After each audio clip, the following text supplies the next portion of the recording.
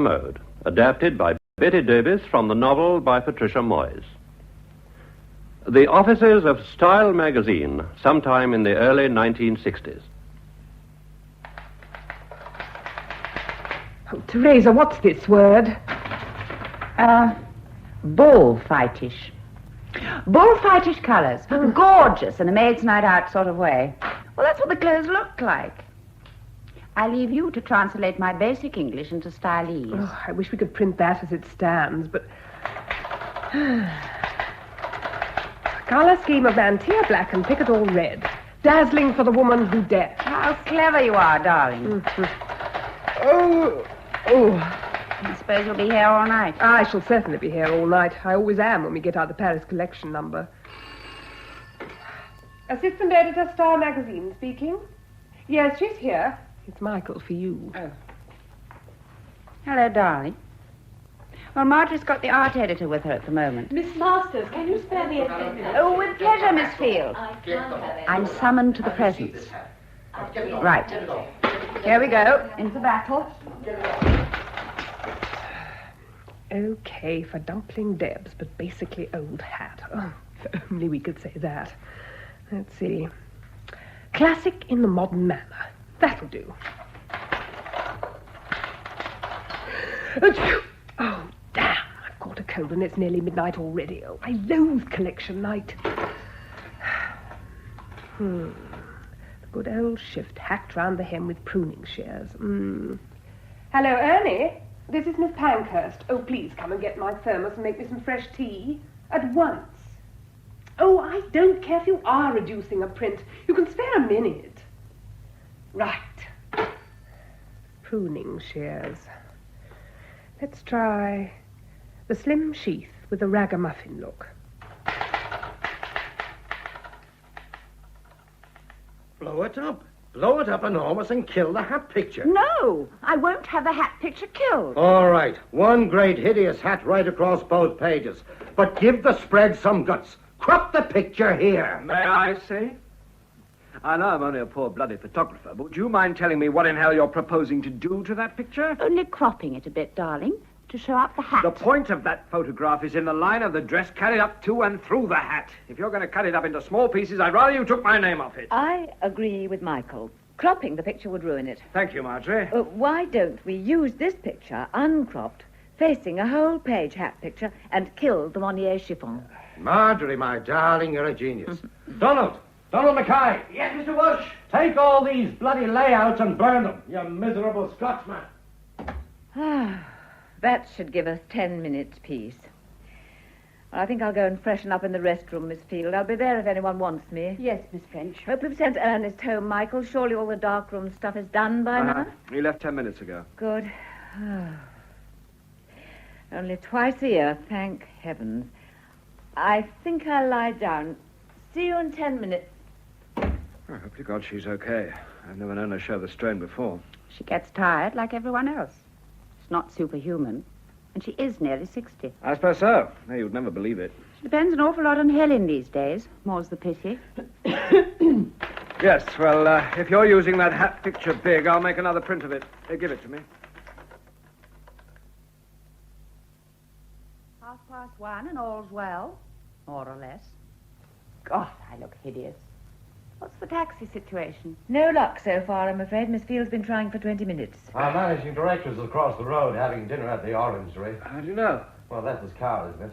The dark grey Bentley. Yes, that is Mr. Goring's car, but I hardly think we can descend on his dinner party to catch a lift. There are rather too many of us. And he has his own guests to look after, no doubt. Oh, Miss Field, any luck? No, Miss French, I'm so sorry. I've tried 7 different ranks. I could go back to the beginning and try the first one again. Oh, don't let's mess about. Let's get a hire car. They're all dead. Shall I do that, Miss French? Oh, good evening, Mr. Goring. How's it all going? Oh, very well, Godfrey. We're finished, except for Helen, of course. Splendid timing on my part. I've been having dinner across the way, and I saw your lights were still burning.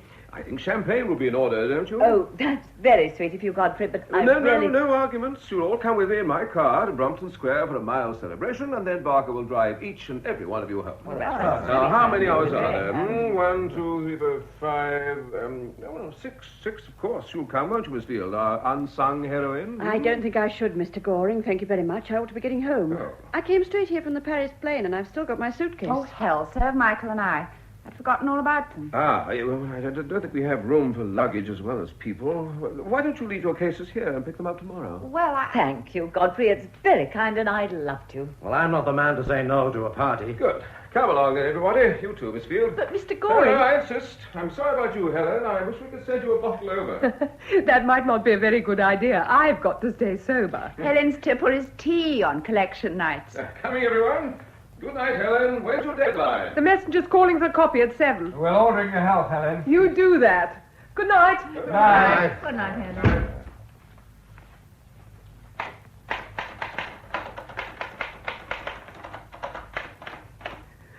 Oh, God.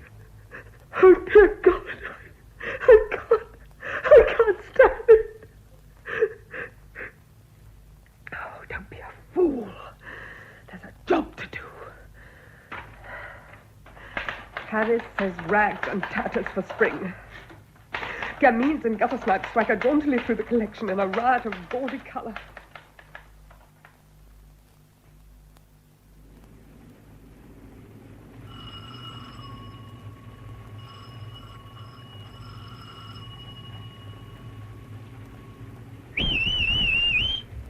Morning.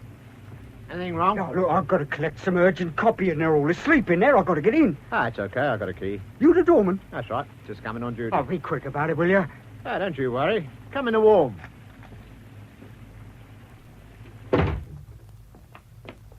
I will soon see what's up.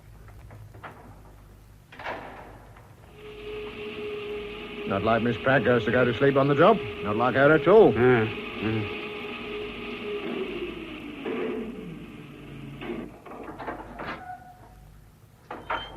Just a minute. You wait out here and I'll have a word with her. You'll get your copy, don't worry.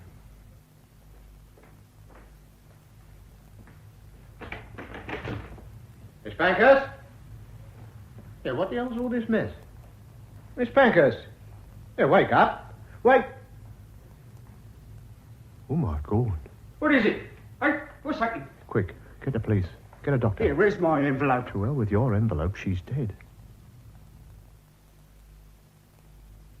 Cyanide poisoning, sir. No doubt about it. In the thermos flask. I can smell it from here. Have the photographer and fingerprint chaps got all they want, Sergeant? Yes, sir. Good. There's a bit of a mess in here, isn't it? Looks like a hurricane, is it? I can understand the papers, but all them stockings and panties and whatnot all over the place. Somebody's been through that suitcase there in a hell of a hurry. Just picked things up, thrown them out higgledy-piggledy. Face powder everywhere. Bottle of perfume broken. Stinks, don't it? Especially with the fire on. It's just a bit overpowering, yes. Ink blue roses scattered sparsely over chalk white mousseline de soie give drama to... And it's all. She stopped for a cup of tea. Yes. That young man downstairs will have to wait a long time for his copy.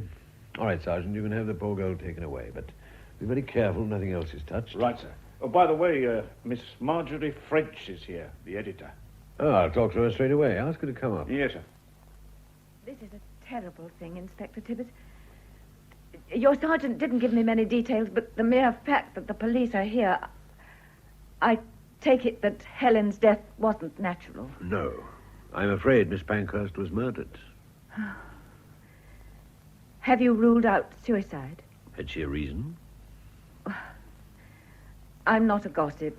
The private lives of my staff are not my business, but I have been very worried about Helen lately. Mm-hmm.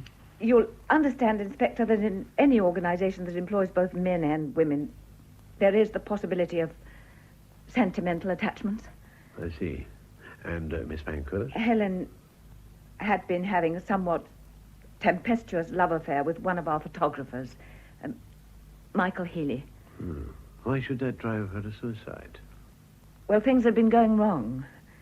To be direct, Michael is a philanderer and never intended anything serious. Helen is a passionate, intense woman. How old was she? 34. She'd been going to pieces a bit lately. I think Michael was trying to end it. Actually, between ourselves, I intended to send him to America for a few months. Not that that would have cured the atmosphere in the office. What do you mean by that? He's married to my fashion editor, Teresa Masters. I see. Well, thank you, Miss French. All this is very interesting, but I still think it was murder. How did she die? Someone put cyanide in her tea. But couldn't she have put it in herself? She could. I don't think she did. There was no note, and it was an extraordinary time and place to choose, right in the middle of a working session. And then her office seems to have been rifled, not only her papers, but her personal possessions. Personal possessions? What on earth do you mean? Well, perhaps you'd better have a look next door. Yes, Inspector, I agree with you. Helen was murdered. What made you change your mind? All this, and the fact that she hadn't finished her work. If I'd found a tidy office, all the captions and layouts neatly in their envelopes, and a list of instructions to the printers, I think she'd killed herself. Yeah. Anything else? Well, the office wasn't rifled. The state of the papers is quite normal. Helen worked surrounded by chaos and tidied up meticulously afterwards. What about her suitcase? It isn't Helen's. It belongs to my secretary, Rachel Field. Oh. She flew back from Paris yesterday and came straight from the airport to the office. She must have left her case here because of some idea about the sanctity of my office. Well, why didn't she take it home with her? Because of Mr. Goring, our managing director. Hmm? He looked in and invited us all back to his flat for champagne, but he had no room in his car for luggage, so he suggested it should be left here overnight. The invitation did not include Miss Pankhurst. Of course not. She stayed here to work. So you all went back to Mr. Goring's flat? Yes. Two other friends of his were there. Nicholas Knight, the dress designer, and Horace Barry, the manufacturer. We had a glass or two of champagne. Then Mr. Goring's chauffeur drove us home. All of you? Except for Nicholas Knight and Mr. Barry. Mr. Knight used his own car. Oh, and he gave a lift to Miss Field as he was going in her direction. They left a little before the rest of us. Then the chauffeur dropped Teresa and Michael in Chelsea and took me onto Sloane Street. After that, he took Mr. Patrick Walsh, our art editor, to Islington. What time? Just before 3. Thank you. Did Miss Pankhurst have any relatives? I'd like to know something about her background. She had no family that I know of. Her parents were dead. I think there's a married sister in Australia.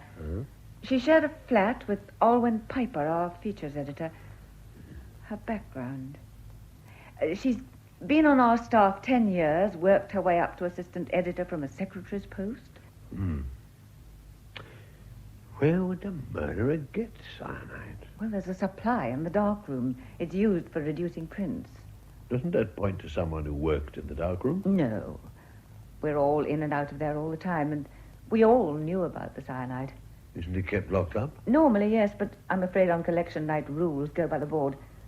Michael was making his own prints, and the store cupboard was open. Incidentally, the cupboard's in the room where the tea's made, and we were all popping in and out of there all evening. Except Miss Field, that is, and Helen herself. Well, thank you, Miss French. You've been most helpful. I'll put an office at your disposal, Inspector. I presume you want to interview everyone who was here last night. Yes. Would you mind checking my list? Yes, of course. Yourself, Teresa Masters, Michael Healy, and Patrick Walsh. Oh, and your secretary, Miss Field. Anyone else? Donald Mackay, Patrick's assistant. He left before the rest of us. And the darkroom boy, Ernest Jenkins. He was here till midnight. Oh, there was Alwyn, too. Miss Piper? Miss Pankhurst's flatmate? Yes. She was writing her copy after the theatre. Do you know what time she left? I've no idea. I told her to go at 12:30, but heaven knows how long she stayed. That's everybody. Except Mr. Goring. Godfrey, but surely There you was can't... nothing to stop him going into the dark room before he came to your office. No, but you can't Sir, really... I forbid you to go in. Get out of my way, you miserable little man. By God, nobody's going to keep me out of my own office. The Chief Patrick's Inspector's given orders that he's arrived. not to be disturbed. So I hear. The Chief Inspector... I'd better go and investigate. Who the hell are you? Chief Inspector Tibbet.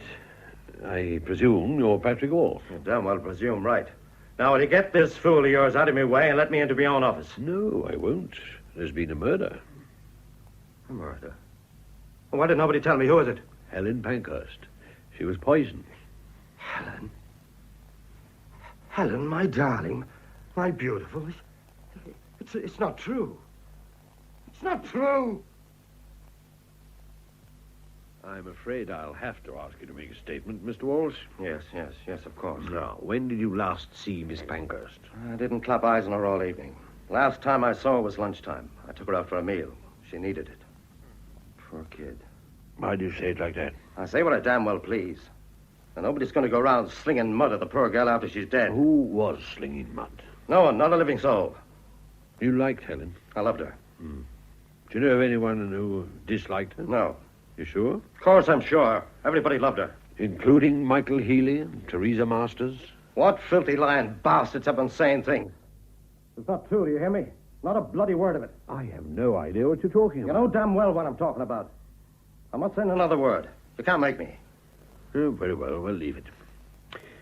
About the cyanide, I suppose you know where it's kept. I know where the dark room store cupboard is. Oh, will you show me? All right. This way. This is the store cupboard. Everything's kept here. Unlocked. Poison, is it? Yes? I'll have to take it for fingerprinting. Well, since it's empty, I can't see any objection. Whose luggage is that over there? Fraser and Michael. They came back from Paris last night, straight after the last collection was shown. Did you know Miss Pankhurst's thermos flask by sight? Oh, everybody did. Terrible battered old thing. It's never parted from her on collection nights. Did you notice it standing around unattended at any time? Well, it was here by the store cupboard all night. I suppose Ernie made Helen some fresh tea and then forgotten to take it to her. We're all suspect. Any one of us could have slipped cyanide into it. And don't ask me how I know. The poison was in our tea. You as good as told me. Agreed. Now, tell me about the party at Mr. Goring's last night. Oh, damn silly business. Sipping genteel champagne with us simpering fools and vulgar bloody upstarts. Such as? Oh, Nicholas Knight and Horace Barry. Oh, Godfrey may have to be civil to them in the name of the great god advertising, but I don't see why we... Just tell me what happened. Well, we had a glass of champagne and made hideous small talk, avoiding tricky subjects. Then I got fed up and so did Michael. And we began being fairly damn rude to Knight and Barry. Oh, in a subtle way. Subtle? I see. Anyway, they soon had enough and went off. They gave Rachel a lift, and the rest of us went to... Well, what did you mean by tricky subjects? Nothing that would interest you. Oh, most things interest me. Well, I'm damned if I'll tell you, you bloody nosy Parker. Perhaps we'd better have another talk later on, when you're in a more reasonable frame of mind. Reasonable? In all this madhouse, I'm the one reasonable Please character go that... away. What? Please go away. Now. Right. I damn well will. We're all strangely disagree. Darling, I'm sorry, but I'm not really killed. Like a purple champagne. Uncle Henry. What the hell are you doing here, Veronica? A job, of course. Hey, if you're here, it must be true. Well, come in here. Miss French has given me an office. I wouldn't go on with it. Oh, well, you know, so you... You're the last person I expected to come across. Why, I do a lot of modelling for style. Is it really true, Uncle Henry? Is she dead? Yes, I'm afraid so. Now, look, Veronica, you might be able to help me. Do you know the people here personally? Oh, not all of them. I never met Miss Pankhurst. Everyone says she was an awful dragon. I really only know Miss Masters and Michael, of course. Michael Healy, the photographer. Yes, that's right. We were all in Paris together till yesterday. Oh, and I know Auntie vaguely, of course. Who on earth is she? He. It's Patrick Walsh, the art editor. Everyone calls him Auntie, but not to his face. He roars at people. I've gathered that. Do you know his assistant, Donald Mackay? Yes, Mm-hmm. And what about... Yes? Ernest Jenkins is here, the darkroom boy. Oh, good. Send him straight up. You'd better be off. I'll see you again later on. Can I go out? Aren't you working? Well, only for a bit, I meant. I've got a sitting at 12 for young style, so I have to be back at 11:30 to make up. You've got quite enough makeup on already. Oh, all the girls in Paris had dead white faces and sooty eyes and brown lipstick outlined in black. Repellent. Marvelous. You wait and see. I think that's Auntie. I know. I want to look. Let go of that brute. Listen to me, you imbecile I'm child. going in, now let go. What's all this? Come in, Miss... Piper. Almond Piper. and Mr. Walsh. What is it now? I'm trying to save this lunatic girl from making a fool of herself. The sergeant said for me to come up. Ernest Jenkins. I know he did. I'm sorry, I'll have to see you later. Wait outside, I call you. Okay. Now, Mr. Walsh, will you please go away? Well, don't say I didn't warn you. Do you want me to go, too? Yes, please. Goodbye. I'm terribly sorry. That's all right. Now, you shared a flat with Helen Pankhurst, didn't you? Yes. Got on well, the two of you? Yes. Mostly. Not all the time? Not since Michael. What did you want to tell me? I know about Helen's affair with Michael Healy, you know. You do? How? Never mind. What I don't know is whether it has anything to do with the case. Oh, of course it has. He killed her. What? He was ghastly to her, and she was desperate. That's why she killed herself. She didn't. She was murdered. But that can't be true. Oh, who on earth would murder Helen? That's what I want to know. Now, will you please tell me all you know about Helen and Michael Healy? It started about 6 months ago. She never used to go out in the evenings without telling me where she was going. We'd always been such friends. When did you first meet him? Well, that's a funny thing. She'd known Michael and Teresa for ages, long before she knew me. And she used to go out and say she was dining with the Healys, and I believed her, though I felt annoyed they kept asking her out so much and never included me. Mm-hmm. And then one night, when she was supposed to be there, I saw Teresa at the theater. Not Michael, just Teresa. So I knew Helen was with Michael alone. Did you tell her? No. I just asked after Teresa when she got back, and she said, oh, she's fine. She cooked us a wonderful dinner. So naturally, she said it. I'd never known she was lying. Did Mrs. Healy know? Teresa? Well, sometimes I thought she must know, but they still seemed so friendly. I think that may be why Helen didn't leave a note, so as not to hurt Teresa. I have a feeling that you started these rumors, Miss Piper. Well, why shouldn't I? For Helen's own sake. She'd been desperately unhappy. He was getting tired of her, and I still haven't told you the worst. The worst? The doctor will find out, of course.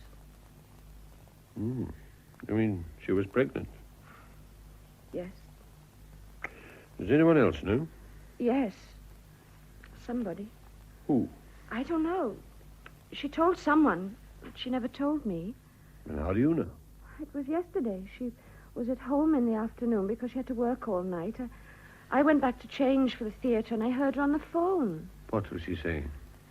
I can remember every word.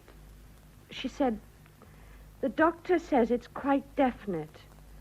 I don't know what I'm going to do. He'll never leave her. I wish I were dead.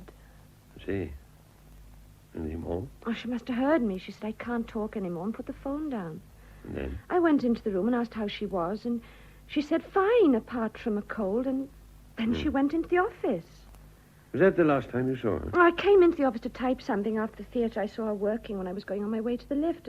Or just a glimpse through the office door. I said good night. I didn't like to disturb her. What time? After 3, I think. Everyone else had gone. Well, thank you for telling me all this. You were right to. Later on, I'd like to take a look at your flat, if I may. Yeah, of course. Thank you.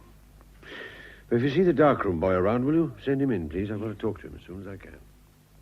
Yeah, made some more tea for Miss Pankhurst. Rang me up and asked she did while I was reducing a print for Mr. Ely. What time? About 11:30. And you took it in? No, Mr. Ely was mad at me for leaving me work to make it at all. Reducing a print, eh? What is that? Making a print lighter. How do you do that? You rub the dark part with cyanide. Yeah. How much was in the bottle when you used it? Oh, more than half full. And who has the key for the cyanide cupboard? Well, last night was collection, see, so Mr. Ely had it. Well, that's to say the cupboards was all open and I took what I wanted. And Mr. Healy didn't lock them up when he left? I don't know, he sent me home at midnight. Oh, I see. Thank you, Ernie. Where'll you be if I want to see you again later? In the dark room. Worse luck. Cheery, bye. How well did you know the dead girl, Miss Masters? Oh, very well. We were very friendly. Both you and your husband? Both of us. Especially Michael, of course. Why, of course.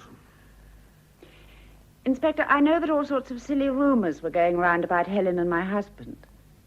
Some of them may have reached you. Have they? Well, anyway, they're not true. They used to dine together occasionally, or maybe there was a mild flirtation, but if so, it couldn't have mattered less to any of us. My marriage is perfectly happy. Helen was my friend. Well, since you knew her so well, can you tell me anything about her other friends? Well, no, I don't think she had any outside the office. Patrick's adored her for years, of course, and Alwyn had a sort of schoolgirl crush on her.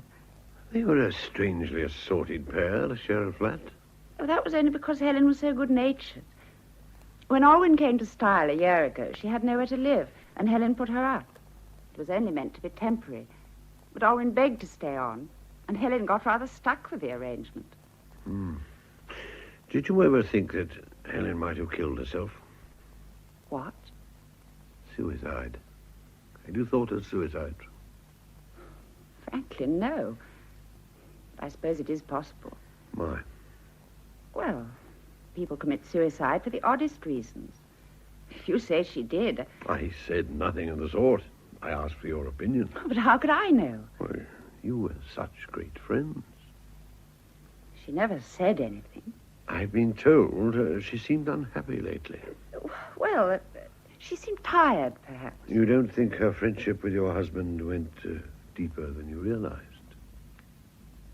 Yes, perhaps it did. But the more I think about it, the more likely it seems. Of course, it wasn't Michael's fault. He probably didn't even guess how she felt about him. But I'm sure that must have been the trouble. Yes, Inspector, I'm sure that's how it happened. You are? Yes. Well, now I think of it that way, it all seems to fit.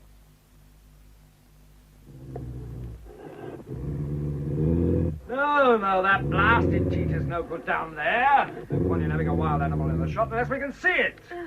Ernie, make the bloody thing get up and prowl towards the camera. Oh, I don't like to, Mr. Oh, Ely. Go on, Poppet. Walkies. Yep, that's marvellous. Hold that. Little smile, Veronica. Head to the left. That's it. Wonderful. Yeah. Now kick the beast again. Oh, I didn't kick him, just sort of prodded gently. Push, push.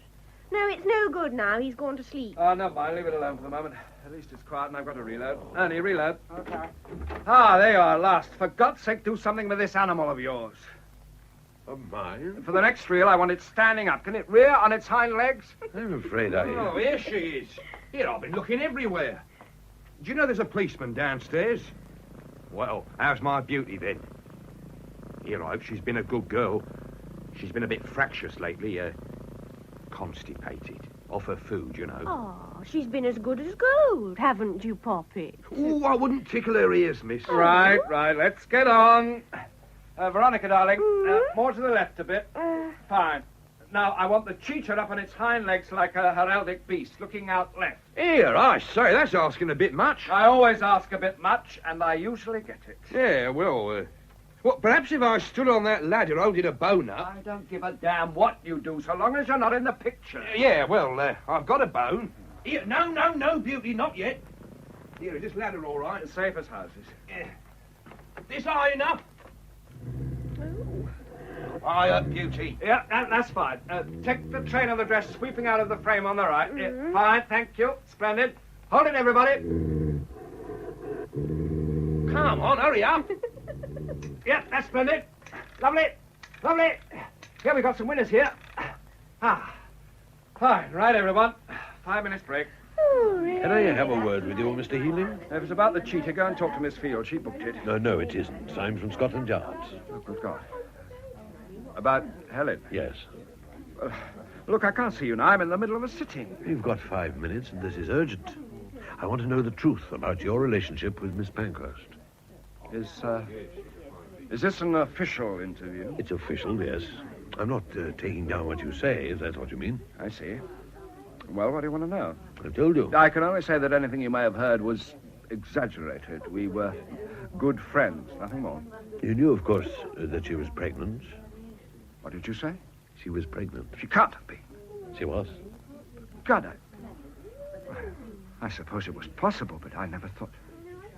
God, how awful. I gather she hadn't told you. No, she hadn't. Poor darling Helen. You still deny that you were lovers? Huh? Oh, doesn't seem much point in denying it now, does there? Good. Now, is it true that recently you had been trying to break off the relationship? There was nothing to... Well, I mean, she must have taken it more seriously than I did. It wasn't important in your life? Well, no. I gather you went home last night, leaving the poison cupboard unlocked. Yes, I suppose I did. I still got the key in my pocket, as a matter of fact. Pretty careless, wasn't it? No, you don't know what this place is like on collection nights. Mm-hmm. When did you last see this bottle of cyanide? I didn't see it, not consciously. I didn't use it myself. Transferred phone call for Inspector Tibbet. Dr. Broughton. Oh, thank you. Can I... Yeah, take it by all means. The phone's in the office on the right. I've got to get back to work anyway. I really know, Doc. Oh, why did it bloody well have to rain today? That dress needs open air and a duck pond. Wait, Ernie, I know. can you find a young calf and a 5-bar gate? Hello. That you, Doctor? Yes, I've got a bit more news for you. I know you have. Definitely cyanide and definitely administered in the tea. Time of death between 4 and 5:30 a.m. Body aged about 33. Don't prolong the agony. I already know. Know what? That she was pregnant. Pregnant? Don't be a damn fool. The woman was a virgin.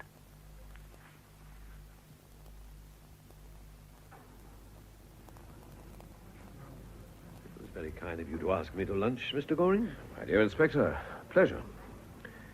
Not a bad burgundy, is it? Excellent. You're being very abstemious. Yes, I usually am, but I trust that won't deter you. Now, you must tell me how I can help you over this shocking business. Tell me about Helen. Well, she came to us as a secretary nearly 10 years ago. Marjorie French noticed her and suggested she be promoted to the executive staff. I interviewed Helen and was very impressed. She was an exceptional girl. She became editorial assistant, then sub-editor, and then assistant editor. Had she lived... Yes, Mr. Goring? Well, this is very much in confidence, Inspector, but had she lived, she might have become editor when Marjorie retired. As it is, Teresa Masters will get the job. Is Miss French retiring soon? Well, again, in confidence, she is a sick woman. Her doctors have ordered her to stop work within the next 2 months. Of course, the question of her successor has been under discussion for some time. You see, I believe in promotion from within. So the choice of her successor lay between Helen and Teresa. Marjorie favored Teresa. I thought she was wrong. From that point of view, Helen's death was a great personal tragedy for me. I'd been told she was emotionally involved with another member of the staff. If so, that wasn't my business. Godfrey, my dear, whatever is all this? Oh, I beg your pardon. Hello, Nicholas. I've just seen the paper. I'm shattered. Utterly shattered. Inspector, may I introduce Mr. Knight? Nicholas, this is Chief Inspector Tibbet of Scotland Yard. Oh. I'm delighted to meet you. Mr. Knight is one of our most brilliant young dress-designers. I've heard all about you, Mr. Knight. About me? Nice things, I hope. You were at Mr. Goring's house last night, weren't you? Was I? Yes, of course I was. It's a lovely, lovely party, Godfrey. Yes. It's just too terrible to think that I must go. Nose to the grindstone, you know. Goodbye, Inspector. Mr. Knight, Yes? I'd like to have a chat with you sometime. Perhaps you could come to the style office this afternoon. No. Come to my salon. I'm terribly busy, you do understand. Of course. Where? It's this building, first floor. Anyone will tell you. Goodbye. Goodbye, Godfrey. Goodbye, Mr. Knight. A most talented young man, Inspector. Don't be put off by his somewhat flamboyant manner. People in his business tend to adopt extravagant attitudes. He's a very shrewd businessman, lady. Forgive me, but has he been involved in some sort of scandal lately? Certainly not. Oh, well. I must have been confusing him with somebody else. I know very little about the fashion world. It's a very strange world. Very unusual people, I'm afraid. Yes? Hello, darling. Lorna, what on earth are you doing here? Well, I had to come. I heard... This is Inspector Tibbet of Scotland Yard. Inspector, my wife. How do you do, Mrs. Goring? Better sit down. Have you eaten? Of course not. Pierre, I'll have some smoked salmon and chicken supreme with some chablis. You know, the one I like. Now, darling, tell me all about it. Who was she? One of the walking sticks? Lorna. I always say the style girls look exactly like walking sticks.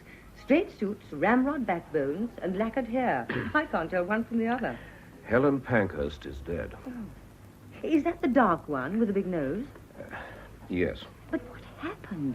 The papers Look, said... Inspector Tibbet and I have to get back to work now. Are you staying in town tonight? Well, it seems a sensible thing to do. Very well. I'll see you at home this evening. Well, I'll come and pick you up at the office. No, there's a police investigation going on.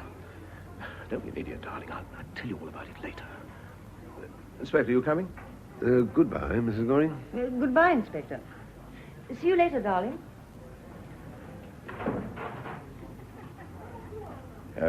If my wife should come to the office this afternoon, visitors are not allowed, are they? If your wife wishes to come in, Mr. Goring, I'm sure... No. I'd rather she was not allowed in. There you are. I'll tell the sergeant. Thank you. Thank you, Inspector. Thank you very much, Miss Field. A very clear and concise account, if I may say so. Thank you, Inspector. Is there anything else? Well, if you don't mind, I'd like to talk about your suitcase. My suitcase? What about it? You left it in Miss Pankhurst's office, didn't you? Yes. Well, what was in it? Haven't you searched it?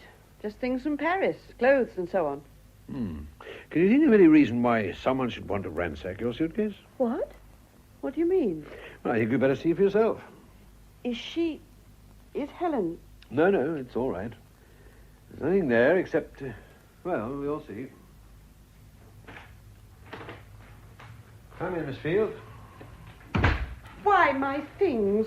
How dare he? He? Well, must have been a man, mustn't it? Not necessarily. Now, I want you to check up and see if there's anything missing. Anything at all. What about fingerprints? Oh, don't worry, that's already been attended to. You can go ahead. Everything seems to be here, Inspector. Can I take the case away? Certainly. Not very secure, is it? The lock's weak, and I've packed it too full, I'm afraid. It's liable to burst open. I think it'll stay put now. Miss Field, would anyone else have had an opportunity of putting something into your case in Paris without you knowing? Oh, yes. On these trips, we use our hotel rooms as offices. Everyone keeps wandering in with queries, especially to my room. And there's one person who was there practically all the time I was packing. Oh, who? That model girl, Veronica Spence.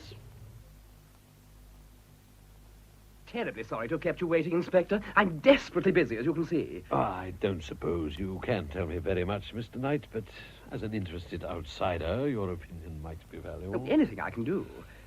Yes. Did you know Helen Pankhurst? Oh, hardly at all. I know the fashion staff of Style intimately, of course, Teresa and the others, but Helen's was an office job. I'm trying to get at a true picture of the relationships between the people involved. What do you mean? Miss Pankhurst's relationships with her colleagues. Oh, well, I'll tell you all I can. Of course, you realize the fashion world is a curious one. So everyone keeps on telling me. Well, it isn't that people aren't what they seem exactly. It's more that they exaggerate what they are to the point of absurdity. I had noticed. Well, I mean, take Patrick, for instance. He's an utter fraud. He's just an ordinary pig-headed Irishman. But he's been forced to turn himself into a character. And take Teresa and Michael. What sort of marriage is that? Well, What sort is it? A farce.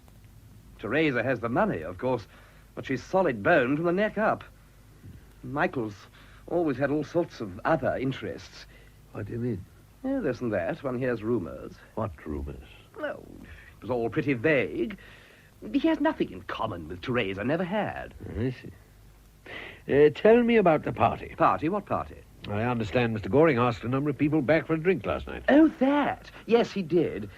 I've been working late up here, and about midnight I went down to the pub underneath for a nightcap. By the pub underneath, you mean the Orangery? Yes. It's useful if one lives here. Pretty pricey pub. Anyway, at the Orangery, you met Mr. Goring. Well, he just finished dinner with Horace Barry. Both in crashingly good form, I regret to say. What does that mean?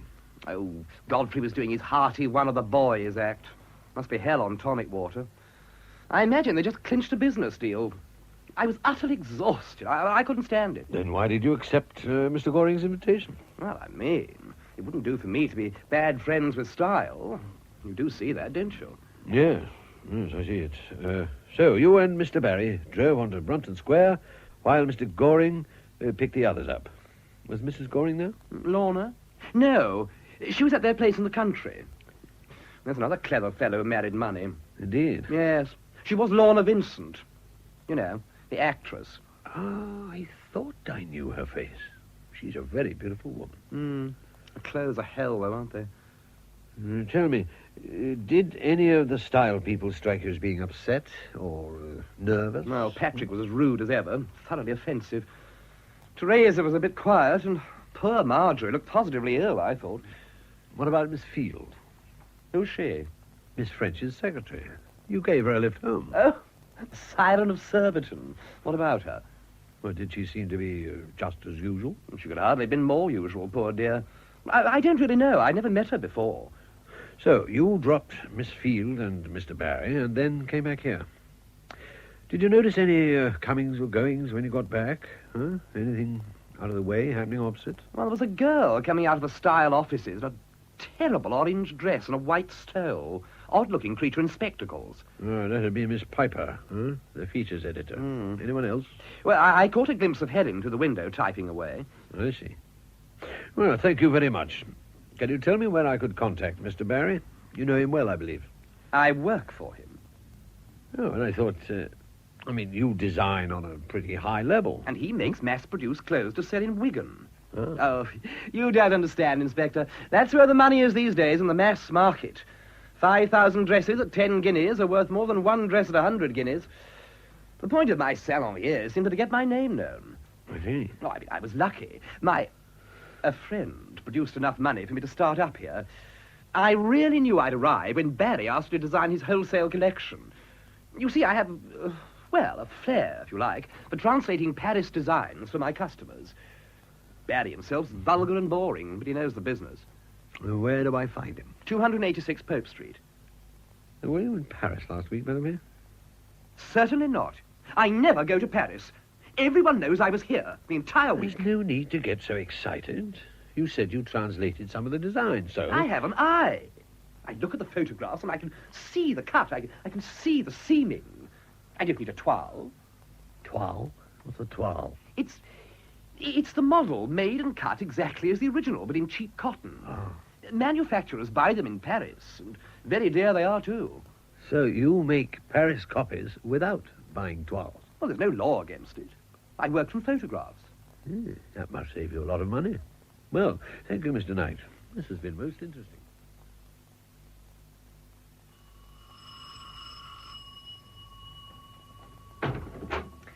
Oh, come in, Inspector. Thank you, Miss Piper. I hope this isn't too inconvenient. I have to leave at 2, I'm afraid. I've got to change for the theatre, but you said only half an hour. Yes, that's right. Which was Miss Pankhurst's room? In here. I see. Very austere. Oh, Helen hated fuss. Oh, what's this letter? What? Oh, she must have left it in the middle. It's funny, I don't remember noticing it before. I think I've got hold of the right stuff at last.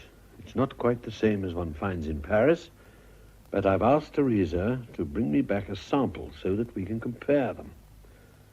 I've practically made up my mind about the blue jersey dress. Well, nothing very personal here. Helen lived for her work. Till Michael. So it seems. Well, I'll keep this. I haven't got a sample of Miss Pankhurst's handwriting. Did she receive many letters? I don't know. But surely... Well, Helen always got up first in the morning. Well, it was a routine that she collected the post and read her letters in the kitchen while coffee was brewing, and anything that didn't need answering she put in the incinerator straight away. What's that? A ticket. The return half of a rail ticket, tucked in the blotter. The 17th of last month. Now, that was Saturday. I wonder, did Helen have a doctor in Hindhurst? No, she had the same doctor as me. Dr. Markham in Onslow Street. The 17th. Well, I can't remember the 17th, but I may have gone home for the weekend. I often do. Look, Inspector, is it all right for me to pack up Helen's clothes and so forth after you've been through them? They're like ghosts. Yes, I understand. Well, I see no objection. Good. Well, forgive me if I leave you to look round on your own now. I must change. Please, Chief Inspector, please sit down. You come about the murder at Style, no? Yes, Mr. Barry. I'm sorry to have to trouble you. Oh, no trouble, Inspector. No trouble in the smallest. Well, obviously you've heard what happened. Well, I've read the papers. Miss Pankhurst was poisoned. Well, I've come to see you because you dined with Mr. Goring on Tuesday evening and went to his house afterwards. I thought you might be able to give me your impression of the people who were there. You know the staff at Style fairly well, I presume? Oh, some of them. Miss French, great lady, great power. She does me honor to come twice a year to my big collections. Miss Masters, too. She knows fashion, but not always do we agree. Your taste is for the readers of Style, I tell her. Very good. But me, I have to sell also to those whose taste is otherwise. But wait till she sees my new Nicholas Knight range. Oh. This party on Tuesday night, you all went back with Mr. Goring. What happened then? Well, now, let me see. There was a lady there I'd not met before, a Miss Field. I felt sorry for her because she's, how you say, out of her ambience. So I speak to her about cats, of which we are both very fond. I see. You enjoyed the party? No, I did not. Such rudeness. Patrick Walsh and Michael Healy. That young man should keep to his camera. With it, he's a genius, but does that give him the right to insult me? Did anyone mention Miss Pankhurst? I don't remember. We didn't stay very long. Why? Because Walsh and Healy, they call me vulgar. I put good money in their pockets. What for they complain? So, I go and speak of cats to poor little Miss Field. You left early, I gather. I did. I was happy when Nicholas suggested and Miss Field. When she go and collect her things, this man Walsh come up and insult Nicholas. How did he insult him? He say, you think you get the support of Style, you little... He use a very bad word, Inspector. Yes. Then what? He say, I can tell you, some of us don't like what you do. Me and Helen, we know about you, and we're after you, you and your friend. What was Knight's reaction? Well, poor boy, he was without words. Such untruth. Then Miss Field come back, and we go. I see. How well do you know Mr. Goring? For business. We respect each other. Do you know his wife? The beautiful Lorna. Yeah, I meet her when I spend the weekend at their country house. At Hindhurst? Hindhurst? I don't know. It's at Virginia Water. Oh, stupid of me. Yes, I was mixing him up with someone else. Mrs. Goring is a very striking woman, isn't she? She's a spitfire. Oh, she leads him a dance, but he's crazy for her and he's happy. Perhaps it's good for a man who's a god in his business to be only a puppy dog in his home.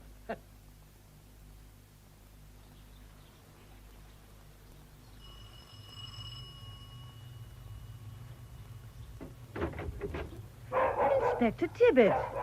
Please come in. Is this an official visit or a friendly call? Both, I hope, Mrs. Goring. Mind your head on that beam. Tired, Poopsie, you lazy bitch. Sit down and have a drink. What would you like? Just shut the dogs off. They're used to it. Tea, if it's not too much trouble. No trouble at all. I'll get it. Could you leave it a little while? I'd like to talk to you for a moment or two first. Of course. I'm tremendously pleased to see you, Inspector, but I don't see how I can possibly help you. I haven't been to London for months. Except yesterday, of course, when I met you. I envy you. It must be pleasant for your husband, too, to get away from town. Oh, Godfrey hates the country. He lives in the London flat and only comes down at weekends. His work keeps him in town, of course. A lot of people commute every day from here, don't they? Oh, Godfrey doesn't. Mrs. Goring, how well did you know Helen Pankhurst? Oh, I don't know any of them except to look at. Godfrey doesn't approve of wives who butt into their husbands' business lives, and neither do I. Isn't it lonely for you here? Oh, I've got my Mrs. Adams. She cleans every morning, and the dogs. And neighbours? Oh, awful people, rich and respectable. However, they have their uses. I was at a ghastly bridge party on Tuesday, so I've got an alibi. Where? At the Petersons. They're about 3 miles away. Here's the address. Thank you. Do you know Hindhurst at all, Mrs. Goring? No, it's the other end of the county. Why do you ask that? I thought you might be able to help me. It seems Miss Pankhurst may have consulted a doctor there. And as it's in Surrey, I thought perhaps it was someone you and your husband recommended to her. No, I'm afraid not. Our doctor's in Harley Street. Was Helen ill? Apparently not, which makes it interesting. Oh, well, it's only a vague hope. Now, I'd love that cup of tea. You haven't asked me much. I've asked all I want to, and you've been very helpful. Goodness, I've told you nothing. Exactly. You hardly knew Helen, and you haven't been to London in months, so there's nothing more to be said. I suppose not. By the way, if you do locate that doctor... Yeah? I've a friend who just moved to Hindhurst. Funnily enough, she rang me only last week to ask if I knew a good family doctor in that part of the world. So perhaps, if you find him... I mean, if Helen went to him, he must be reliable. Certainly. I'll tell your husband. Oh, no. He'll never remember. Ring me. I'm in the book. Very well. I'll do that. Thank you. Now, I'll get that tea.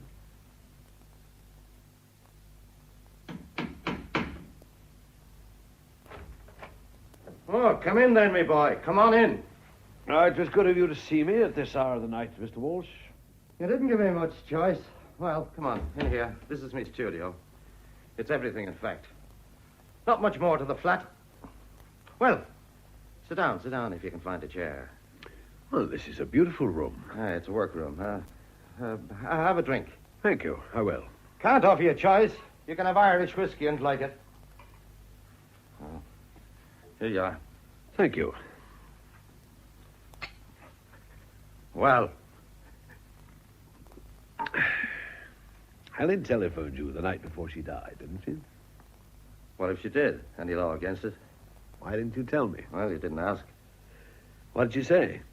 Nothing much, just a friendly call. Just listen to this. The doctor says it's quite definite. I don't know what I'm going to do. He'll never leave her. You know that. I honestly wish I were dead. Damn fool, Alwyn. Miss Piper told me what she'd overheard, very properly. I don't suppose that one's ever done anything that wasn't very proper. That's her trouble.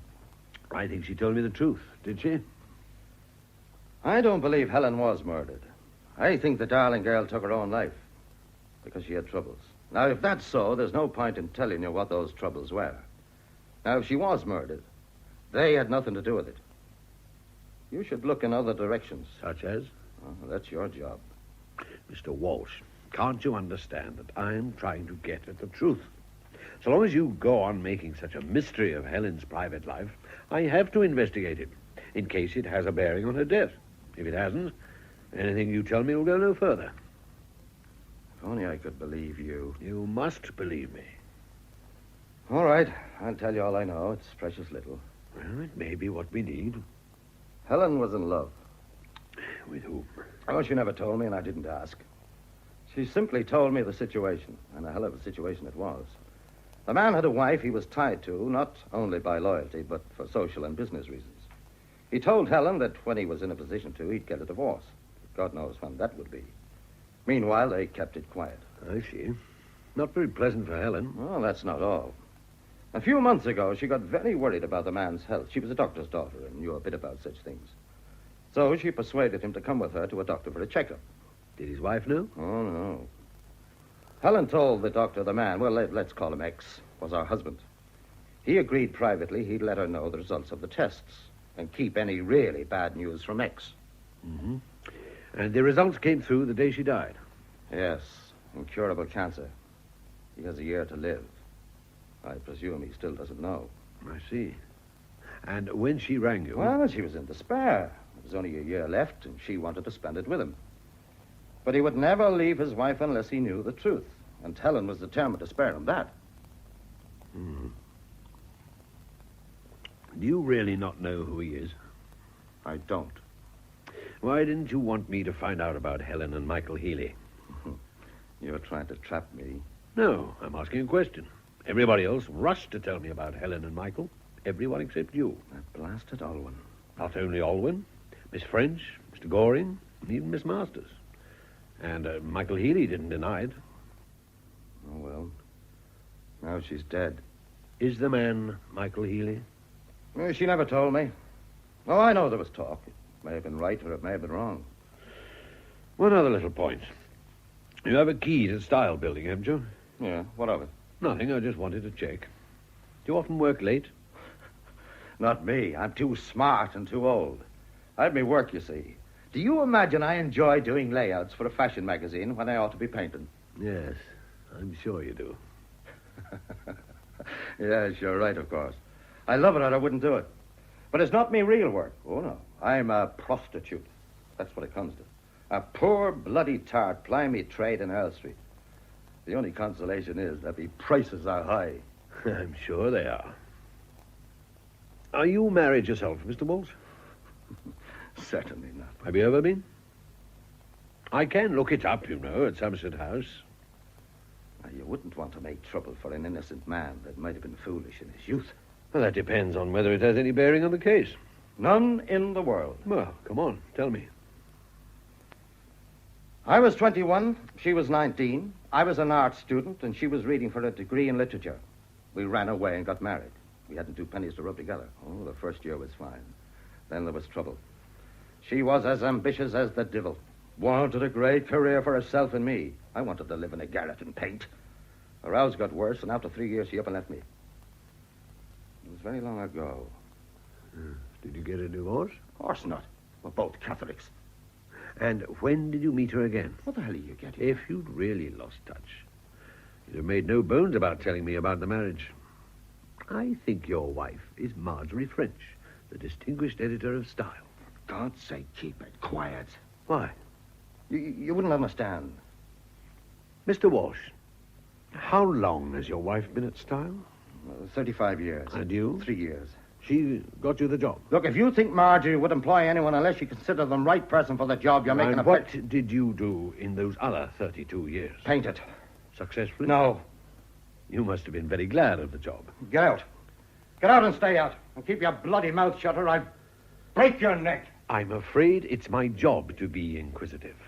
I don't enjoy it, and I am discreet. Thanks for the whiskey. I'll let myself out. You wanted to see me, Inspector? Yes, Miss French. I want your help again. Oh, anything I can do? I've been told, until I'm tired of hearing it, that Helen was having an affair with Michael Healy. You were the first person to draw my attention to it. Yes. Why? Because I thought it would help you in your inquiries. That's the right phrase, isn't it? I don't think you told me the truth.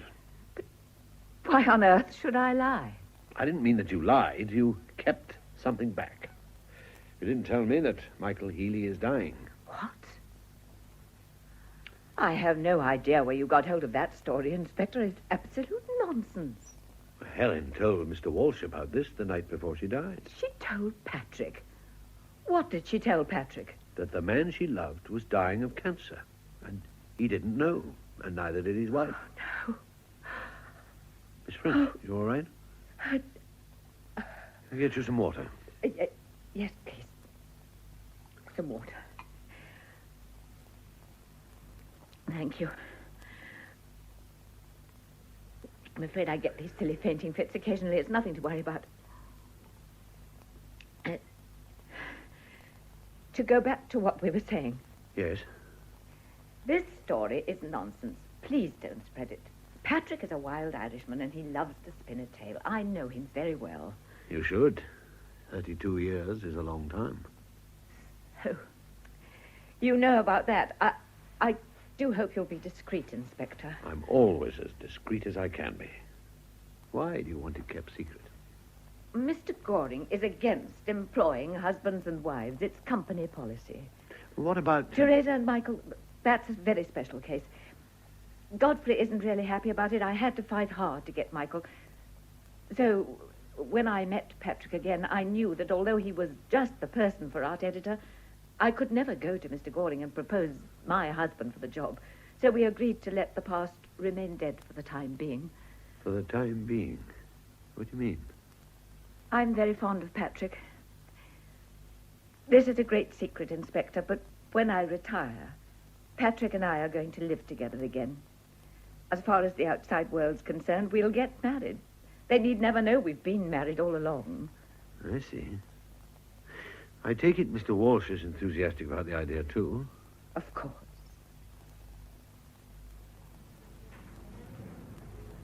But, Nicholas, I am always frank with you.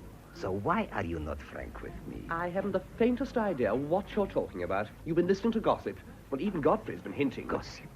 Hinting? No. I just keep my eyes and ears open. Who talked to you? Who told you those wicked lies? Nobody tell me. Read this. Well, that's an American magazine. Nothing to do with London. Now, you just listen to this, my friend. Are Paris designs being pirated? That is the big question raised by persistent rumors that some wholesalers produce accurate copies of Paris models without having bought the toile and before the official release date for photographs. Here, let me see. Yes, but they say it's impossible, so why worry? Because I know it is not impossible. What do you mean? Do you mean I've been pirating... Shh, not so loud, not so loud. That detective over there must not hear you. No. No, he mustn't. Not that I've got anything to hide. Hello, Uncle Henry. Oh, sorry I'm late. I've been sleuthing for you.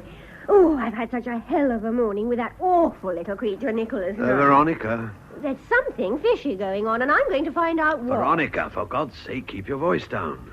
Nicholas Knight is sitting over there. Is he? Where? Oh, yes, I see. Order your lunch. Eat it. Shut up. Well, it's all right. They're going. Now, what I wanted to say was... Look, Veronica, I want you to stay out of this. I found out things that make it, well, obvious that it's dangerous. Ooh. I'm asking you to stop this ridiculous amateur detection, and I'd prefer it if you had nothing to do with Nicholas Knight's show. Oh, but all the clothes have been fitted on me now. I couldn't let him down. It wouldn't be professional. Well, all right. I'll have as little to do with all these people as possible. Do you know that Rachel Field thinks that you got at her suitcase in Paris? Me? Oh, how ridiculous. Did someone ask you to slip anything into her case? Anything, however innocent? No, I never went near the wretched case. Could anyone else have got at it? Oh, I don't think so. I was in her room all the time she was packing. Honestly, I wouldn't have dared touch anything. She's so fussy. Everything all neatly done up in tissue paper. I just fling things in.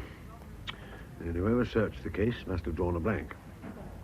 Well, what is all this nonsense about finding out something important? Oh, nothing. Very vague.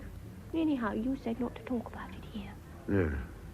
Well, come and see your aunt and me tomorrow. Come and have lunch and we'll talk it over. Oh, I'm sorry, Uncle Henry, I can't. I'm going to stay with the Blakes for the weekend. You know, Nancy's parents, the girl I share the flat with. Oh. Well, come round for a drink tonight. Oh, I can't. I'm going to the pictures with Donald Mackay. Oh, I do hope they've got steak and kidney pie here. I adore steak and kidney pie, and I'm ravenous. Great tragedy. Great tragedy, Inspector. Such a charming woman, and so young. Yes, indeed. She seems to have been a brilliant girl, too. But which of us can blame her? If she saw fit to take her own life... What makes you say that, Dr. Markham? Well, Inspector, I presume the post-mortem revealed her state of health. You were her doctor. That's why I'm here. What was her state of health? I imagine she was suffering from cancer. You imagine? Well, I'd better explain. Miss Pankhurst very seldom came to me for treatment, but I saw her 2 months ago. She wouldn't let me examine her. She was very distressed.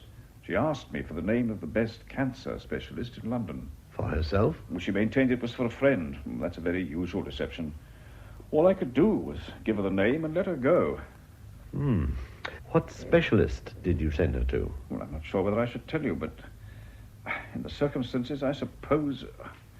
Yes, Sir James Braithwaite of Wimpole Street. Hi, dear Inspector. What can I do for you? I trust your visit has no sinister significance? Sir James, have you read in the press about the death of Miss Helen Pankhurst? I'm afraid I limit my reading to the international situation in the book reviews. Miss Pankhurst? Who was she? The assistant editor of Style. Was she ever a patient of yours? I think not, but we can check with the card index. No. No, I've never had a patient of that name. She may have used an assumed name. This is a photograph. You recognize her? Yes. Who was she? Mrs. Charles Dodgson. She was not my patient. Her husband was, and still is. Oh. What was your diagnosis of his condition?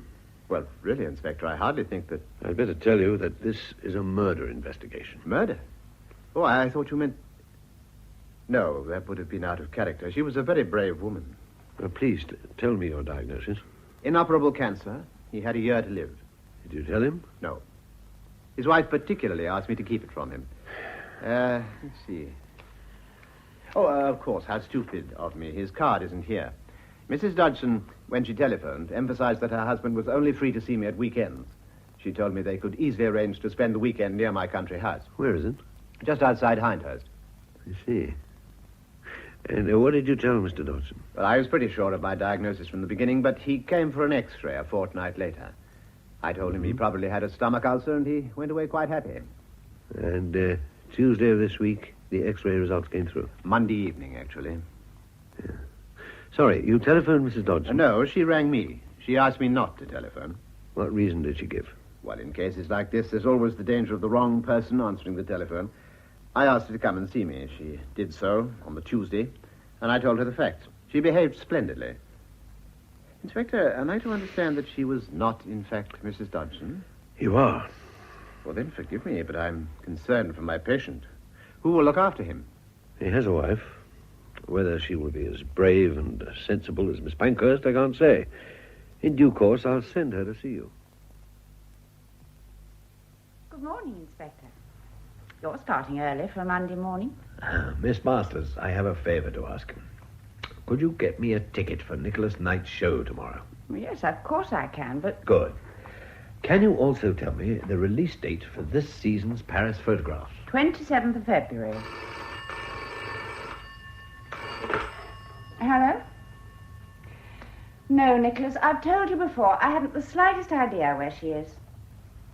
She should have been here at 10, and she simply didn't turn up. I've telephoned her at home, and Nancy didn't know either. I'll let you know if I hear anything. Right. Bye.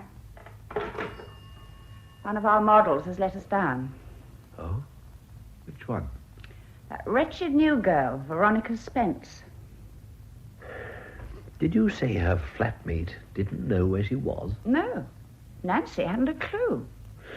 She said Veronica had been staying with friends for the weekend.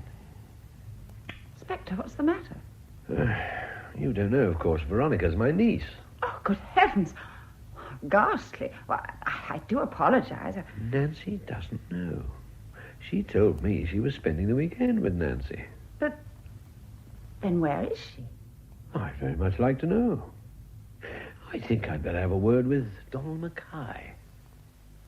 Where is she? Where's Veronica? I'm afraid I don't understand, sir. Oh, yes, you do. Where is she? Oh, isn't she home? She's missing. When did you last see her? Last Wednesday evening. You're lying. She told me herself she was going out with you on Friday evening. Well, we did have a date, but I had to cancel it. My mother was taken ill, and I had to leave early and go down to the country. She's better now. My mother, I mean. Did Veronica tell you what she was doing at the weekend? No, I didn't see her. I just telephoned to cancel the date. Hello? Oh, yes, Nancy. What? Why did you say you didn't know? I see. Where is she now? Thank you, Nancy. Huh? What time is it handed in? Right. Hop in a taxi and bring that telegram straight round. Nancy Blake had second thoughts and decided to tell me the truth. Or what she imagined to be the truth. Yes? She said Veronica was at the White Hart in Porchester with you. What? But, well, you can see for yourself she isn't. Nancy said you'd arranged to go away together, and you called it off on Friday because your mother was ill. Well, yes. I didn't think I need tell you that, because... No. I shall have plenty to say to you later on, young man. But it wasn't... Now, for the moment, I want to ask you one thing. Did you send Veronica a wire saying that your mother was better and asking her to meet you at Waterloo 11 o'clock Saturday? No, of course I didn't. I was afraid not. Somebody did. And she went to Waterloo. Oh, God, no. Who else knew your mother was ill? Well, everyone in the office. And how many people knew about the weekend jaunt? Most people, I'm afraid. What do you mean? Well, you know Veronica. She chatted about it a bit.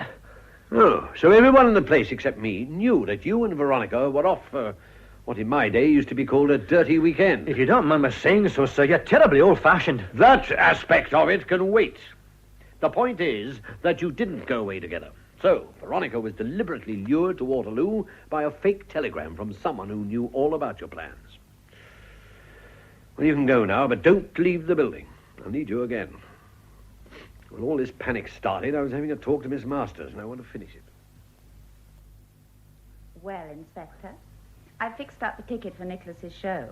What else can I do for you? Miss Masters, what happened to the small parcel Helen asked you to bring back from Paris? Oh, good heavens, I've forgotten all about it. That shows how vague I am. You know what it was? Yes. I'm sorry I forgot. But it isn't important, is it? Silly little thing like that. I think it cost Helen her life. What? Where is it now? In my case, no. No? Now you mention it, it wasn't there when I unpacked. How weird. Somebody took it. Oh, surely not. Was your case locked? No. It was in the darkroom all night? Yes. But you mean someone Not stole, exactly. Someone was Helen. Then where is it now? My guess is it doesn't exist any longer. I don't think I left it behind. I know who might remember. Who? Veronica. I was so rushed on the last day that she went out and bought the stuff for me. Perhaps she has it still. Perhaps. But I hope to God you're wrong. Now, I read all about it in the paper, Inspector, so I thought I must come and see you. You're sure it was this girl you saw? Yes, I noticed her because she was so pretty, even with that funny-coloured lipstick. In the ladies' cloakroom at Waterloo, just after 11 on Saturday morning. Yes, I know the time because I had to catch the 11:12. Yeah. And what was the last you saw of her? Well, we went into adjoining conveniences. When I came out, she was still in there. Anything else? Well, she looked very happy. I said to myself, that girl's going to meet some young man. I do hope you find her, Inspector. Such a lovely girl. Is it the pretty one in the red coat he'll be meaning? Yes, Mrs. O'Reilly. Yes, that's her. The ticket collector is sure that she never got on the Porchester train. When did she come in? Oh, don't ask me. Middle of the morning, that's all I know. Mm-hmm. I took her penny and showed her in. She had a suitcase with her. She was as pretty as a picture. That'll be some model or film star, I thought. Did you see her leave? No, it's funny, but I didn't. Of course, it's a busy time Saturday with all the ladies tired from shopping. She must have slipped out while I was attending to some other lady. Yes. Yes, I suppose she must have. Inspector Tibbet, there's an urgent message for you. Could you get back to the yard right away? What's it in aid of, Sergeant? Well, it seems it's about this case. Young girl who's disappeared. There's some news. What sort of news? I don't know, sir. They wouldn't say on the phone. Gee. Well, thank you, Mrs. O'Reilly. Oh, you're welcome. If you remember anything else, please get in touch with me. I will. All rather macabre, isn't it? Not a very happy send-off for Nicholas's show. What isn't? Oh, I didn't see you. I just meant all this tragedy of Helen. Oh, Helen. Is there any news of that missing model girl? Not as far as we know. Oh, a terrible nuisance. I've had to reorganize my show entirely, but entirely. Well, if there is any news, we'll soon hear it. The inspector's coming over. What? What's he doing here? Didn't I tell you? He asked for a ticket. Maybe he's developing an interest in haute couture. Good afternoon, Inspector. Good afternoon. Look, this seems an odd time and place to choose, but I feel it's only fair to tell you all before the official announcement, as you are all involved in a way. Is it bad news? Yes. Veronica? Yes. She was found under a haystack near Hoxton in Essex. She'd been strangled. Oh, my God. Essex. Whatever was she doing there? The spot she was found was only a few miles from the home of Donald Mackay's parents. Donald? Yes. Didn't turn up at the office this morning. My God, a murdered little bastard. Have you got him? Not yet. He's disappeared. And are we to assume he also killed Helen? That would seem the inevitable conclusion, Mr. Healy. But why? I can't go into all that now. It'll come out at the trial. Inspector, I think we should ask Mr. Knight to cancel his show. Oh, no, Miss French. No, that would be grossly unfair, and Veronica certainly wouldn't have wanted it. Please, Mr. Knight, carry on as if this hadn't happened.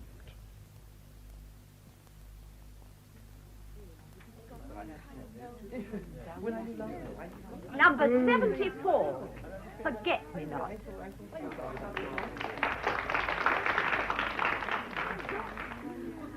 Well, what do you think of the show, Inspector? Well, I know nothing about it, of course, but I was impressed on the whole. He's a clever young man. Very. We're nearly at the end. Just one more model. Another evening dress? It'll be a wedding dress, I think. Number 75. Sweet Mystery.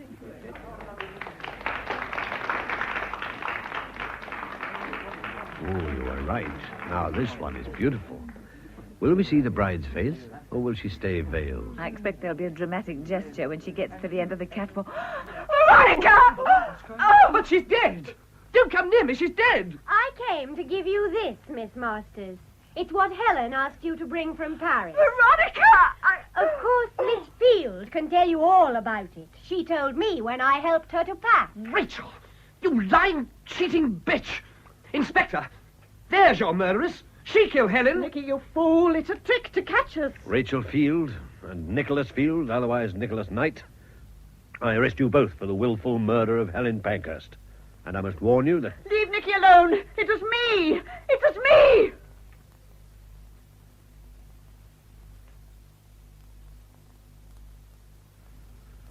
Well, I hope you two are thoroughly ashamed of yourselves. Well, sir... Ashamed. I like that. You'd never have caught them without us, and you know it. We were baffled, admits Chief Inspector Tibbet of Scotland Yard. You were not baffled. I admit your ridiculous scheme came in useful, Veronica, but only when I took charge of it. Well, you see, I didn't know who it was. I guessed how I'd be grateful if you'd begin at the beginning, Inspector. I'm a little lost. Well, I think I'd better, Miss French, but it's difficult to know where to begin. I suppose the right place is Helen's love affair with Mr. Goring. Mr. Goring? But I thought it was Michael. So did most people. There was no affair in the ordinary sense of the word, Inspector. They loved each other and hoped to marry when the magazine was stable enough financially. That was all. I know. Difficulties started, didn't they, when Alwyn started to share Helen's flat. Well, yes, Godfrey was away in the States at the time, and the flat sharing was meant to be a very temporary arrangement, but Alwyn stayed on. So Michael and Teresa agreed that Helen should use them as an excuse when she was meeting Godfrey. And then Alwyn saw Teresa at the theatre and jumped to the wrong conclusions. Yes, they all talked it over and decided to let her go on, believing it was Michael. Oh, poor Mr. Goring. What will happen to him now? His wife loves him. I don't think she's been as much in the dark as everyone imagined. She tried to get out of me the name of Helen's doctor. I have a feeling that she'll nurse him devotedly as long as she can. But then Helen's murder... It was nothing to do with her love affair. I first guessed when Veronica told me that Rachel Field was a meticulous packer who wrapped everything up in tissue paper. Tissue paper? But what is that? Exactly. When Helen was killed and Rachel's suitcase rifled, there were things scattered all over the office, but not a shred of tissue paper. Huh? Whoever went through the case had removed it. And Rachel herself never commented on its absence, so she was involved somehow. Then some writing appeared on a piece of paper that had been blank before. Where? In Helen's flat. An unfinished letter on her blotting pad. Invisible ink. Yes, that's what Helen asked Teresa to bring back from Paris. She'd guessed how the designs were being pirated, and she and Godfrey wanted to check that it was possible. Do you mean that the tissue paper Yes. was used... On the tissue paper in Rachel's case were traced paper patterns of the pieces of a toile, with sewing instructions in invisible ink. Rachel had come home, unpack, and send the sheets to Nicholas Knight. We had only to hold them in front of a fire, and there were his Paris models. I still don't understand, Inspector. Who stole the tissue paper from Rachel's case? Its rightful owner. What? At Goring's party, Patrick had too much to drink. He said to Knight, whom he loathes, "Helen and I know what you're up to," or words to that effect. Knight was rattled. He and Rachel had a talk, and they decided that she'd better go back and collect the case. Nothing sinister about that.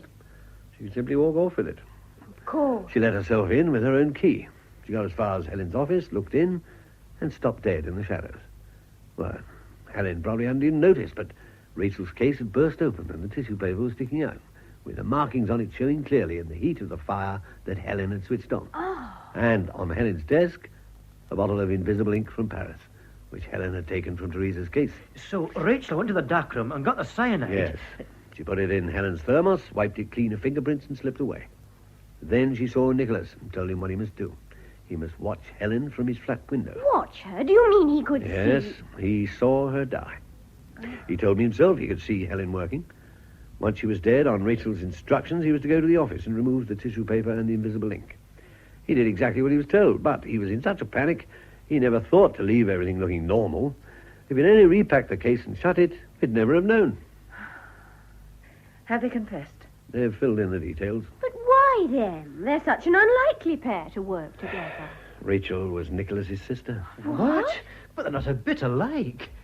Well, there is a resemblance, actually, once you know. Rachel financed him when he set up in business. They kept the brother-sister bit quiet because of Goring's attitude to relationships in business. I checked with Sunset House yesterday. In fact, I had got most of this when my idiot niece decided to take a hand. Well, it was a very bright idea, I thought. I suspected Nicholas, but I knew he must have an accomplice because he never went to Paris. So I went round saying loudly I knew he was up to something, and then dramatically disappeared. And Donald was to watch Nicholas' place like a hawk until the accomplice turned up. A sillier idea I've seldom heard. Seems to have succeeded in deceiving a lot of people. But how did you do it? Well, we were going to Portchester to disappear, but then Donald's mother got ill, so we thought up a much better plan. He went home on Friday, and I sent myself a telegram so I could show it to Nancy. Oh, I acted so suspiciously. I hope the man at the post office remembered me. I couldn't have done more if I'd stood on my head. Well, anyway, the telegram came, and I showed it to Nancy and went to Waterloo.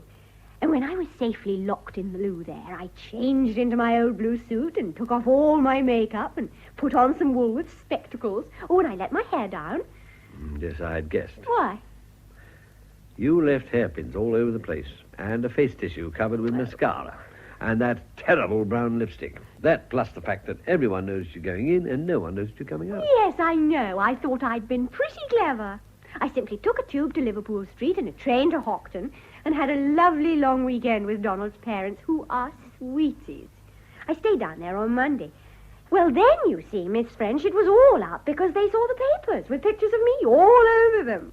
I had to tell them everything, and then they went and rang Uncle Henry at Scotland Yard, and he wasn't there. I was collecting your hairpins from the ladies' lavatory at Waterloo Station. Oh, good. Anyway, Uncle Henry came back and rang the Mackays and was absolutely furious. I thought the telephone was going to explode.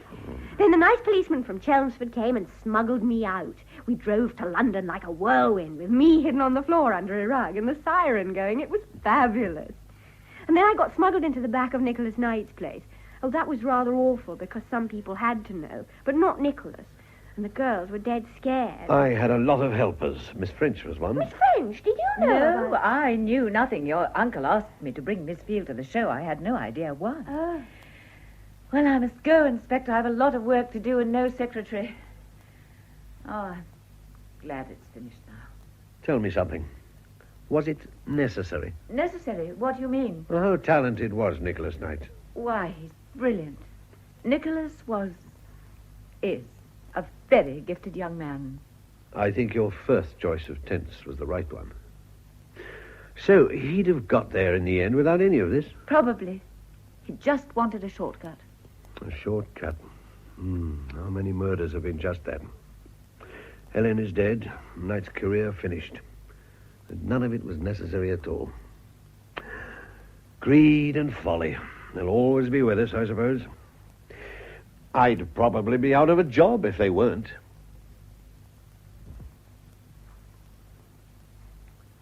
In Murder à la Mode, the novel by Patricia Moyes, adapted for radio by Betty Davis, Chief Inspector Tibbet was played by Rupert Davis.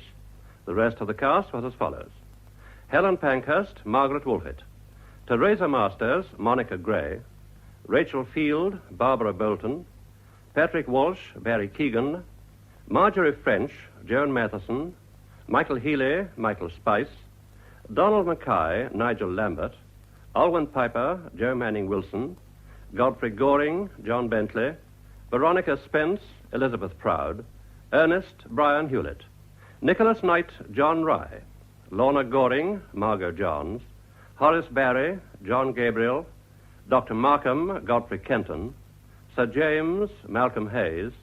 Mrs. O'Reilly, Kathleen Helm. Fashion commentator, Jill Carey. The play was produced by Betty Davis.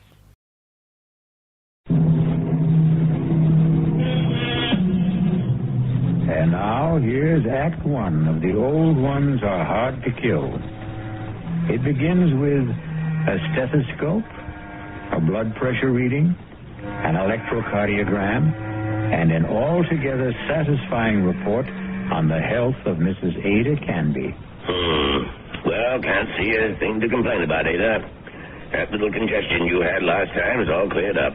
All in all, I'd say you're doing fine. For a woman my age, you mean? The older the chicken, the tougher it is to kill. That's what my grandmother used to tell me, and she lived to be 98. Speaking of relatives, you see much of Walter. My grandson? Oh, the usual once-a-year visit.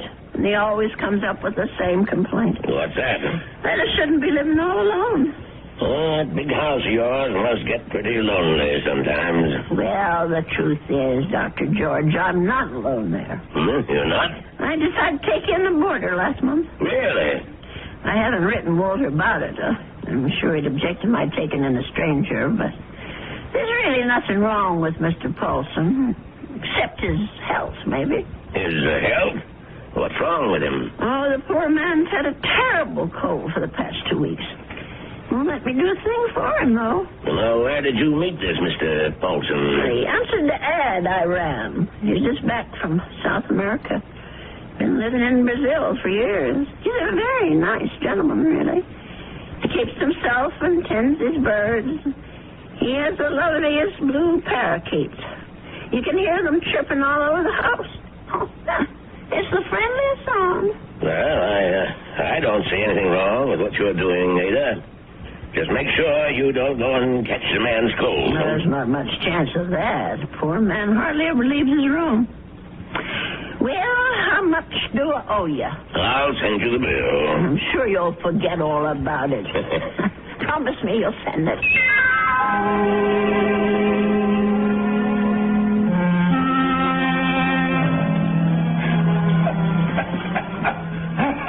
Oh, dear. Mr. Paulson? Are you all right? Yes, Mrs. Canby. I'm all right. That cough sounds worse than ever to me. Why don't you let me fix you a little hot milk and honey? No, thank you, Mrs. Canby. Thanks very much. I'm going to try to get some sleep. Well, all right, if you say so. I guess it's time I was in bed myself.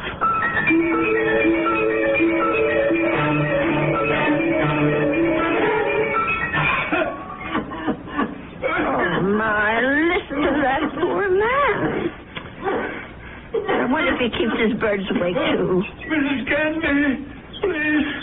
For heaven's sake, is he calling me? Mrs. Canby! He is calling me. I'm coming, Mr. Paulson. Oh, no. Where are those darn slippers? I'll be right there.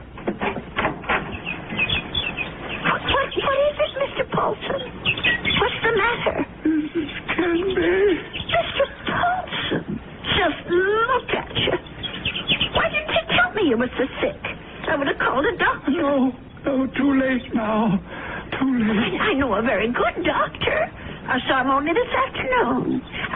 I'll go and call him right now. No, please, listen to me. Well, I've got to get help for you, Mr. Paulson. I'm dying. Confession. Well, do you want to preach? Is that what you want? Richardson murdered 10 years ago. What? Murder. I did it. I killed him for money. I was paid. Did you hear me? Oh, Lord. Mr. Paulson, do you know what you're saying? Do you understand me? Lindell is innocent. I killed Richardson, not Lindell. Well, let me get help. You can tell them yourself, Mr. Paulson, and the police and the doctor. You tell them, please. Tell them to free Lindell. He's innocent. Tell them I'm the one who killed Richardson 10 years ago. Oh, I don't know anything about such things, and I don't want to. I did it. I killed Richardson. I did it. I don't want to hear it. Please don't tell me. Please. Mr. Paulson, Mr. Paulson? Oh, dear God, I think he's gone.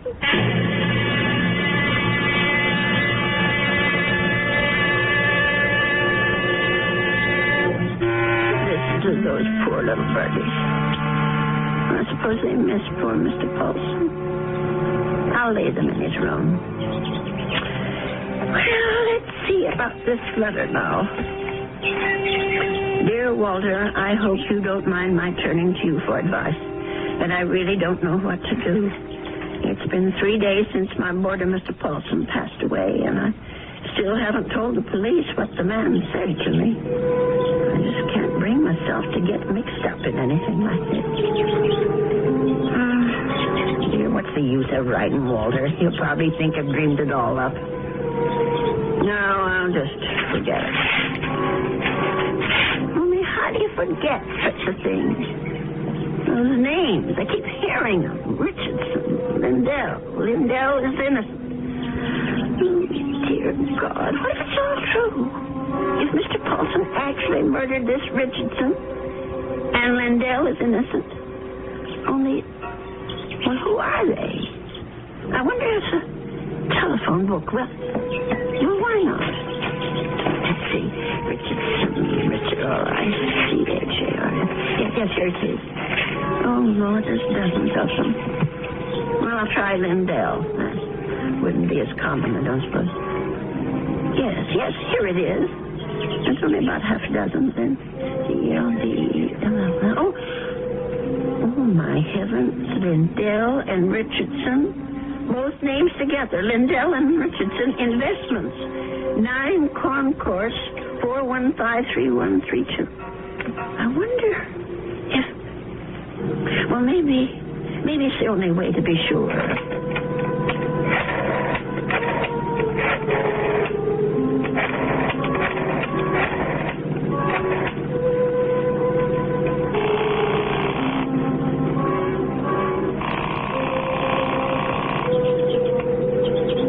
Oh, hello? May I speak to Mr. Lindell? He isn't?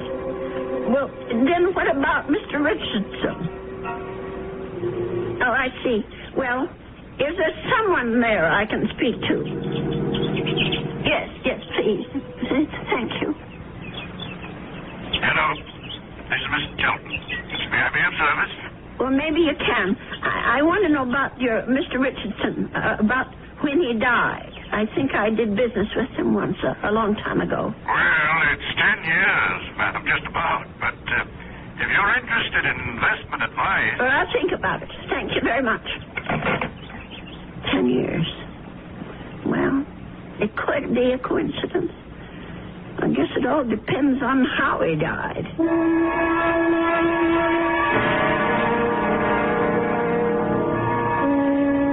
Mrs. Canby, please come in. Have a seat. Thank you. Well, now, how can we be of help to you? Well, I didn't come here to get help, Mr. Shelton. I came to help you, as a matter of fact. Or rather, somebody you know.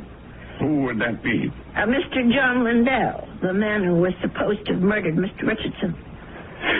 I'm afraid I'm not following you. Well, it took me all week to find out what happened to those two men, and finally I found the story in the old newspaper room down at the library about Mr. Lindell being indicted for killing his partner.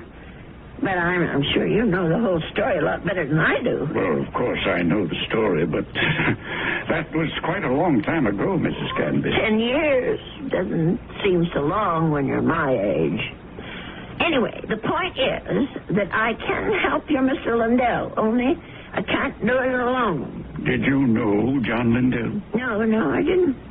Nor Mr. Richardson, for that matter. The man I knew was named Paulson. Who?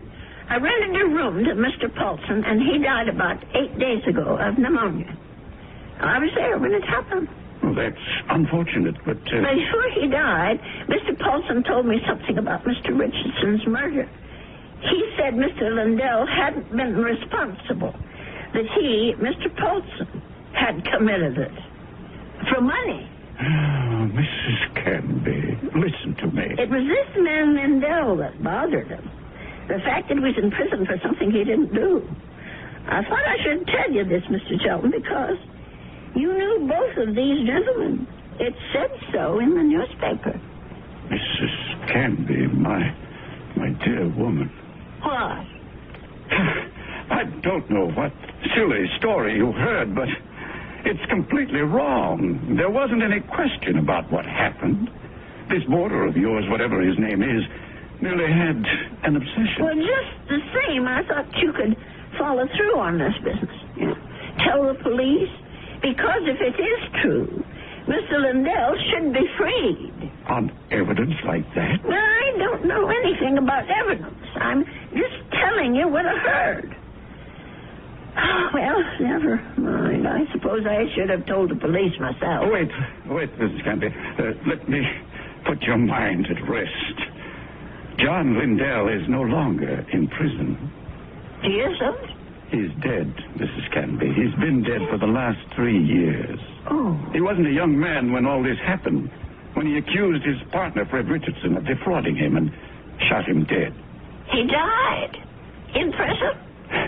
Even if all you say is true, that this man was Richardson's murderer, you can't help John Lindell any longer. He's beyond that. But his name, don't you want to clear his name? Have you any proof? Any living witness? Just myself. Forget it, Mrs. Canby. That's my advice to you. The old wound is healed. Don't reopen it. Oh, well, it troubles me so. I haven't thought of anything else since it happened. Perhaps if I saw a minister, if I had some advice from a man of God. Mrs. Canby, now you said something. Now you've shown me the way. That's where our answer lies, dear woman, in prayer. Mm-hmm. In the forgiveness of our dear Lord. Will you pray with me, Mrs. Canby? Pray? Here? Why not? God is everywhere. Please, join me. Dear Lord, tell us what to do. Give us your divine guidance. Show us the path to righteousness. Mr. Shelton, Help us, O Lord. Help us to understand. Teach us to forgive the sins of others and to forget them. To forget. I feel much better now, Mrs. Canby. Do you? I'm not sure. Let us turn this matter over to God, Mrs. Canby, not to the police, but to the Lord. It's in His hands now. Don't you agree? Well, in a way, that's true. Since they're dead now. All of them.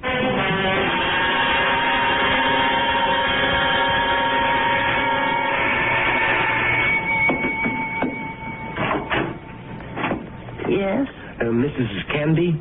Yes? My name's Stuart Stuart Winfield, Mrs. Canby. I understand you have a room for rent? Yes, I do. Well, I'm new in town. I just arrived from Philadelphia. I've been staying at a hotel, but I'd like something homier. Well, the room I have is $35 a week. I can't offer you any meals, but you can use the kitchen all you want. Well, that sounds good to me. Would you like to see the room? Yes, ma'am, I sure would. Well, come on in then. Thank you. By the way, how did you know I had a room for rent? I was going to place an ad this weekend. Oh, I guess someone at the hotel mentioned it. I forget just who. Say, this is a real fine old house, Mrs. Canby. I can see that I'm going to like this place. Just fine.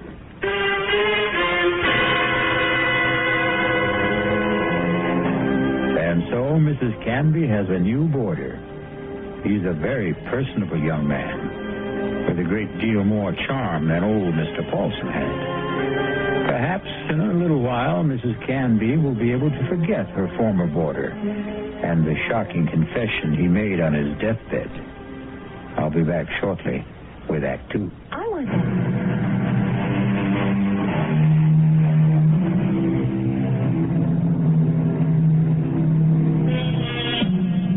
Stu Winfield took no time at all to make himself at home in Ada Canby's big old house. He loved everything about his room. The fine old four-poster bed, the crazy quilt that Ada herself had sewn up 40 years ago, the lace curtains on the window. He even loved Mr. Paulson's blue parakeets. But what he really seemed to like best was Mrs. Canby herself. Just take me 2 minutes to get these clean sheets on the bed. Here, let me give you a hand. No, I can manage. I've been making this bed for almost 50 years. 50? You've lived in this house that long? Moved in here when I got married back in 1919. My husband David bought it for us. Our only son Ralph was born in it. And you've lost them both? Yes, they're both dead, but I haven't lost them. Oh, yes, I understand, Mrs. Canby. I guess I feel that way about my mom. Your mother's dead? Yes, she died when I was 2. Listen, Mr. Winfield, are you sure you want these birds in your room? I could take them to the parlor if you want. No, I think they're great. I think everything's great about this house. But there is something you can do for me. What's that? Would you mind not calling me Mr. Winfield? Oh? That's what they call my father. My name's Stuart. Well, all right, Stuart.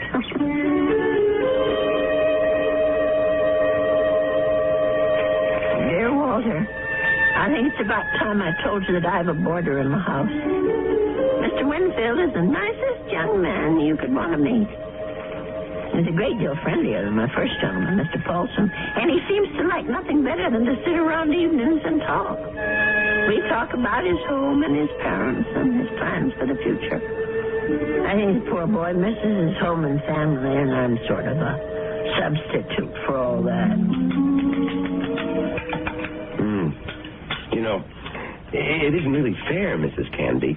You said I had kitchen privileges, but that doesn't mean you have to cook for me. Well, it's a pleasure, Stuart. I haven't had anyone to cook for in years. You're kidding. You mean to say you cook this good without practice? Oh, you're just being nice. I'm sure that stew is just plain ordinary. It's terrific, no kidding. It tastes like, well, it tastes like home, if you know what I mean. It depends on whose home you mean. Well, my mom cooks stews like this. That's what I meant. Your mom? Well, but she died when you were only 2. Oh, well, I guess I didn't mean my mom exactly. I was thinking of my Aunt Martha. I mean, she's the one who sort of took over the cooking and stuff after my mother died. And my father's sister, you know? I see. Well, that was lucky that you had someone to take her place. Yeah, that's right. Excuse me. My, Stuart, you're not coming down with anything, are you? No, I'm fine. Just a little case of the sniffles. Listen, if your room isn't warm enough, I have an extra one. No, the room's just fine. Don't worry about it. Well, you be sure now. I know I felt a little guilty about poor Mr. Paulson when he got sick. Maybe I didn't take good enough care of him. Paulson? Mm-hmm. Was that your former boarder, the bird lover? Yes, that was his name, the poor man. Well, tell me about him. Well, I don't really know that much about him. He lived here less than 2 months. Well, what sort of a guy was he? Well, very quiet. He kept to himself. Did you say he was from South America? I don't remember if I did or not. Well, you must have said it. Yes, of course. He was American, but he'd been living in Brazil. I don't know why exactly. Although, come to think of it, maybe I do. What do you mean? Well, it just occurred to me that Brazil might be just the place for someone who came into a lot of money and wanted to leave the country. I don't understand. I really think you are getting a cold, Stuart. I'm getting that blanket out this minute. Now, wait, Mrs. Candy. I'd rather hear about... Never mind. I don't want to take any chances. I'll be right back. Yes, Mrs. Candy. Don't take any chances.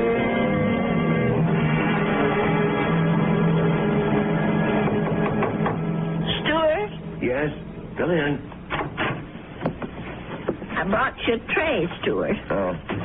No, you shouldn't have. You shouldn't have gone to all that trouble, Mrs. Candy. Wasn't the least bit of trouble. Besides, you've got to have some supper. Feed it cold and start the fever. That's what I mean, I was going to come out to the kitchen and get myself a sandwich or something. You didn't have to bring it to me. Oh, look at that. Is that roast chicken? Well, that's what it's supposed to be. I hope it tastes all right. Noodle soup with dumplings. Mrs. Candy, you're spoiling me rotten. Do you know that? Yeah, I just thought it'd be a good idea if you stayed in bed and took it easy. You weren't planning to go out tonight, were you? No, I was just going to stay in and read for a while. Maybe watch television. Oh, that's good. Here, I'll just set this tray down. Oh, the service here is just too good. Oh, we never finished our talk the other day about that boarder of yours, Mr. Paulson. Well, there's not much to say about him, really. Well, you said something about his living in South America. You said you thought you understood why he was living there. Sounded real interesting. Well, the truth is, Stuart, there is something to tell about Mr. Paulson. Maybe you can help me feel better about it all. About what? Now, I'm not going to tell you if you don't eat. All right, Mrs. Canby, I'll eat. Well, it happened just about 3 weeks ago.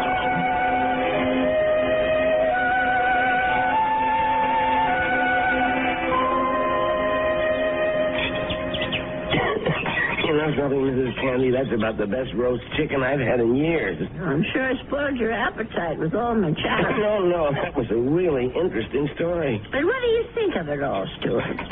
No, the killer is the man who hired Mr. Paulson. Don't you see? Is it right that he should get away with it? No, wait a minute. You're jumping to conclusions. No, I'm not. Mr. Paulson told me that he was hired to do this thing. Well, maybe he was hired by Lindell.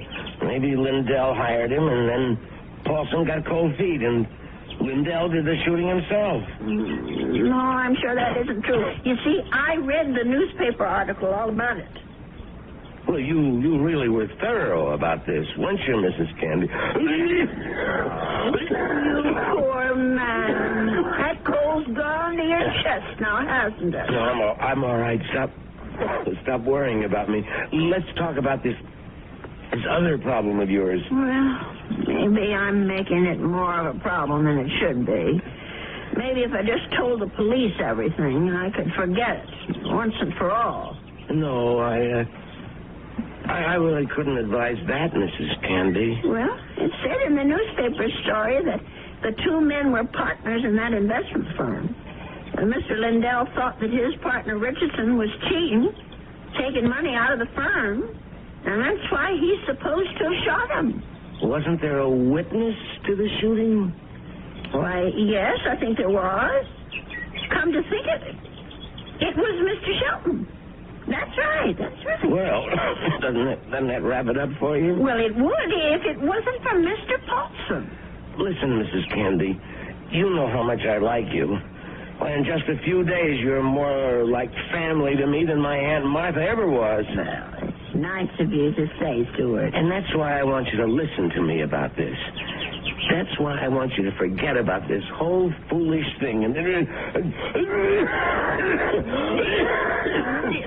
to you. You sound awful, Stuart. Just terrible. I'm all right. No, you're not all right. I'm going to get you some cough medicine right this minute.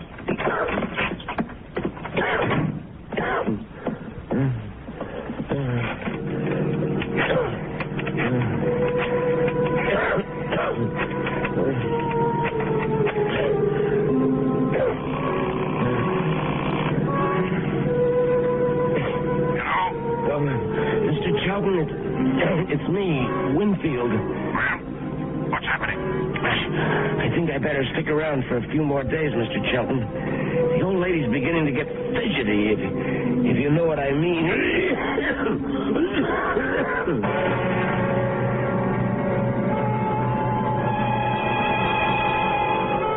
Well, something tells me that Stuart Winfield isn't such a nice young man after all. Could it be that he wasn't telling Mrs. Canby the truth about his dear mother and his Aunt Martha? Could he have not told her the truth about his plans for the future? Of course, the real issue is, what sort of plan does he have for Ada Canby's future? I'll be back shortly with Act 3. If you want to...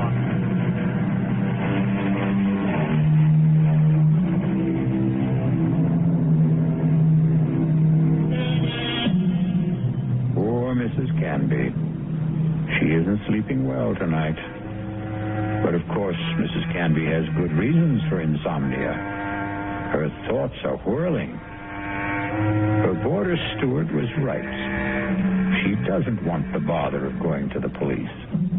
And she firmly believes in the old adage, if you don't trouble trouble, trouble won't trouble you. But still... Oh, my. I'm just never going to get to sleep tonight. Poor Stuart. He's still coughing. I'm sure that room is just too drafty. I never should have let any boarders in until I got the windows fixed. Oh, dear. That poor boy.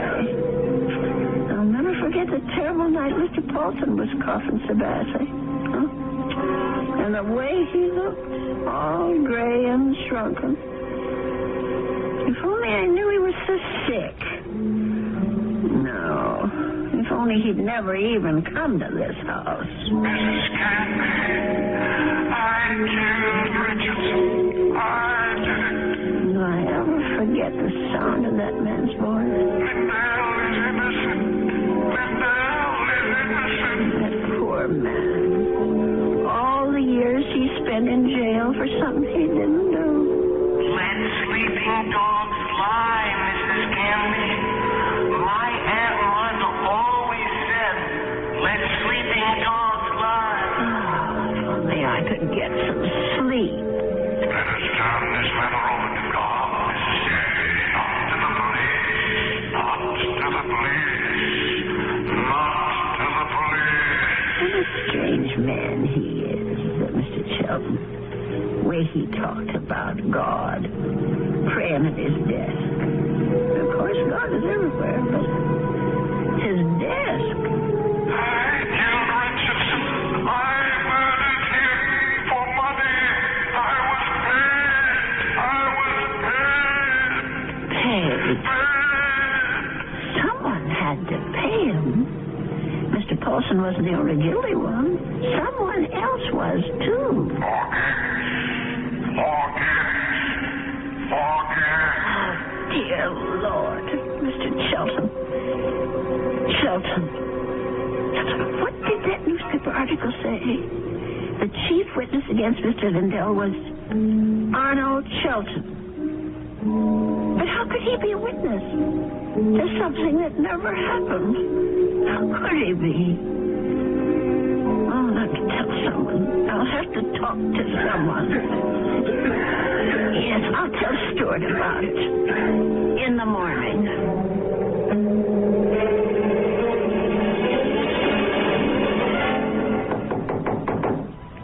Stuart, are you awake? Yes, I'm up, Mrs. Canby. Come in.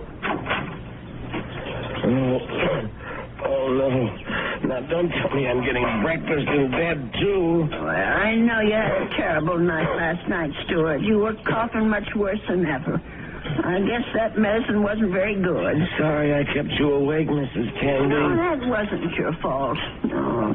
Something else kept me up. What was that? Oh, my mind, I guess. Maybe I should say my conscience. Oh, that sounds serious.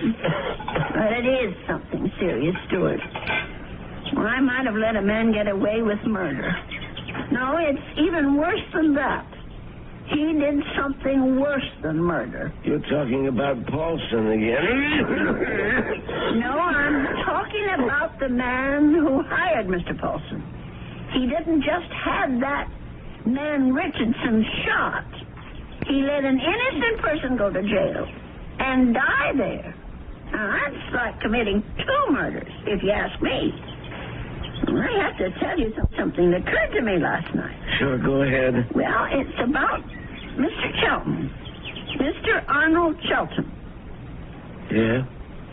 Go on. I'm listening. Stuart, I wonder if maybe the reason Mr. Chelton was so upset with me, the reason he didn't want me to go to the police, was because he was afraid. Explain what you mean. Well, what I mean is maybe Mr. Shelton had good reason, besides the one he told me.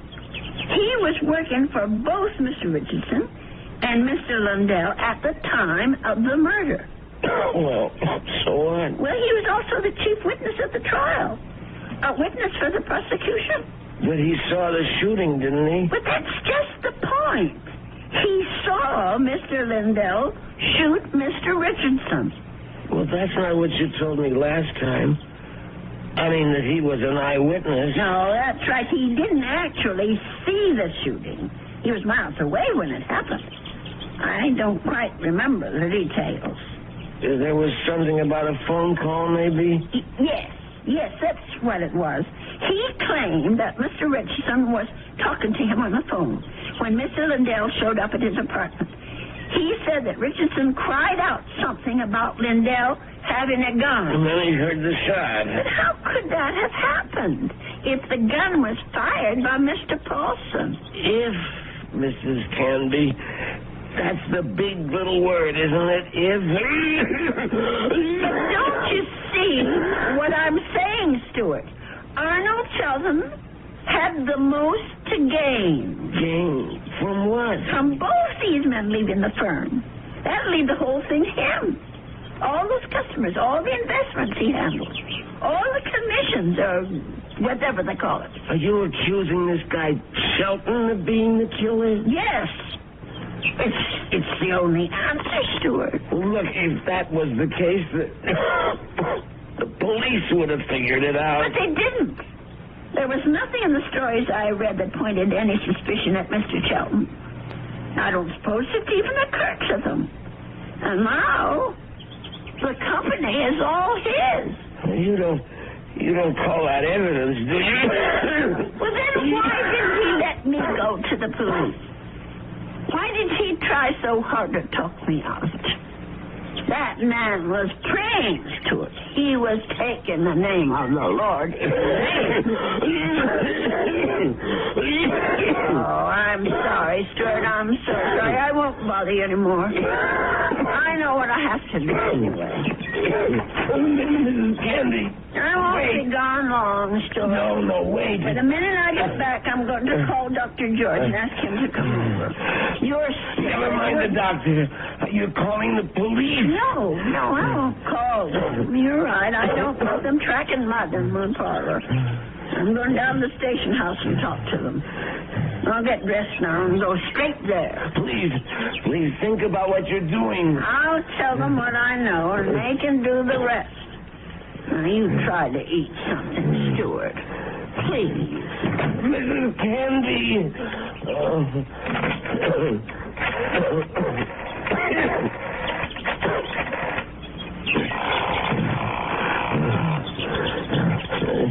Sheldon? What is this, Winfield? I told you not to call me in the office. It's an emergency. You sound terrible. What's the matter with you? I'm sick. Only you're going to be a lot sicker. What are you talking about? The old lady. I can't stop her. She's decided to talk. What? She figured it out. Figured out exactly what you did, Sheldon, and how you did it. Fool. Stop her. Do you hear me? That wasn't part of the deal, Sheldon. It's all of the deal now. The price didn't include anything like that. The price just doubled. Old ladies are always having accidents. Make her have one. Make her have one now, Winfield. All right. She's gonna have a fall down the cellar steps. Right now. I gotta get my robe on and my slippers. I've gotta hurry.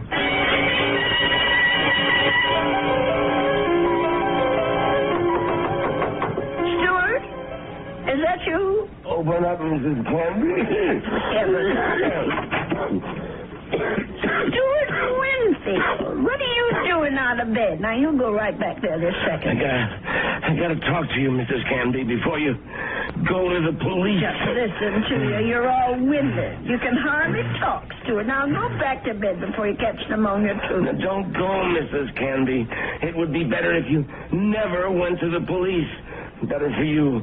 Better for me. For you? I don't understand. Well, then I wouldn't have to hurt you, Mrs. Canby. That's what I mean. I wouldn't have to do anything bad to you. Stuart, what in the world are you talking about? Come on, old lady. You're smart, all right. You really think things through. So now, think a little harder. You knew? Stuart, you knew about Mr. Parker. That's right. That's how you knew my room was so wet, because Mr. Shelton told you. Now you're getting there, Mrs. Canby. That's why you rented it. That's why you were sent here. Just to watch you, Mrs. Canby. Just to see that you stayed sensible. Mr. Shelton, dear. I was hoping you'd never change your mind about calling the police. I didn't want this part of it. This isn't the part I like. Just relax, Mrs. Canby. Just take it easy. Please, why, you're as light as a feather, Mrs. Canby. Just like my Aunt Martha would have been if I had an Aunt Martha. Please, let me down. Please. We've got a date now, Mrs. Canby. Let me go. Don't put up such a fight, Mrs. Canby. I'm sick, remember? Just shut your eyes. Please, shut your eyes and don't look down. Oh, God. Those stairs. Shut your eyes, old lady. They'll all be over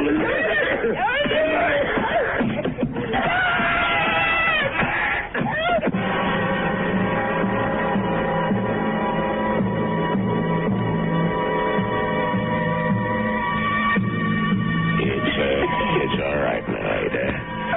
Just be glad that it wasn't you at the bottom of those stairs.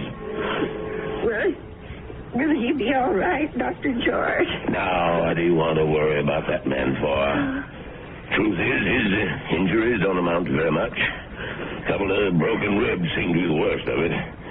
But he'll be a patient for some time before they can put him in prison where he belongs. Him and his friend. What was that man's name again? You mean Mr. Charles? Have they arrested him? Yeah. That's what the police detective said. I don't understand. Stuart's injuries aren't serious. It's not the fall that made Winfield so sick. His case was diagnosed as simple pneumonia at first. And then I remembered about your first boarder.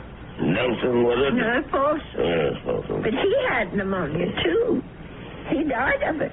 Is pneumonia contagious? Yes, it is, but this disease was even more contagious.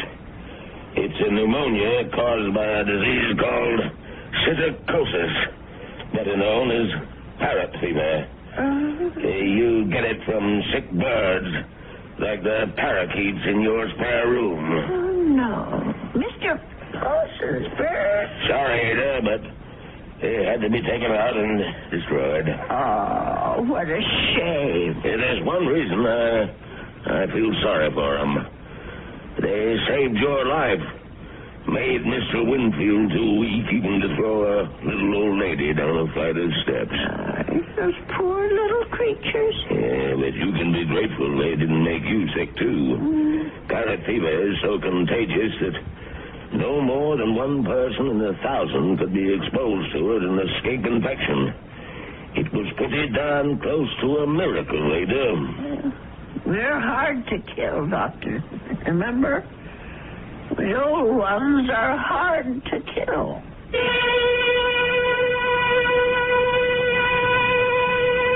They say that people are living longer than ever before. And when we look at Ada Canby, we can understand why. She's a tough old lady. So tough she could withstand the threats of man, beasts, and birds. So let that be a warning to all those who think that our senior citizens are easy prey for crime. Watch out. They may turn the tables on you. Or the stairs. I'll be back shortly.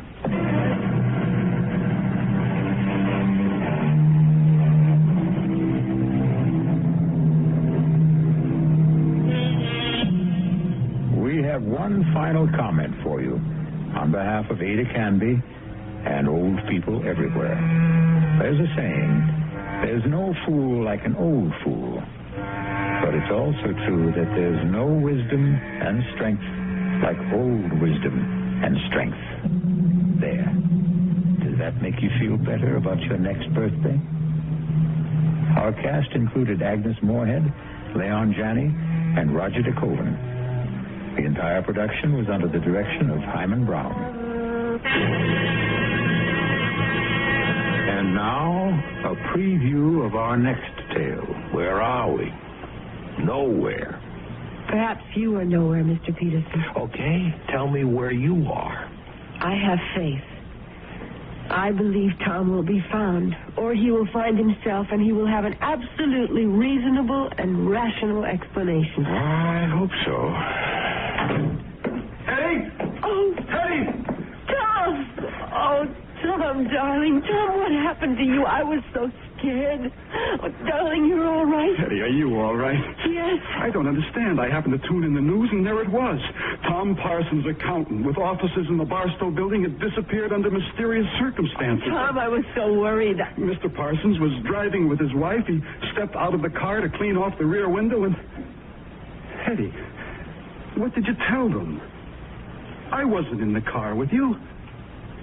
I was at home. This is E.G. Marshall inviting you to return to our Mystery Theater for another adventure in the macabre.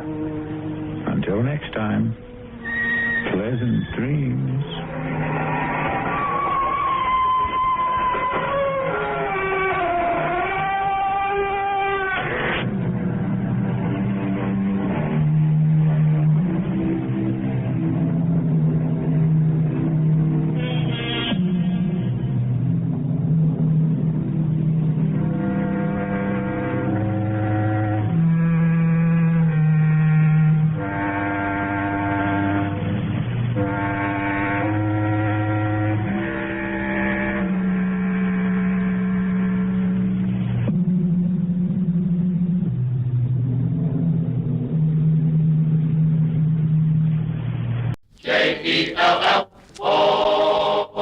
The Jell-O program coming to you from the Plaza Theater in Palm Springs, California, starring Jack Benny, with Mary Livingston, Phil Harris, Dennis Day, and yours truly, Don Wilson.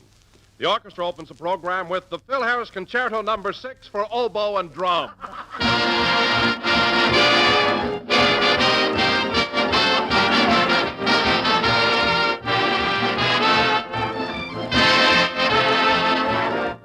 If you can make a collection, ladies and gentlemen, of all the grocery orders written by American housewives during the past few months, you notice there's one item on these orders that's been appearing more and more often, and that item is Jell-O puddings. Jell-O puddings, those swell new members of the famous Jell-O family, are fast winning a place among America's most popular desserts, and no wonder.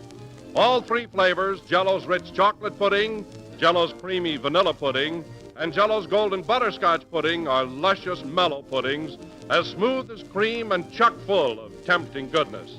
And like Jell-O, they take only a few minutes to make and a few pennies to buy. So the next time you write Jell-O on your grocery list, write down Jell-O puddings, too. And remember, in buying either of these grand desserts, be sure to bear the name Jell-O, because Jell-O is a trademark, the property of General Foods. Always look for the name Jell-O whenever you buy Jell-O or Jell-O puddings.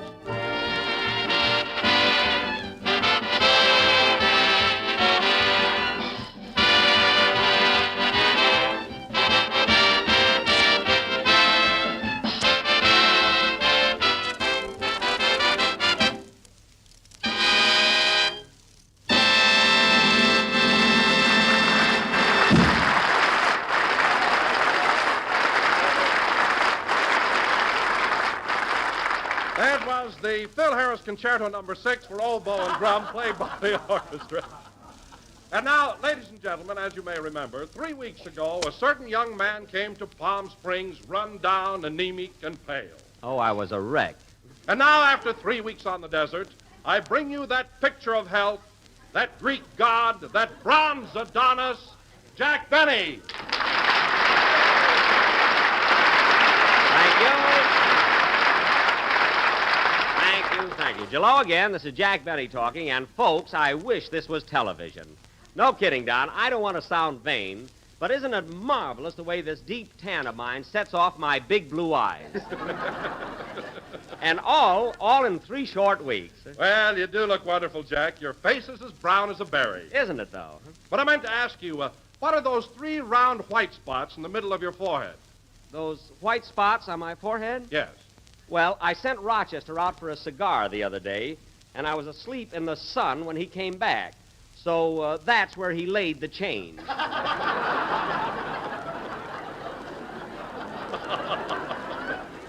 You see? Oh, yes, those spots look like a quarter and 2 dimes. Exactly. In other words, Don, I'm just 45 cents short of a complete tan.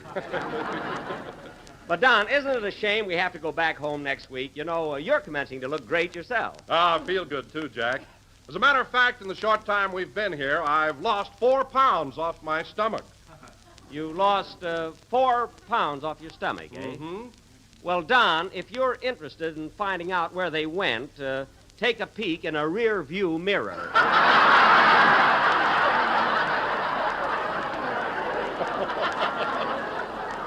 But at that, you have lost a little. How did you do it? Well, I go horseback riding every day, and it's wonderful exercise. Oh, it is. It is. There's nothing in the world like horseback riding. I do it all the time. You do what all the time? Oh, hello, Mary. We were just talking about horses. You know, Don, I've had a lot of experience with them, and the main thing to remember... Oh, stop, will you? All you know about horses is they don't wear high-heel shoes. Is that so? I know plenty. Tell Don what happened at Roger's stables the other morning. Never mind. What was it, Mary? Jack wanted to get on a horse, so he tried to make it kneel like a camel. Well, I remember a horse in vaudeville that used to do that. He got more money than I did. And he could count, too. Of course, he had to. He was working on percentage. Anyway, I was talking to Don. You see, Don, the main thing about riding a horse is rhythm. Is that so? Yes. Now, take, for instance, galloping. When the horse goes up, I go up. When the horse goes down, I go down. And when the horse stops, leapfrog. Now, wait a minute, Mary. The only time I fell off the horse is when I was trying that new trick. And you know it. What trick was that, Mary? Well, Jack put a handkerchief on the ground and said he'd ride by full speed and pick it up. Oh. So what happened? He picked up his handkerchief, dropped his teeth, picked up his teeth, and fell in a gopher hole. Oh, boy, you really dream it up, sister. You didn't leave out a thing. You had to tell him everything about the horse, didn't you? I didn't tell him where you try to put the bit.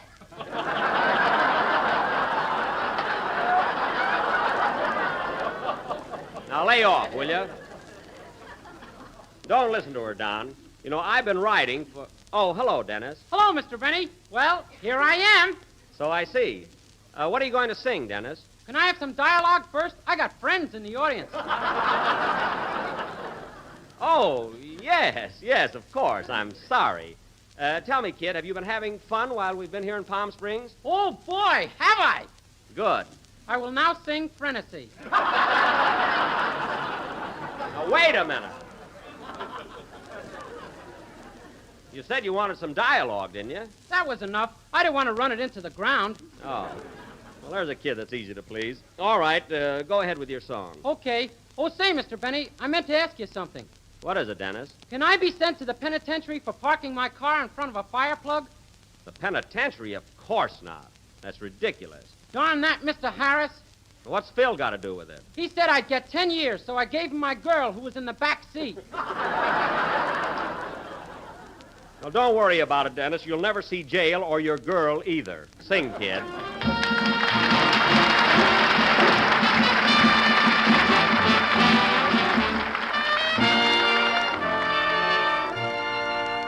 It was fiesta down in Mexico, and so I stopped a while to see the show. I knew that frenesy meant please love me, and I could say frenesy. A lovely senorita caught my eye. I stood enchanted as she wandered by, and never knowing that it came from me, I gently sighed frenesy. She stopped and raised her eyes to mine. Her lips just pleaded to be kissed.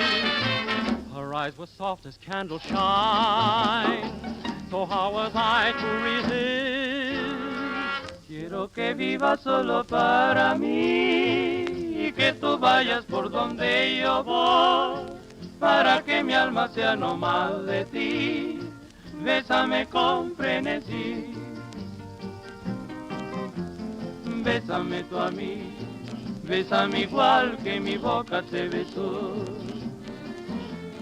Dame el frenesí que mi locura te dio. ¿Quién si no fui yo pudo enseñarte el camino del amor?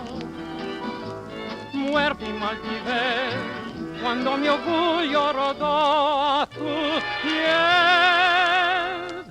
Quiero que vivas solo para mí y que tú vayas por donde yo voy, para que mi alma sea no más de ti. Bésame con frenesí. Dame la luz que tiene tu mirar y la ansiedad que entre tus labios vi. Esa locura de vivir y amar, que más que amor frenesí.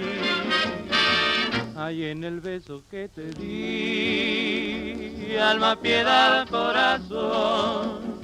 Dime que sabes tú sentir lo mismo que siento yo.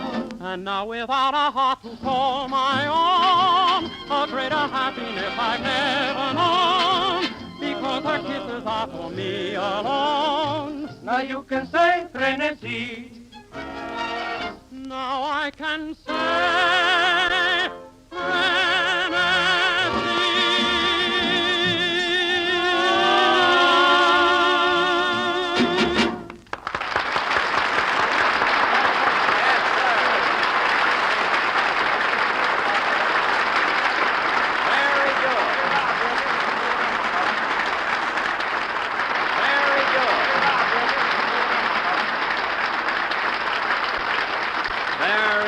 Very good. That was Frenesy, sung by Dennis C. Day and accompanied by the Guadalajara Trio through the courtesy of the Dollhouse. And very good, boys. By the way, these fellas are from Mexico, aren't they, Dennis? Yes, sir. Well, thanks for appearing on our program, boys. It was really a pleasure listening to you. Él nos dijo que viniéramos. ¿Será bueno cobrarle ahorita? Él no paga nada, nunca tuvo intención. Oh, no sean tontos. Si ustedes creen que nos va a pagar, están locos. What did they say, Dennis? One guy said they were going to be paid for singing here tonight, and the other two said he was crazy. Oh, well, tell him I'll see him tomorrow. He'll see you tomorrow, fellas. Tell him in Spanish. I can tell him in English. Anyway, boys, you were swell. And now, ladies and gentlemen, going from our vocal specialty, you were swell, boys. Adios, adios.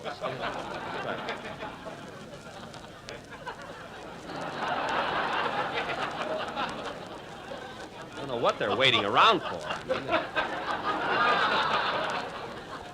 No, they sang and they're through, that's all.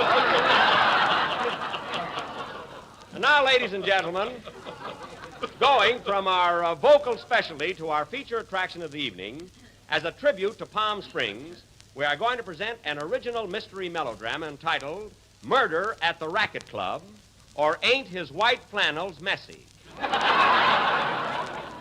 Now, I will play the Oh, part. by the way, Jack, speaking of the racket club, did you finally join it? No, Don, I was thinking of joining, but, after all, how often do I play tennis? You know? Well, that isn't their only attraction. They have a beautiful swimming pool, too. I know, Don, but, how often do I swim? But, Jack, the club is right out there on the desert. The air is wonderful for you. Is it? Oh, how often do you breathe? Now, wait a minute, Mary. The only reason I didn't join the racket club is because they don't take in actors. They don't take in actors. No. Don't tell me all that ham around there is just for sandwiches.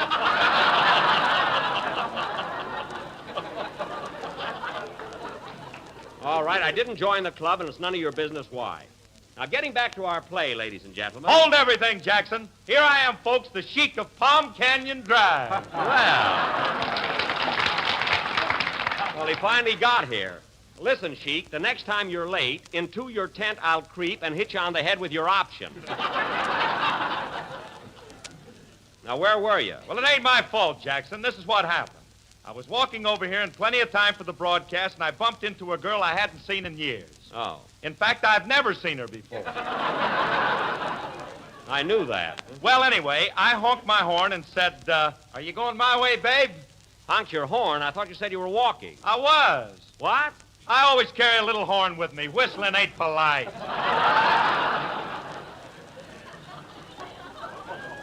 Oh, you carry a horn. Well, you're the only masher I ever met with accessories. Where is this girl, Phil? I'd like to meet her. Well, she had to go to work. She's a date picker in Indio. A date picker? Yeah, you ought to see her climb a tree.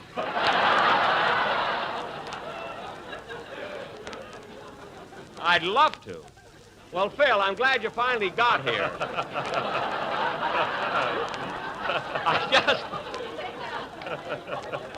I just started casting our murder mystery. Am I going to be in it? Yes, Phil, you've got a very important part. You're going to be the doorman at the racket club. Well, that's life for you. Tonight, I'm the doorman there, and last night, the doorman threw me out.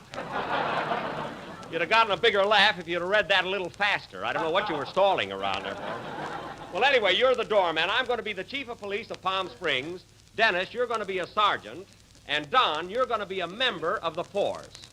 All right, Don, go ahead. Oh, Jack, you're so ridiculous. I like it. Don, you're going to be a member of the force. Oh, very well. Ladies and gentlemen, please remember that you don't have to use force to open a box of Jell-O. See, that's very clever. Oh, I hate to do the next line. Don, that's the whole punch. Don, that's the whole punch. Don, you're a member of the police force. Oh, all right. It is not only economical and easy to make, but comes in 6 delicious flavors. So the next time you're in your neighborhood grocer's, police ask for Jell-O. There, that was swell. Was that your idea, Jack? Yes, at rehearsal it was terrific. Well, that's life for you. Now the doorman can throw you out. Say, I wonder if I've had too much sun. I don't know. Anyway, Mary, in our play tonight, you're going to be a glamorous Hollywood movie star, Miss Mitzi LaRue. And you came to Palm Springs to be near your sweetheart, Oh, boy. who has just been murdered. Oh, nuts. I can't help it, that's the plot. Anyway, folks, this play will go on immediately after a number by Phil Harris and his orchestra. Are you ready, Phil? All set, Jackson. Say, Mr. Harris, What do you want, kid? can I borrow your horn? I want to get another girl. Give it to him, Phil. Honk it twice, Dennis. I'm free tonight myself. Play, boys.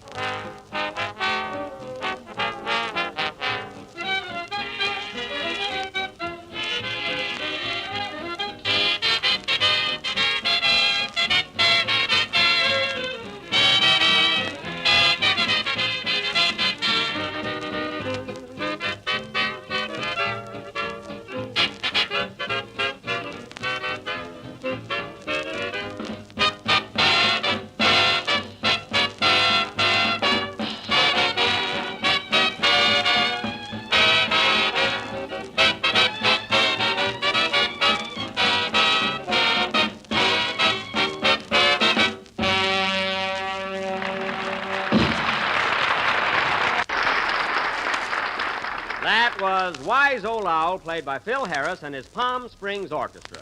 Palm meaning I've got the boys on my hands, and Springs meaning they ought to take a drink out of one sometime. And now, ladies and gentlemen, for our play, Murder at the Racket Que nos Club. pague para irnos. Te dije que no nos iba a pagar nada. ¿Qué se puede esperar de un hombre como Jack Penny? Now, wait a minute. Fellas, wait a minute. I told you I'd take care of you tomorrow. Mañana. Please, Mañana, fellas. he says. Mañana. Exactly. Now, the opening scene, ladies and gentlemen. I don't know what they're waiting here for. I can't...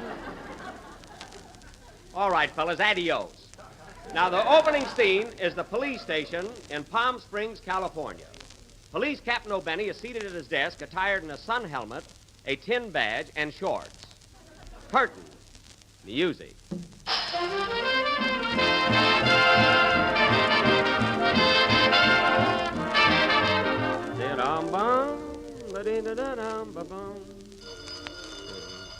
There's the phone, Chief. I'll take it, O'Day. Hello? Palm Springs Police Station and Date Shop.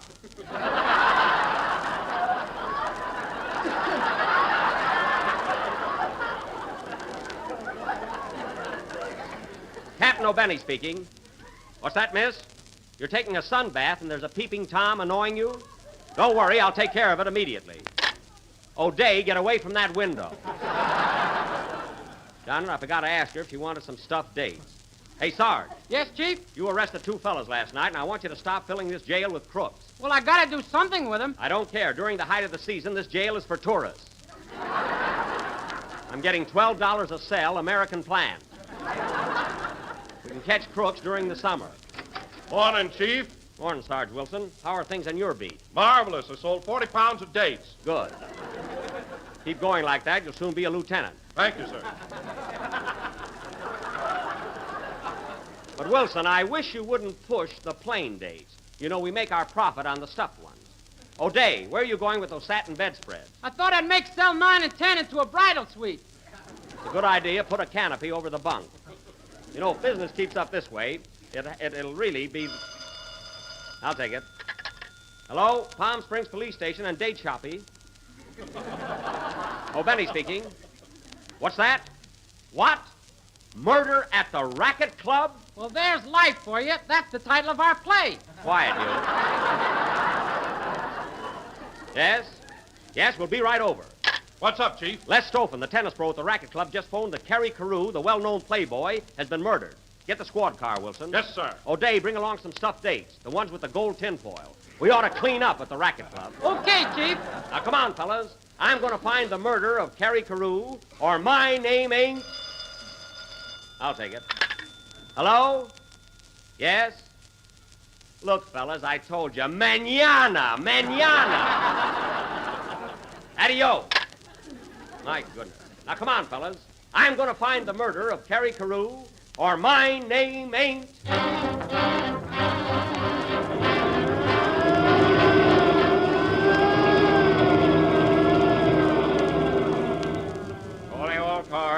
Calling all cars. Be on lookout for newlyweds. Bridal suite now available at police station. That is all.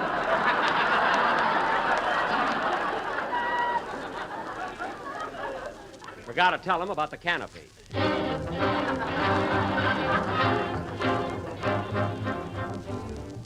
Well, boys, here's the place. How do we get in, Chief? Right through the door. See that sign there? Racket Club, members only. Open up! Open up, it's the police.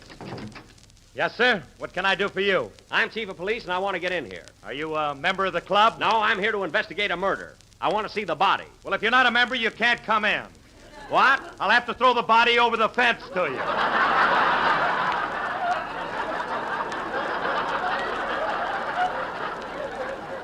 What are you talking about? A man has been killed on these premises, and I'm going to find out who done it. That's who did it. No wonder you're not a member of this club. Oh, fine. From Harris yet.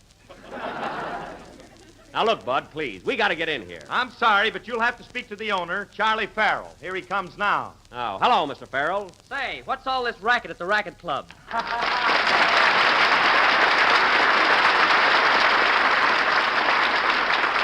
Thank you. Thank you. You can thank them later.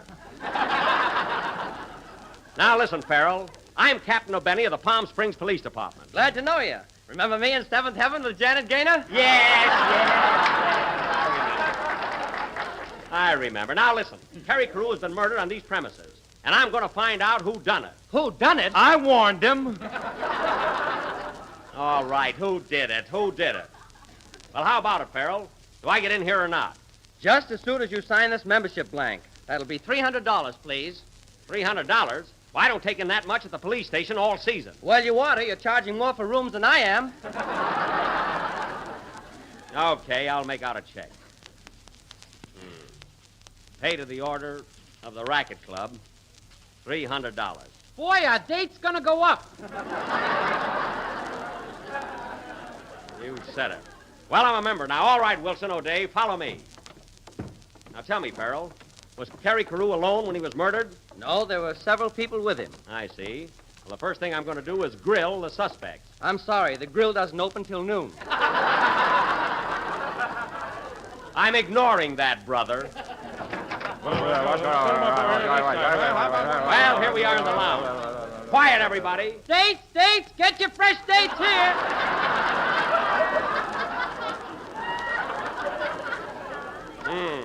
Would you like a box of stuffed dates, sir? Not him, that's the body.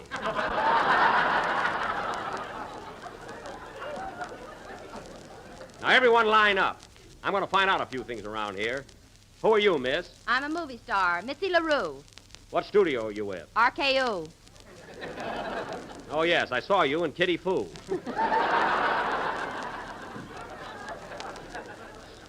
Have you played any other outstanding roles lately? Yes, I had 10 words in Western Union. Stop.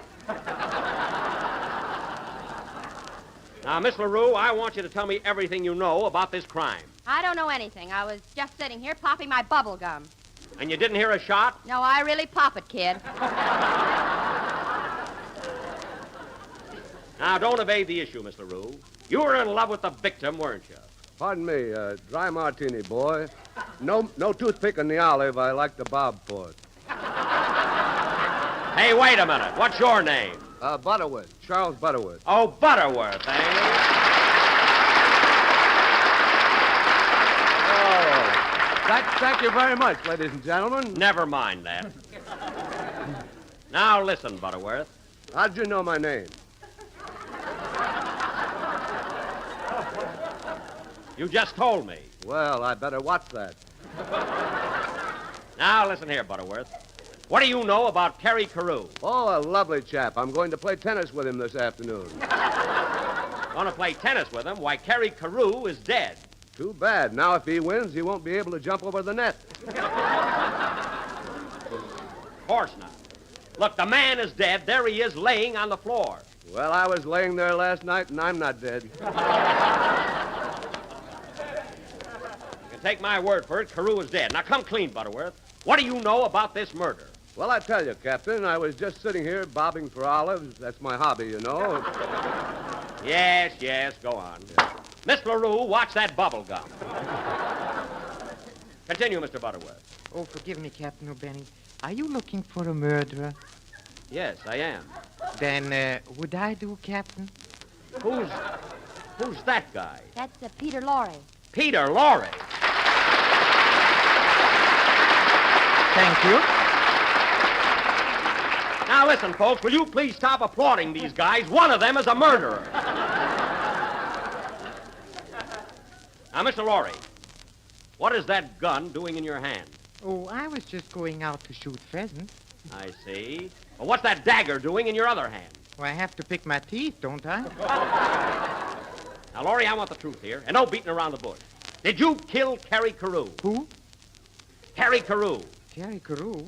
I don't think so. No, I'm positive I haven't killed anyone by that name. Now, cut that out. I'm going to get to the bottom of this, and I don't want any... What's that? Somebody threw a rock through the window. Look, Chief, there's a note on it. Give me that. Let me read it. I'm just standing here. Okay. This may be vital evidence. What does it say? We want our money. Signed the Guadalajara Trio.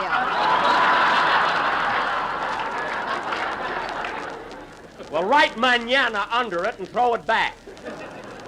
Now, Mr. Lorre. Mr. Lorre. Where did he go?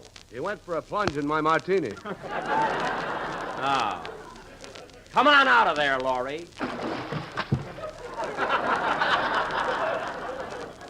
Now, no use trying to hide. I want the truth. Where were you at the time of the murder? Well, Come on. Think fast, Mr. Moto. Oh, I was exceptionally good in that, huh? Yes, you were swell. Say, what about me in seventh heaven? You were marvelous. You were marvelous. I wish I could think of a picture I was in. Me too. See, folks, remember what I said about the ham here? Never mind that. This case is solved. Peter Lorre, I arrest you for the murder of Carrie Carew. All right, if you insist. Tell me, shall I go voluntarily, or do you want me to struggle a bit? What? You can't arrest him, Jack. I made him do it. You made him do what? Yes, Jack, it was the only way we could get you over here to join our club. Oh, so that's it. Well, what about Carew, the fellow you killed? Who is he? A dummy from Bullock's window. Oh, well, I thought he was much too pretty. Well, it was a good gag, fellas. As long as I'm hooked, I might as well enjoy myself. Say, Farrell, give me one of those Coca-Colas there, will you? Here you are, Jack. That'll be $12. Yikes! Move over, Carew. Play, Phil.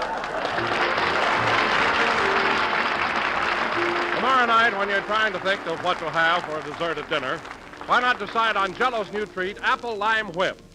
For here's a tempting dessert that will make the whole family smile their approval and give you a shining example of how good lime Jell-O can be. Best of all, you can prepare this grand dessert in almost less time than it takes to tell. Simply dissolve 1 package of lime Jell-O in 1 pint of hot water and chill until cold and syrupy. Next, whip as directed on the back of the package. Then fold in 1 cup of strained applesauce and mold. And there's a gay, attractive dessert that you'll agree is one of the most successful you've ever served. So enjoy a delicious treat tomorrow with this swell, creamy combination of spicy applesauce and rich emerald green lime Jell-O. Serve a luscious Jell-O dessert real soon. We're a little late, folks, so good night.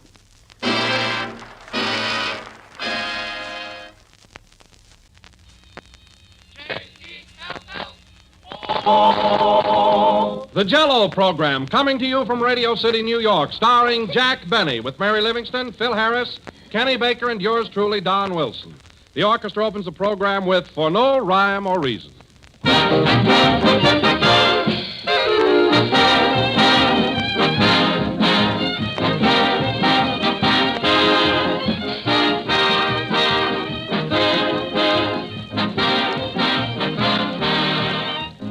From California to New York, from Maine to Texas, every home has one common problem, and that's meal planning.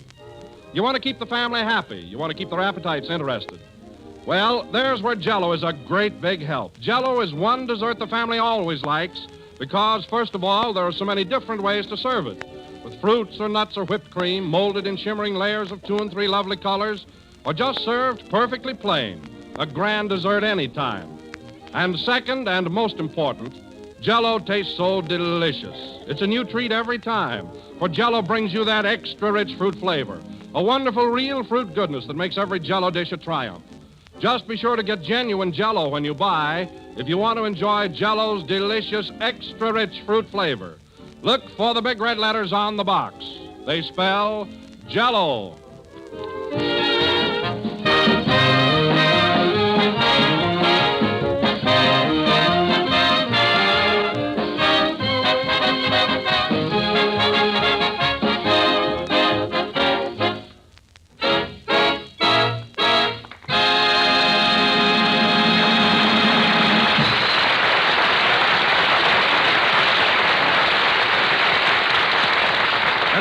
Ladies and gentlemen, let us welcome to New York that little ray of California sunshine. That shivering, quivering, ice-kissed comedian, Jack Benny.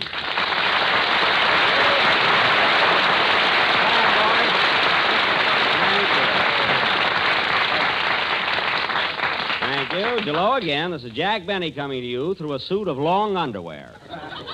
And, Don, it's sure great to be back in New York again, but, boy, this cold weather is really too much for me. Oh, Jack, I'll admit it has been pretty cold, but it's certainly much warmer today. I know that, Don, but I defrost very slowly. You know, coming from California, my blood happens to be thin. What there is of it. Oh.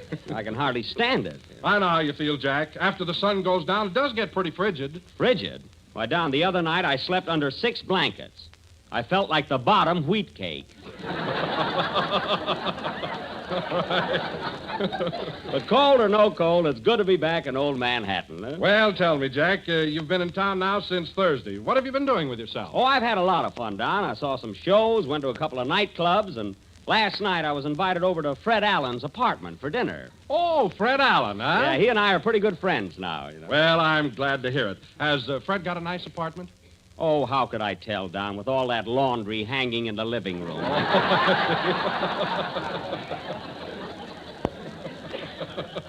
But, Don, you should have seen the meal he put on. Now, you know me, Don. I mean, you know, now, I don't want to sound catty. But after all, how often do I come to New York? Maybe once a year. Well? Well, you think he could have had sardines some other night. Sardines? Yeah, I wouldn't have liked him if he'd opened them with the key to the city.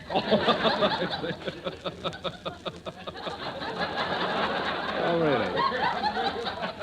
I got even with him, though. When I left, I took 3 spoons back to the automat. Wait till he finds that out. Huh? Gee, it doesn't seem possible that Fred would invite you to dinner and serve that kind of a meal. Well, he did. And wait a minute. Here's the payoff. No, the only ones there were Fred, Portland, Mary, and myself. And when we got through eating, Fred asked me to get up and make an after-dinner speech. An after-dinner speech? What was that for? Well, he was hoping I'd say something that he could use on his program next Wednesday. Oh. You know. Oh, I get it. I fooled him, though. I got up and recited the Gettysburg Address in French.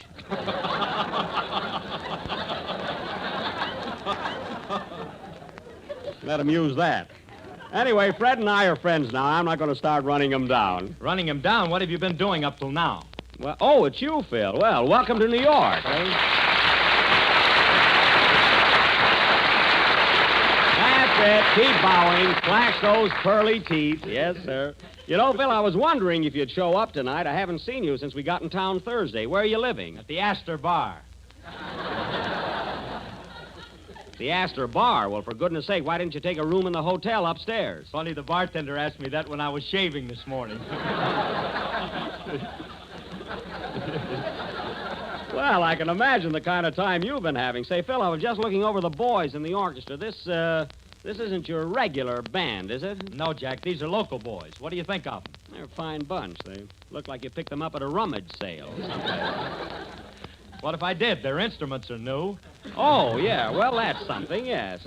But I can't understand why you didn't bring your regular band along. I offered to pay their expenses. Their expenses? That's rich. Well, I did. Sure you did. I got 14 musicians, and you wanted to put them in 7 upper berths. Well, the berths were opposite each other. They could have slept crossways. You know, the train was crowded. Crowded? Yeah, I had to share my berth with an Indian that got on at Albuquerque. Kept me up all night trying to sell me a blanket. Happened to snore once or twice. He tried to scalp me. I never thought of that. What a trip, huh? Hello, Jack. Here's your little glamour girl. Oh, hello, Mary. How are you?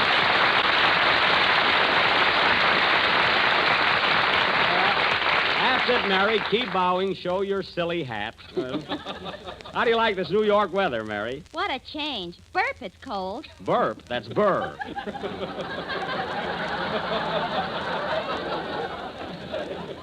Burp.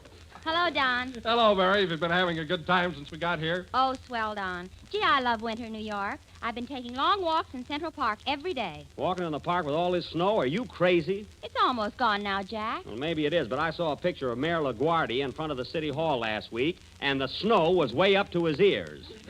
Oh, how high is that? Plenty high. He was standing on Grover Whalen. Now, that's silly. What was Grover Whalen doing under the snow? He was keeping his gardenia fresh.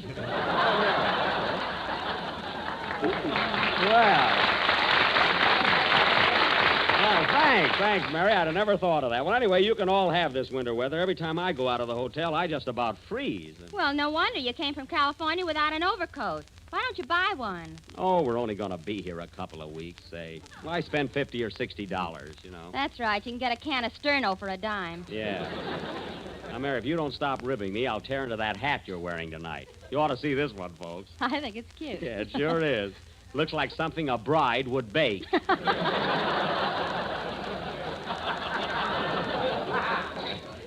That's what the girl in the store said. Well, she was sure clicking.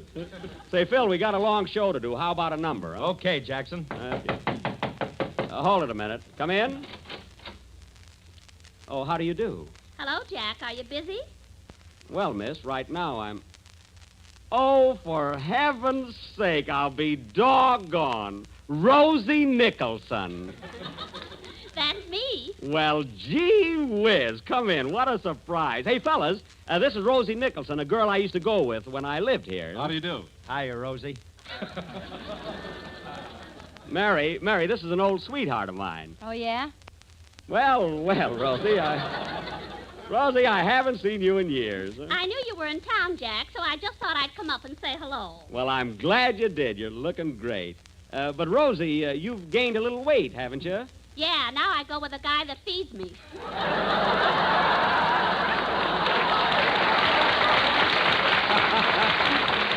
Oh, boy, so same sense of humor, but you haven't changed, though, Rosie, really. You're a blonde now, and you were a blonde when I met you. That's right. Yeah. A lot of peroxide has gone over the dam since then. Miss Livingstone, please. Ha, ha, ha. Gosh, after all these years, it's sure good to see you again. Say, Rosie, are you married yet? No, but I'm still in there punching. That's the spirit, gal. Don't give up. Say, will you ever forget the fun we used to have, gee, and how crazy I used to be about you? Yeah. Remember the time you gave me a lock of your hair? I'll say. Don't you wish you had it now? Keep still, Mary. We're reminiscing. Say, Rosie, let's sit down and talk over old times, huh? All right, Jack. Play, Phil. Hey, Rosie, will you ever forget the time you got fired from the delicatessen for giving me extra pickles?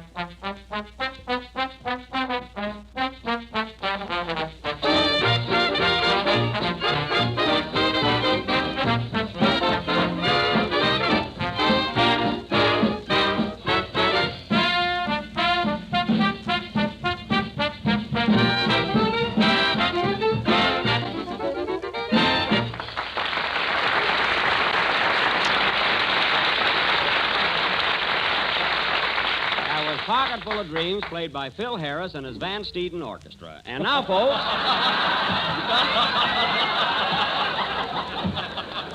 and now... and now, folks, Don Wilson. Don Wilson has an announcement of great importance to make. Take it, Don. Ladies and gentlemen, the scene is the residence of Mr. and Mrs. Homer T. Griddle in the thriving little town of East Orange, New Jersey. They've just finished their roast beef and are now enjoying their dessert. Let us tune in and hear what they have to say about our product.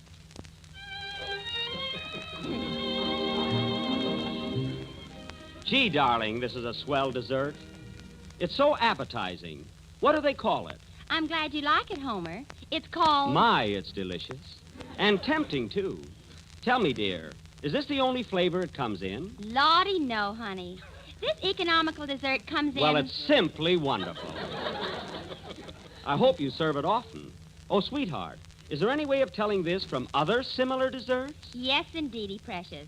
All you have to do is look for the... Well, I must run along now. I have an appointment at the office. Where is your office? It doesn't say here. Goodbye, dear. Goodbye.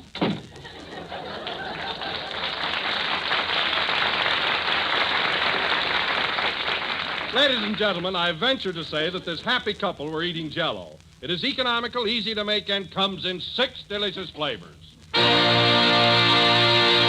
And now, folks, to resume in a lighter vein, tonight as we are visiting to New York, we are going to present an original murder mystery. A play that we feel Hiya, will... Jack. Am I late? Oh, a little bit, Kenny, but it's all right. It's all right.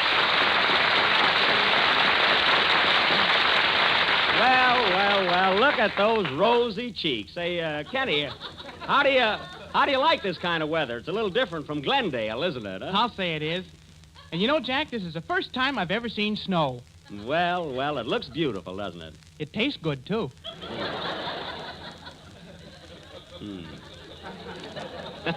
Gee, but snow is funny stuff. Say, Jack, I wonder where it comes from. Well, it's very simple, Kenny. Snow is fundamentally rain. But due to atmospheric conditions, the moisture in the clouds condenses into minute crystals. And these tiny particles fall to the earth in dainty white flakes. Well, shut my mouth. Well, it serves me right for even attempting an explanation. Now, why don't you tell him about the stork? No, keep still. He asked me a question, and I answered it. I know, but ever since you bought that encyclopedia, you've been showing off. I have not. You have, too. The other day, I just asked you what time it was, and you told me how they make watches. Oh, forget it. And now, ladies and gentlemen, as I started to announce, we are going to present an original... Say, Jack, Yes? is that Kenny Baker, your tenor singer? Oh, yes, Rosie. Oh, Kenny, this is Miss Nicholson, the girl I used to go with. Gee. Yeah. Do you live in New York, Miss Nicholson? Yes, I do. Are you a siren? Kenny!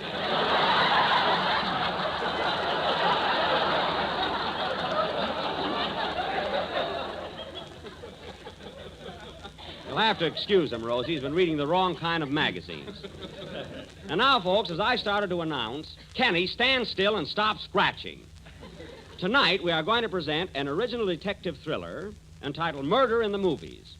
Now, in this gripping drama, Phil Harris will be sergeant of police.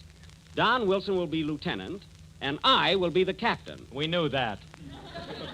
Phil, if you're not happy here, I can arrange a taffy pull with your contract. You see, they'd like that.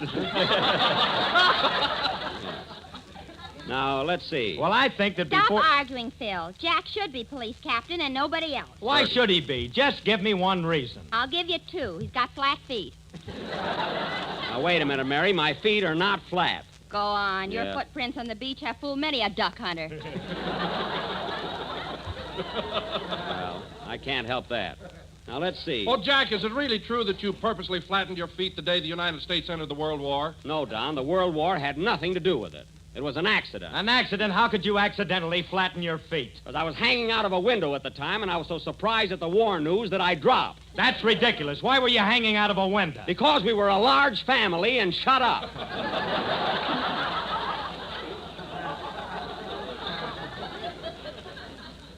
Let me ask you something, Phil. Where were you during the World War? I was in kindergarten. Kindergarten? What are you laughing at? I'll bet he had a flask at his rompers. You said it. Any guy that'll put on rompers just to avoid being shot, I have no sympathy for. Now, getting back to our play, I will be the captain, and Kenny, you work in a moving picture theater, so you're a ticket taker. Okay. Can I wear my new galoshes? No, Kenny, and incidentally, you're not supposed to wear galoshes indoors, so take them right off. What, and go barefooted? Barefooted? Kenny, you mean to tell me you haven't got shoes under those galoshes? What do you think I am, a sissy? Well, you got a high voice, if that's what you mean. Now, Mary, you're going to work in the same moving picture theater. You're a cashier. That's me, Shortchange Livingston. Well, there'll be none of that. And now, folks, our play, Murder in the Movies, will go on immediately after Kenny's song. Are you ready, Kenny? Yeah. Well, go ahead. And stop that scratching. Are you wearing long underwear or have you been to the flea circus? Both. Oh, you poor kid. Sing.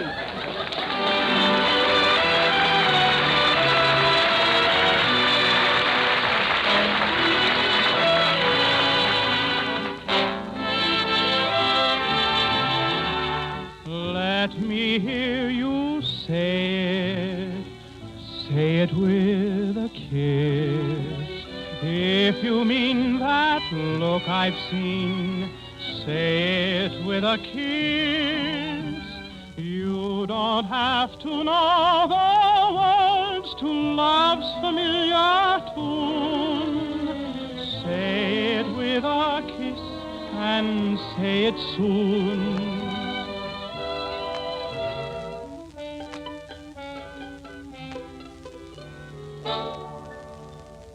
My eyes have looked at you and found you fair. My heart's been asking me if you could care. And now my heart and I are standing by. We await your reply. Let me hear you say it with a kiss.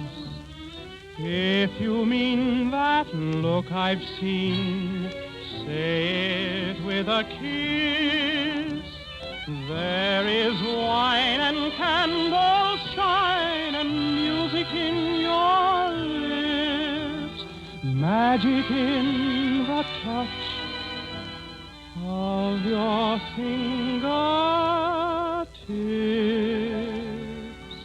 Words may not convey, say it with a kiss, and your look might speak a book that my eyes might miss. You don't have to know the words to love's familiar tune. Say it with a kiss and say it so.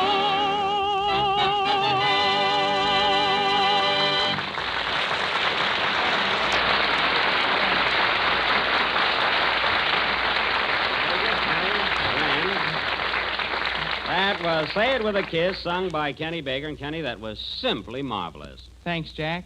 Your kindness is exceeded only by your good looks. Well. Hey, where did that come from? And now, folks, before somebody says something, he couldn't let that line go by without making a face at me. And now, folks, we will proceed with our original dramatic thriller entitled Murder at the Movies, or Please Don't Talk About Me When I'm Gone. The scene opens at police headquarters, where we find Captain O'Benny and his assistants, Lieutenant Wilson and Sergeant Harris. Curtain. Music.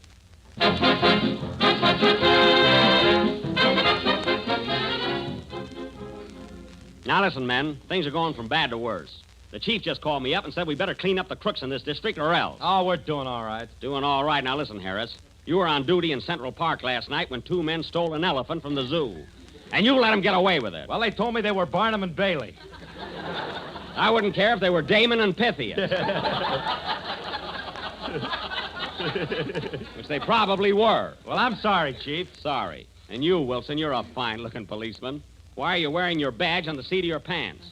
The patch fell off. Oh. Well, listen, fellas, I want action around here. Action. I'll fill this jail if I have to serve $1 dinner.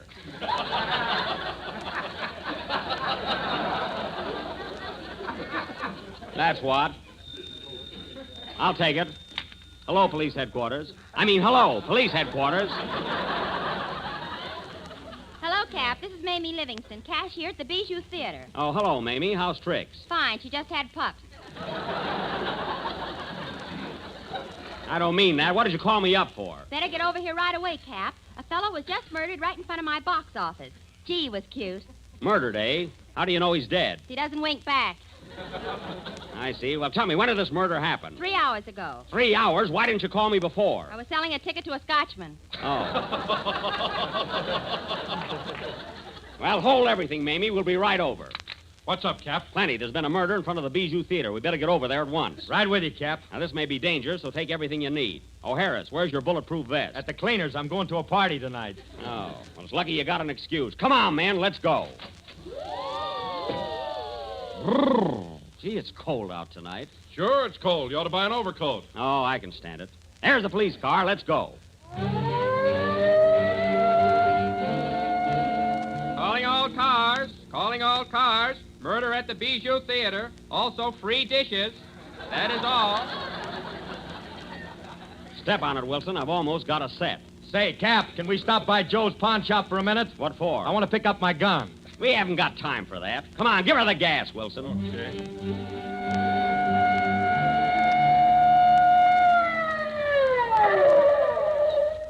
Here's the place, fellas. All right, break it up, men. Now stand back, everybody. There's the body, Cap. Yeah. Help me lift him up, fellas. I'll take his overcoat for evidence.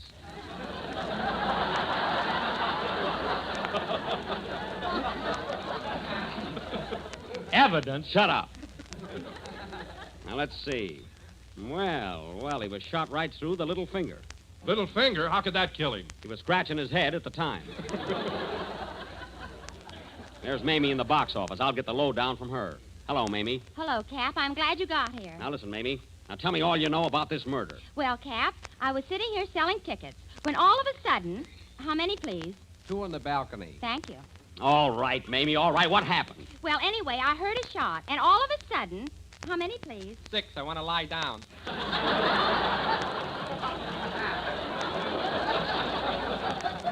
Now, come on, Mamie. I got to get the facts. What did the murderer look like? What was the color of his hair? I don't know. He had a hat on. Well, his eyes, then. His eyes. What color were his eyes? He had dark glasses on. Oh, well, what about his face? What did his face look like? A veal cutlet. You're trying to shield him. Now, where did he go? Well, as soon as he fired the shot, he ran into the theater. That's what I wanted to know. Come on, boys. We'll go in after him. Where were they, Cap? There's the doorman. Hey, Buddy, did a man come in here a few minutes ago with a gun in his hand? Yes, sir, he did. Was the gun smoking? Yes, so I made him sit in the loges.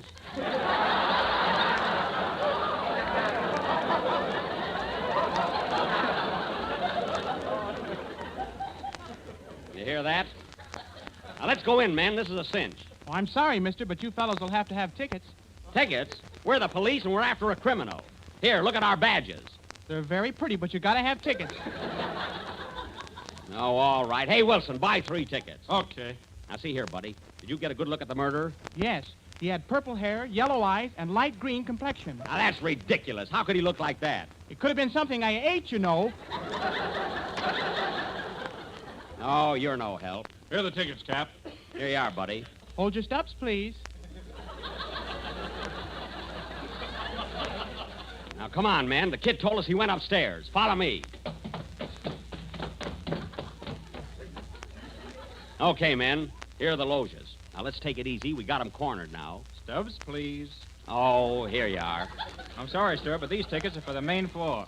Now, look here, buddy. We're the law. We're after a desperate criminal. He's sitting in the loges. Well, if he can afford it, can't you? Oh, all right. What do we owe you? 45 cents extra for 3 tickets. Here you are. Make a note of that, Harris. 65 cents for expenses. Now, let's see. Here are the loges. Hey, fellas, I bet that's him there on that end seat. He looks like a killer. Yeah. Quiet, men. Let's sneak up on him.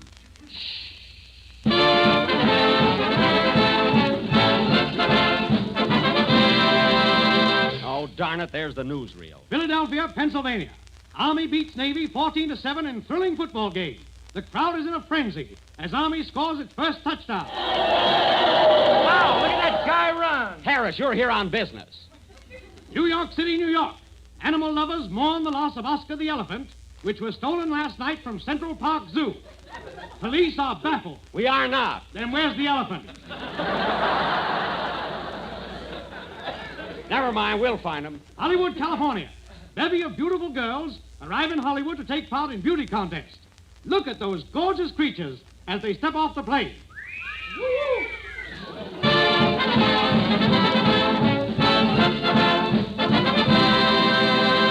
Well, thank heaven that's over. Now, come on, men. We got to catch that murderer before he gets away. Hey, Cap, there's a fellow with a gun sitting over there by the door. That's the guy we want. Come on.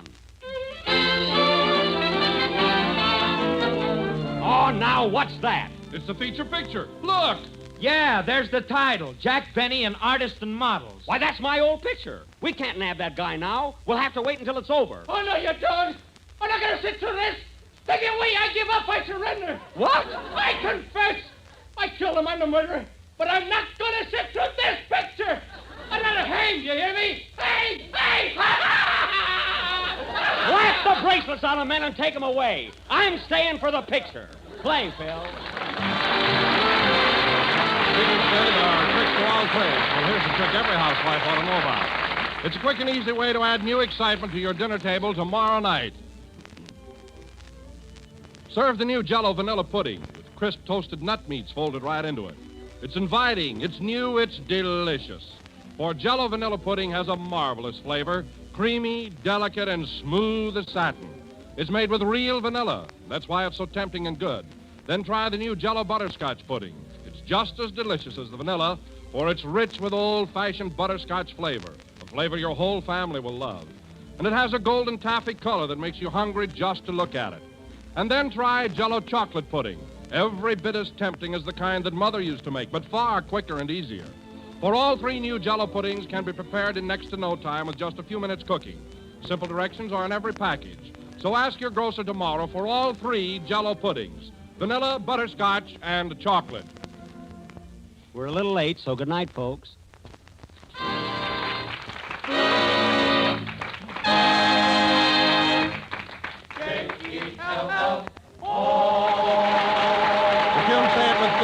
From Going Places, Kenny Baker appears on the Jell-O program through courtesy of Marvin Noir Productions. This is the National Broadcasting Company.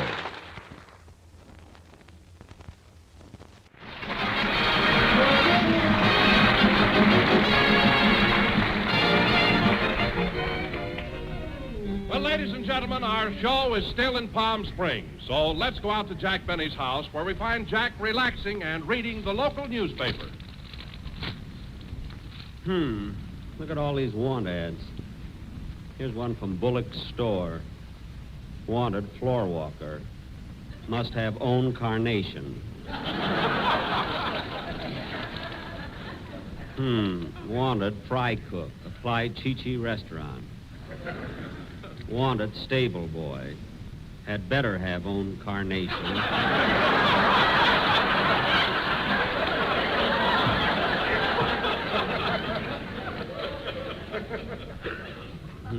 Wanted gardener's helper at Deepwell Ranch.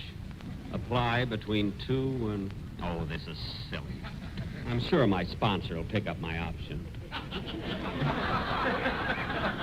But just in case he doesn't... Well, they've got a gossip column here, too. Tyrone Power, who was visiting here last week...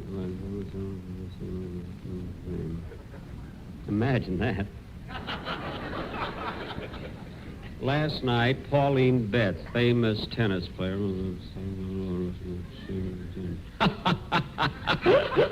Oh, these columnists sure get around. Well, here's something about me. Jack Benny Desert, where the warm, radiant sun pours its golden treasure down on the happy and carefree inhabitants. Palm Springs, where the majestic peaks of the San Jacinto Mountains cast their spell of beauty for all to enjoy. Do you hear that, Rochester? And just think, Mother Nature gives us all these things free. Yeah, it's a shame Mother ain't running the hotels, too.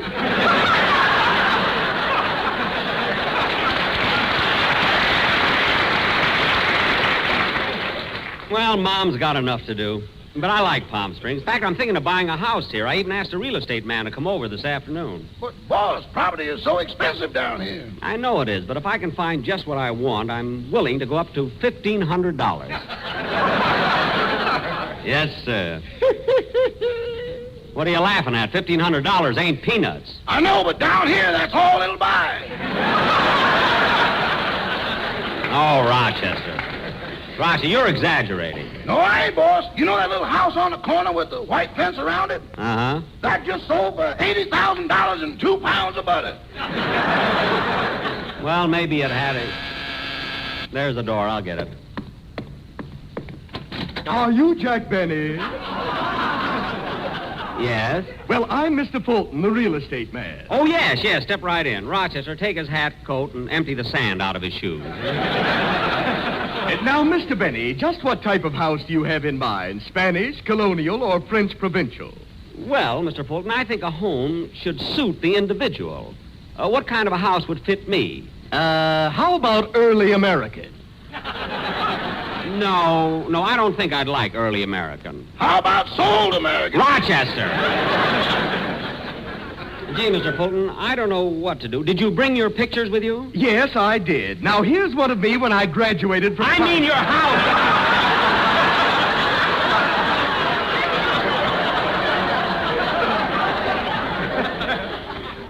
Pictures of your houses. Oh, yes, I always make that mistake. I guess it's because I have a head with 7 gables. Oh. And Garson's got every one of them. Now, look, Mr. Fulton, let's get down to business. Show me some pictures of what you have to offer. Gladly. Now, here we are. Here's a house that ought to interest you, and the price is $40,000. $40,000 for a house? That's a lot of money. What about the ceiling? And with the ceiling, it'll be $60,000. Look at that. That's not what I mean. Anyway, it's much too expensive. Oh, not for this house. It has a very novel innovation. A 300-foot spiral banister. You mean a spiral staircase, don't you? No, a spiral banister. That's for people who don't drink but want to know how it feels. I don't think I'd like that. That banister could save me a fortune. Rochester, please. Show me something else, Mr. Fulton. Have you got a house with a swimming pool? No, but that's no problem. I can build you a tile pool for only $10,000. No, I don't want to go that high. Well, I can build you a cement pool for only $2,500. No, that's still too high for a swimming pool. Why don't you just dig a hole and hire a tribe of Indians to do a rain dance? What's so cheap about that? They're organized, you know. Anyway, Mr. Fulton, I don't think you have the kind of a house I want. Well, let me show you one more. Here's a beautiful house, and it's only $70,000. Well, it's a lovely place, but $70,000 is too much. Anyway, Mr. Fulton, thanks very much for dropping in. Maybe we can talk about it some other time. All right. Goodbye, Mr. Benny. Goodbye. Oh, Mr. Fulton. Yes? What? What's that yellow stuff running out of your pocket? Oh, my goodness, it's butter. I just sold the house on the corner. Oh, yes, I heard about it. Goodbye, Mr. Fulton. Goodbye. Well, Rochester, I better get down to the Plaza Theater. The broadcast will be on in a few minutes. Say, that reminds me, boss, the manager of the theater called up yesterday. What about? Well, he said according to the rental contract, when you finish your program, you're supposed to leave and not hang around and watch the picture.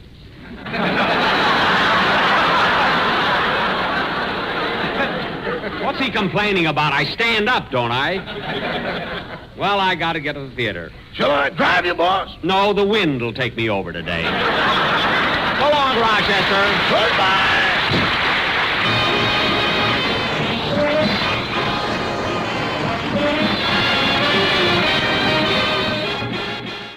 Played by Klondike Harris and his sweetest music this side of the Yukon. And you can have it. I sat up all night writing that joke. I'll bet you hated yourself in the morning. Not any more than usual.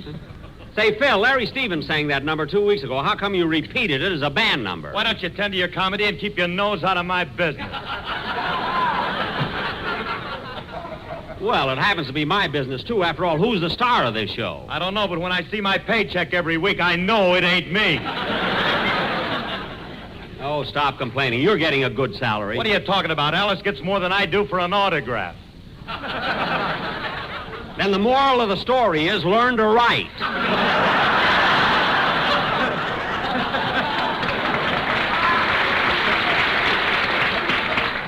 And now, ladies and gentlemen... Hey, Jack, we had to start the show without you. Where have you been? Oh, I'm sorry I was late, Don, but you see, I'm thinking of buying a house here, and I was detained by a real estate man. Oh, Jack, are you thinking of moving to Palm Springs? Well, I was toying with the idea, Don. You know, I like it here. I've been having so much fun, horseback riding, playing golf every day. I played golf this morning, didn't I, Mary? Uh-huh.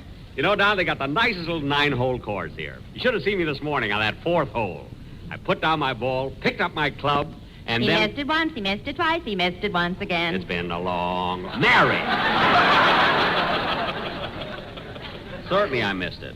You know, it's hard to hit a ball when it's not teed up properly. Well, you wouldn't have that trouble if you buy some tees. Mary, you mean to say that Jack doesn't use tees when he plays golf?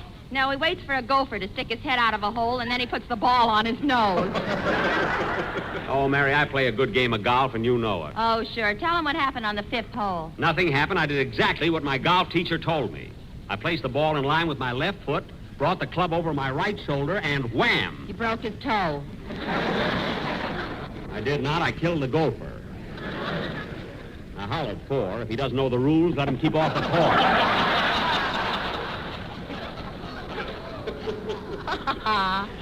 Anyway, I play a better game of golf than anybody in this gang. I beat Phil the other day. Sure you beat me. Every time you took a 9 on a hole, you turned the scorecard upside down before you wrote it in. Well, I could have beat you without that if I hadn't knocked one ball out of bounds. Yeah, and what about that bad slice you made on your first drive? Oh, that wasn't such a bad slice. It wasn't, huh? The ball went 50 yards, made a U-turn, came back, and hit you in the stomach. Mary.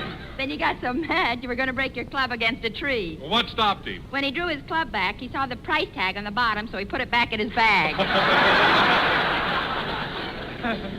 You can make up more things. I still say I play a better I'll get it. Hello? Say, boss, Mr. Fulton, the real estate man, came back and said they found a few termites in the house, so you can have it for $65,000. Termites, Well, Rochester, you tell Mr. Fulton that I'm not paying any $65,000 for a house. If he hasn't guessed that by now, he's been out in the sun too long. I don't care where he's been. I'm not spending that kind of dough. Would you pay $65,000 for a house in Palm Springs? I wouldn't pay $65,000 for a cabin in the sky.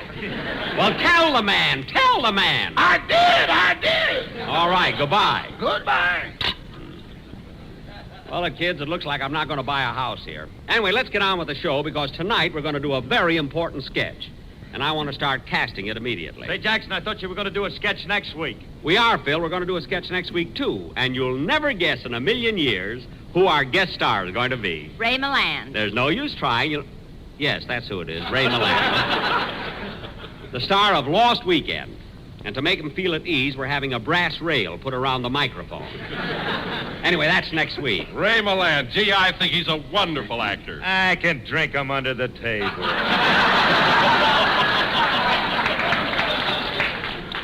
Phil, with him, it's bread and butter. With you, it's tomato juice and black coffee. Now, let's get on with the sketch we're going to do tonight. It's a murder mystery, and I'm going to be the chief of police of Palm Springs. Phil, you're going to be my sergeant. And, Don, you're also going to be a member of the force. Well, what am I going to be, Jack? Mary, you're going to play the part of a glamorous movie star who came to Palm Springs to be with her husband. And at the start of the play, he murders you. Oh, Jack, if he murders me, I won't get any laughs. All right, then you murder him. Thanks, Sid. Now, Larry Stevens. Yes, Mr. Benny? You're going to be on the police force, too. Come on, keep moving, Not moving. yet. Wait till it starts. And take off that Hoover button. I'll give you a badge. Now, Don, Larry, and Phil, as long as you're going to be on my police force, I'll have to swear you in. And since all you people in the audience will be witnesses, I'll have to swear you in, too. Now, come on, everybody. Raise your right hand and repeat after me. LSMFT. LSMFT. Lucky strike means fine tobacco. Lucky strike means fine tobacco. So round, so firm, so fully packed. So round, so firm, so fully packed, so free and easy on the draw. Wait for me! With men who know tobacco best, it's Lucky's 2-to-1. With men who know tobacco best, it's Lucky's 2-to-1. You thought you were getting in for nothing. Now, all right, kids, this play will go on immediately after a song by... Hold it a minute. Come in. Mr. Benny, I just talked to the owner, and you can have that house for $50,000. Look, Mr. Fulton, a few minutes ago you wanted $70,000. Now it's $50,000. Why is the price coming down so fast? Those termites are hungrier than we thought they were. Well, in that case, I don't want the house. Oh, don't worry about that, Mr. Benny. The termites will be out by tomorrow. How do you know? They're getting so fat. They're not going to get fat off of me, so goodbye. Goodbye. Sorry I started looking for a place. Come on, Larry, let's have your song.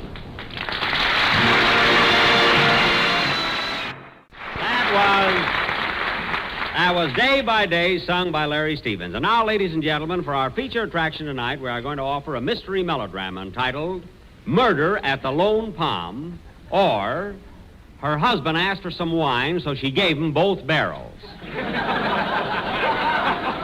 The scene opens at the Palm Springs Police Station. Police Captain O'Benny is in his office behind closed doors grilling a suspect. Curtain. Music.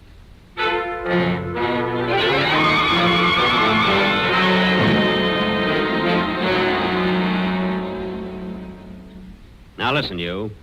You're dealing with Captain O'Benny this time, and I want to warn you, anything you say will be held against you.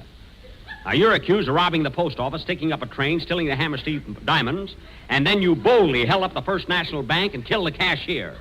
Now, confess. You did it, didn't you? No. Okay, you can go.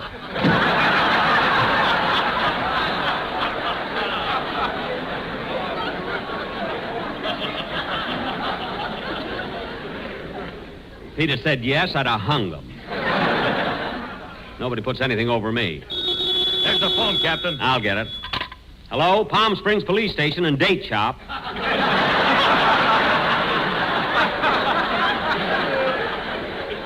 Captain O'Benny speaking. What? Yes, we have some with the stuffing in the middle and the walnut on top. Oh, you want the walnuts in the middle and the stuffing on top? We're out of those. Try the city hall. Goodbye.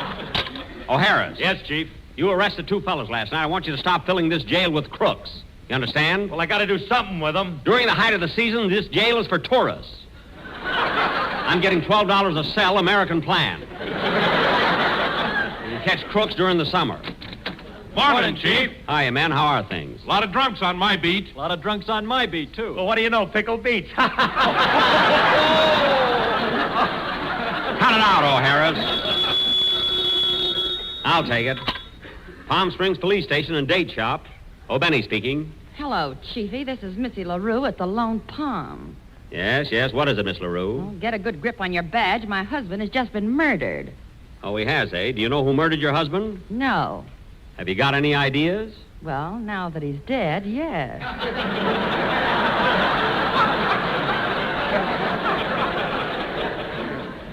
All right, Miss LaRue, I'm coming right over. Okay, Chiefy, and bring a half a pound of dates.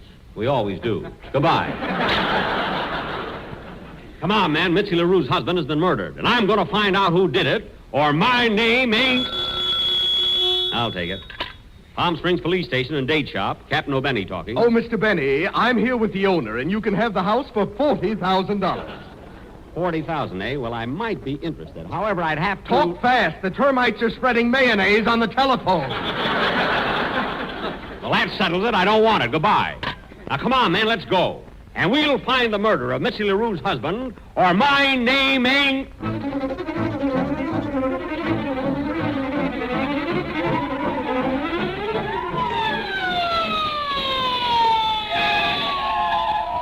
All right, men. Here we are at the Lone Palm. Say, this is a pretty classy place, isn't it? It certainly is. Look at that swimming pool. How about it, Chief? Why not?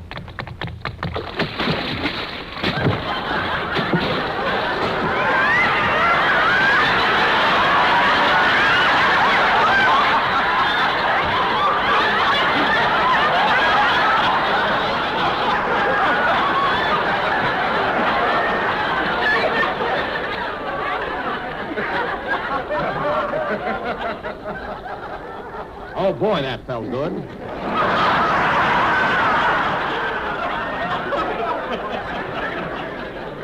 All right, come on, man. We got a mystery to solve.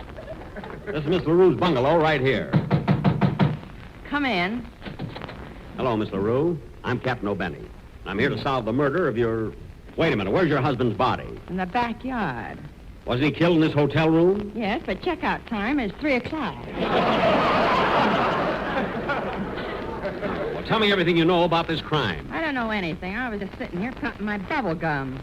You didn't hear a shot? No, I really pop it, Pop. Well, come on, O'Hara. Let's look around this room for clues. Come on, keep moving. Keep moving. Stevens, that's the body.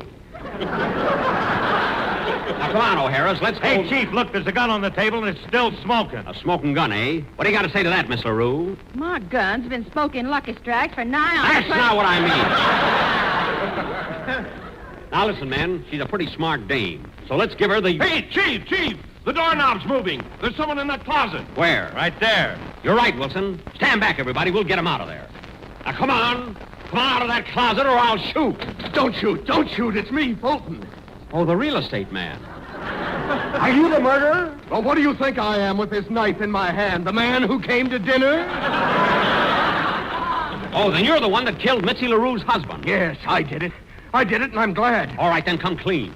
Tell me, why did you do it? I'll tell you why. He was the toughest customer I ever had, that's why. I offered him a house for $70,000 and he didn't buy it. Then I came down to $60,000. He still said no. Then 50, then 40, then 30. And he kept saying no. Suddenly something within me snapped. It was driving me mad. Mr. Fulton. I went crazy. So I took out my gun and let him have it. Bang, bang, bang, bang, bang. Mr. Fulton. I'm glad I did it. And I'll do it again. I'll do it to anybody who refuses to buy a house. Mr. Fulton. I tried to sell you a house, didn't I?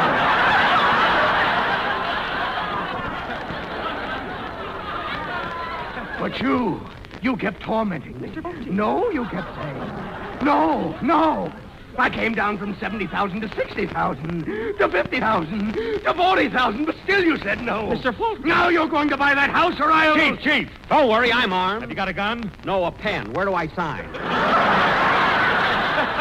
Right here on the dotted line. There is no dotted line. There is now. Oh, yes, it's on my chest. There you are. The house is mine. Thank you, Mr. Benny, and goodbye. Oh, Miss LaRue. Yes? You can tell your husband to get up now. We've made the deal. Well, how do you like that? He tricked me into buying that house. All right, men. I've got a house now. And I'll get those termites out of there, or my name ain't...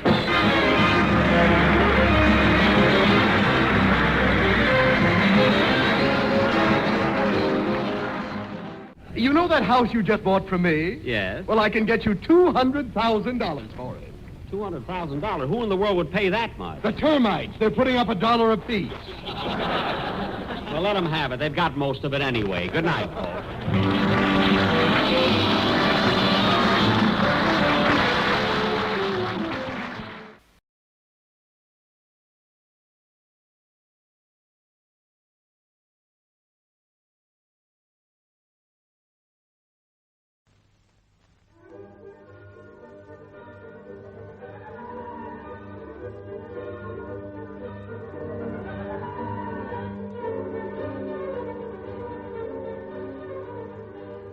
BBC World Theatre presents Margaret Leighton and Donald Wolfett in The Dance of Death by August Strindberg.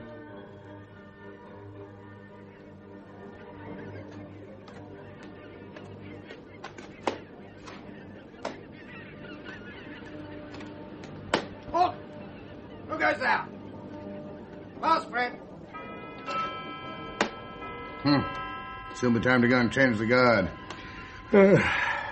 Captain in command of a coastal battery gets no peace. Why not play me something? What shall I play? Whatever you like. But you don't like my repertoire. No, you mine. Do you want the doors left open?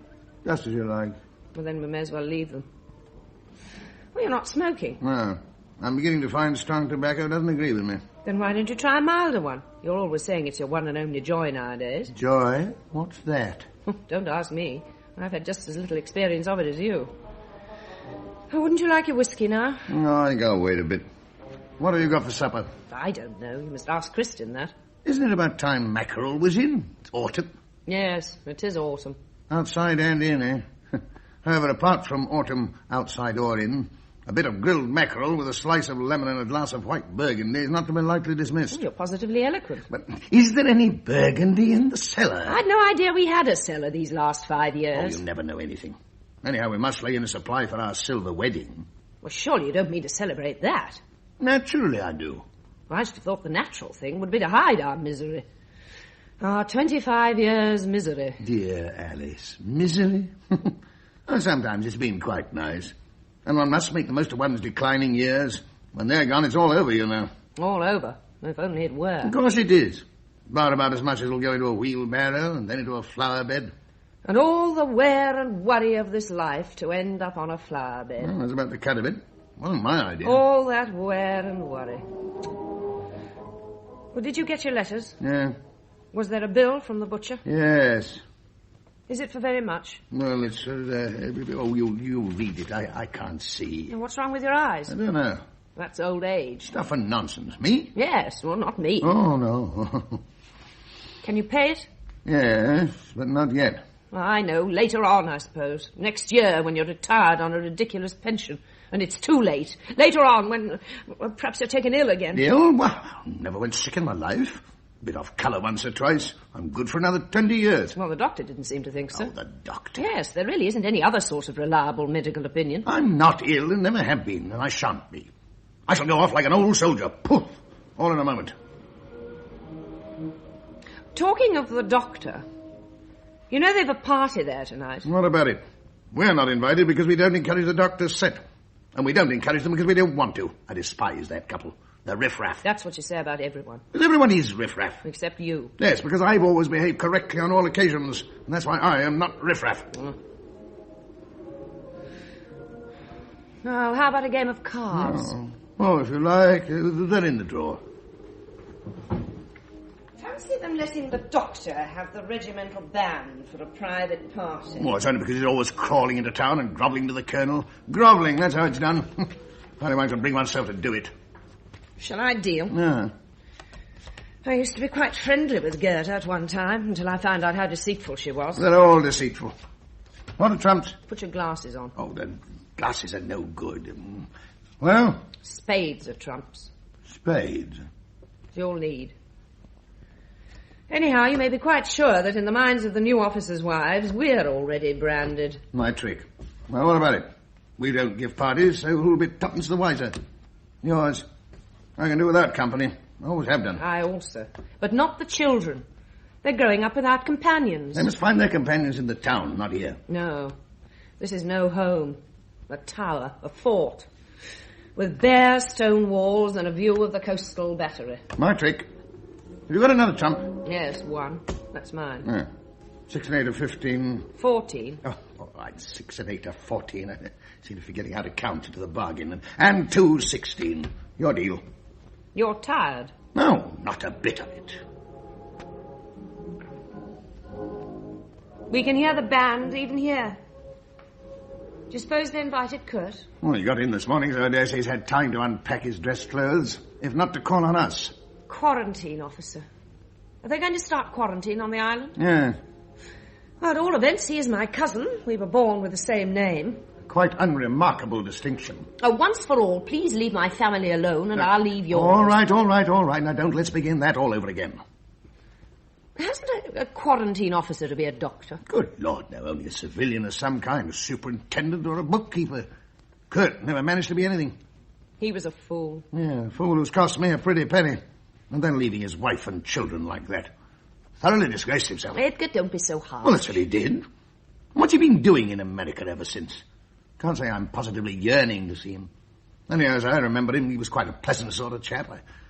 I must say I used to enjoy arguing with him. Only because he always gave way. That's beside the point. He was at least a man one could talk to. Here on this preposterous island, there's not a soul can understand what I say to him. Population of idiots. But how odd that Kurt should arrive like this, just in time for our silver wedding. Well, whether we celebrate it or not. Well, what's odd about it? Oh, I follow you, yes, of course. He brought us together, didn't he?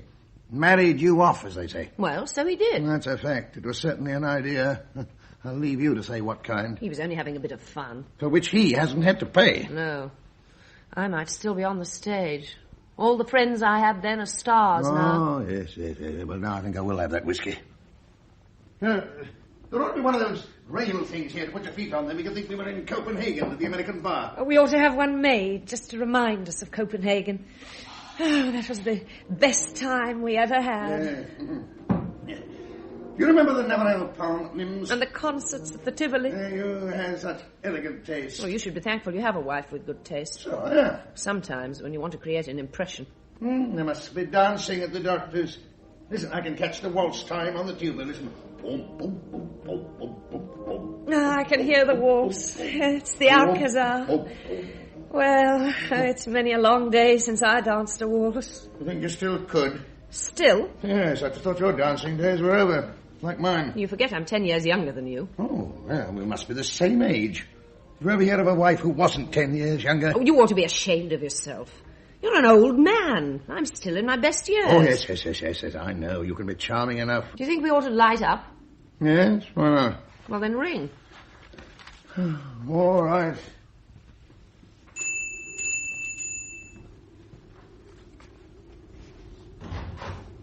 Yes. Oh, Jenny, please light the lamp, will you? Yes. The hanging lamp, Jenny. Yes, ma'am. I said... Oh, well, light the desk lamp first, if you must. Have you wiped the chimney properly? Of course. Well, is that the right way to answer? No, Well, Alice. go back to the kitchen, Jenny. I'll do it myself. That'll be much better. That's what I think. Exactly. Now go. And I wonder what you'd say, ma'am, if I took you at your word and did go. I'll light it. Do you think she really will go this time? Yes, if you don't go into the kitchen and speak very nicely to her. Me? Yes, because if I go, you'll only accuse me of flirting with the maids. Well, but supposing she goes, it'll be like last time. I shall have all the housework to do, and my hands will be simply ruined. It's worse than that. If Jenny goes, Christine will go with her. You'll never get servants over to the island again. Do you want to play any more? No, it's much too tiring. All the same, it makes me simply furious to think of my cousin Kurt going off to our enemies like that the moment he lands. Doesn't matter all that much, does it? Did you see the list of new arrivals in the paper?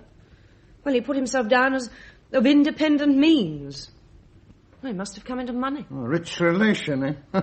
Certainly the first one in the family. When yours, I dare say. There have always been plenty in mine. If he's got money, he's probably got a pretty good conceit of himself. I'll have to deal with him. Oh, a telegraph. Who is it, I wonder? Well, wait a minute. Well, why not go and see? Because I can read it off as it comes in. Oh, it's the children. They're using the guardhouse telegraph in town. Well? Wait a minute, just a minute. Judith's not well again. Staying away from school. Well, not again. Did they say anything else? Money, naturally. I can't think why Judith's in such a hurry. It won't make any difference if she doesn't take her exam till next year.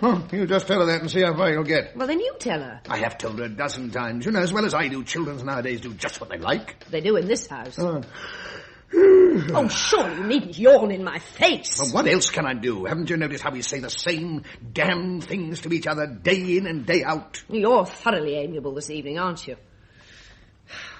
Wouldn't you like me to play to you? The last resort. Yes, why not? So long as you keep off that mournful stuff you're so fond of. Give me the creeps. And it sounds like self-pity. I always find myself fitting words to it. Hear how unhappy I am. Meow, meow, meow, meow. See what a horrible husband I've got. Oh, my, how so will he die? No, let's have some rousing drum stuff.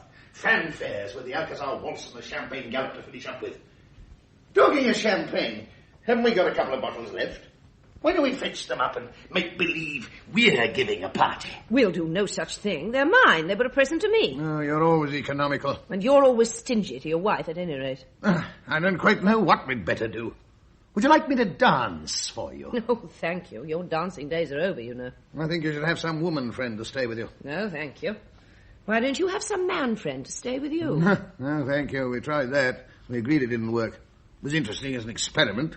The moment we had a strange face in the house, we were positively happy, to begin with. But later on... Oh, now, let it go at that. Who can that be at this time? Jenny's not in the habit of knocking. Well, go and see who it is. Oh, and don't bellow come in as if the place were a workshop. You don't love work, do you? Open the door. Kirsty, is it in card? Thanks. Where's Jenny? Jenny's cleared out. Oh, so I'm to be the housemaid again. Yes, and I'm the man servant. Here, now, you read this. I can't read it. Oh, Kurt! It's Kurt. Go and bring him in. Kurt? Yes. Yes, of course. Kurt! Edgar! Yeah, this is wonderful. Come in. Come along. Here with you. Well, here he is, the old traitor. Let's have a good look at you. Oh, Kurt, it's nice to see you in my house again. Thanks. Well, it must be ages since we all met. 15 years, eh? We're getting old. Oh, but Kurt hasn't altered a scrap. Oh, why don't we sit down? First of all, we'll watch a program. Have you any plans for this evening? Well, I was invited to the doctor's, but I didn't definitely say I'd go. Well, then you must stay with your relations. It's quite the natural thing to do, of course. On the other hand, the doctor is, strictly speaking, my superior, and I dare say there'd be trouble. Well, don't let that worry you. I'm the master on this island. You just keep behind me, and nobody will dare to lay a finger on you. Oh, that's enough, Edgar. Kurt, you'll stay with us, won't you? Yes, very well. Especially as I can't help feeling I'm welcome. Why on earth shouldn't you be? There's no longer the slightest thing between us. You were a little thoughtless, perhaps, but you were very young. And I made a point of forgetting it. Edgar. Sit down, Kurt, sit down. Thank you. Well, you've certainly managed to see something of the world. Yes, and ended up by getting a job near you two. Whom you so obligingly married off 25 years ago. Oh, I wouldn't say that.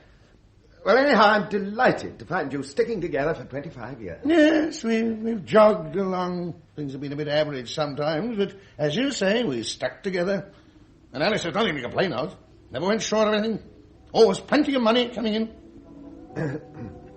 Well, you've been going abroad, I hear. Yes, we've been to Copenhagen 5 times. Now, what do you think of that? You see, when I took Alice off the stage... Took? I took you as a wife should always be. Oh, you're quite brave about it now. That painting's of you, isn't it? Theatrical costume? Yeah, I was 20 when that was done. And now we have to keep it hanging over the piano with a laurel wreath on either side. I heard so much about having ruined my wife's brilliant career that I had to pay for it by promising to take her to Copenhagen. Promise I've kept nobly. We've been there no less than 5 times. 5. You ever been to Copenhagen? No, I've been in America mostly. America? Pretty ghastly sort of place, isn't it? Well, it's not quite Copenhagen. Have you heard anything of your children lately? No. My dear, well, forgive me, but wasn't it perhaps just a little remiss of you to leave them like that? But I didn't leave them. The court gave the custody of the children to the mother. Personally, I think you were very lucky to get out of that business at all. Well, how are your children? Oh, they're both quite well, thank you. They go to school in the town, and they're growing up fast. I expect you've heard there's to be a quarantine station here, and as you know, the doctor will be my superior. Now, what sort of a man is he? Man? He's not a man. He's an ignorant blackguard. Oh, well, it doesn't sound too promising. Oh, he isn't as bad as Edgar makes out. I say the fellow's a blackguard, like all the rest of them. The postmaster, the telephone girl, the chemist, they're all blackguards, a whole bunch of them. That's why I won't have anything to do with them. Don't you find it rather dreadful, living exclusively amongst your enemies? It's not entirely pleasant. I have had nothing but enemies all my life. And far from doing me any harm, they've been a positive help. And when I die, I shall be able to say I'm indebted to no one for anything. I never had anything for nothing, and I had to struggle for everything I possess. Yes, Edgar's path hasn't been strewn with roses. With thorns and stones, Kurt. Sharp flints. But a man's own strength. Does that mean anything to you? Yes. Yes, I realized its inadequacy 10 years ago. Then you're a fool. Edgar. Yes, he is. He must be, if he's got no strength of his own. Obviously, when the machine's worn right out, it's only a barrow load for the flower beds. But as long as the contraption holds together, you've just got to keep on. Fighting and marching, with hands and feet, or even without them. That's my philosophy. Well, anyhow, it's amusing to hear you say so. Wind's getting up. Better shut the doors. You'll stay and have some supper, won't you, Kurt? Thanks. I'd like to very much. You'll have to put up with something very simple, I'm afraid. My housemaid's just left me. Oh, absolutely. Anything will suit me.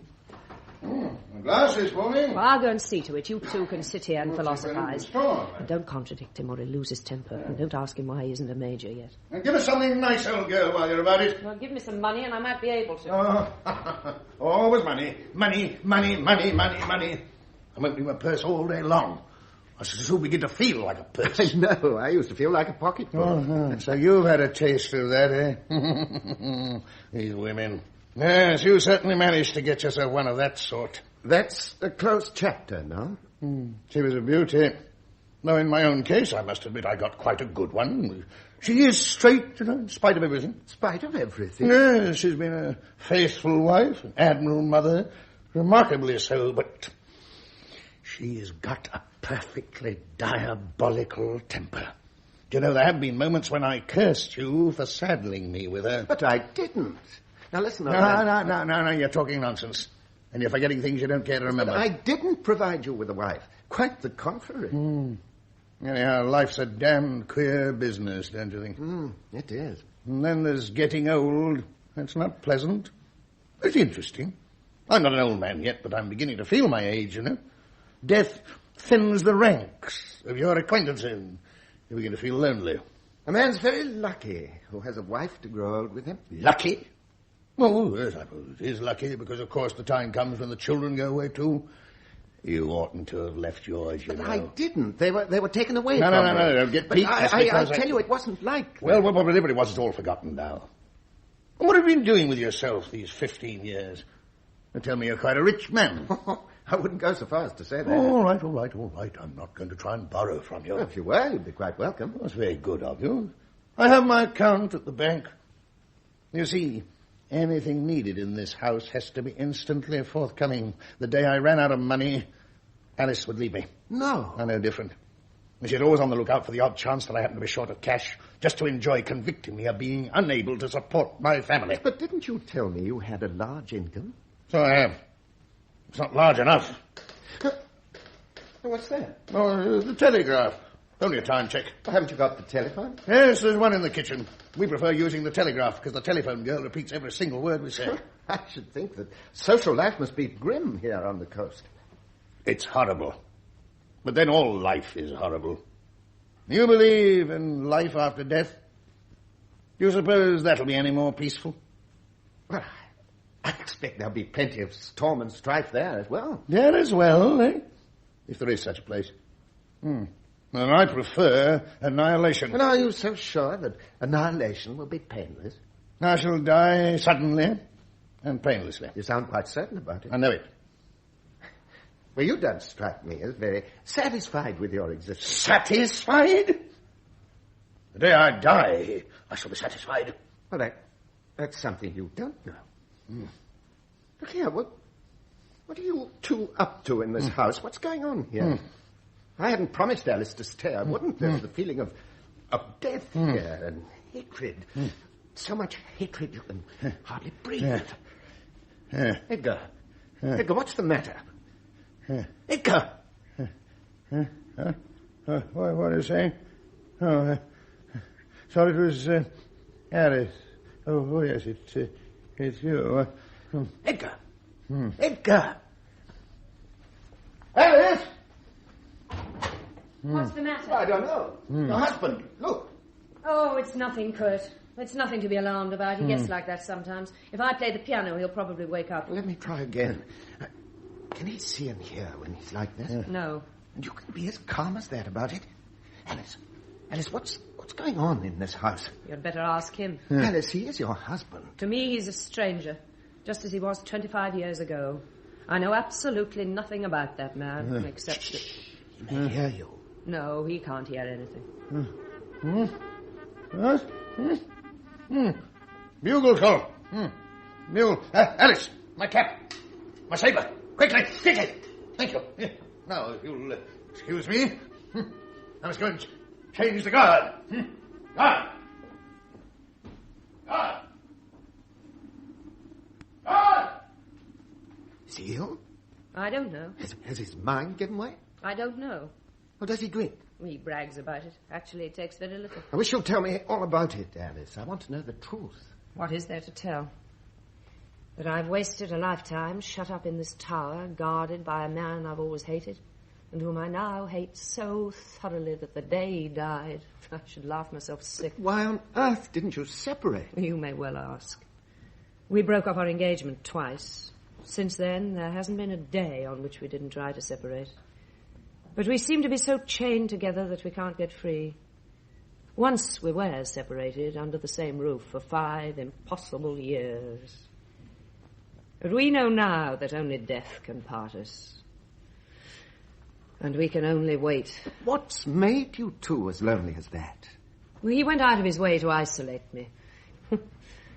It got to such a pitch that telegraph over there became my only link with the people in the outside world. You see, the telephone girl listens to whatever I say. He doesn't know I taught myself telegraphy, and you mustn't tell him. He'd kill me if he found out. That's terrible. I can't think why he makes out that I'm responsible for your marriage. When he fell in love with you at first sight, he came and asked me to intercede for him, and I refused. You see, my dear Alice, I knew your heartlessness and your capricious temper only too well. So I warned him. And when he persisted, I suggested he asked your brother's help. I can quite believe it, but you'll never get him to. Well, let him go on blaming me then. I'm used to that. What does hurt me is his unfairness in accusing me of deserting my children. He'll say whatever comes into his head and then go on believing it. He seems to get on with you, chiefly because you don't contradict him. Try not to get tired of us. I believe you've come at just the right moment. You might almost have been sent here. Kurt, you mustn't get tired of us. I think we must be the two most miserable people on earth. I've seen one marriage close to, and that was pretty awful, but this is even worse. Whose fault is it? Haven't you any idea why you hate each other like this? No. It's utterly irrational and endless so far as I can see. And why do you suppose he fears death more than anything else? Because he's afraid of my marrying again. Well, then, he loves you. Very likely. But that doesn't stop him hating me. Yes, they call it love-hate. It's as old as evil itself. Tell me, does he like you to play to him? Yes, but only detestable tunes, like that maddening entry of the Boyards. And when he does hear it, he behaves like a child and wants to dance to it. Dance? What, by himself, do you mean? Oh, yes, sometimes he's ridiculous. There's another thing. I know you won't mind my asking, but where are the children? 2 of them are dead, you know. You've also had that to go through. What haven't I had to go through? Yes, but what about the other 2? They're in the town. It was no good trying to keep them at home. He set them against me. And you set them against him. Yes, I did. What should be the chief blessing of a home became the curse of ours. Sometimes I think we're all under a curse. Well, I suppose we are, since the fall. What fall? The one in Genesis, the first parents. Oh, I thought you meant something else. Oh, Kurt, if only the house would catch fire. Alice. Or the sea would swallow us up or something. Don't talk like that. Oh, Kurt, you won't go, will you? You won't leave me. No, Alice, I'm not going. Yes, but when you have gone... He's never hit you, has he? Me? Oh, I should think not. He knows I'd leave him the moment he did that. Well, one must keep one's few scraps of pride. Is that him? Yes. What on earth are we to do? I don't know. Oh, that's that. Now the free man again. Well, she had time to tell you all her woes. She leads a dog's life, doesn't she, eh? What's the weather like outside? Blowing half a gale, listen. Bluebeard and the maiden in the tower. And outside the sentry goes up and down with drawn sword to guard the little darling. But there's the sentry, you see. He's quite worth looking at. Left, right. Oh, he's a good soldier, that chap. You know, we ought to have the sword dance, you know. Kurt's never seen that. Something like the entry of the Boyards would be more in my line. You know it, do you? Good. Alice, come along and play it for us. No. Never mind your kitchen apron. Come along now. Play. 1, 2.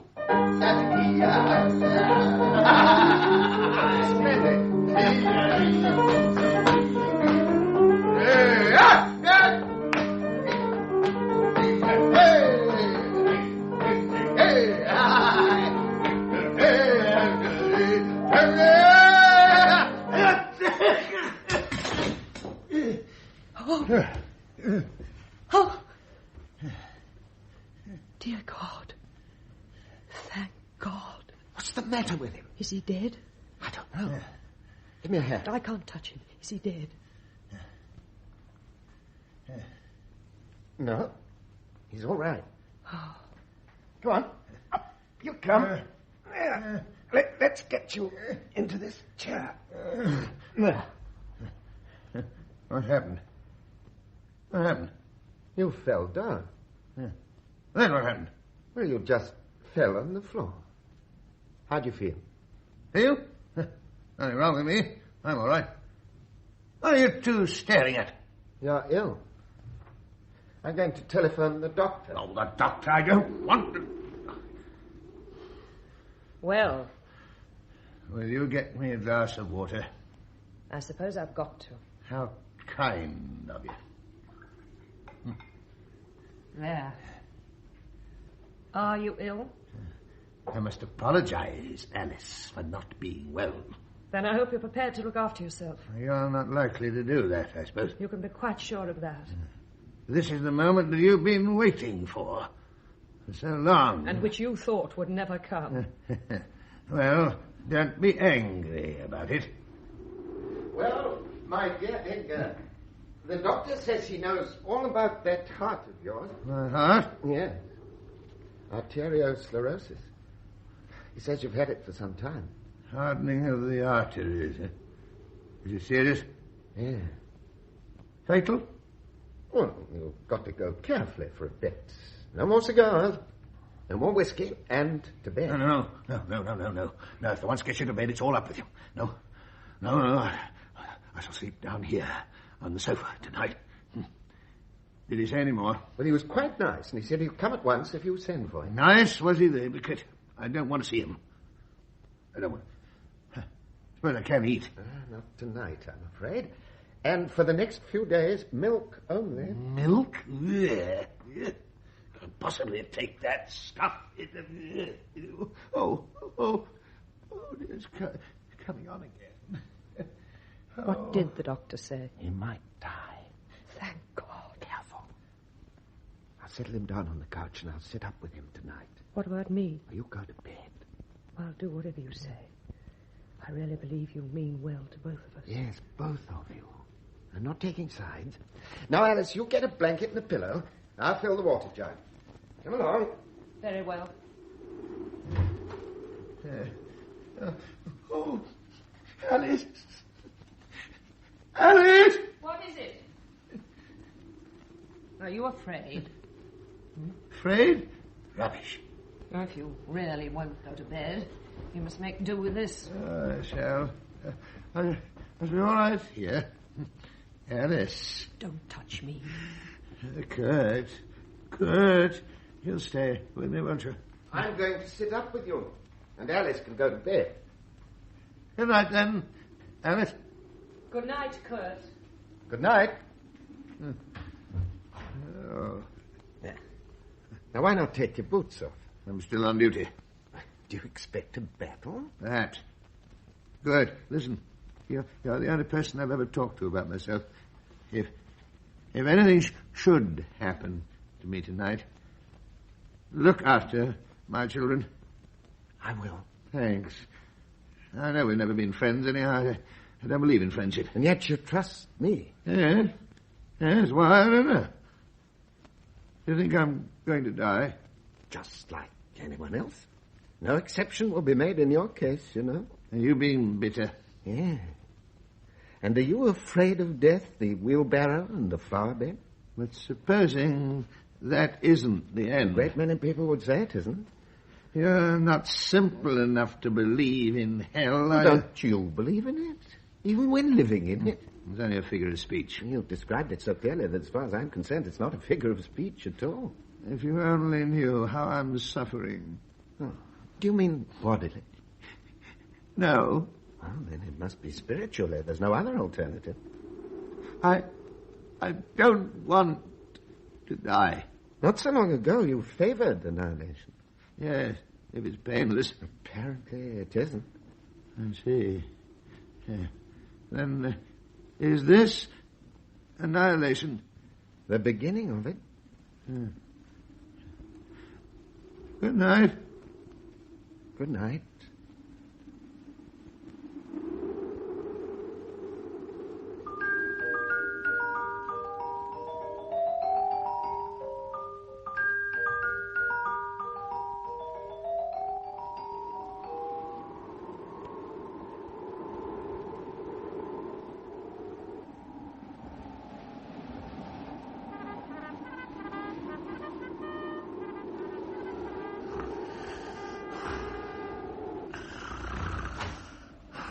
Is he asleep? Yes, since dawn. What sort of a night did he have? Well, he spent half the night talking about religion, solving all the problems of reality with the arguments of a schoolboy. And finally, in the small hours, he hit on the immortality of the soul. And all to the greater glory of Edgar, I'm sure. He really is the most conceited man I've ever met. You know, I exist, therefore God must. So you discovered that. Ah, look at those boots. They'd have trodden the earth flat if he had had the chance, just as he's trodden me. But that's all over now. Haven't you anything good to say of him? Oh, yes. But so long as he doesn't hear it. He doesn't need more than one word of approval to set off that insane pride of his. No, he can't hear. He's had some morphia. Well, you know Edgar's family was wretchedly poor. There were a lot of younger brothers and sisters, and the father was a worthless creature. Before he was grown up, Edgar found himself giving lessons to support the lot. It's hard for a young boy to sacrifice his youth, slaving for a pack of ungrateful children he didn't bring into the world. I was a little girl then, and I used to see him without an overcoat in midwinter, while his little sisters all had nice warm coats. It was fine, and I admired him. But he was so ugly that I couldn't stand him. He is ugly, don't you think? Yeah. Yes, I suppose he is in a way. It always struck me when we had a row. Just think of me, then. Of course, his early days in the army were an absolute martyrdom. Now and then some rich friend would help him a bit, but he'd never admit it. He's always taken that sort of thing simply as his due. We were going to speak well of him. Yes. When he's dead, perhaps. Anyhow, I don't remember anything else. But how was it he never got promotion? They weren't going to have a man over them who tyrannized already. His own story is that he didn't want promotion. Did he refer to the children? He kept on wishing Judith was here. I can well believe it. Do you know what Judith is? She's her father over again and trained by him to go against me. Just think, my own daughter has actually struck me. Oh, that's a shocking state of affairs. Shh, he moved. I suppose he has been asleep. You don't know how cunning he is. He's waking up, all right. Oh, what does he look like? I'm afraid of him. Morning. Last. How are you feeling? Oh, bad. Well, hadn't you better have the doctor? No. I want to see my daughter, Judith. Don't you think you ought to set your affairs in order before...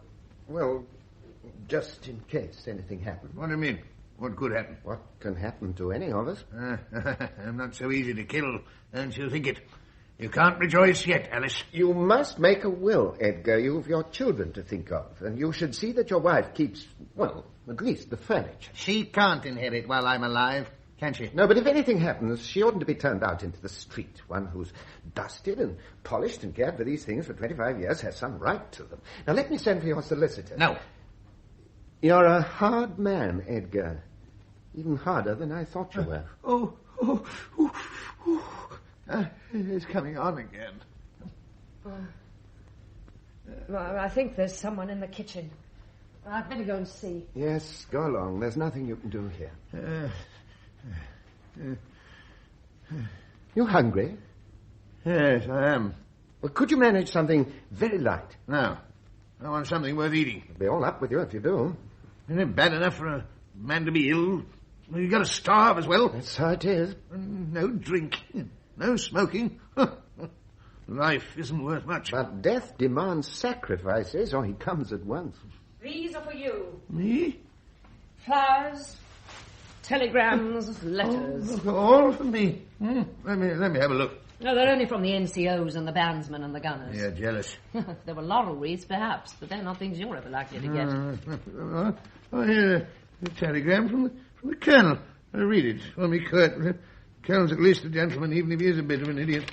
Oh, there's another. I can't see you now. I can't. Oh, it's from Judith. Yes, will you please send a telegram to her to come by the next boat? And here's another. No, it's...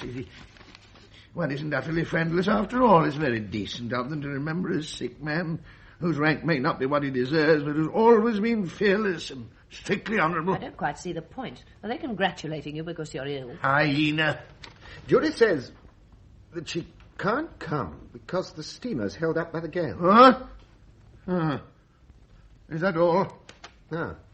There's a bit more. Well, come on, then. Open it, Kurt. Let's have it. Well, she asks her father not to drink so much. That's children all over. That's my only beloved daughter, my Judith. My idol. And your image. And that's life's crowning blessing. Now you're reaping as you've sown.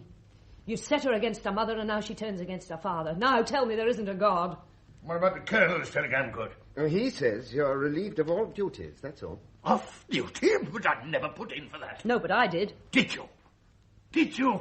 Well, I won't accept it. But it's up in orders. That's no concern of mine. There you are, Kurt. There's a man for whom little things like law and order simply don't exist. He's above everything and everybody. The poor little captain who's never managed to be a major. This misery, who's afraid of the dark and believes in barometers, and all to be a barrow full of manure, and not the best quality at that. She's angry with me for not dying yesterday. No, for not dying 25 years ago, for not dying before I was born. There you are, just listen to her. That's what happens, my dear Kurt, when you engineer a marriage. Wasn't made in heaven, that's very clear. Anyway, I'm going on duty. But you can't. My helmet. Kurt, take your hands off me, Kurt. My saber. You're not going out. Be reasonable. No, if anybody wants me, I'm at the battery. Now, get out of the light. All right, go on. Beat a retreat and leave your wife to cover it just as you always do when things get too much for you. You drunken boaster! You liar! Oh, how I hate him. It's incredible. You don't know everything. What more is there? You may well ask. He's going down to thank the NCOs for the flowers, and he'll stay with them, and he'll eat and drink with them, and then he'll run down his brother officers. Alice, it was really he, wasn't it, who got me deprived of the custody of the children? Well, since it's all over, yes, it was. I suspected as much, and I could never be sure. So it was he. If you remember, you so completely trusted him that you actually sent him to your wife to try and patch things up. Well, he made love to her instead and showed her how to play her cards so as to keep the children. Good God. That's yet another side of him, you see. I think I'd better tell you something. Last night, when he thought he was dying, he got me to promise that I'd look after his children. But you could never avenge yourself on my children. Only by keeping my promise. I shall look after your children. Oh, you could take no greater revenge. If there's one thing he hates, it's generosity. In that case, I've had my revenge, without taking I it. love to see revenge in the role of justice, and I delight in seeing evil get its punishment. Oh, you're still at that stage. I always shall be. I should be a hypocrite if I ever forgave or loved my enemies. Oh, Kurt, what I've had to suffer unfairly for this man whom I've never loved. Why did you marry? Goodness knows, because he took me, or seduced me, I don't know. In any case, I had social ambitions. You gave up your career. Which he so despised. But he cheated me, you know. He dazzled me with visions of a happy life and a beautiful home. But all I found was a bundle of debts. The only gold was on his uniform, and that wasn't real. Oh, yes, he cheated me. Not necessarily. When a young man falls in love, he always takes a rosy view of the future. And if his hopes aren't always realized, it's forgivable. What are you looking at? I couldn't help wondering if he had fallen down. Has he? No such luck. He's still cheating me. I may as well have a word with the doctor, and then see if I can get hold of the solicitor. Yes, Kurt, dear, do that. I shall sit here and wait. I've learned how to wait.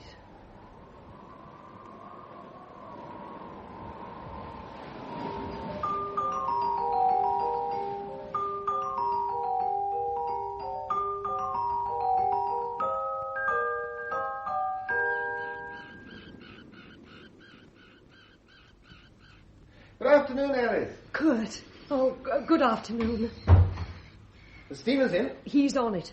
What's he been doing in the town? He went off in full uniform. That means he was seeing the colonel. And I should think he was going on to pay some calls. Did you notice how subdued he was yesterday? He's a very different man these last 2 days, since he stopped drinking. Calm, reserved, considerate. Now, don't make that mistake. He's up to mischief. And don't believe a word he says. He's a most calculating liar. And when it comes to intrigue, he's a genius. Alice, your hair. Has it gone grey in 2 days? No, Kurt. It's just that I've stopped darkening it, that's all. My husband is practically dead. 25 years in prison. This was a prison once, you know. Prison, yes. Even the children's faces got a sort of prison pallor here. Somehow I can't imagine children romping in this place. There wasn't very much romping. I shall always think the two I lost died simply for want of light. What do you think will happen now? He'll strike at us. When you read out Judith's telegram the other day, I recognized the gleam in his eye. It should have been for her, but she, as you know, is perfect. So he hated you instead. But what do you think he can do? You can never tell. But he's amazingly clever at nosing out other people's secrets. And yesterday, didn't you notice, he simply lived in your quarantine station all day long, squeezing every drop of interest out of your life. And then your children, he positively ate them alive. Oh, I know him so well. He's a spiritual cannibal. And now that his life is ending, or ended... In some ways, it's almost as if he'd left the world already. There's a look of death about him. And there he is. Tell me, has it struck you that he might be jealous? No, he's much too conceited. Show me the man whom I'd be jealous of. That's what he says. Well, so much the better. In that case, there's something to be said for his faults. I'll go and meet him, shall I? No, don't try to be polite or you'll make him suspicious. And if he starts lying, pretend to believe him. I can translate his lies by this time. Oh, but Kurt, I feel as if something dreadful were going to happen. If it does, you must keep your head. Keeping mine has been the only advantage I ever had over him. His whiskey gave me that. Oh, he's here. Now we shall see. Good afternoon. Good afternoon. Forgive me sitting down like this. Good afternoon. I'm a little tired. Welcome home. Aren't you well? Perfectly. Just a little tired, that's all. Any news in town? Nothing in particular. Among other things, I went to see the doctor. He says it's nothing. If I only take care of myself, I shall last another 20 years. He's lying. Oh, that's wonderful, dear. Well, Kurt? Now watch him. I was in town, as you know. Yes? I came across several people. One of them was a young cadet in the artillery. Yeah, artillery? Well, as our cadets on the island are under strength, I arranged with the colonel for him to be posted here. This should afford you considerable satisfaction, especially when I tell you the cadet is your own son. There's the vampire for you. To any other father, that would normally be good news. To me, it's merely painful. I don't wish it. Well, I must tell you that the young man has been posted here and will henceforth be under my orders. Well, then I shall see to it that he applies for immediate transfer. You can't do that. Unfortunately, you lost your parental rights. The court awarded them to the mother. Well, then I shall get into touch with the mother. No need to do that. I've already done so. Oh, surely he'll die. Yes, a cannibal. No, so much for that. Did you say something? No. Aren't you hearing properly? Not altogether. Come over here, will you? I want to speak to you privately. That's quite unnecessary. And a witness may be an advantage to both sides. Oh, I quite agree. A witness is often worth having. And first of all, what about that will? Did you get it? It's here. The solicitor drew it up himself. Oh, here it is, here. In your favor, eh? That's splendid, splendid, splendid. Let me see. Well, now. And so much for that. Was there ever such a man? He's not a man. Now then, Alice, this is what I have to say to you. Well, go on. Because of your undisguised aversion for prolonging the misery of our married life, and bearing in mind your obvious lack of all feeling in your treatment of your husband and children, and taking into account your confirmed distaste for any kind of method in conducting the household economy, I made it my business in town this morning to file my petition for divorce with the district court. Really? And on what grounds? Oh, apart from those I've already mentioned, I have some quite personal grounds.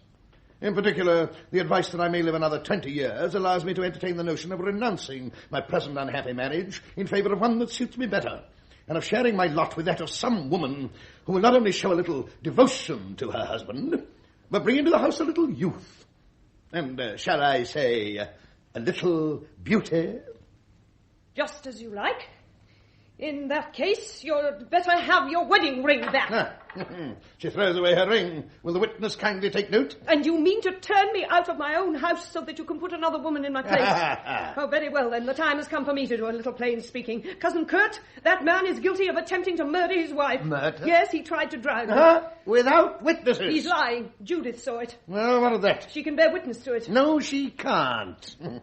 She says she didn't see anything. You've taught her to lie. That wasn't necessary. You'd already done that. You've seen Judith. Oh, God. The fortress has surrendered, and the enemy is granted 10 minutes in which to leave under safe conduct. Now, I place my watch on the table. So, 10 minutes. What's the matter? I don't know. Shall I get you something? You'd better have a drink, haven't you? I'll get you some whiskey. Whiskey? No whiskey. I don't want to die. You. Don't you touch me! 10 minutes, remember? Or the garrison will be put to the sword. 10 minutes! What is this man? He's not a man. He's a devil. What does he want with my boy? He wants him as a hostage so that he can get a hold over you. And he wants to isolate you from the people that matter here. Did you know that all round here they call this island Little Hell? No, I certainly didn't. Alice, you're the first woman who ever made me feel sorry for her. All the others seem to me to deserve what they got. You won't go away, Kurt, will you? You won't leave me. He'll only beat me if you do. He's always beaten me, even in front of the children. And he tried to drown me, pushing me into the sea. I'm against him now. When I came here, I bore him not the slightest ill will. Even when you told me it was really he who lost me my children, I forgave him because he was sick and seemed to be dying. But now that he's going to take my son, he has to die, or I am. Good! The fortress won't surrender. We'll blow it up and him with it, ourselves too, if need be. And I know how. Tactics I learnt from him. Drum up his enemies and recruit our own allies from among them. Getting hold of my wife like that? Who's his most confirmed enemy on the island? The quartermaster. Well, just what sort of a man is he? Honest? Yes, he is. Besides, he knows something I know too. He knows all about a certain little business arrangement between the sergeant major and the captain. Business arrangement? But you don't. Embezzlement. I see. No, I won't stir up that sort of mud. And you'll stand by and wait while he steals your son. Look at my grey hair and feel it. Feel how thick it is still. He's going to marry again. Then I shall be free to do the same. I'm free. In 10 minutes, he'll be under arrest down below here, right under our feet. And I shall dance overhead. I shall dance the entry of the boyards. And I shall play the piano loud enough for him to hear. Yes, the gates of the tower will open. And the sentry with a drawn sword won't be guarding me, but him, not me.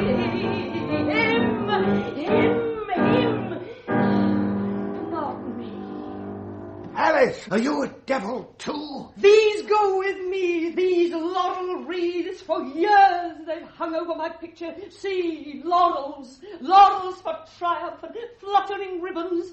Oh, a little dusty, but unfading like my youth. I'm not old, Kurt. You little devil. In little hell. Now, listen. I shall do my hair, then dress 2 minutes, then go to the quartermaster 2 minutes, then up goes the fortress. You are a devil. That's what you used to say when we were children. Do you remember? When we were quite tiny, we were sweethearts, and you were shy. Alice. Oh, yes, you were. And it suited you. Did you know that there are coarse women who like shy men? And even perhaps shy men who like coarse women.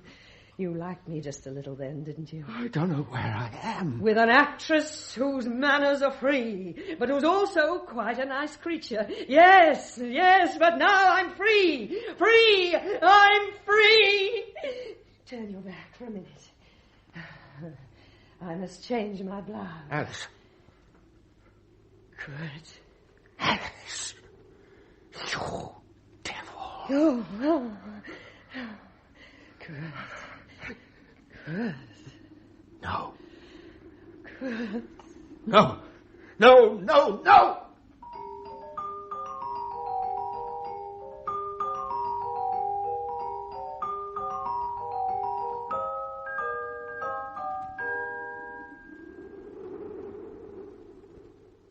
Six witnesses to the embezzlement, and 4 of them firm as a rock.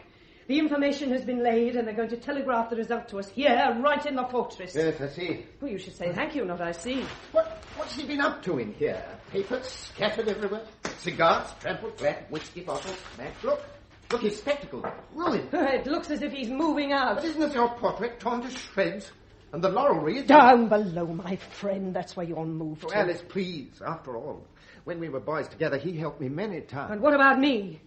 Aren't I to be pitied? I've done nothing wrong, and I've had to sacrifice my career to that monster. Was it so very brilliant? What did you say? Don't you know who I am? What I've been? Oh, Alice. Are you two beginning already? Already? Oh, Kurt, come here. Alice. Alice. Oh, you're biting me. Yes, I want to bite you. Bite your neck, suck your blood like a lynx. For years I've tortured myself, trying to destroy the animal in me, and I thought I had, but you roused it. I came here thinking myself a bit better than either of you, but now I'm worse. I've seen clearly enough how vile you really are. Only to have my vision of everything else distorted by passion. The ugly has become beautiful, the good has become ugly and insipid. I've felt the full power of evil. Come here, and I'll choke you with a kiss. Oh, God. I was in bondage. You set me free. But I'm going to bite you. You? Me. And I thought for a moment you were... Pious? Yes, talking about the fall like that. Did I? And I thought you'd come here to preach. Is that what you thought? In an hour we shall be in the town, then you'll see what I'm really like. And this evening we'll go to the theatre and show ourselves, because if I leave him, the shame will be his. Don't you see? I begin to see. Sending him to prison isn't enough. No, it's not. It's an odd world. You commit the shameful act, and the shame of it is his. Well, if the world's so stupid. Perhaps it's in the air we breathe. These old prison walls must be steeped in shame. And in all this, you were thinking of the theatre and supper, I suppose. I was thinking of my son, and you... Oaf! You... Oh, no. You shall not hit me back. Oh, forgive me. Yes. On your knees. Oh. On your face. Kiss my foot. And never do it again. Now, get up. Oh, what have I come to? Where am I? You know well enough. I could almost believe... Can I have a word with you, Kurt? Alone? About a safe conduct, I suppose. If you wouldn't mind leaving us here for a few minutes. Alice, would you mind leaving us in peace? What's this, then, a parley? Oh, yes, Kurt. Won't you take a seat and drink in the wisdom of old age? But if a telegram starts coming in, call me. Sit down, Kurt. Can you account for a fate like mine? Like ours? No more than I can account for my own. And what is the meaning of all this muddle we call life? Well, in my better moments, I've sometimes thought that we have to accept life whilst aware that its meaning can't be found and submit to that. Tell me, where did you get this resignation of yours? I haven't any yet. Don't overrate me. As you've probably noticed, my recipe for the art of living has been elimination. which means cross out and pass on. Quite early in life, I made myself a bag, and I regularly crammed my humiliations into it. When it was full, I slung it into the sea. I don't believe any man has had to suffer so many humiliations as I have. But when I crossed them out and passed on, they ceased to exist. Is it troubling you? Yes, it's bad. See, when I saw the doctor in town this morning, he said I was done for. I couldn't expect to live much longer. Is that what he said? Yes. Then it wasn't true. What? You mean about my health? No, that wasn't true. Well, what about all the rest? Was that true? About my son's being posted here? I've heard nothing of it. But perhaps you never applied for that divorce which was to disgrace your wife. Divorce? No, I heard nothing of that. But then you admit you were lying all the time. You put it rather strongly, my friend. We all need a little forbearance. Forgive me. Good. Forgive me for everything. Willingly, Edgar. But I've nothing to forgive, and anyhow I'm not the man you think me, not any longer. And I'm certainly not fit to hear your confessions. Can this thing be disconnected? Well, the telegraph? No. The line has to be kept open. But tell me, who is Sergeant Major Osberg? Oh, he's an honest sort of chap.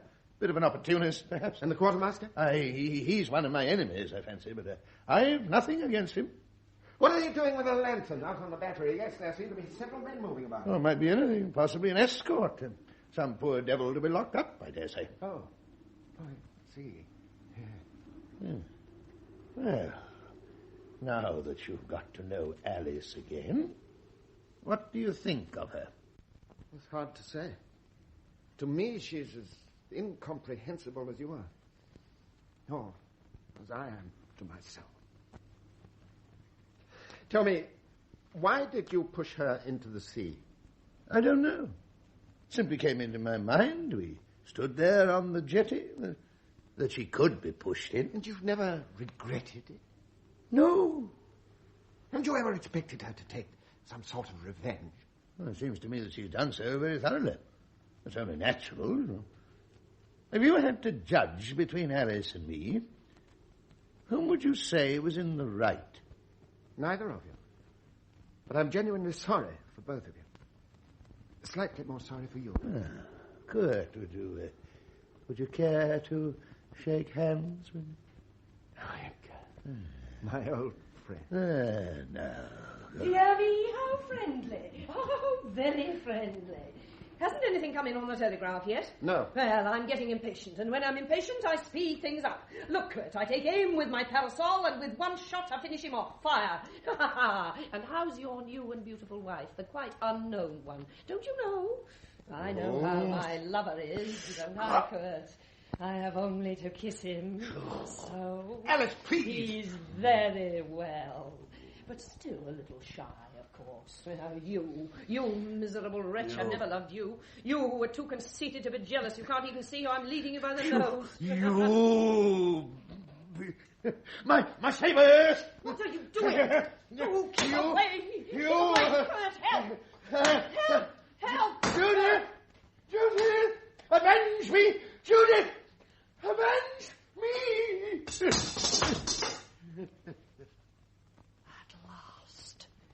He's dying. Not yet. Judith! Now I'm going with you, Kurt. No, Alice, you're not. You made your own hell. You better stay in it. I've finished. Goodbye. Don't go away, Kurt. She'll kill me. Kurt, don't leave me. You mustn't leave us. Goodbye.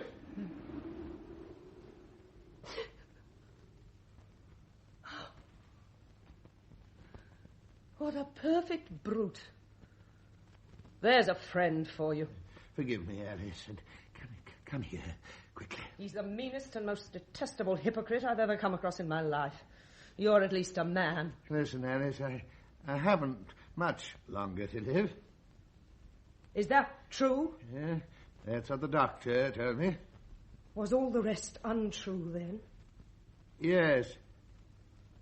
Oh, what have I done?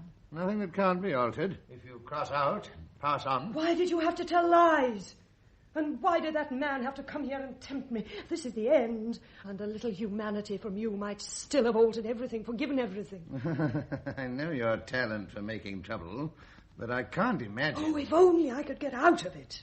I'd take care of you. I would love you, Edgar. Oh. Just listen to this. Where am I? You needn't think anyone can help us. Nobody on earth can do that.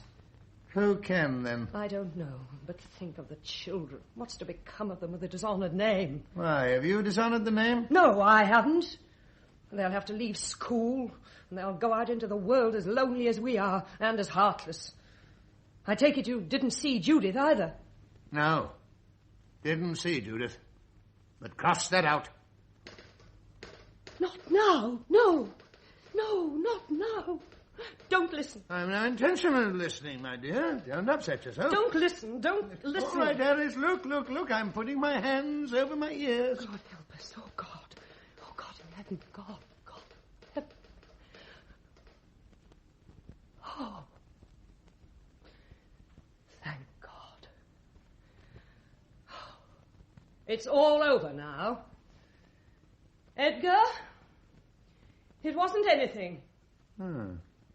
Well, Alice, what is your secret? Don't ask me that. It's all over now. Oh, well, just as you wish. You wouldn't have spoken to me like that 3 days ago. What's happened? Well, do you know, my love, when I had that first attack, I think I passed beyond the grave. I don't remember what I saw there, but the impression is still with me. What kind of impression? Of hope. Hope for something better. Something better? Yeah. I never could bring myself to believe that this was the real life. No? This is death. Or something even worse.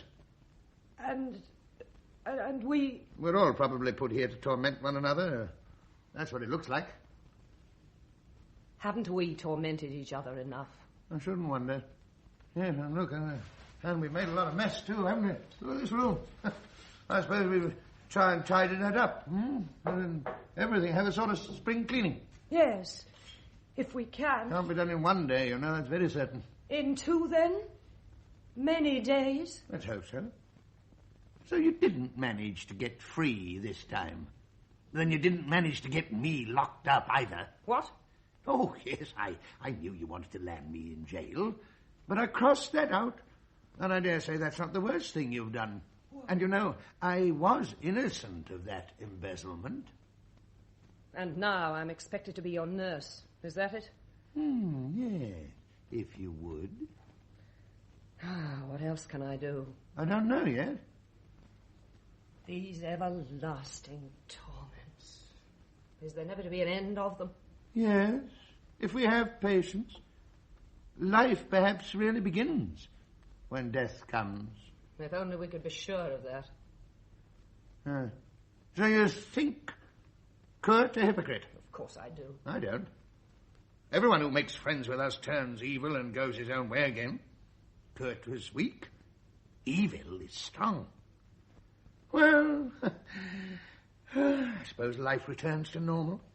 Instead of coming to blows, we shall be content with shaking our fists at each other.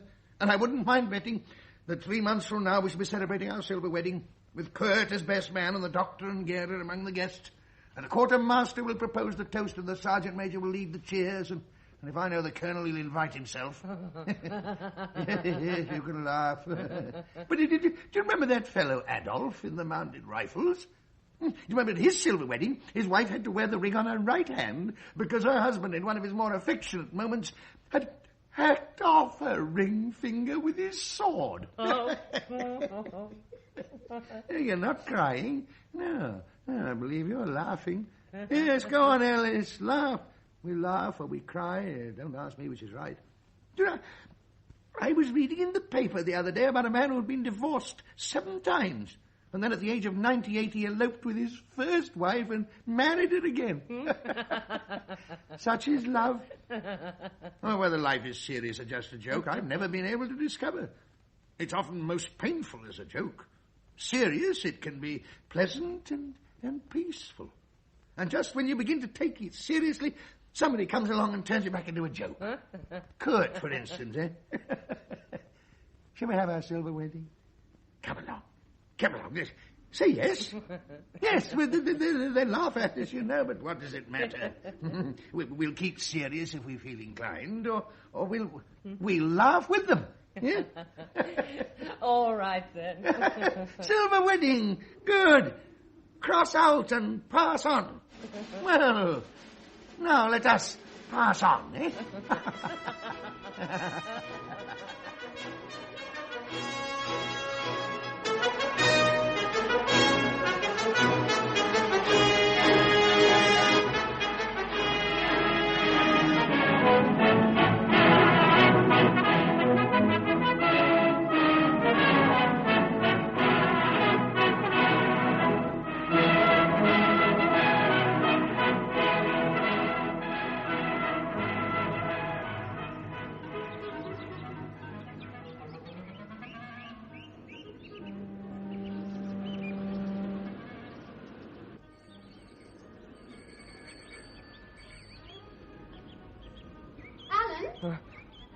Aren't you coming to play tennis? Oh, Judith. I've got such an awful lot to do. Oh, but didn't you see that I left my bike pointing towards you? Yes, I did. Well, what does it mean? That you want me to come and play tennis. But I've got all this work. Your father's given me a lot of problems to do. Do you like him? As a matter of fact, I do. He seems to take such an interest in everyone. Well, aren't you coming, then? Don't see how I can. Oh, I'll get Daddy to let you off. Oh, for heaven's sake, don't do that. I shall never hear the last of it. Don't you think I can manage him, then? Look, if I want a thing, he'll want me to have it. It's only because you're so beastly hard. It wouldn't hurt you to be a bit harder anyhow. And now tell me the real reason why you won't come and play tennis. You know why. Never mind. Say it. The lieutenant. Yes, you don't care tuppence about me, but you can't really enjoy yourself with the lieutenant unless you've got me there too. So that you can enjoy seeing how miserable it makes me. Am I as cruel as all that? Fancy, and I never knew it. Well, you know it now. Then I must study to improve. I don't want you to think badly of me. You've already got the other fellow into your clutches. What do you want me for? Let me go my own way and you go yours. Are you actually ordering me out? All right, then I'll go. Of course, as second cousins, I suppose we can hardly help meeting socially, but I shouldn't dream of bothering you. Oh, you needn't worry, I'm going. I'm going at once. I only want to see what sort of style a quarantine officer keeps. I can go. Grand piano. Ooh. Daddy's got his pension, but we're still in the old fort. The awful old tower that Mummy's languished in for 25 years. And now we're there on sufferance into the bargain. You must be quite rich. We aren't rich. That's what you say, but you always wear nice clothes. Though whatever you wear, you look nice. Do you hear what I say? I do. How can you possibly hear when you keep on stodging away at your ridiculous problems or whatever they are? Don't use my eyes to listen with. Your eyes? Have you ever really looked at them? In the glass, I mean. Oh, go away. You despise me, do you? My dear child, I haven't a thought in my head about you. Archimedes doing his homework. Along came a soldier and cut him down. Oh, don't muck up my papers. That's just what Archimedes said. You've probably got the absurd idea that I can't live without you. Why can't you leave me alone? You must be polite. And then perhaps I'll help you with your exams. I know all the examiners. Supposing you do. Well, you always want to stand well with your teachers, don't you? You mean your father and the lieutenant? And the colonel. In other words, under your wing, I wouldn't have to work. Why don't you go? Because I know how much you love having me with you. Young girl shouldn't say that sort of thing. And that's why I'm going to take care of you. Nice sort of shepherd a wolf makes. The real truth of it is you want to eat me. You want to pawn those beautiful eyes of yours against my head on a plate. Oh, so you have looked at my eyes. I never thought you had the courage. I'm going next door to work. I'll never get any peace here. No? Get out of my way or I'll... What? If you were a boy, I'd... But you're not. You're a girl. If you had any pride at all, you wouldn't be here now, after being told you weren't wanted. Oh, I'll pay you out for that. Don't doubt it. I'll pay you out for that. You see if I don't. You wait. You just wait. Hello, Alan. Oh, hello, Dad. What's that going off in such a deuce of a hurry? Judith. Oh, Judith. She's a bit wild, but she's a nice girl. When a girl's cruel and rude, people always say she's nice. You mustn't be too hard on people, Alan. Don't you approve of your new relations? I like Uncle Edgar all right. Yes, he has excellent qualities. And what about your other teachers, the lieutenant, for instance? I never know where I am with him. Sometimes I feel as if he got a down on me. Ah, nonsense, Alan. You're always getting ideas about people. You brood over things too much. You're quite happy here with me? Anything you miss? I've never had such a good time, but I feel stifled. I think you spend far too much indoors, my lad. Just get out more. Play tennis. That's not much fun. So that's it. You've fallen out with Judith. Judith? You expect too much of people, Alan. That's a mistake. You end by being lonely. I don't expect too much, but... Well, there's your Aunt Alice coming along the terrace. How do you like her? I'd rather not say. Oh, well, then I shan't ask you. Good morning, Kurt. Alice. Yes, all right. Alan, you can clear off now. Yes, Dad. You needn't feel embarrassed at my coming in like this. He'll be here at any moment. But why should I feel embarrassed? When I saw in you my rescuer, I did rather forget myself, didn't I? But you kept your self-control. And so we are perfectly entitled to forget what never happened. Let it be forgotten, then. I don't think he's forgotten. Since he gave up drinking, he's learned how to say nothing. It's frightening. What's more, he's up to something, and I can't find out what it is. Oh, my dear Alice, your husband's nothing worse than a harmless fool, and he's shown me considerable kindness. But do you mean to say you don't even notice the traps he's set for you? No. Well, then nothing can save Oh, really, Alice? And to think that I have to sit here and watch disaster creeping up to you like a cat. And when I point it out to you, you can't see it. No, and Alan's sharp eyes can't see it either. However, he sees nothing but Judith, and that ought to safeguard our good relations. Do you know Judith?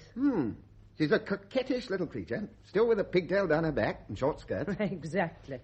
But the other day I saw her in long skirts, and then she was very much the young lady, and not so very young either when she put her hair up. She's beginning to fill out very nicely. And she's playing with Alan. Well, that's all right, so long as it's no more than that. Oh, I see. Well, Edgar should be here by now. You see if he doesn't make straight for your easy chair. He's so passionately fond of it that he could steal it. Well, if he likes it all that much, he can have it. Anyhow, let him sit there, and we'll stay here. I warn you, he'll monopolize the conversation, but his small talk can be anything but trivial, and I'll soon tell you what he's getting at. Oh, my dear Alice, you're being over subtle. Now, what on earth have I got to be afraid of, so long as I run the quarantine properly? He's coming now. Alice, I've never seen you so nervous. You'll be making me nervous in a minute. Here he is. Good morning. Let him speak first. Morning. Good morning. That's better. No, Kurt, this is a remarkably comfortable chair of yours. It really is remarkably comfortable. Well, I'd very much like you to have it, Edgar. I wish you'd let me give it you. Oh, my dear fellow, I didn't for No, one moment. No, I'd like you to. You've done a lot for me. Oh, nonsense. Sitting here, I get a remarkably fine view as well. Yes, you've certainly picked the best spot on the island. What do you say, Alice? They call it Little Hell, and Kurt comes along and makes himself a little paradise. Very wisely without the Eve, because after she came, paradise was closed down. Incidentally, this place was once a royal hunting lodge. Did you know that? Yes, somebody did tell me, I think. Yes. You live like a lord, don't you? And though I say who shouldn't, you know, you have me to thank for it. See that? You belong to him now. I have to thank you for quite a lot. Oh, fiddlesticks. Funny thing, you know. When they decided to have quarantine here, I had half a mind to put in for the job myself.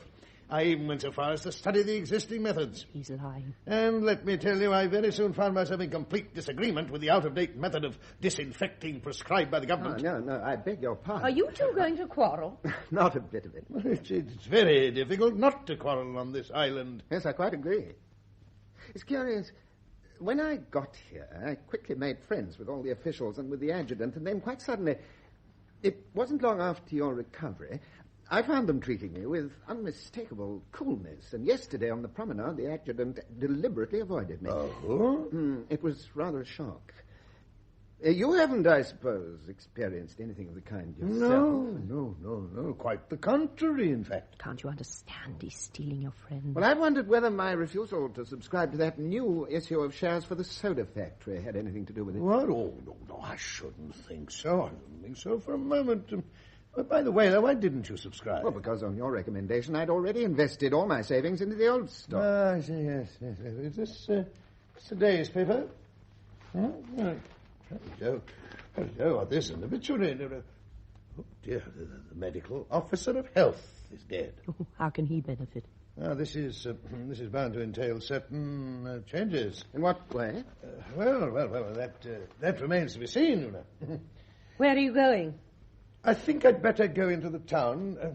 Is this the I, yours, Herbert? I beg your pardon. I'm so sorry. I didn't mean to. Mine was somewhere else, I'm afraid. No, that's quite all right. By the way, where is Alan? He's out with the girls, I think. What, a big chap like that? Don't like that. And Judas shouldn't be running about like this either, you know. You better keep an eye on your young gentleman, and I'll look after my young lady. Oh, a beautiful grand piano. Very fine tone. Yes, you're doing yourself pretty well here. You ought to thank me for bringing you. That's a lie. He tried to keep you out. Well, goodbye for the present. I must catch the next boat across. Goodbye.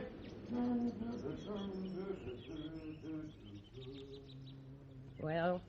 Well? I don't know, Kurt. I can't make head or tail of it yet. But tell me, that letter he picked up, whom was it from? Well, I'm sorry to say it was the only thing I wanted to keep to myself. Trust him to nose it out. Is there anything printed on the envelope? Yeah. The Liberal Association. Then he's guessed your secret. So you want to get into Parliament. Well, now you'll see him there instead. Has he never thought of it before? No, but he's thinking of it now. I could see that when he was looking at the envelope. What exactly does he hope to gain by the death of the medical officer? It's difficult to say. For all I know, the man was an enemy who stood in the way of one of Edgar's little plans. Well, if he's as formidable as you say, then perhaps there's some reason to fear him. Do you know what a vampire is? It's the soul of a dead man looking for a body in which to live. And Edgar's dead. He died that time he fell down. Now he exists wholly in the lives of others. Apart from them, he has no initiative, no personality. But once he takes hold of somebody, he just enters into them and thrives. He's now fastened himself onto you. I'll shake him off. You might just as well try to shake off a burr. Shall I tell you why he won't have Judith and Alan playing tennis together? He probably thinks it unwise for them to see too much of each other. Don't you believe it? He wants to marry Judith to the Colonel. That old widower? Yes. But that's horrible. And what about Judith? If she could get the General, who's 80, she'd take him so that she could humiliate the Colonel, who's 60. Oh. Humiliating people, that's what she likes. Humiliate, trample, that's the motto of that family. Do you mind if I write a letter? No, not at all. By all means, do. There's paper and ink here on the desk. Thank you. Now, let me try my hand at the art of war. My last attempt to slay my dragon ended in failure. I'll leave you then. But now, I rather think I know the trick.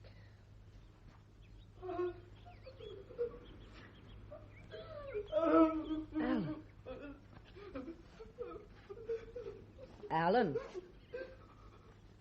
Oh, I didn't know you were there. You mustn't be afraid of me, Alan. I'm not in the least your enemy, you know. Now, what's the matter? Are you ill? I don't know. Does your head ache? No. It's a feeling in your heart, isn't it? Like pain. Oh, yes. Like nothing you've ever felt before. How do you know? Well, of course I know. You want to die. You wish you were dead. And everything seems so impossible. And yet you can't stop thinking of one thing, or rather one person, even for a moment, and you can't think of anything else. But when there are two of you thinking like that, at least one of you must suffer. It's a malady no one can cure. You can't eat or drink. You can only shed tears, privately, bitterly. For it's a kind of unhappiness at which people laugh. No, now, give me that handkerchief. Violet's, yes. Hers. She's everywhere, isn't she? Poor Alan. Oh, poor boy. I know how it hurts. Just let me dry your eyes. There. Tears are nothing to be ashamed of. Now then, Alan, come along. You just pull yourself together. Be a man. She won't look at you if you're not, you know. And she's not really as cruel as she seems. She's been maddening you with the lieutenant, hasn't she? Well, now, do you know what you must do?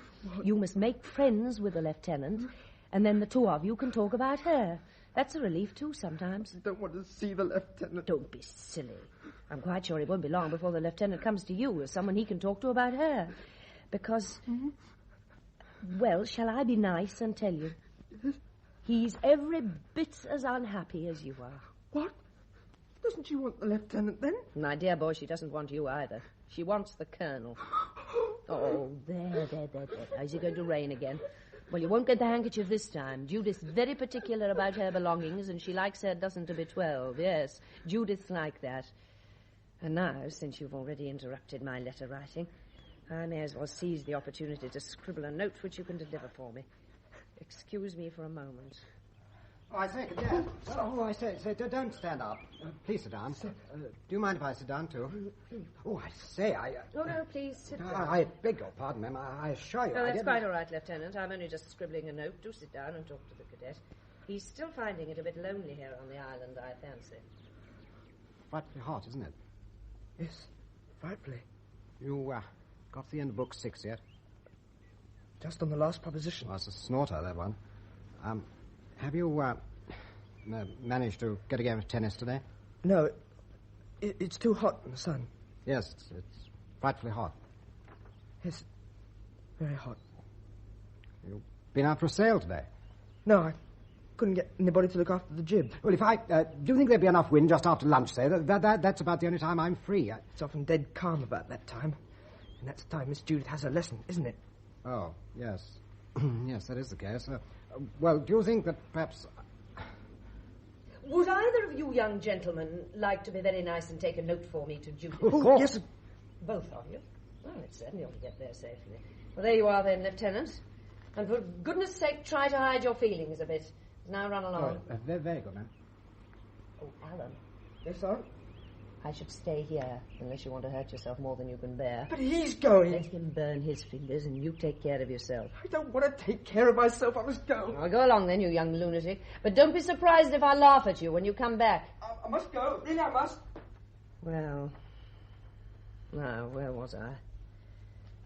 Yes, now I'm going to the post office with this letter.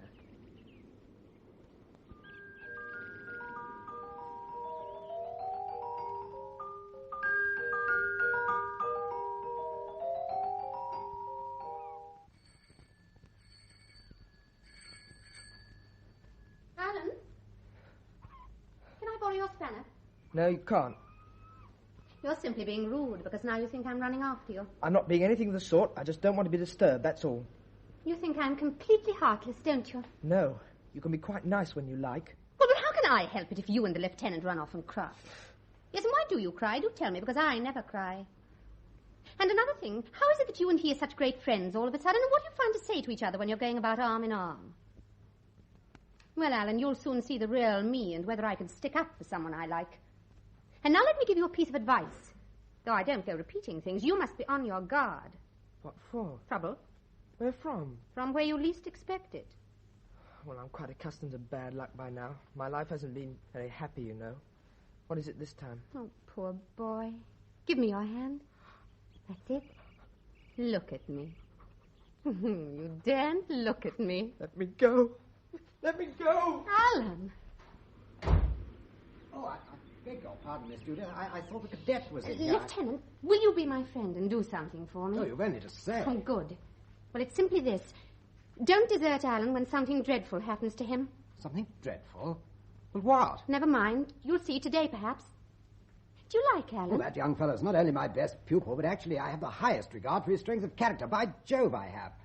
Life is so full of occasions when one's called upon to face things, you know. In a word, to suffer, to bear pain. Well, that's not exactly in one word, but still, you do like Alan. Oh, yes, I do. Then go and find him and be nice to him. Well, that's exactly what I came here to do, I assure you. Simply to see Alan, I mean. That was the whole idea. No other idea at all. I'm quite sure there wasn't. Alan went that way. That way? Oh, yes, of course.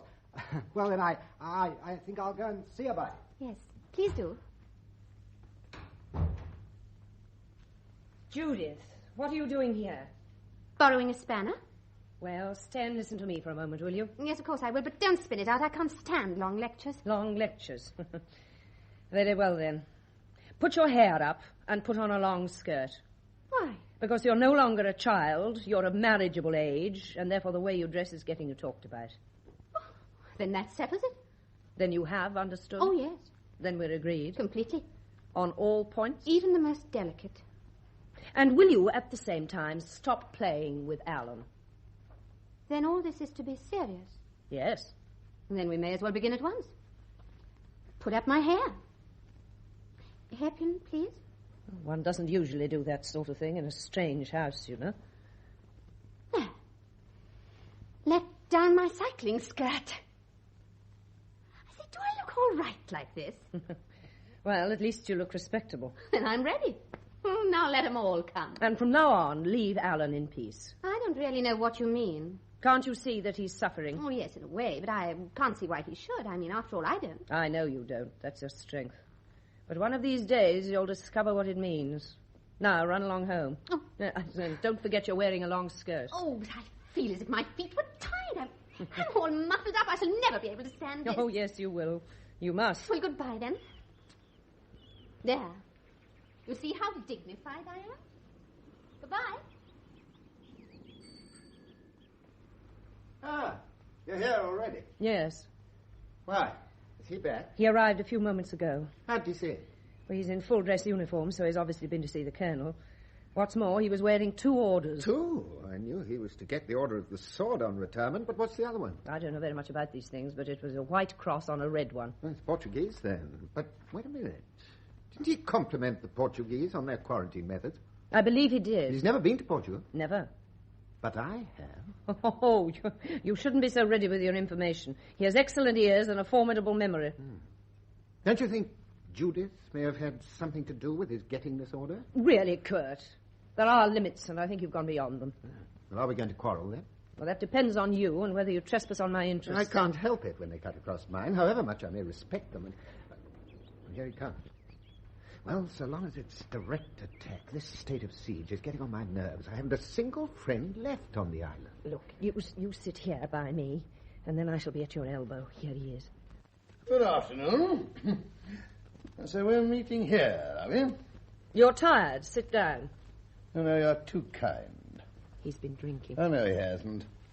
Well, have you two managed to have an amusing afternoon? Have you? Looking at my orders, are you? No. Thought not. That's because you're jealous. We usually congratulate a man who receives honors. We congratulate you. They give us these instead of laurel wreaths, which they give to actresses, and which in your case were presented to you by your brother. What nonsense. About which I've had to be respectful for 25 years, and which it's taken me 25 years to expose. You've seen my brother. I certainly have. What about you, Kurt? You don't seem to be saying very much. You've heard the news, I take it. News? The soda factory's gone smash. Oh, but that... How do you stand? Oh, I'm all right. I sold out in good time. Very prudent. What about you? About done for, I'm afraid. It's entirely your own fault, you know. You should have sold out or else taken up the new stock. Lose that as well. Nothing of the kind. The company could have kept going then. Not the company, but you, the directors. In my opinion, the new issue was simply a collection for your benefit and theirs. Maybe. May I ask how that ingenious theory will help you to recover your money? It won't. I shall have to give up everything. Everything? Yes. Home, furniture. That's bad. Oh, I've been through worse. Oh, that's what happens when amateurs insist on speculating. You surprise me. You know as well as I do that if I hadn't subscribed, I should have been boycotted. You yourself said so. Now you call it speculation. What's your next step? Have you thought about it? Huh? I'd better have an auction, I suppose. Oh, that's a very sound idea. Yeah, very sound. Yes, I should do that. Why? What do you mean? That's what I say. You see, there are going to be quite a number of changes. On the island? Yes. For one thing, your present quarters are going to be exchanged for something rather more modest. Oh, indeed. Yes, the arrangement is to have the quarantine station right down on the shore, on the seaward side of the island. Yes, but that's my original idea. Is it? Oh, I can't say. I don't know about that. I'm not familiar with your ideas on the subject. However, as a perfectly reasonable pretext for selling your furniture, it could hardly be bettered, and the scandal itself may well pass unnoticed. But what? The scandal? I mean, it is a scandal to get into very serious financial difficulty the moment you've settled in a new place. It's very embarrassing for your relations. Especially for your relations. It's very much worse for me, you know. Oh, no, my dear Kurt, let me tell you something. If I hadn't stood by you in this business, you would have lost your job. Oh, that too. You're not a particularly good organizer, you know. There have been complaints about your work. You don't assert yourself enough. Yes, but... No, please, don't interrupt me. Don't interrupt me. You're a rather lazy fellow.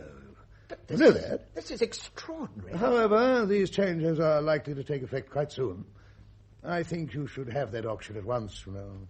Of course, you You could sell privately. Privately? And where am I to find a buyer in this place? Well, you don't suppose I can move in with all your furniture still here, do you? Fine story that would make. Especially when I think of what happened once. You mean what never happened, don't you? You're very quiet, Alice. You feeling all right, my love? Fretting about something? I'm thinking, that's all. Thinking? You? Good heavens. Just think quickly, you know, and clearly and accurately, if it's to be any help at all. Come along now, by all means, think. 1, 2, 3, think. 1, 2, 3, think. You see, you can't do it, can you? Well, then I shall have to see what I can do. Where's Judith? Out somewhere, I fancy. Where's Alan? By the way, Kurt, what are you going to do with him? Do with him? Yes, you can't afford to keep him in the artillery now, you know. Oh, perhaps not. You might get him into some cheap infantry regiment up in Noirland somewhere. Noirland? Yes, or why not send him to earn his living at once so that he can bring back something home every week? No, never have I known Alice quite so silent. Yes, my children. That is life, a seesaw. One moment you're up in the air gazing manfully about you, the next you're down, then you're up again, and so it goes on. Up, down, up, down.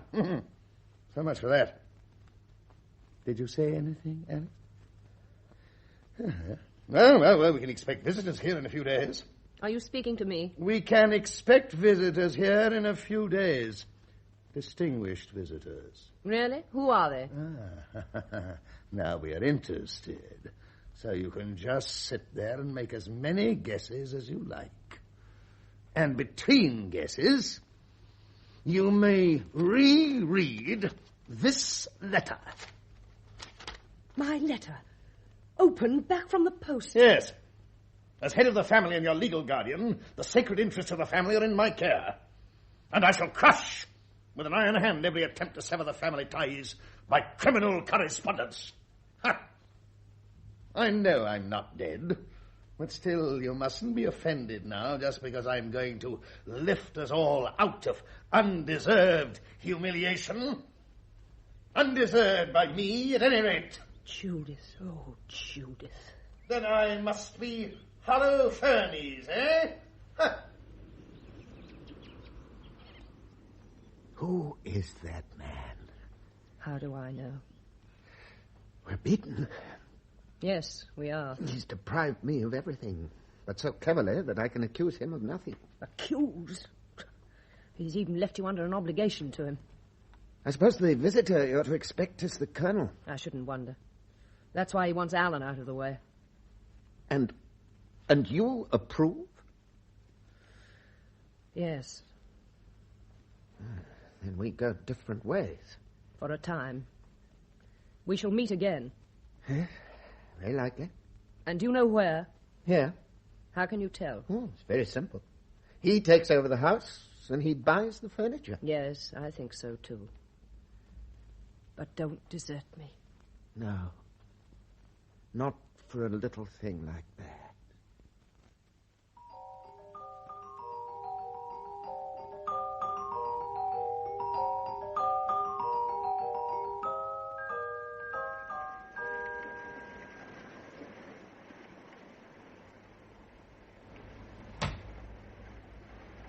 Come along here, Alan, my boy. I want to have a few words with you. You'd better take your cloak off. Put it over there by the window. Yes, sir. Yes, well, come and sit down. Pity it's raining today. Quite spoils my view of the harbour. I enjoy sitting here and looking at the sea.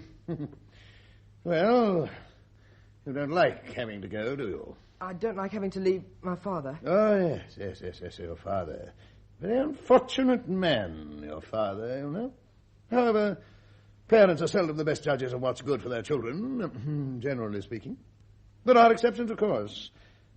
Now tell me, Alan, do you keep in touch with your mother? Oh, yes, she writes now and then. Mm-hmm. You quite understand, don't you, that she is your legal guardian?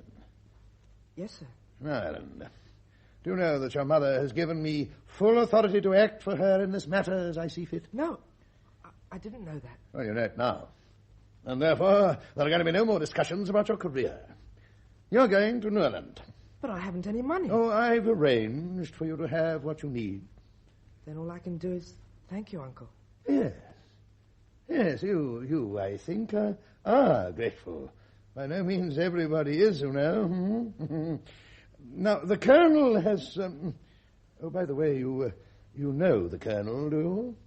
No, I don't. The Colonel, you must understand, is a very great friend of mine. And I dare say you know that already. However, now, the great interest the Colonel has already taken in my family extends to my wife's relations also. And it's entirely owing to the Colonel's influence that you now find yourself provided with the means you need to pursue your military career. Now you can appreciate, can't you, how much you and your father owe to the Colonel. Well, Do I make myself quite clear, Alan? Yes, sir. Then I think you should go and pack your things at once. The money will be handed to you when you embark. No, well, that's all, I think. Goodbye, my boy. Goodbye, sir. Goodbye.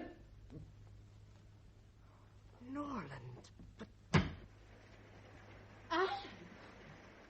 You're here. Why, Judith. Judith, is this really you? Well, don't I look like me? But where have you been all this time? What are you looking at? Oh, my skirt, my hair. Haven't you seen me like this before? Never. Well, do I look like a grown-up woman? What are you doing here? Saying goodbye. What? Are you going away? I'm transferred to Norland. Norland? When are you going? Now. Who's done that? Your father. I thought so. Oh, I do wish you hadn't got to go today. So that I could stay and meet the Colonel. What do you know about the Colonel? You really going? I've no choice. Anyhow, I want to go. Now. And why do you want to all of a sudden? I want to get away from here, out into the world. Oh, yes, I know what you mean, Alan. It's unbearable. People just speculating in soda and human beings. Alan, I used to be always telling you I couldn't suffer. And it was quite true. But now I'm learning. You? Yes.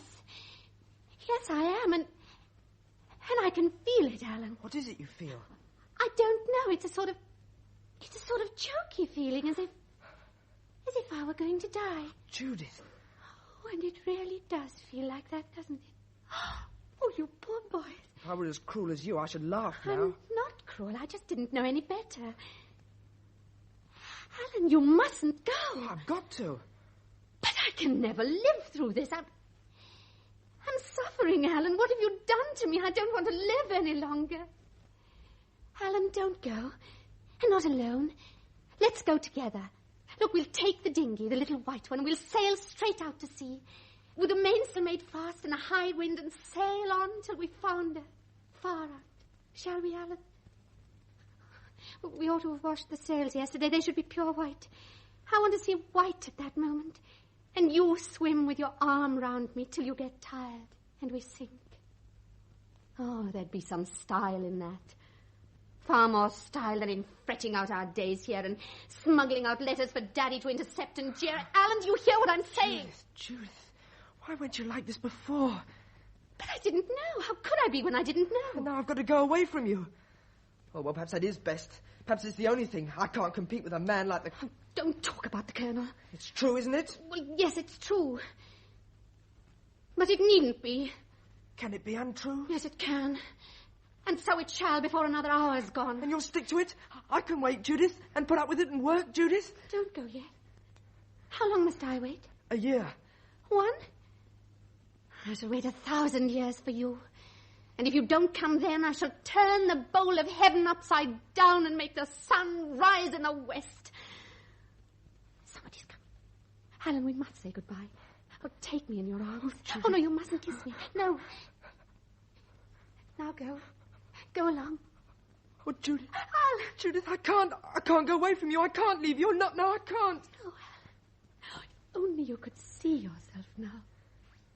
If only you could see how beautiful you are. A man can't be beautiful, Judith. But you are, Judith. You're beautiful. I saw that just now. I saw another Judith. My Judith. Oh, if you change your mind now, I think I shall die. I think I'm dying as it is. Oh, Alan, I wish I could die now, this very minute, when I'm so happy. Somebody is coming. Let them.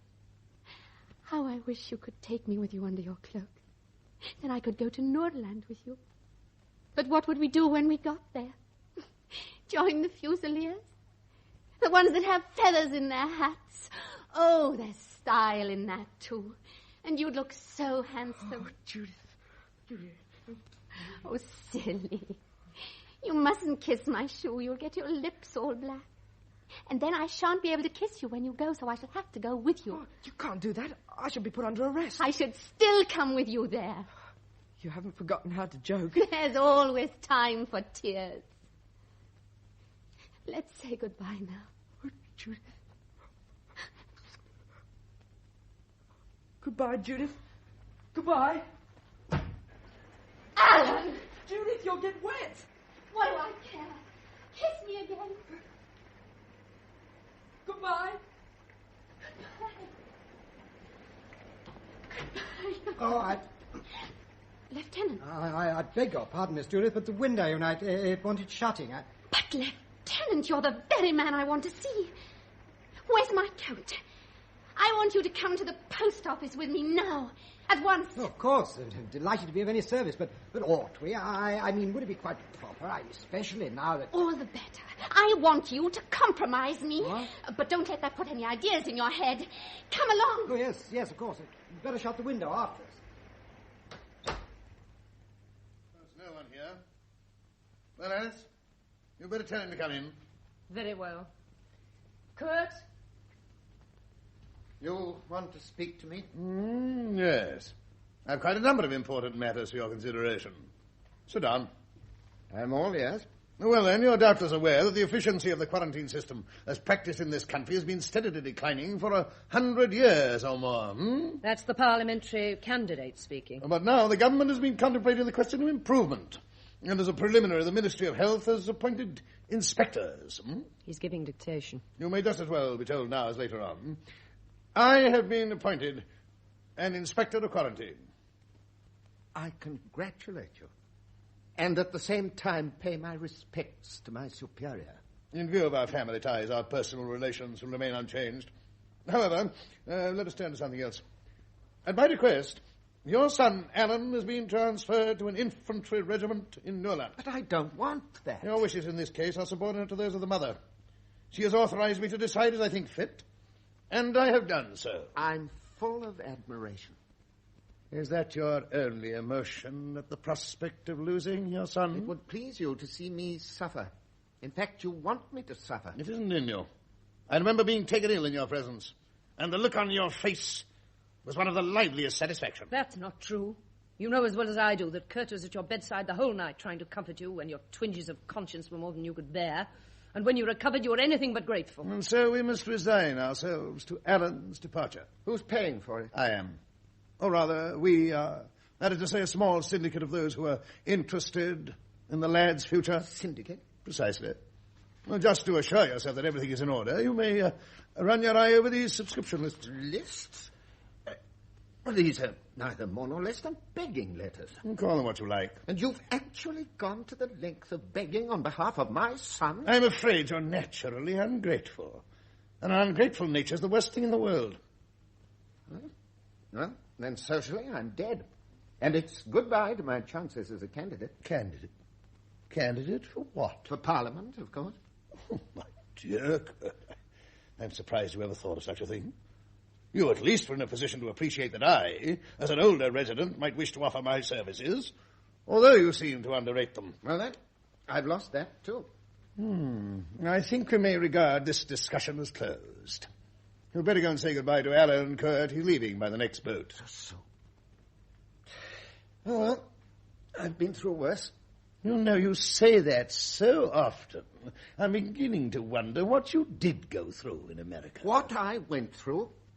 I went through misfortune. Everyone has the right to be unfortunate. Then you don't admit the old truth that every man is the creator of his own fortune. Is it a truth? And you won't admit that a man's own strength... I could measure that for myself that night when I saw you lying on your back. Yes, and I could conquer even that. Look at me. For 50 years I've had to fight a whole world. Yes, fight. And now at last I've won. And I've won by sheer perseverance, energy and loyalty. Yes, and integrity. You should leave others to say that. Others never will, because they're jealous. Hello, we're expecting company. Today, my daughter, Judith, is to meet her future husband. Where is Judith? Out. In this rain, we'll send for her. Perhaps I'd better go now. No, Kurt, you may as well stay. Is Judith dressed properly? She's quite presentable. You know for certain that the Colonel is coming, then? Yes, that's to say his visit is to come as a surprise. In fact, I'm expecting a telegram from him any moment now. I shall be back in a minute. Well, now you've seen the real man. Would you call him human? When you asked me that once before, I answered no. But now I think him the most ordinary man on earth. Perhaps we're like that, too, making use of others and exploiting every opportunity. Oh, he's eaten you alive, you and yours, and now you're defending him.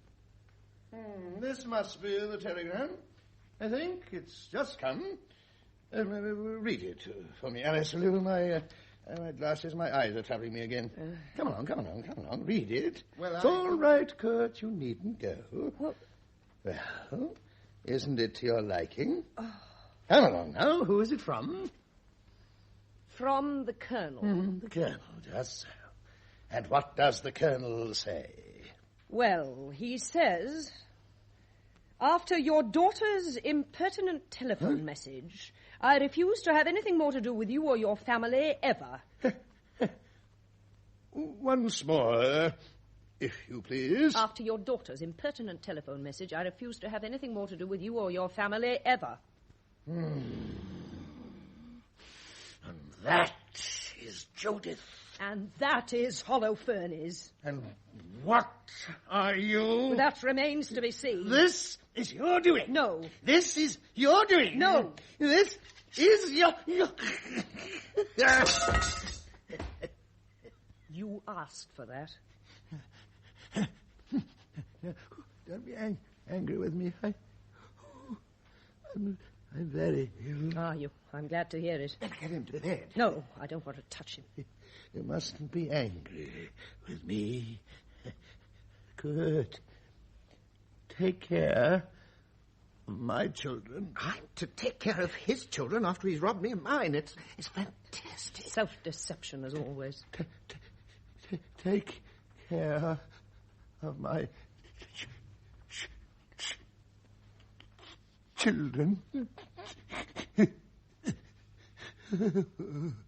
At last, that tongue is stopped. It can't brag or lie or wound anymore. You believe in God, Kurt, and you must thank him for me. Thank him for setting me free from the tower, the wolf, and the vampire. That's not the way, Alice. And Edgar.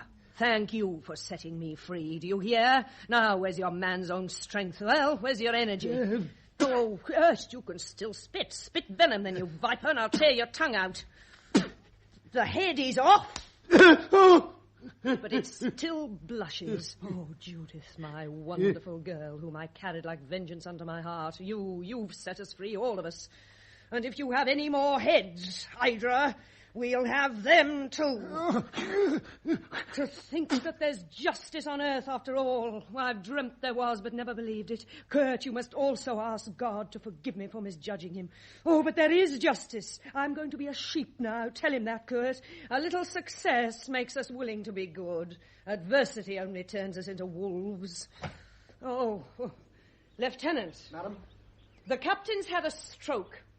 I think we'd better wheel him into the next room just as he is. Would you mind helping us? Oh, of course. But, Madam... Well, what is it? Well, you see, the fact is that Miss Judith... That'll do in a minute, Lieutenant, if you wouldn't mind. Kurt, take the other side. Lieutenant, now.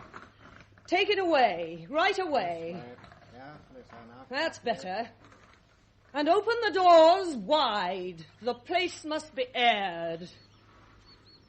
You're not deserting him. You always abandon the wreck and the crew save their lives. I'm not going to lay out a dead beast. Let him go to the dust heap or the dissecting table. The flower bed's too good for that barrowful. And now I'm going to have a bath. Wash away all this crime. If I can ever be clean again. And there's Judith on the terrace. Judith! He's gone. Who's gone? Alan. What, without saying goodbye? He said goodbye to me and he sent his love to you. Oh, so that was it. Oh, Uncle, he's gone. He'll come back, Judith. Or we'll go after him. And leave him? But what would people... People? Judith, come here. Come here to me, Judith, my dear. Do you want to go after him? Oh, how can you ask? But your father's ill. What do I care? That's my Judith. Oh, how I love you, Judith. Besides, Daddy's never mean. And he hates being cosseted. There's style about Daddy, you know. Yes, in a way. And I don't think he can be longing for me after that telephone message. And why should he throw me to an old man like that? No. Alan, Oh, Uncle, I want to go to Alan. Oh, you can see the boat from the terrace. Look. Yes. To think that flowers can grow out of dirt. Madam. Well, Lieutenant? Miss Judith. Do you find speaking the syllables of her name so irresistible that you can forget a dying man? Now then, how is he? How did you leave him? It's all over. All over? Oh, God, I thank thee in the name of all mankind that thou hast delivered us from this evil. Now, give me your arm. Madam. I must get out of this house for a moment and breathe. And breathe. Did he say anything before he died? Miss Judith's father spoke once. What did he say? He said, "Forgive them, for they know not what they do." Oh, incredible. Yes, Miss Judith's father was a good and noble man. Kurt! Yes? It's all over. What do you think his last words were? You'll never guess. Forgive them, for they know not what they do. Can you translate that? Well, I suppose he meant that although he had always done right in his life, he was dying misjudged. Yeah. But his funeral sermon will be a fine one. With masses of flowers from the NCOs. Yeah. I remember his saying some time ago that he could never make up his mind whether life was serious or a joke. But you mean to suggest that his last joke killed him? No. But now that he is dead, I have a curious inclination to speak well of him. Then let's do so. Miss Judith's father was a good and noble man. There. Do you see? They know not what they do. I often asked you whether he really knew what he was doing, and you said you thought he didn't. So forgive him. Oh, these riddles. And yet, you know, there's peace in the house now. The wonderful peace of death, wonderful like the subdued expectation before a child comes into the world. I can almost hear the silence. And there on the carpet I can see the marks of the chair that carried him out. I feel that my own life has come to an end, that I have only to wait. It's strange, you know, but the lieutenant's simple words, and he is a simple creature, keep running in my mind but as simple truth. My husband, the love of my youth, yes, you may laugh, was a good and noble man in spite of everything. In spite of everything. He was a brave man, too, when it came to fighting for his existence and his family. What anxieties, what humiliations he crossed out in order to pass on. And he was one of those who had been passed over, and how much that explains. Oh, go in to him, Alice. No, I can't do it. While we've been talking here, the image of him as a young man has been coming back to me. I've been seeing him. I do see him now, just as he was when he was only 20. I must have loved that man. And hated him. And hated him. Peace be with him.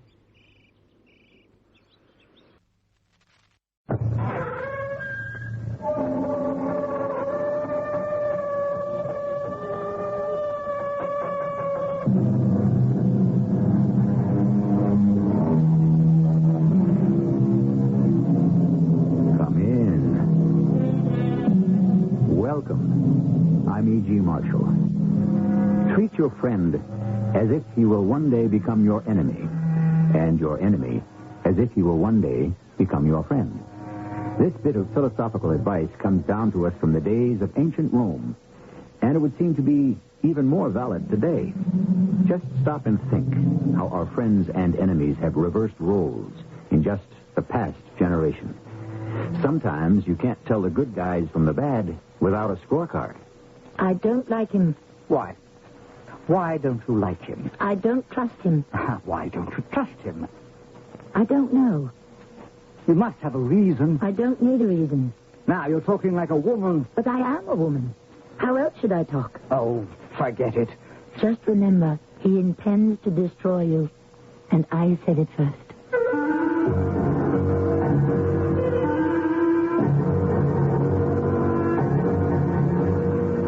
Our mystery drama, Did I Say Murder, was written especially for the Mystery Theater by Sam Dan and stars Tammy Grimes.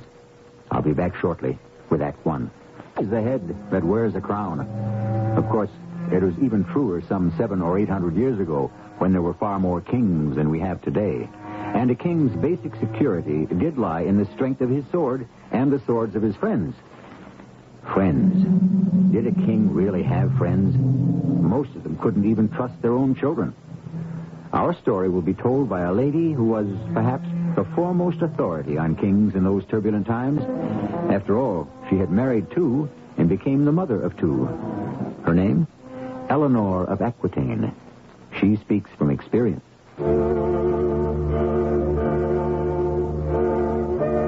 They say I was the most beautiful and the most brilliant woman of my time. Also the most immoral, fickle, and ruthless. I cannot say these accusations are completely without substance. But had I been a man, who would have noticed? When I was 30 years old, I made a tragic mistake. I did what no woman should ever do, because in the end, it will always destroy her. I fell in love. But what could I do? He swept me off my feet. He was hardly more than a boy, and I was a married woman and a mother, and my husband was the King of France. This way, my lady. Where? Follow me, my lady.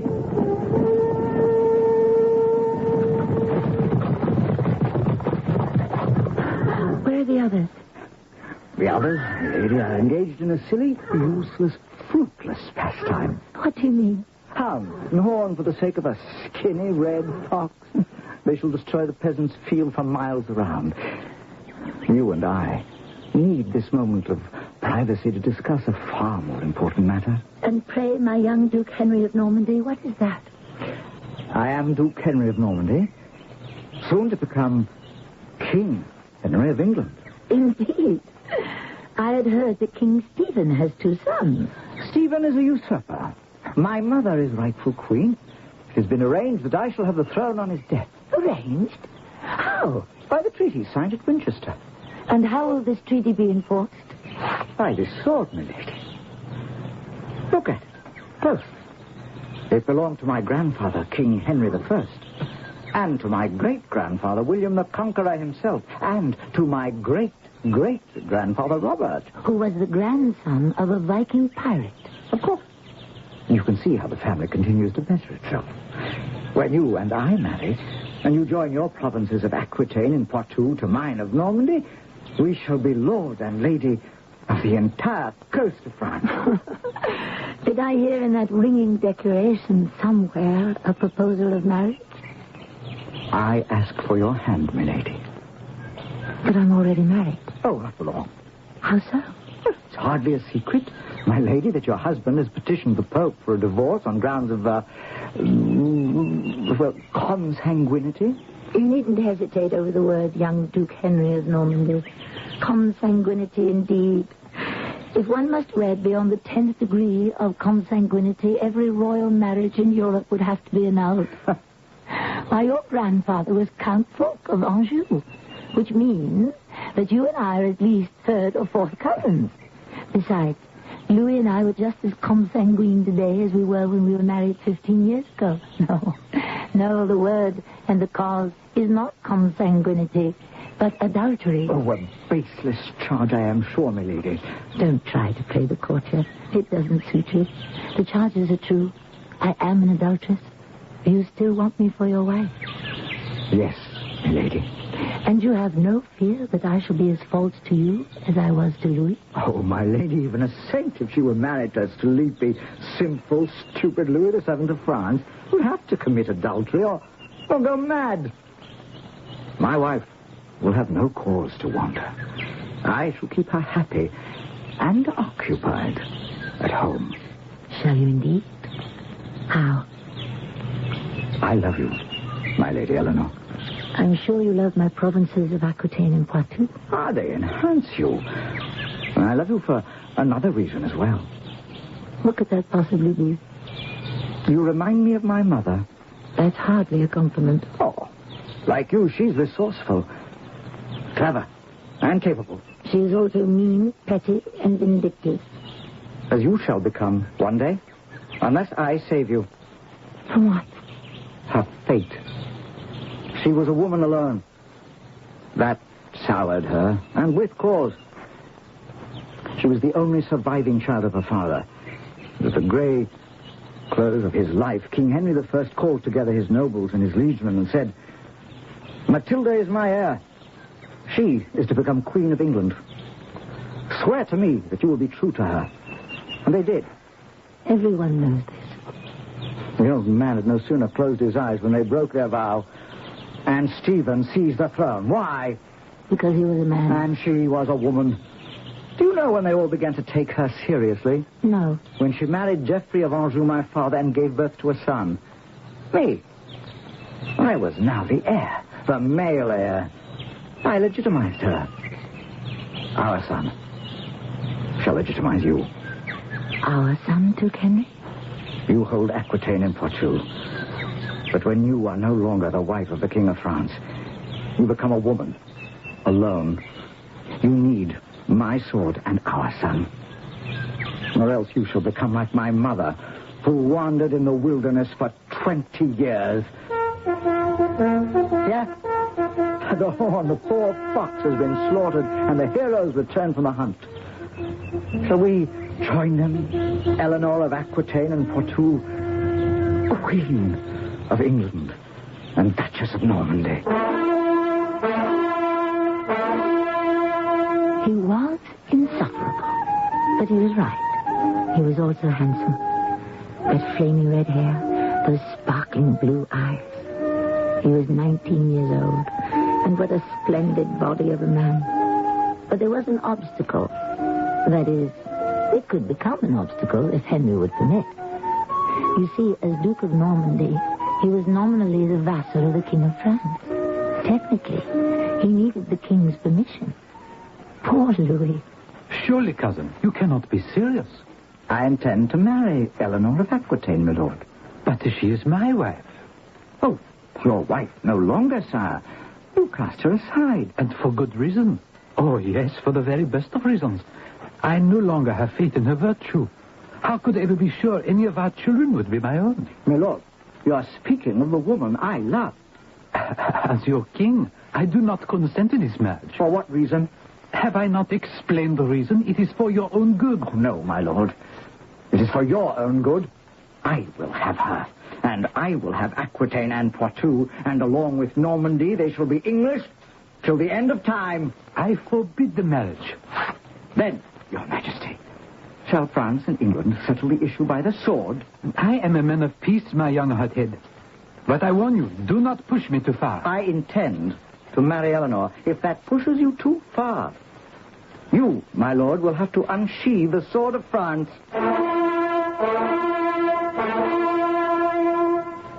Poor Louis. He didn't know what to make of it. Had he struck quickly and decisively before Henry became King of England, this story might never have been told. But as usual, he delayed and debated, and meanwhile Henry and I were married. Then he delayed and debated some more until King Stephen of England died. Then it was too late. Henry and I were crowned king and queen in Westminster Abbey.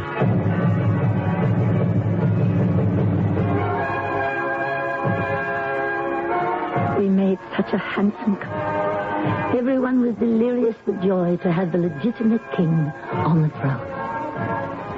Listen. Yes, my lord. The Frankish men they had a queen. Eleanor, Eleanor. Never was such a beauty seen. Eleanor, Eleanor. Her raven hair, her flashing eyes. Heaven sent from paradise. Eleanor, Eleanor. How do you know that poem? When you accompanied Louis on a pilgrimage to the Holy Grail, this poem was written by a captured Saracen minstrel. And who told you about it? I have made it my business to find out everything about you, milady. Have you? Why? I told you. I love you. My mother objected to this match. Of course. How could she give you up to another woman? What an odd thing to say. We've made an enemy for life. I know, King Louis. My mother wanted to avoid that. For 20 years, she needed Louis's help to fight Stephen.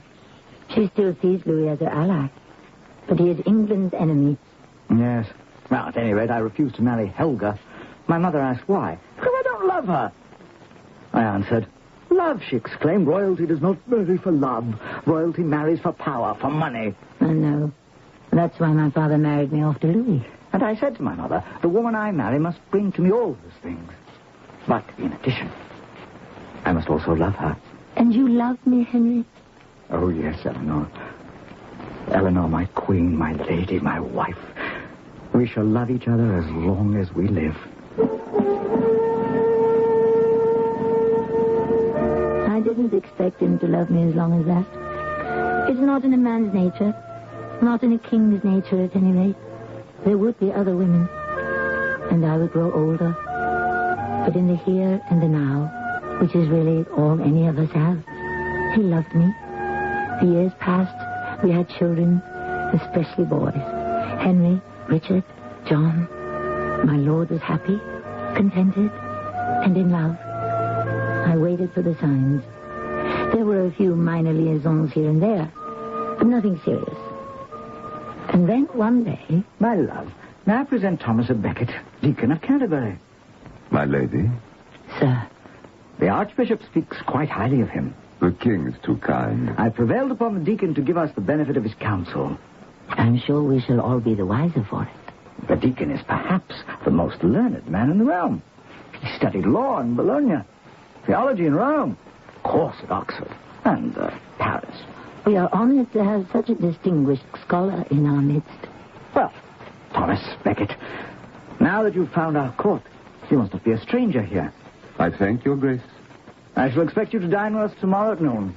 I shall be there. You have our permission to withdraw. My lord, my lady. Oh, that man is a find, a treasure. Henry.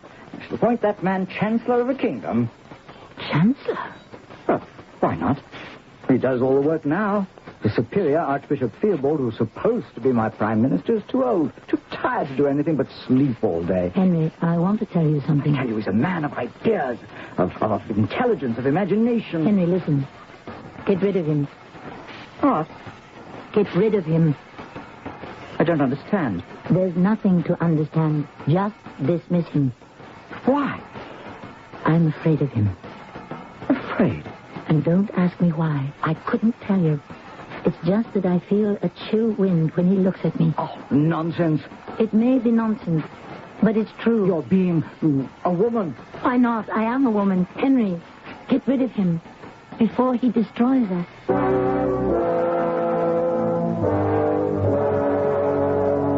And here we are, back to women and their alleged intuition.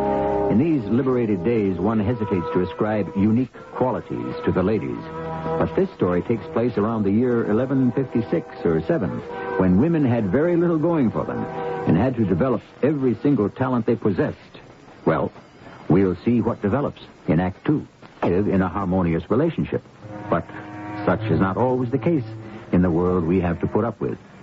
A trio is always more difficult to manage than a duo. And so, eventually, something or someone has to give. We are listening to Eleanor of Aquitaine, who has become Eleanor, Queen of England.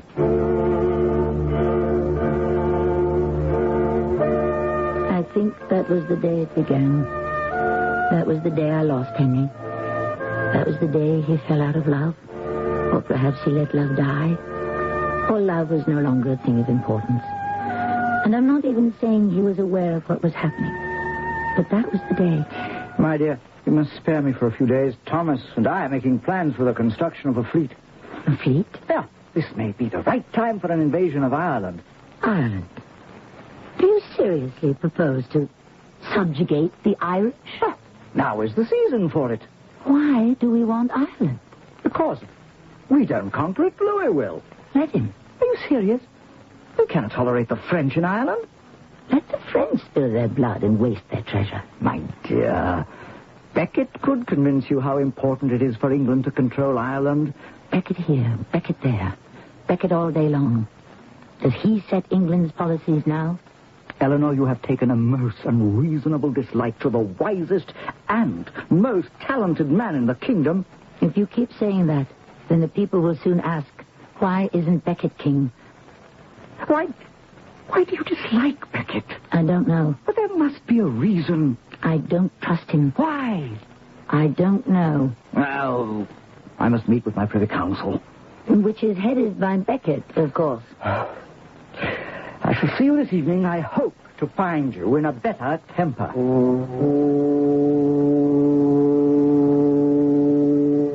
My lady? You may be seated. Thank you. It is gracious of you to receive me. I could not easily refuse to see the Chancellor of the realm. Why do you dislike me? You're not good for my husband. In what way? You fill his head with dreams of impossible conquest. I believe that Henry must achieve his destiny. And what is his destiny? To make England the strongest nation on earth. By a series of dangerous, bloody foreign adventures? My lady, England must first be made strong here at home. Henry must get what is rightfully his. He already has what is rightfully his, the crown. For 20 years, Stephen bought the loyalty of the barons and the church. He gave them money. He gave them lands. He gave them privileges. This treasure belongs to the crown. Henry must win it back. You're a clever man, Thomas à Becket. What do you want? I want to serve my king. What do you want for yourself? Oh, a little wealth, a little fame, and a little glory. And what else? What else is there? You want something, Thomas à Becket. I can see it in your wild eyes. My wild eyes? Men call you a scholar. Your learning is beyond question. But tell me, what drives you, Thomas? Why do you say that word? I am not a queen who has lived in a convent, nor one who has never ventured forth from the nursery. I have lived by my wits in this world. I know driven men when I see them. Very well, my lady. I am driven. To what impossible deeds? I feel that I am driven by God. But to what end and for what purpose have not yet been revealed. You're the worst kind of fanatic, Thomas. A religious one. I began to see less and less of the king. Becket, it seems, had raised a barrier between us. And of course, by now there were stories of parties. Actually, people were afraid to use the word orgies in my presence. I had been raised in France, attended the court in Paris, and, of course, seen my share of depravity. No king, unless he's a saint, is above this type of thing. But Henry, I fear, was carrying matters too far. You sent for me, my lady? Yes, Baron Fitzhurst. Where is the king today? The king? Well, I'm afraid I cannot say. Reginald Fitzhurst, you are the king's most loyal servant. He looks upon you as his faithful dog. It's the truth, and I am proud of it.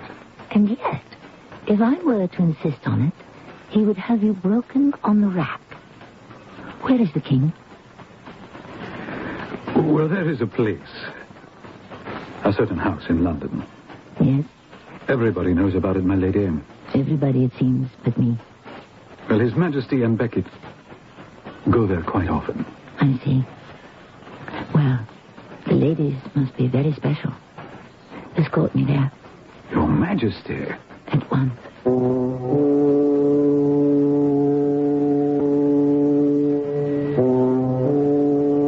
It was the home, a most palatial mansion, of Sir Faris de Montjoy. A most apt name, for he was easily the most depraved scoundrel in England. I walked inside. who would dare to bar my path. The king and Becket were in a private room with several young ladies. The curtained archway was partially open. I could see. I could hear everything. Now, little Maud, off with you. Thomas and I have serious things to talk about, isn't that so, Thomas? We always have serious things to talk about. So, little Maud, you and your... What's the name of yours, Thomas? I don't remember. Ask her. She's fallen asleep. Wake her. That would be most unkind. True.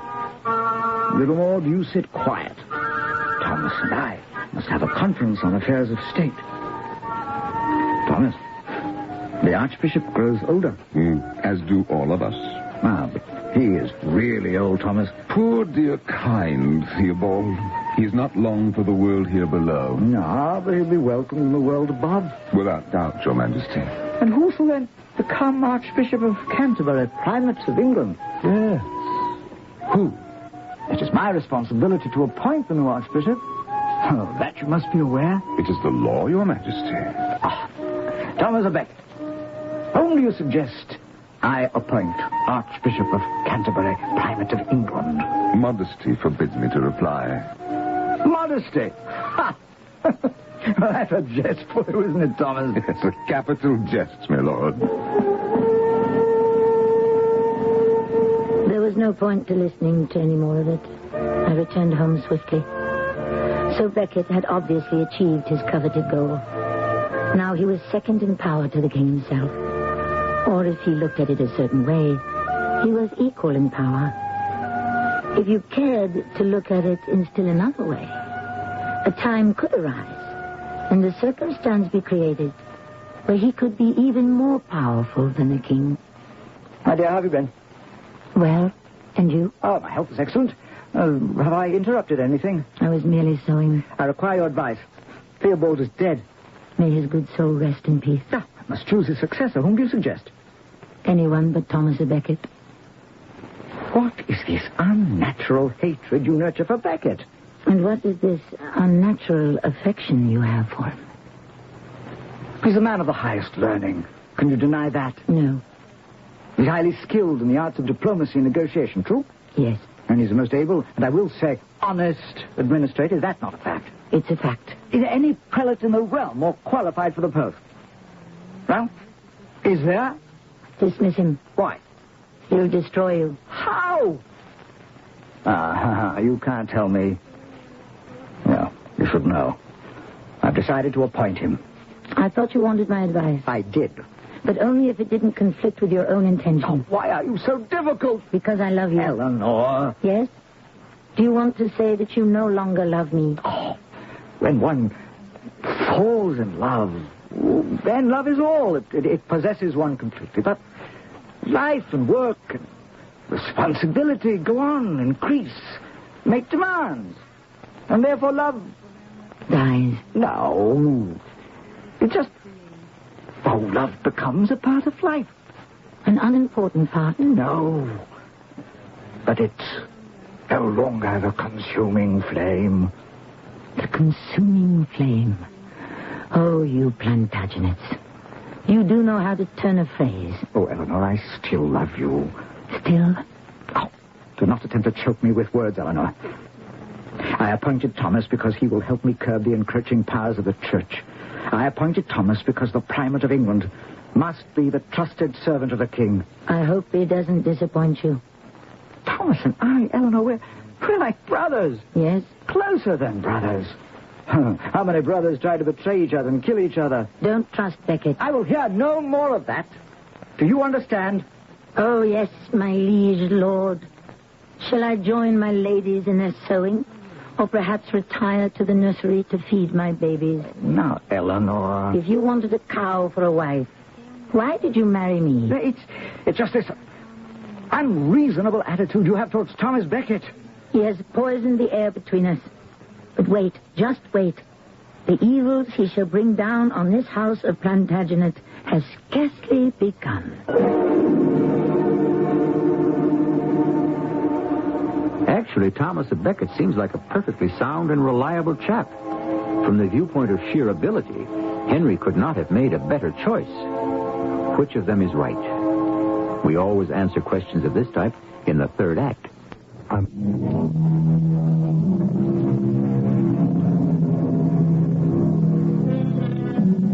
She was one of the great women of her time, but it was the wrong time. Quite simply, it was the wrong time to be a woman. A woman was nothing, nobody. A mere chattel who belonged to her husband, her father, her brother, or to any man who could claim kinship or responsibility. A smart woman could only make a man feel uncomfortable. Smart women, therefore, pretended to be stupid women. It made life less complicated. Unfortunately, Eleanor of Aquitaine was too smart for her own good.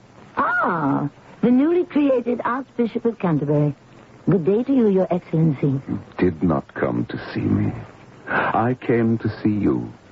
And why should I come to see you? To talk of those matters that concern your soul. Come, Thomas de Becket. Yes, despite your robes of office, despite your august titles and powers, I know you as the ambition-ridden, driven little clerk. I forgive you, my lady. For what? The sin of slender. Ah. Talking of sin, do you and my husband still enjoy yourselves at the house of Faris de Montjoy? Not to mention other similar sundry places? Oh, I no longer concern myself with the false pleasures of the flesh, my lady. My destiny is to serve my God. Henry would say, and I would agree, that your destiny is to serve your king. But, my beloved sister, I serve Henry best by serving God first. I think Henry would prefer the order reversed. I have come to give you my blessing. One good turn deserves another, Your Excellency. I shall give you my advice. You are familiar with the admonition, render unto Caesar the things that are Caesar's, and to God the things which are God's. Of course, my lady. When in doubt, a prudent archbishop will always side with Caesar. Oh, thank you for the advice, my lady. Somehow I sense you shall not follow it. I can only follow my conscience, my lady. That's what I'm afraid of.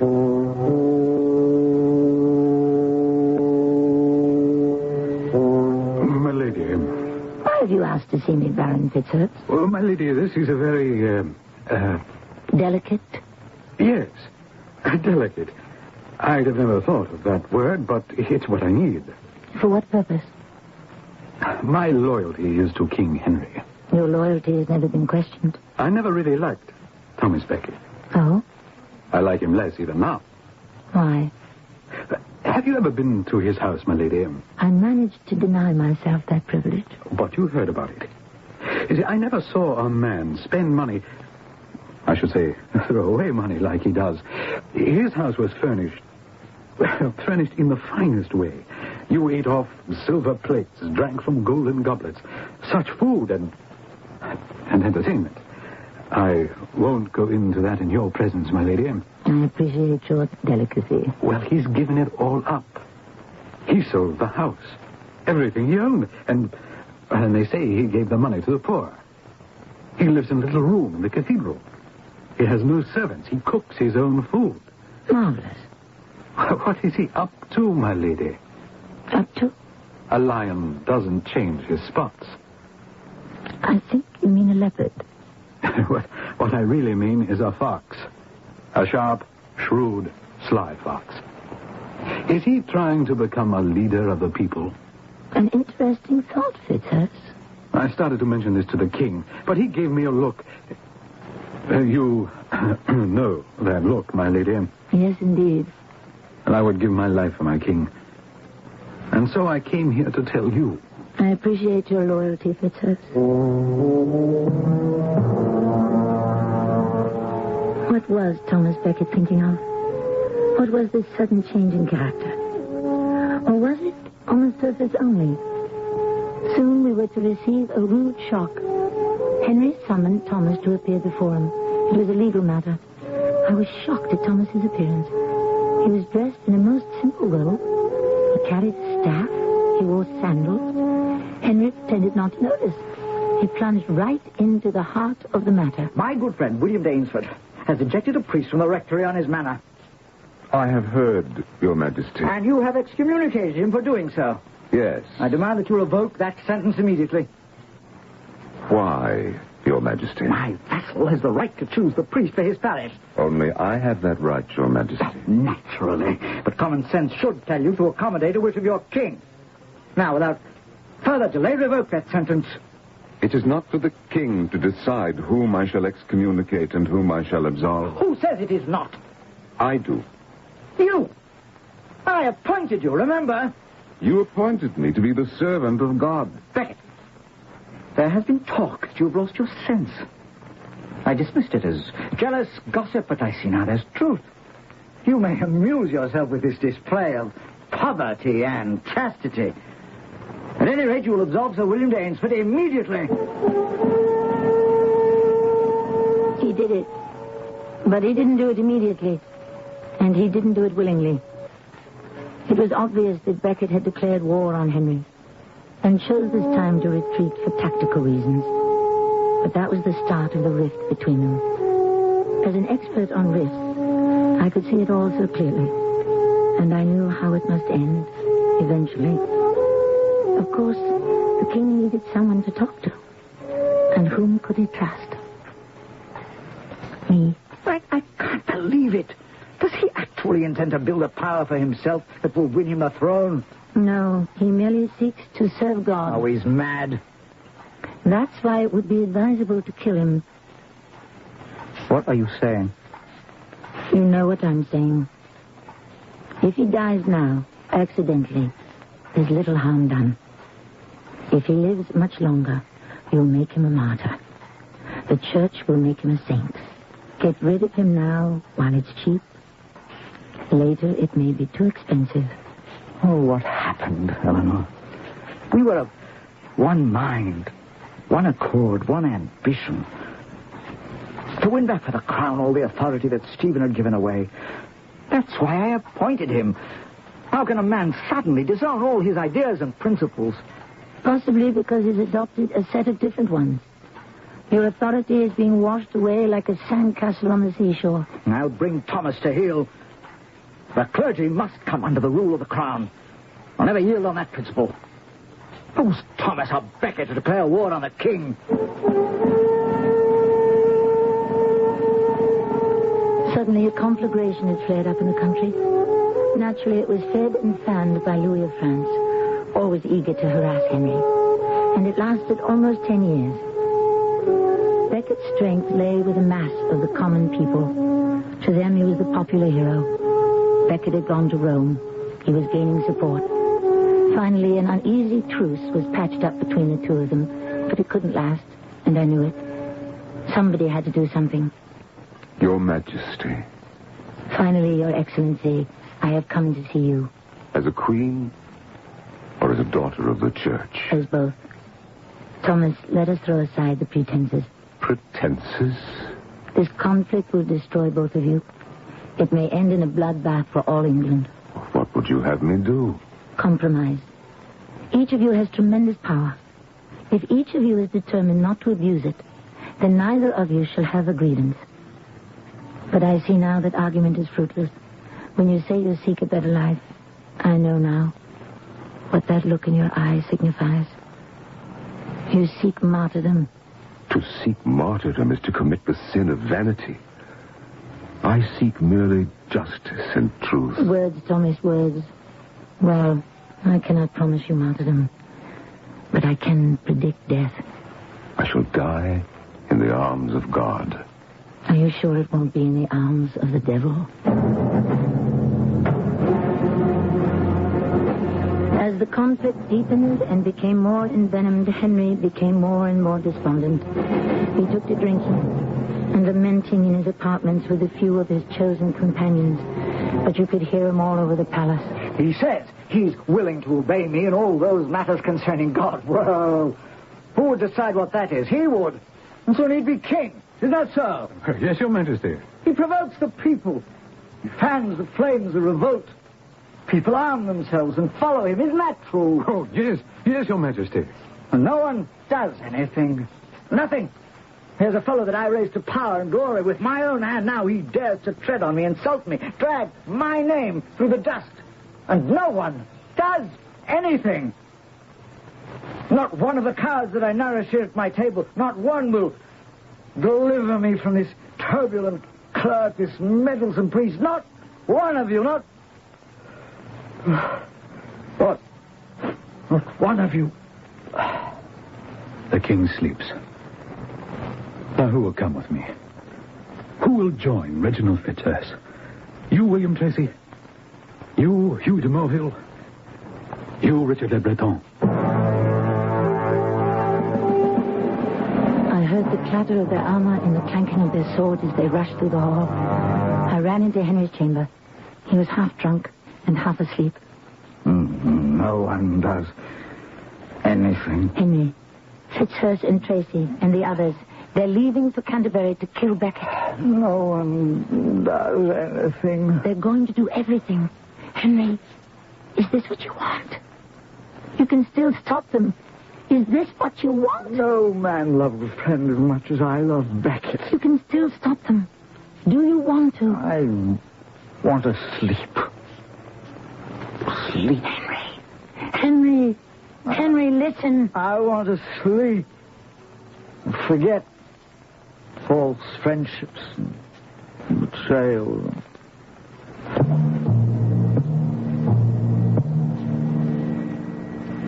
Later, did he know? I don't know. I only know that Fitzurse and his followers bound themselves together by an oath. And I know that they confronted Becket in the cathedral at Canterbury. And as Fitzurse later confessed, they suddenly lost their nerve. But Becket would have it no other way. What do you here in this holy place with drawn swords? Well, speak. We come that you may repent your disobedience to your lord the king. One may only show repentance to God. We demand that you acknowledge the king as your master. I freely acknowledge the king as my master. Well, then there is no longer a quarrel between us. And I acknowledge that God is master of us both. And you will follow the king's orders? I will follow God's orders. Thomas Becket, I remember you when we would all drink together and spend our days and nights together in various places. Thomas, I was your friend because the king loved you. He loves you still. Don't force me to... Kneel, Reginald Fitzurse, kneel. And show yourself a loyal son of the Lord. Acknowledge, Thomas. Acknowledge the mastery of the king. I don't want your blood on my hands. Acknowledge your king. I will die first. Then die. Die now!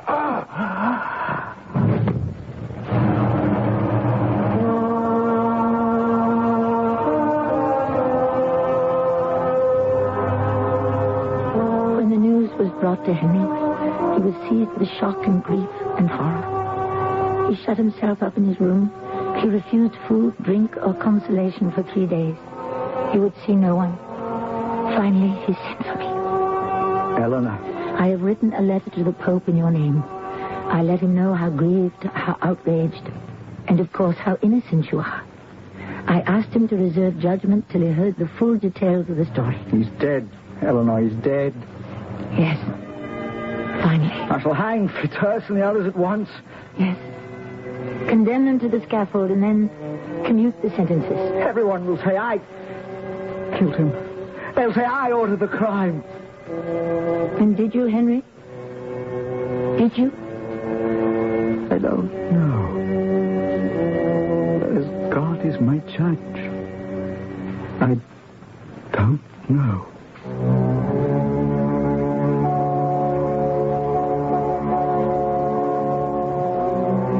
And there the matter must rest for eternity, or until such time as these things are made known to us. But it was one of the great mysteries of history, which is why it is grist for our mill. Our mill will keep grinding when I return shortly. Did you ever want to own your own business? It might be simpler than you think. We can take the mystery out of it. Here's the first clue. We're the largest instant printing chain in the world. Right. You got it. Postal Instant Press, PIP. Now, clue number 2. You can get into a franchise for a lot less than you think, and the balance of the purchase price after your down payment will be completely financed by PIP at below the prime interest rate upon credit approval. We can bring a lot of witnesses, too. Take the man and wife running their own business and doing well. The singles who are part of PIP's success story. The retirees. Or many more in the growing PIP family. All of these people are just part of the evidence.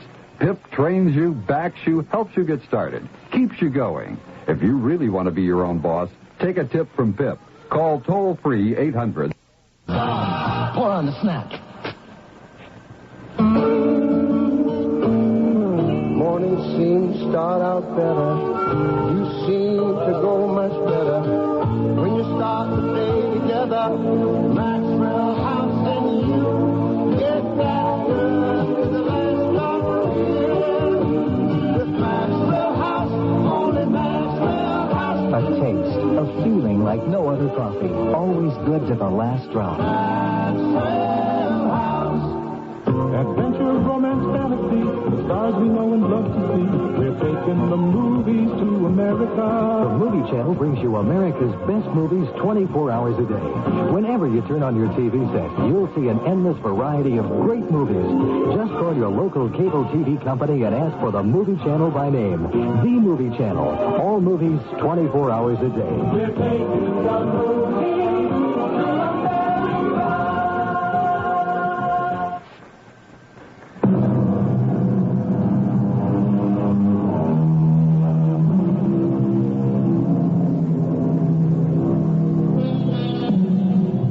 Trickery is as old as recorded history. I'm told they discovered loaded dice in one of the tombs of ancient Egypt.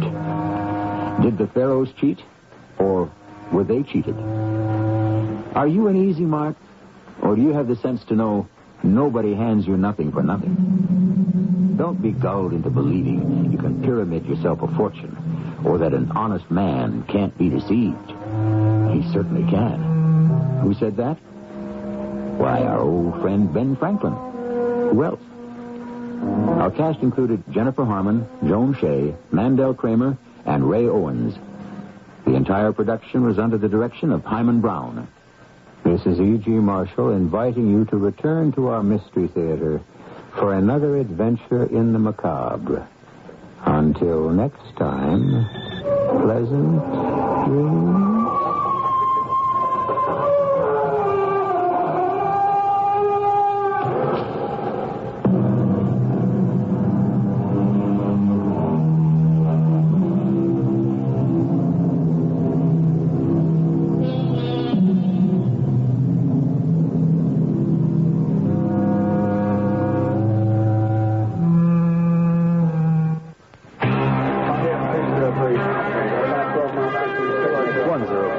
Turn downwind now, heading 170. Skip Calvert is an air traffic controller, but don't look for him the next time you're flying.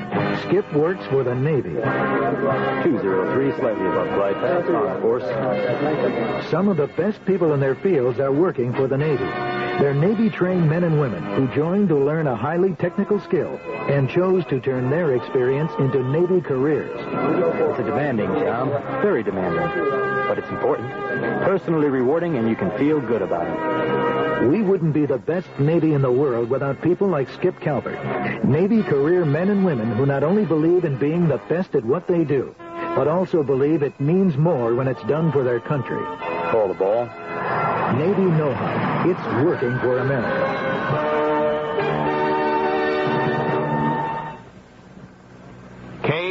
KCMO, Kansas City.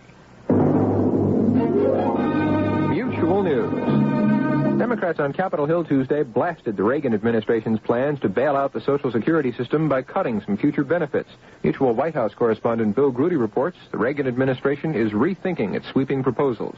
When the plan was unveiled, officials called it a bold new initiative to save Social Security from going belly up. Now, Deputy News Secretary Larry Speaks describes the plan as nothing more than a package of ideas. Speaks says it was sent up to Capitol Hill at the request of Congress, and he indicates the president is not prepared to fight for it, as Mr. Reagan is fighting for the administration's economic package. Speaks says the president's proposals are still the best way to go, But in the next breath, he admits Congress could come up with something even better. Bill Grudy, Mutual One News, the White House. Michigan voters Tuesday overwhelmingly rejected a proposal known as Proposition A. The referendum measure would have lowered property taxes.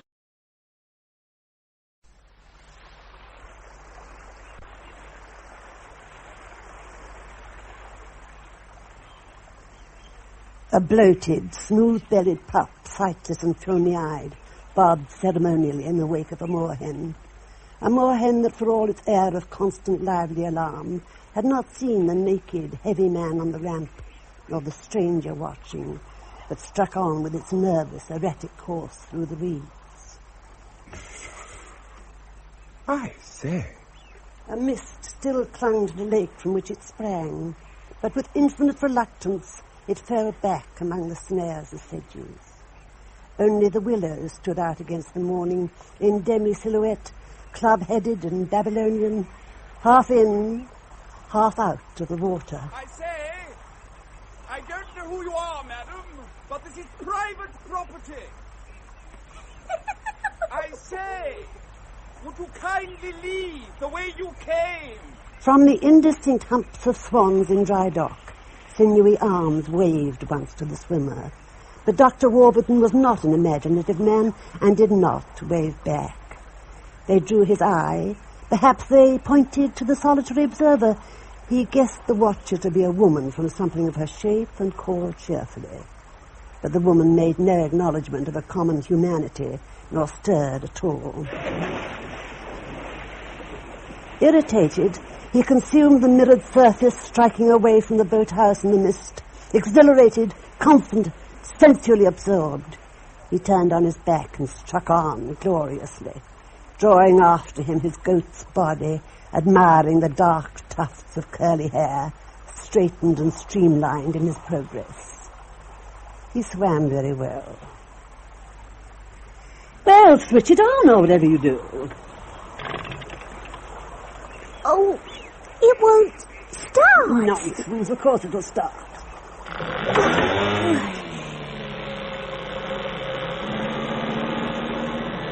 The paint's coming off the little sailor. Can I keep him? No, dear. Oh, you have to have the aerial out first on the little radio. Then you move the switches, you see. Yes, dear, I know. You remember where it lives in the boathouse? Oh, yes. There's a good fellow. He recognized it for what it was instantly. It sought him out through the mist. I say, do you see me? I say! Ah! Ah! Ah!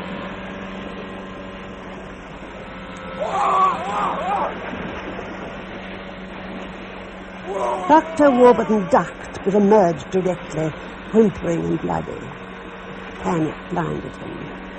Before he could see, it was on him again, nodding like the beak of judgment. He swung about, and for a moment, as his brain fused, the water claimed him. He forgot how to swim. Swimming became a mystery.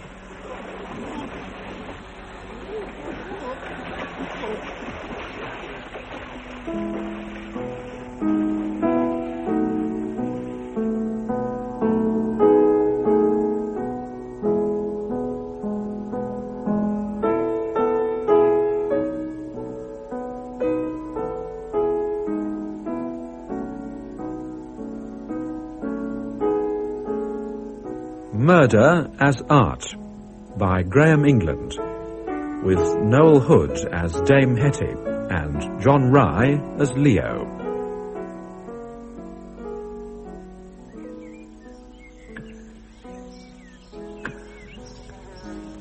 Summer. The lawn of the Dower House.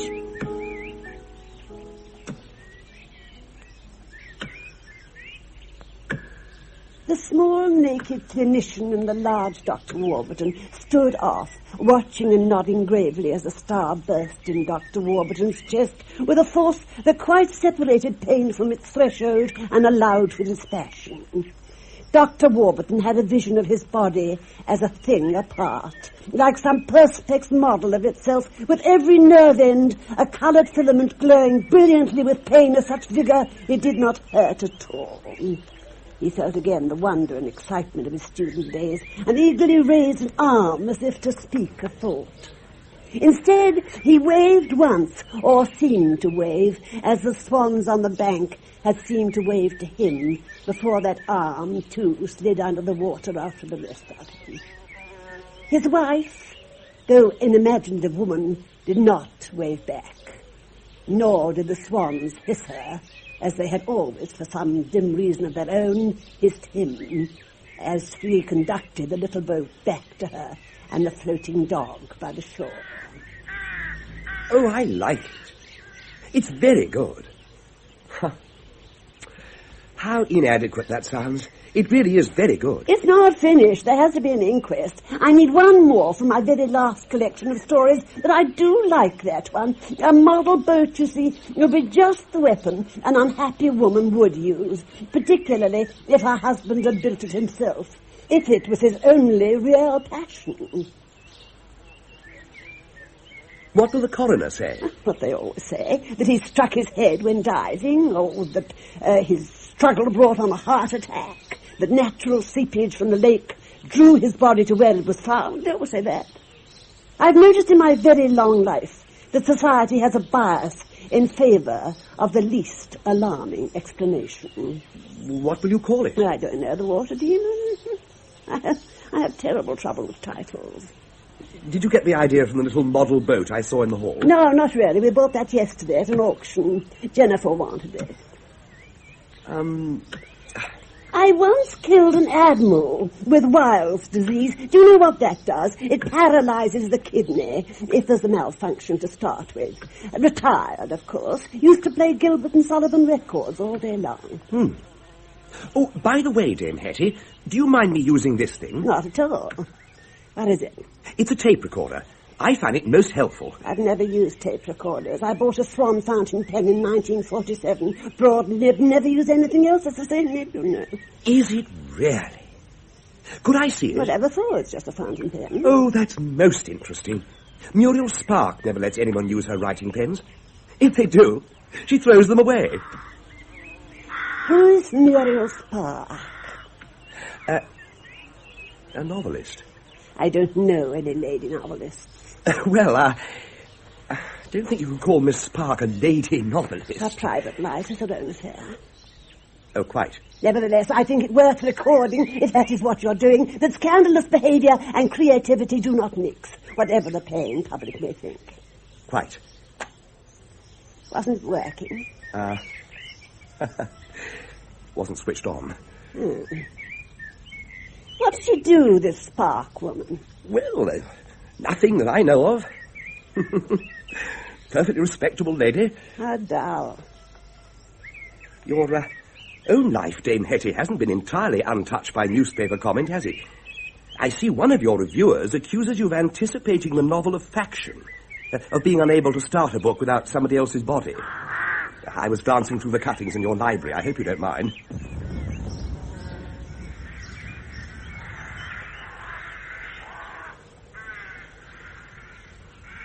Would you pass me the glass, Mr. Meadows? Leo Meadows. Do you mean the telescope? I know what I mean, Mr. Meadows. Just give it to me, would you?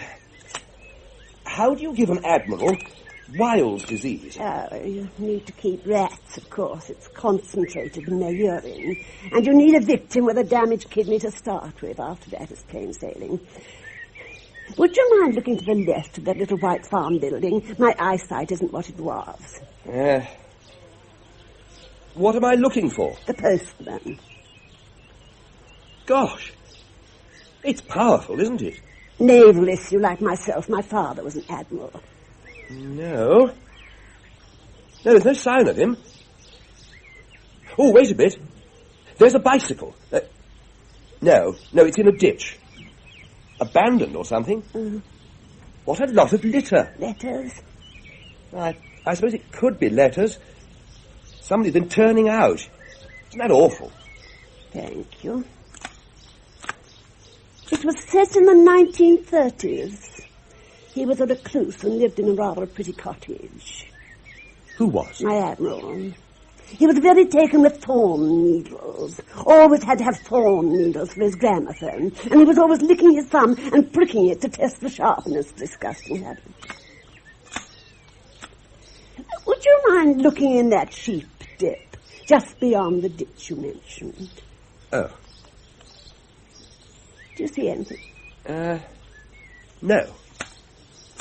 His niece visited him regularly. She was the only one who did. He cordially detested her, and she felt much the same way about him, but bore all that patient merit of the unworthy could take, and she always brought the new needles. It was just a question of time, you see. And soaking the needles. And patience. In the rat's, Yeah. It was a very pretty cottage. What year was that? 1934. Oh, that must be Home is the Sailor. How clever of you. Home is the sailor home from the sea, and the hunter home from the hill. Have you read it? I haven't, actually. No. I never yet met an author's agent who could read. They always have to employ someone to do it for them. Oh, I'm not an agent, Dame Hetty. But you did say my agent sent you. Oh, yes, he did. What did you say your name was? Meadows. Leo Meadows. Jewish? No. My chauffeur is very anti-Semitic. Oh. You have to be a poet, Mr. Meadows. Well, I am, actually. How did you guess? No, of course, it's not a living. It doesn't pay. I couldn't say I was a poet in that sense. No, it wouldn't be. What? A living. You're no longer young, are you? How many wives have you had? 2. Yours or other people's? Oh. One was mine, so to speak, and now she's somebody else's, and the present one was somebody else's. I don't think I could have invented a name as good as yours. Really? If poetry were a living, Mr. Meadows, you would find 2 wives, whoever they belonged to, would be quite sufficient for newspaper comment. Oh, you mustn't be offended, Dame Hetty. If I'm to do your life, then in the nature of things I shall be asking questions that must seem impertinent by their very pertinence. You startle me, Mr. Meadows. You're going to do my life. Oh, I'm sorry. I thought it was all settled. Probably is, if that's what they want. I haven't done a full-length book in 5 years, you know. Just my little short stories, the vignettes of my old age, as someone has unkindly called them. So that's why you're here. Exciting, isn't it? They've been getting very restless. They? The family. And Thomas wants to be married. There's a hawthorn hedge just above the sheep dip. Would you... I feel a little like Admiral Nelson. Oh, my God. Now, you will stay the weekend, won't you? I'm awfully sorry. I don't think I can.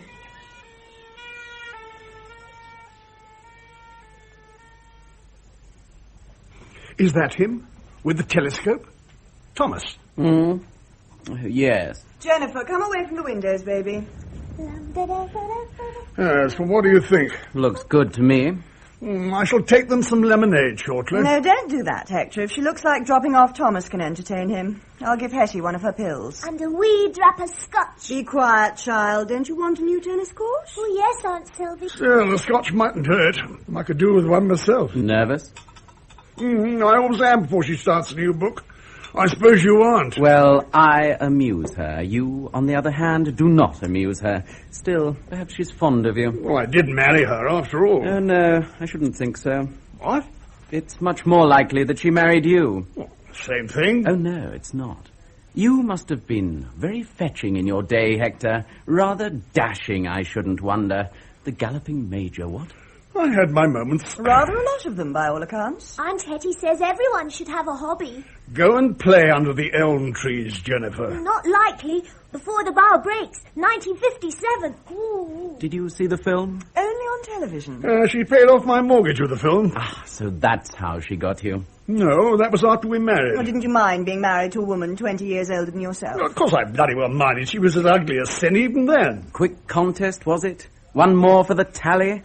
Just keeping your hand in, as it were. Oh, chuck it, Thomas. That's the trouble with womanizing. Any old boot, so long as it's high-heeled. Can't understand it myself. Must be some sort of disease. I bet Hetty cured you. Why on earth didn't you cut and run?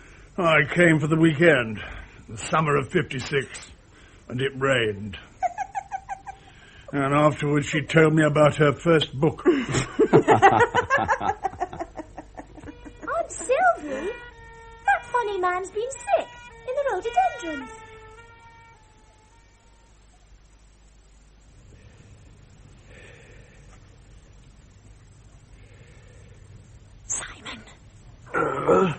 Simon! Not now, Audrey. In the morning. Audrey? What? Where? Shh! Downstairs. I knew she'd find out. Shh! Downstairs, a burglar. Oh, Melissa, don't be silly. What do you mean, don't be silly? Don't you believe in burglars? Oh, God. Oh. Well, we can't both stay under the bed. It's all right for you, tucked in against the wall out of sight, but I think I stick out a bit.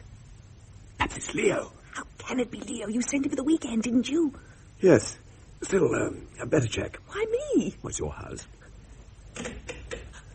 What if it's not? Well, come back and tell me. Melissa? Melissa? What are you doing under the bed? It's my yoga night.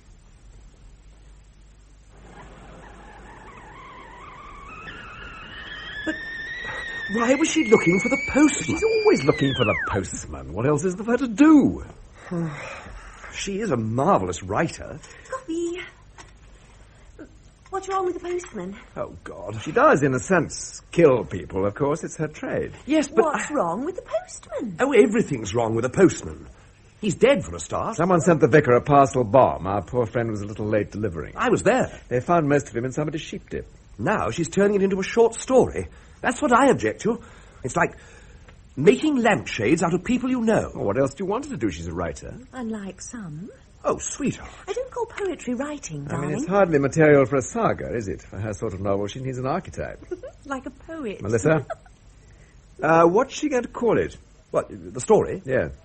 Well, she's stuck between Blessing in Disguise and Post Early for Christmas. In the story, you see, it won't be meant for the vicar at all. That's the red herring.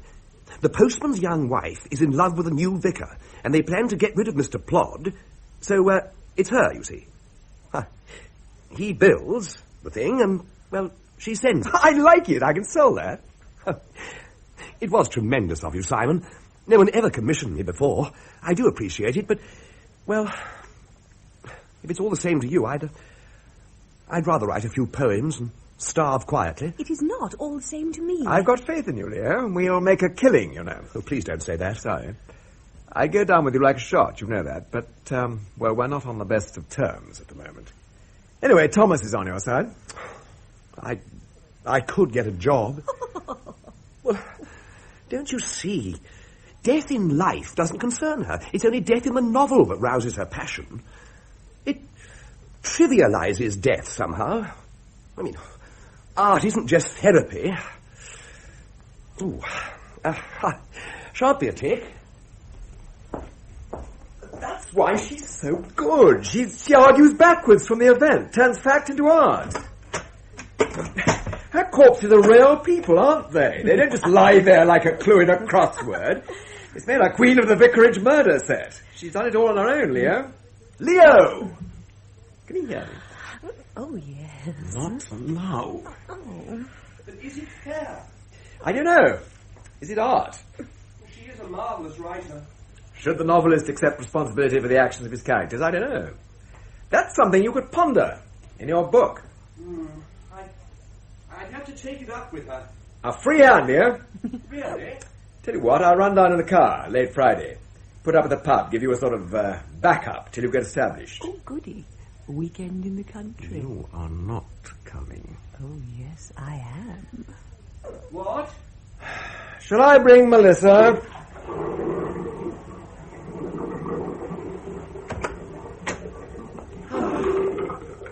Oh, you are a comfort, Simon. It was good of you to come over so late. I don't know how you got here so quickly. Oh, well, what are friends for?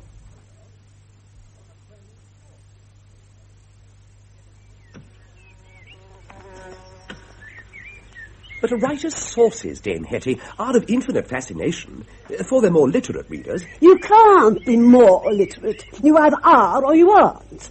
I heard about a literate film script once. It must have been an object of endless fascination. Yeah, quite. 5 of your novels were filmed, isn't that right? I don't write novels. Thrillers? I write books, Mr. Meadows. Not novels or thrillers, but books. Oh, I see. Oh, no, you don't. Works of crime, Mr. Meadows. Violent crime. And it's 5 years since you wrote one. What? A book. I told you that once. You must pay attention, you know, if you want to be a writer. Small wonder you need a tape recorder. Oh, dear. What's the matter? Well, we're not getting on very well, are we? Nonsense. We're getting along famously. I like you. You're the answer to an aged author's prayer. Ask me anything you want to. Would you like to marry me? I'd make you very rich. Well, rich anyway. Oh, good Lord. You're already married, Dame Hetty. Major Lowe is not indispensable, are you, Hector? Well, I think so, naturally, but then I'm partial. I bought you lemonade, dear. Would you like some, Mr. Meadows? Oh, thank you, I should.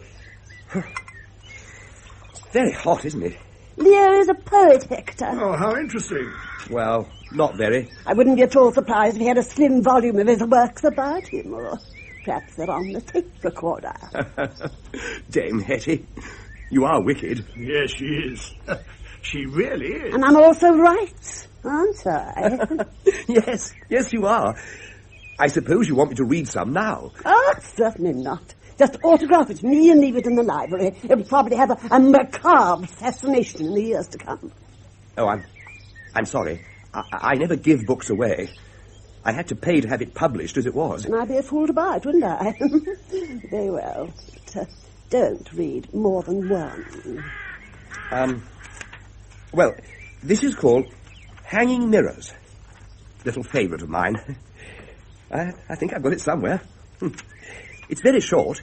Have you got my pills with you, Hector? Yes, dear. Do you feel you need one? No, but have it ready. Oh, yeah, here it is. Hanging Mirrors. Oh, I should explain. The title refers to moving into an old family house. A cousin, in fact. Moving in, that is. The house was on the border, the Welsh Marches. Well, that's important.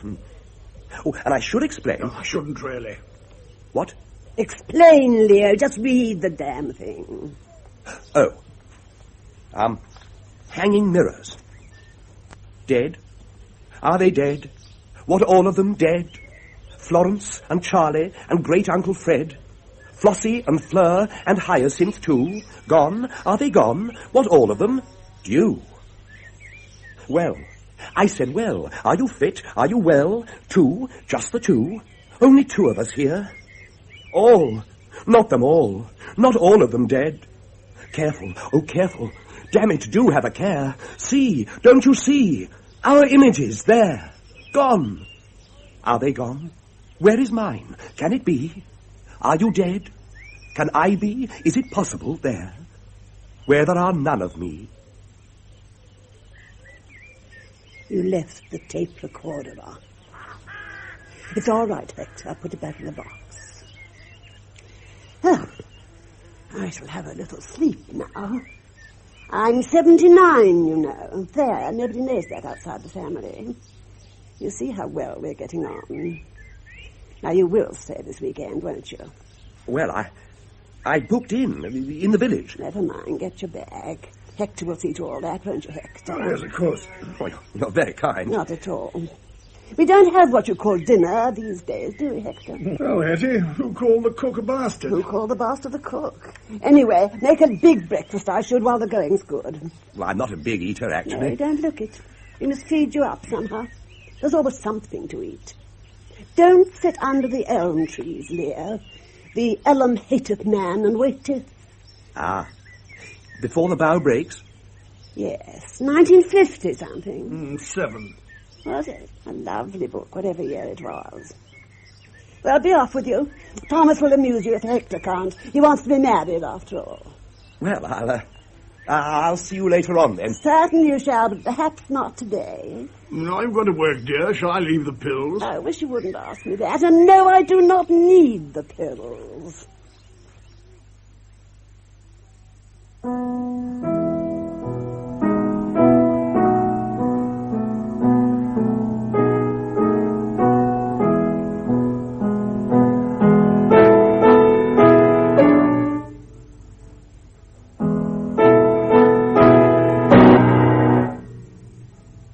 Dear child. I am not a child, Hetty. I am 33. What a splendid thing to be. I wish I was.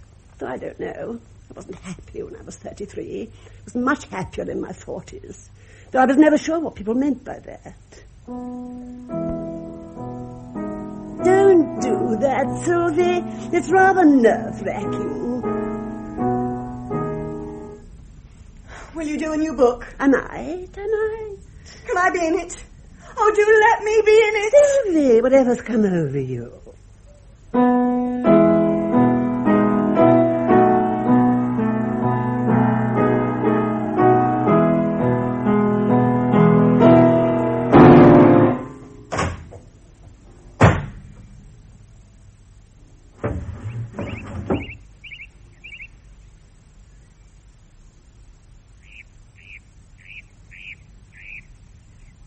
I didn't mean that. What? About being in the book. Oh, of course you didn't. Have you seen the new vicar? He isn't married, I understand. Oh, good. I'll go and leap on him. Well, he's not likely to leap on me, is he? I've been meaning to ask you, dear, if I do another book, and I don't say I shall, would you like a nose job? A sort of little present. Not that I mind your nose, understand. Goodness knows, mine used to bother me, you know, before I was 40. But I'm behind it most of the time, whereas I can see your problem, but to see one's own, one has to shut one eye, and that gets you into all sorts of bother. Oh, chance would be a fine thing. I don't think it ever worried me, being plain. After I was 40, anyway. Strange that you should take after me. We're not related by blood, after all. What was my father like? He drank, rather. But what did he look like? You, dear. No wonder he drank. Was he drunk when he had his accident? Very drunk. You wouldn't have liked him, Sylvie. Awful bounder. Frightful drone.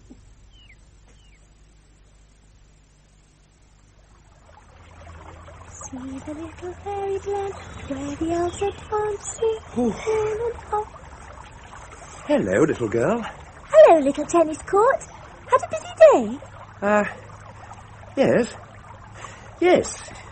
Instructive, certainly. I'm lost, I think. Comes of taking shortcuts. You're Jennifer, aren't you? Uh-huh. This is a dangerous place to play, Jennifer. Yes, it is. Awfully dangerous.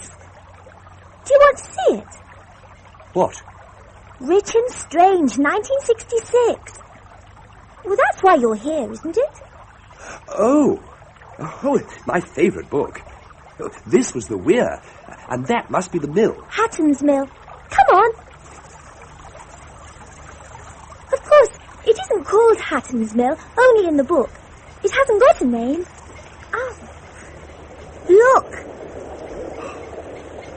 Gosh. Are you an orphan, Jennifer? Yes, I am. I'm an orphan. Don't stand so near the edge, child.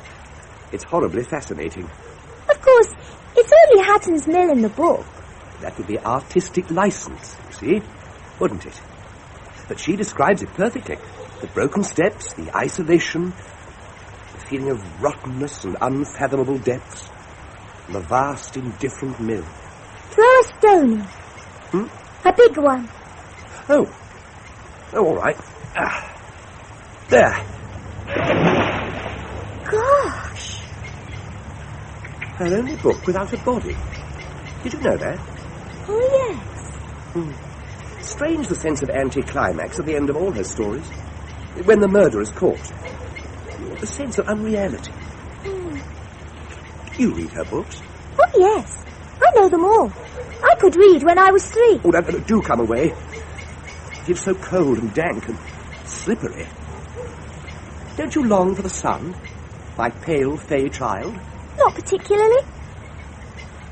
Are you a Thatcher? What? A toucher. Uncle Hector's a toucher. It's terribly expensive being a toucher. What? Well, where are you? Wait a minute. What do you mean? Oh, damn. Why did you say, hello, little tennis court? You're my tennis court. Yes, but If Aunt Hetty writes another book, I shall have a tennis court. Yes, Then they'll have to play with me. They will? Yes. Why won't they play with you now? I don't know. Shall I make you a daisy chain? No, thank you. See the little fairy glen where the elves are dancing in a dark the magic creek. 1, 2, 3. Goodbye! Jennifer! I don't know the way back.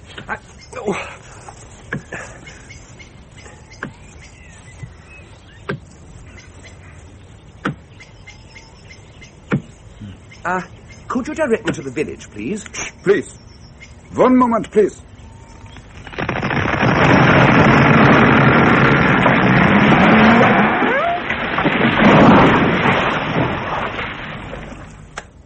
So, thank you.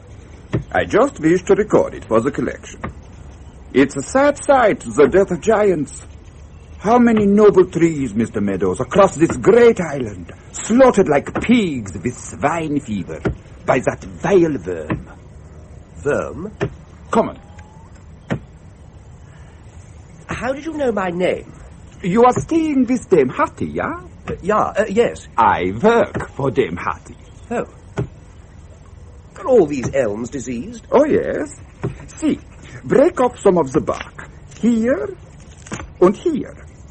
And is revealed a network of pain. 1,000,000 tunnels of agony.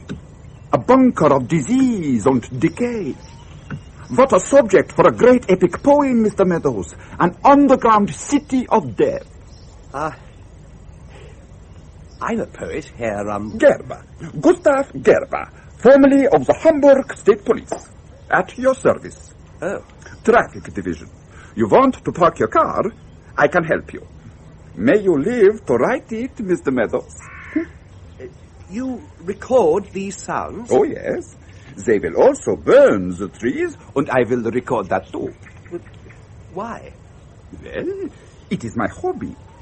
And also, I have the honor to aid the amateur productions of the village players. Oh. We are doing the cherry orchard. The new pastor will direct, and Dame Hattie is our patroness. That they owe to me. Well, that's hardly going to sound like a cherry tree coming down, is it? When I have finished with it, Mr. Meadows, it will sound like the motorcycle accident if I want. Really? But of course, you can re-record and augment and distort the sound. Cut it out. Anything. You are asking for the village, yeah? Yes. I'm to meet my wife. Would you like first a cup of coffee with me at my cottage? Oh, well, thank you. Come on. Traffic Division? Yeah. The tragedy of my life, Mr. Meadows. Every year I am saying to the Jewish bastard in charge of the... I am not prejudiced, Mr. Meadows. They just got no place in the police, not in Hamburg.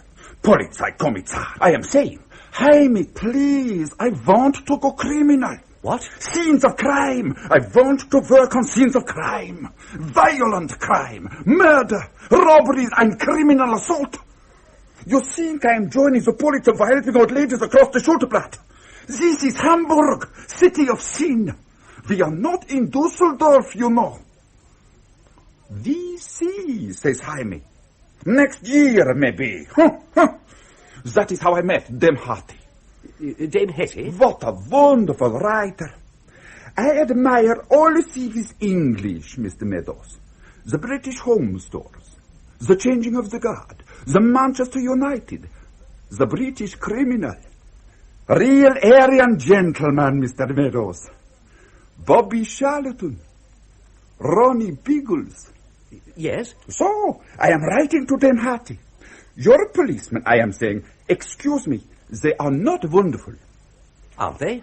Her policeman, they are stupid. And her detective stinks like gefilte fish. Does he?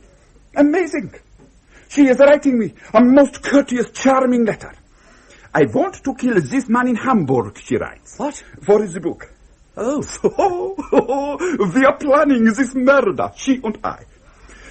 Except that. Yes? Except that. This elderly Englishman dies outside a nightclub in Hamburg. A traffic accident like we have in the book. Just like we have in the book.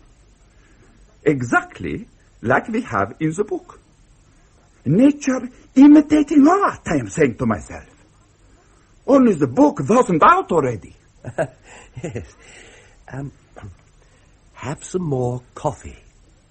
You help yourself. So, again I am writing to Dame Hattie. After all, I am a traffic policeman. And I am putting frankly my feelings in the matters. And? I am getting no reply. Well, Herr Secretary, somebody writes and thanks me. Dame Hattie is engaged, looking for another subject and so. And I am saying to myself, Gustav Gerber, we are in the most unusual situation. Because if Dame Hattie is writing another book, it's a paradox, Mr. Meadows. Instead of having a body and looking for a murderer, we a murderer have and must look for the body.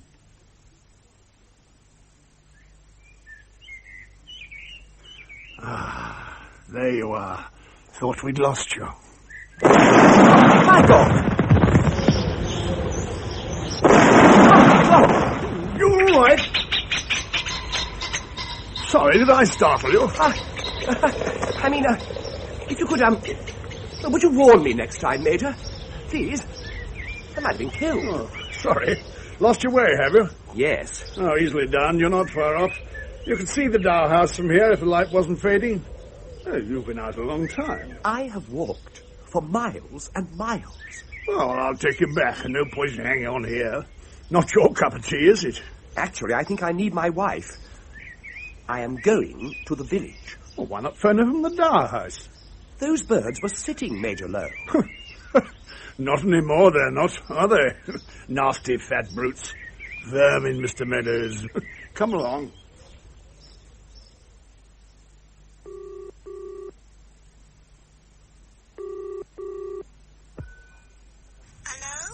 I want to speak to my wife, please. Mrs. Meadows. Mrs. Meadows? Yes, Meadows. You know, meadows, fields, leas, grass, that sort of thing. Meadows. Moo. Moo. Moo. Hold on. Got right one here. We got Mrs. Meadows. She's staying, is she? No. I just rang. I thought I would. She's skin diving off the Azores. Pardon? Oh, wait a minute. Putting you through. We got some skin divers staying then. Hello? Simon? Yes? Oh, have they given me the wrong room? I want Melissa. No? Oh. What are you doing in Melissa's room? Oh, looking for drugs, pornographic literature, the odd dose postcard. Anything to pass the time, really. Well, look, for God's sake, Simon, stop messing about, would you? Is she there? Put her on. She's gone to the country club with Thomas. You were supposed to be here. Oh, drat. You sound upset, Leo. Well, of course I'm upset.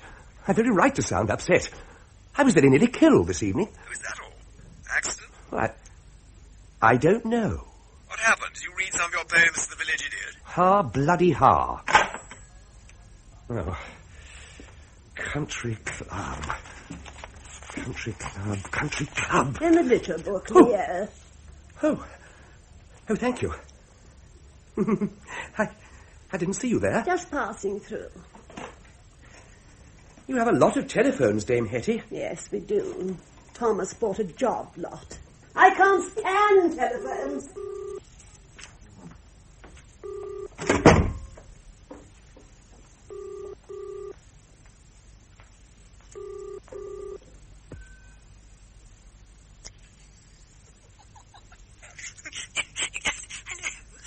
Well, I haven't said anything funny yet. What? Oh, darling. Is that you again, Simon? What? Oh, Leo. Oh, don't do that. darling? What do you want, darling? You, honey bun, desperately. Poor baby. Why didn't you wait for me? Well, I waited and waited, sweetie. Honest injun. Oh, I'm sorry. Oh, it's all right, darling. I understand. Oh, by the way, Simon was in your room. Was he, cheeky devil? Yeah, he sounded awfully fed up. Why didn't you take him with you? Oh, two's company, Leo. Three's disgusting.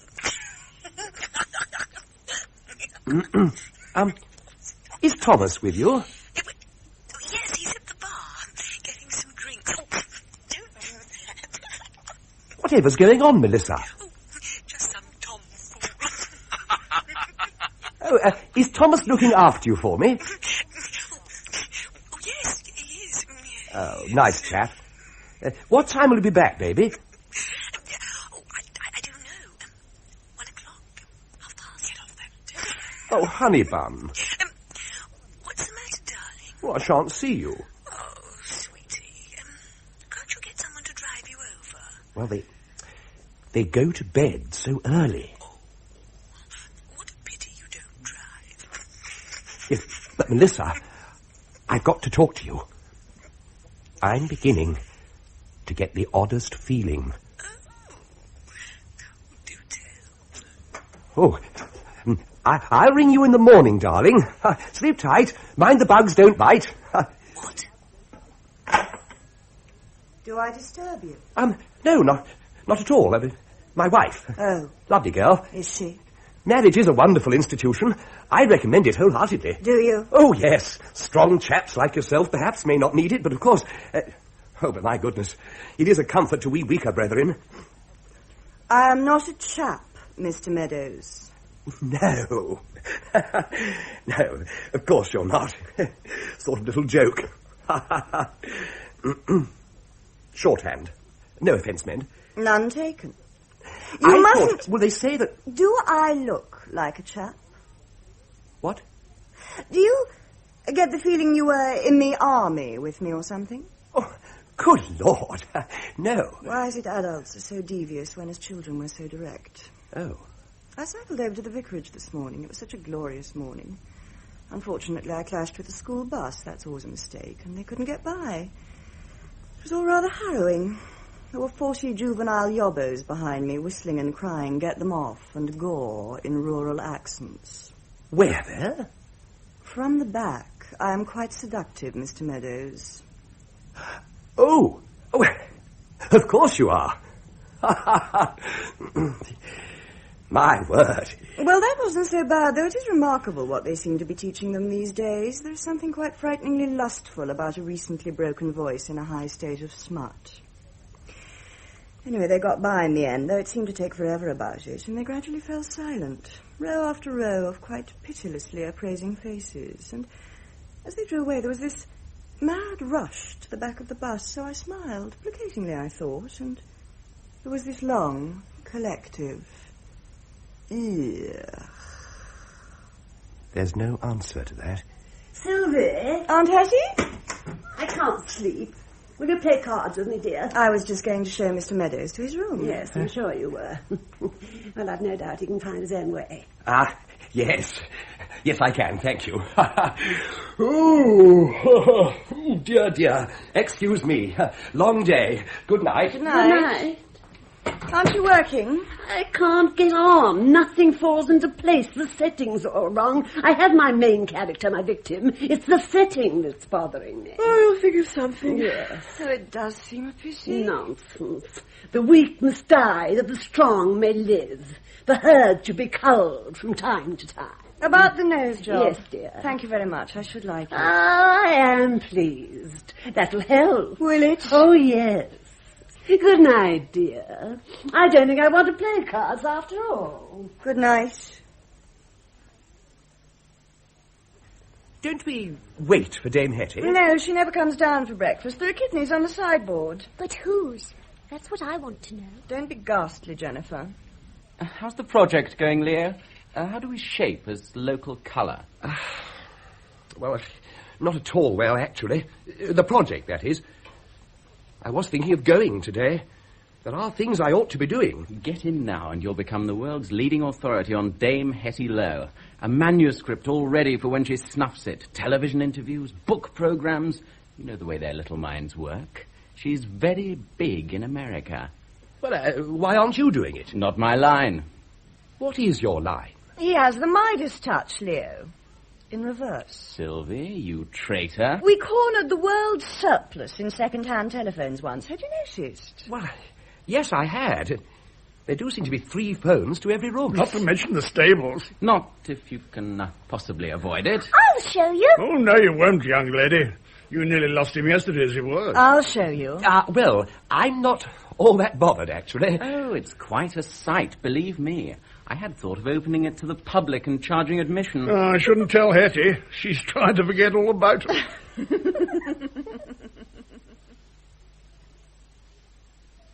This is the long gallery, Leo. He died in a hunting accident. How tragic. Yes. Tragedy seems to stalk your family. Well, not mine so much as his. His wife disappeared during the war, you know.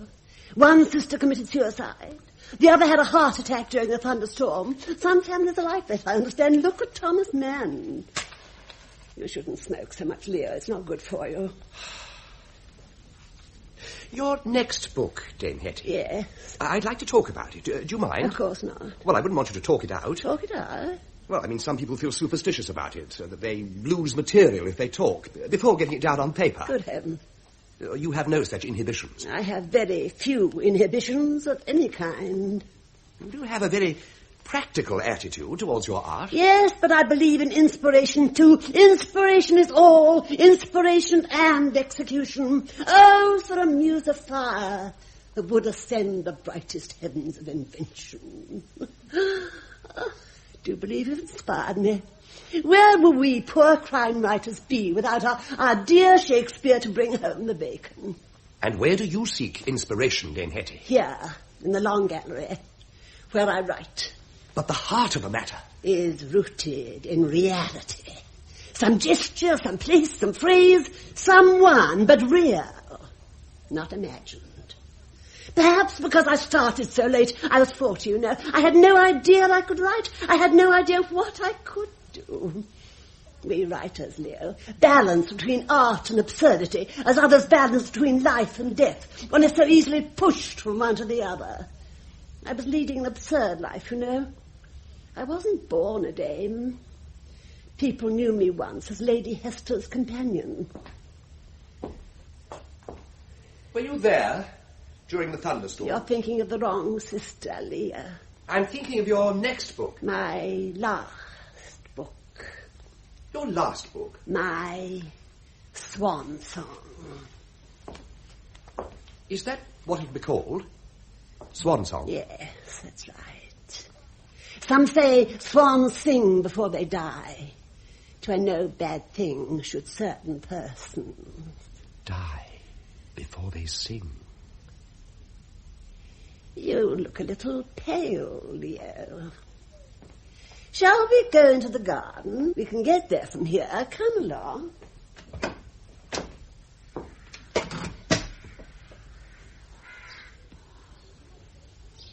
People have extraordinary ideas of my wealth. I am not a millionaire. It's true I've made a great deal of money from time to time, but it tends to evaporate. Not having had a family of my own, I've indulged the one I acquired. They're very expensive. They take advantage of my generosity. But it keeps us very close. Strange that someone as self-sufficient as myself should enjoy having dependents. And then the taxman seems to apportion me the entire national debt. Or has this Labour government repudiated that? I forget. I was poor once, you know. Almost as poor as I was plain. And I was very plain. Sylvie takes after me. Had you noticed that we're not related by blood? Extraordinary, really. But she has vitality, has she not? Dying to be a tower of strength to someone, I shouldn't wonder. Girls with those fleshy noses tend to be very sensual, Leah. The sort that get excited about it and sound off like trains in tunnels. Hooters, I call them. I rather think George Eliot was a very passionate one. I ought to live abroad, really.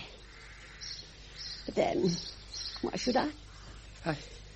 Some of your best cases are set abroad. Well, I had to go abroad from time to time. And several people who interested me went abroad, though I hated it, of course. Full of foreigners, you know. Oh, yes. When I have an idea for a book, I never give up. That's what marks the artist, makes him different. You don't start a book and then not finish it, by God. Grit, you know, a little blood, a little unladylike sweat, and you get it done. One must make sacrifices. And each one done adds to one's strength for the next in some subtle way. Nothing, I do believe, could stop me finishing a book now. One just makes the sacrifice and feels quite strong and glorious. How much does it cost to have a book of poems?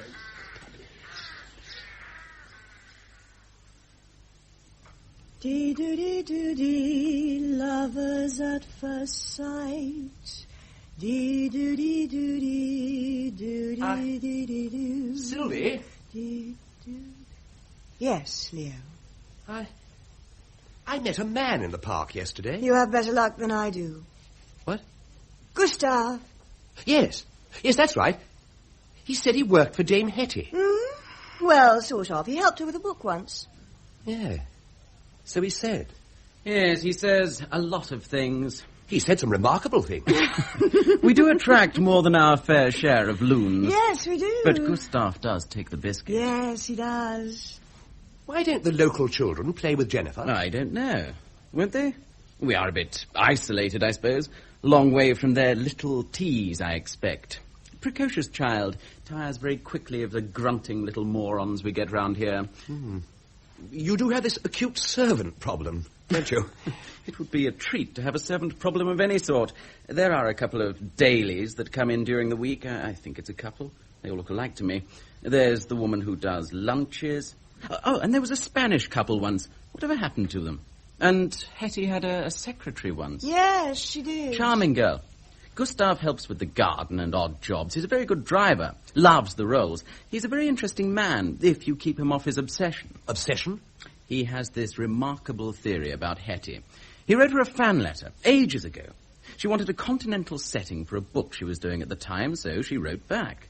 Frightful mistake. Always is. I tell her not to. Naturally, he was tickled pink and terribly helpful. He's a policeman, you know. Or he was. Yes, so he said. Well, it so happens some poor old fruit we knew slightly got knocked over in remarkably similar circumstances to the book. Poor old Gustav got terribly excited. Wrote to Scotland Yard and Interpol. Well, what happened? Oh, they retired him early. We had a very nice letter from his chief. He gets a very good pension. He's quite happy. Hetty's awfully fond of him. The oddest people write. The theory? Oh, you can't write a sonnet without being in love. Therefore, to write best-selling murder mysteries, you have to be a murderer. Q-E-D. It does sound faintly silly, doesn't it? You don't have to be in love to write a good sonnet, do you? It helps. And the rest?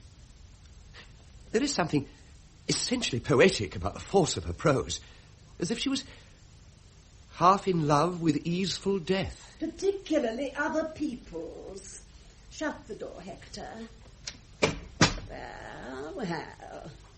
What an extraordinary book you will write about me, Leo, when I'm gone, provided always, of course, I oblige you by going first. Ought to sell. I'll give you that.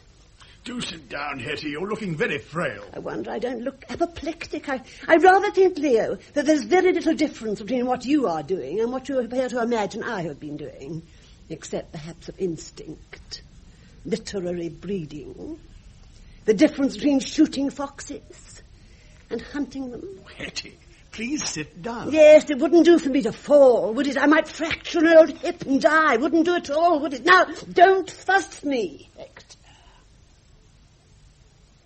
There.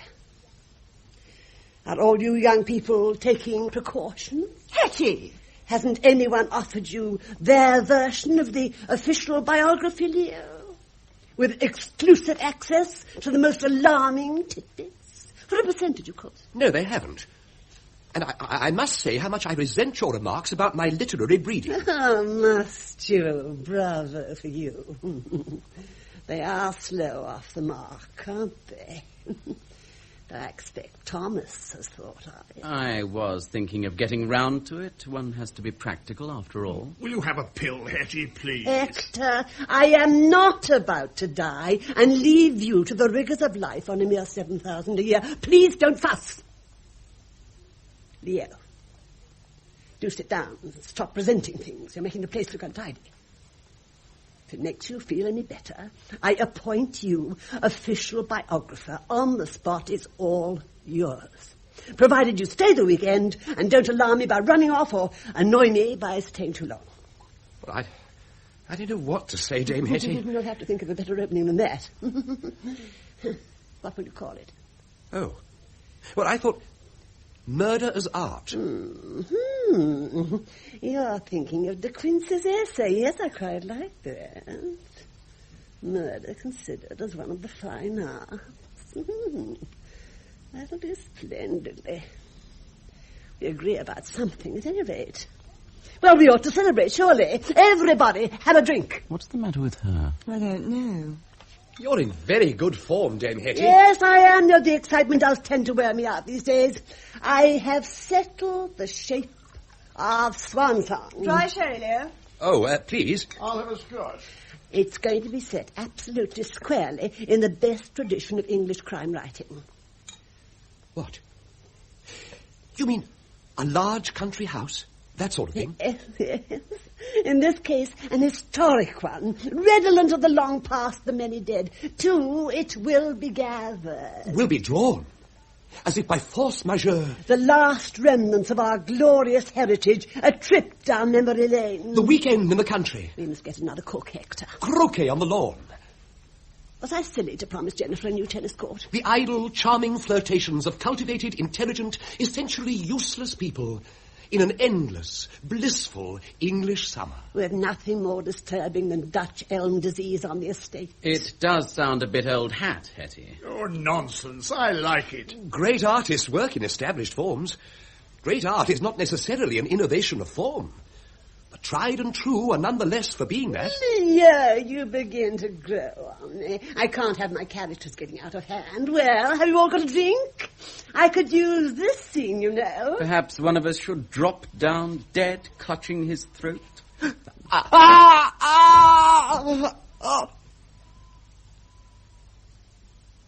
Thomas? Stop playing the fool, Thomas. Get up. Well, are your glasses charged? What about me? Jennifer, do come in and stand beside me. I haven't forgotten you. No, leave the French windows open, dear. Now, what would you like to drink? A gin and tonic. No. Well, why not? A very tiny one, Sylvie, with a large piece of lemon. Thank you. Well, Leo, what do you think now? I'm very flattered. I don't know what to say, Thomas. I'm very grateful to you. Not at all, not at all. She's very big in America, you know. Thank you. Wait, baby. So, to my official biographer, in whom I am well pleased. Oh, thank you, all. Leo. Do you think you're God, Dame Hetty? Gustav. Leo, dear, do be careful. Put him down. He's mine. What? Put him down. I don't want him turning back into a frog, do I? Sylvie, this is my wife. How do you do? Are you surprised, Leo? Yes, I am. Hector told me your wife was in the village with my agent of all people, so I sent the car for them, you silly boy. Why didn't you say? Well, Where's Simon? He has fled. Simon? Well, gone, certainly. Oh, dear, such a delightful man. I did so want you all here. Gustav, you didn't? You weren't discouraging, were you? I never said a word. Dance, dance, dance, little ladies, youth is fleeting, da-da-da-da-da. You sound almost like the real thing. I am the real thing, ducky. Stick with me, kid. Oh, Thomas, this is absurd. Yes, isn't it? But it does give me an excuse to hold you close. Does she always wear that incredible long black dress? The dame. Only on special occasions. Oh. Where's your girlfriend? In Paris, buying her trousseau. Countessette? Huh? Leo thinks you're a frightful snob. Yes, I am. Keeps one up to the mark. One should never settle for second best. Oh. And what about me? And your speciality, Melissa, dear, you're absolutely top flight.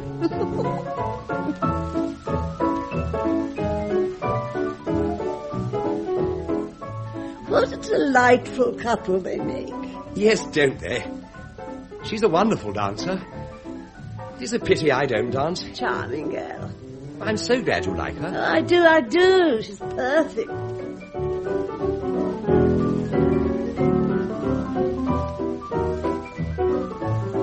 Hector, do stop doing that. Jennifer's watching. Oh, sorry.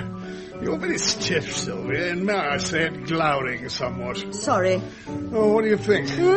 I can't remember the last time I saw her in such good form. It really was an inspiration of Thomas's. I thought we'd seen the last Hetty Lowe mystery. I truly did. Yes, Thomas can get married. Jennifer will have her tennis court. I shall have a weekend in Boulogne. Harwich for the continent. Paris for the incontinent. And I shall have a nose job. God's in her heaven, all's right with the world. Makes you glad to be British, what? But it does seem a pity. Oh, don't be silly.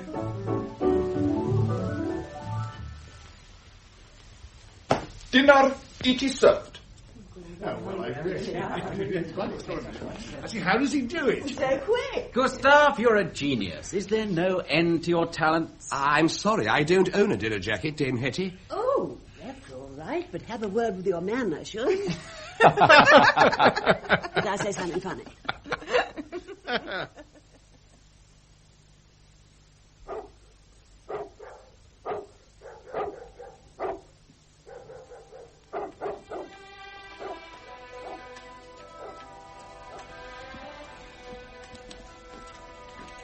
Oh, Melissa, what are you doing? Oh, I'm packing. Oh, but you can't go now. What's wrong with tomorrow, anyway? Simon's coming for me tonight. Simon? I thought... Why didn't he stay? Was it something I said? Oh, Melissa, what have I done? Nothing, darling. Ever since I met you. Nothing. Oh, but... I'm leaving you, sweetie. Yes, but Melissa... Simon's going to marry me. He doesn't know it yet, but he is. I'm coming with you. No. I'll stay. I will do the book. I'll get a contract. You'll be proud of me. Oh, don't go. Don't go. It could be different. That would be nice. Bye, Leo.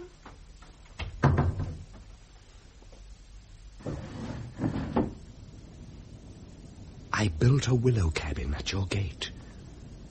I remember you thought that ash might have done better. I brought and waited for you with a rose. You thanked me, but would have preferred a letter. I changed my suit. I matched my stride to yours. I held my peace. I clenched my sweaty paws. I watched you sabotage each moment juste, and wished myself a murdering on the moors. This is all you're doing, Sylvia. It most certainly is not. Why didn't you stop her, Hector? What happened to the fatal charm? Why didn't you wake me? I didn't know she was going till she went. Thomas, you knew these creatures were staying in the village. Why didn't you say? I thought it would complicate things. Oh, did you? Have a good mind to disinherit the lot of you. I could, you know. I could leave it all to Jennifer and the Battersea dogs there. Oh, Hetty. I like doggies. So do I. Shh, baby. But does it matter, Hetty? Natter. Of course it natters. Have you no sense of form, no sense of style? Has your long association with me taught you nothing? Will nothing refine the inherent vulgarity of your mind? Oh, I say. Do you read my books? Of course I do. Well, nearly all of them. One or two I couldn't finish. They're a bit long, Hetty. Well, the scholars will sit at your feet, won't they? Waiting for the critical pearl or two. Looking for some gem, some tiny insight into the artistic process. Gap-toothed, eyes ablaze, notebooks poised. And what did you think of our books, they'll say. And you'll tell them, won't you? My goodness. Bit long, you'll say. And for these I have laboured. Very well. I shall have to rewrite my synopsis. I shall do so tonight. I trust I can rely on the full cooperation of you all. Of course you can, dear. My word, absolutely. Sylvie? Oh, yes, I suppose so. It's little enough to ask, you know. I'm not getting any younger. You'll have to fend for yourselves very shortly. This is my last book. My lovely Tempest. My swan song. A lifetime's experience thrown into one last tussle with the muse, one last mad embrace, a lifetime spent in the refinement of an art. Do you think it was worth it, Thomas? Oh, yes, of course it was. I'll try not to make it too long.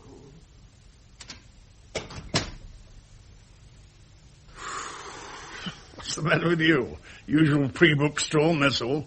Is Aunt Hetty going to die? Well, yes, Jennifer, she is, but not for a little while yet, we hope.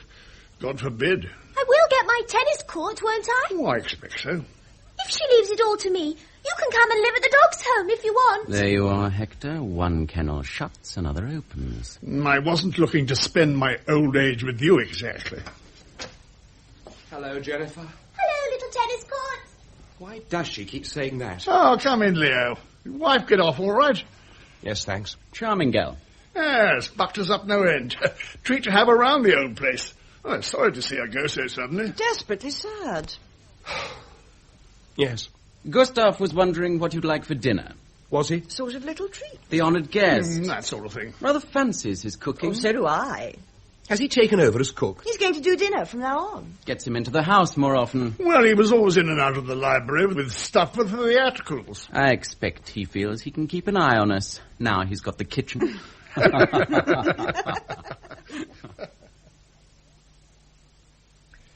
I saw the lamb. Navarin of lamb. Oh, yes. With Jerusalem artichokes cooked with cream. And a plain fresh salad. Sounds delicious. It will be. Why do you stay, Mr. Meadows? Go, now! In vain is the net spread in the sight of the bird. Yes. Mr. Meadows, such fatalism is unhealthy. Fear eats the soul. I admire the stiff upper lip, Mr. Meadows, but moderation in all of those things. Run, Mr. Meadows, run. Like a rabbit, in half a circle. But from what? And where to? Do you think one's life can change in a weekend, Gustav? One's destiny become manifest? Minded. One's loved ones fall away. Gone? Are they gone? What, all of them? Gone. Oh, I feel so tired, Gustav. Exhausted. As if at the end of a long, hard struggle. Wrestling with an angel. It is the angel of death. Is it? Her embrace is so cool. But so deadly.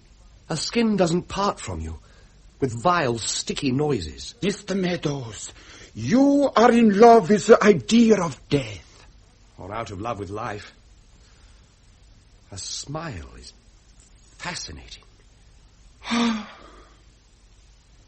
Do you like junket? Junket. Oh, yes. How will you spend the day? Oh, I have a poem to finish. A little gift from the muse. It came to me last night. What will you call it?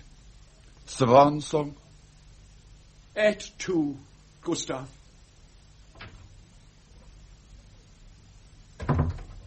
the meadows.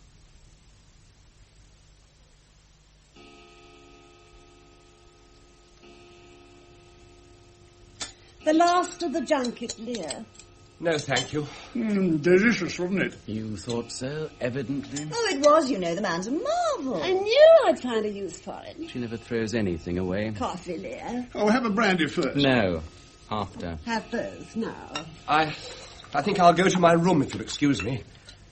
There's something I want to finish. Yes, I must work tonight.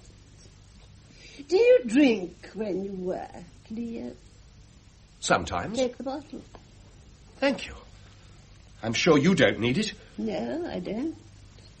How's the book going? Oh, very well. We must talk about it sometime. Yes.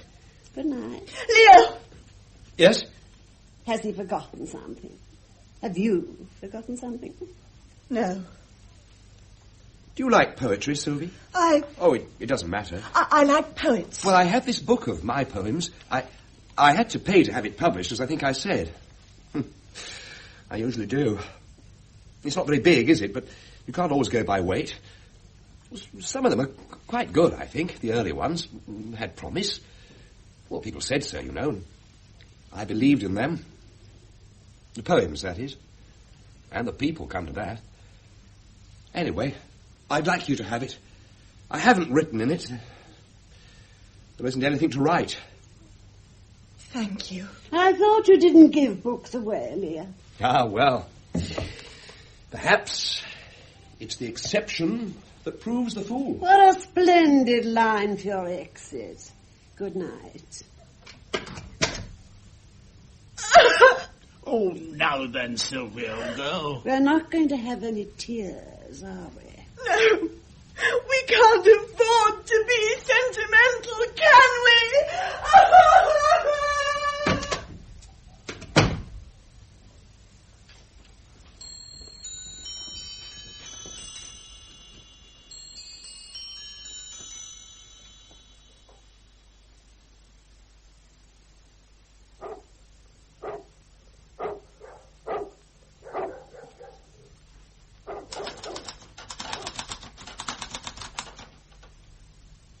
If I should die this night, then... If I should die this night, then in the world's eye flaunt me. If...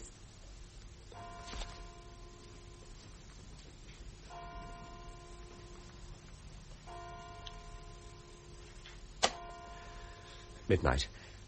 I fear the worst. My door locked and bolted. Why do I stay? Is flight futile? Has she mesmerized me? Oh, Melissa, I am not.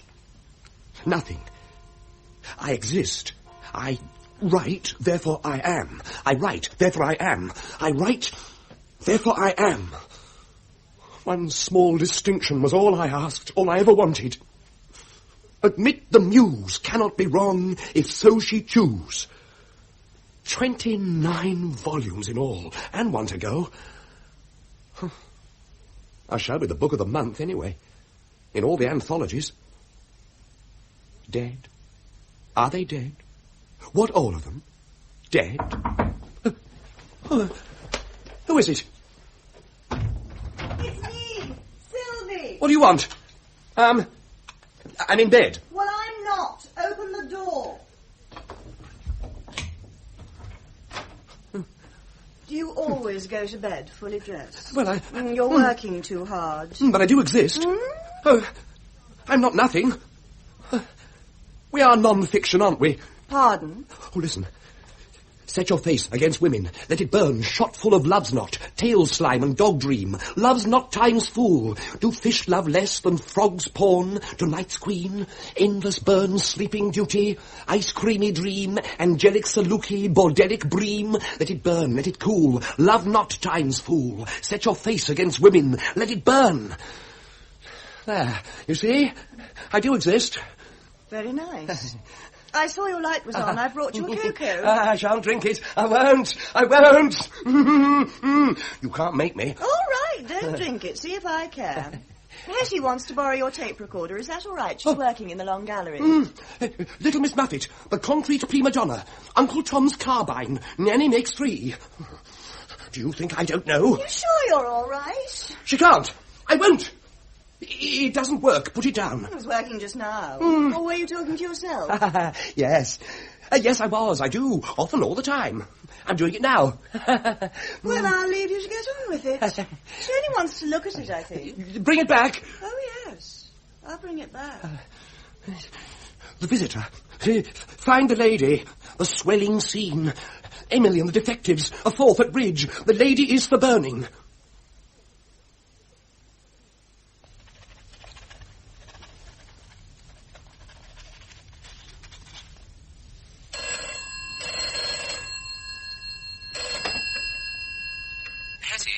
I do not like to be telephoned while I'm working. Hetty. Who is that? You know very well who it is. It's Thomas. Hetty, my door is locked. So is mine. I want everyone to stay in their rooms tonight. I do not wish to be disturbed. Oh, Good night.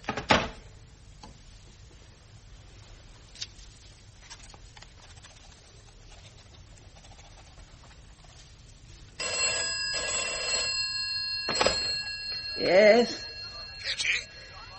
Where are you, Hector? The blasted country club, of course, where you sent me. Good. Stay there. Oh, Hetty, can't I come home? It's frightfully dreary. Who else is there? Oh, the usual crowd. A chief constable with his arse in the fire.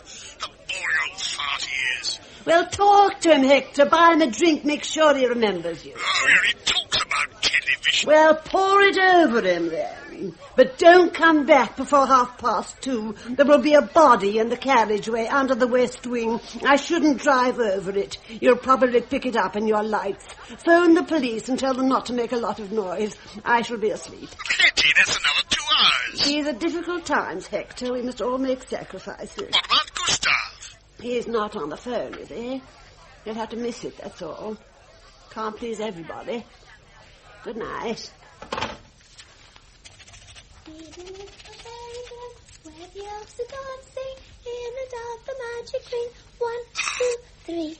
Hello. Hello, dear. You all set? Yes, thank you. Not too tired? No, thank you. There's a good girl. You are up late, aren't you? You can stay in bed tomorrow if you wish and miss breakfast. Is the can on the landing? And the little source of the blue liquid? Yes, by the door. And a great big candle? Yes. And how long did it take to get hot? 10 minutes. Let me wind your watch. Oh, which is the on button? That one. 4 marks. I can't catch you, can I? Off you go, then. Don't drop it. It's not mine. I'll put the matches in your pocket. Can I take the plans of the tennis court to bed with me? What extraordinary ideas you have. Suddenly I should never sleep. You can play with them tomorrow in the library. Be off with you.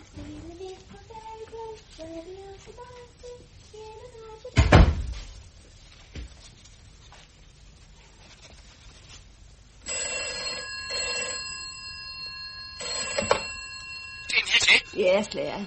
Look, I don't know how to put this, Dame Hetty, but this woman has locked herself in my room. Leo, do put the phone down. I'm sorry, you don't know where to put what? Her. You don't know where to put her? I couldn't put her anywhere. She's stronger than I am. I'll lie still and think of England or a poem or something. Please leave this line free, Leo. I'm expecting a call. But she says you sent her. Well, what do you want? Written confirmation. Get off the line, you idiot.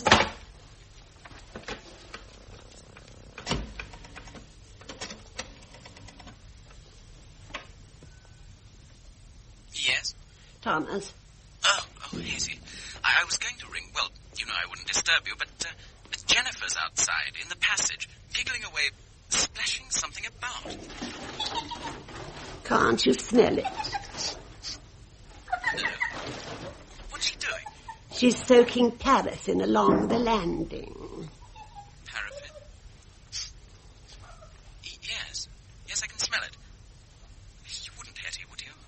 I mean, I know the house is insured and we are a bit pushed, but I like the old place and I thought another book would see us clear. Oh, there'll be another book as well. You would, wouldn't you? There's smoke coming under the door. Of course there is. Hetty, if I ever get out of here... But you won't, will you? The door's solid oak, isn't it? But the telephone. I shall call the fire brigade. But you can't since I'm the caller. I control the line. The doorknob blocked. Red hot. Good job you can't open the door. Actually, they say you shouldn't keep all windows and doors shut. The window. Don't, Thomas. Whatever you do. You know why, it's safe. The balustrades, not safe. I hate your books. Did you know? I always have. I never finished one of them. Long and tedious. Not a lot in them. Now, that is strange. Lord Derby thought Wuthering Heights was terribly funny. You're past it. Ingenuity is all. And now you're finished. Oh, you'd like this one. It's very ingenious. Why me, you old hag? Why me? Thomas, you are as elegant and ignorant as a swan. The money? Oh, it's not the expense, Thomas. It's those bloody telephones everywhere.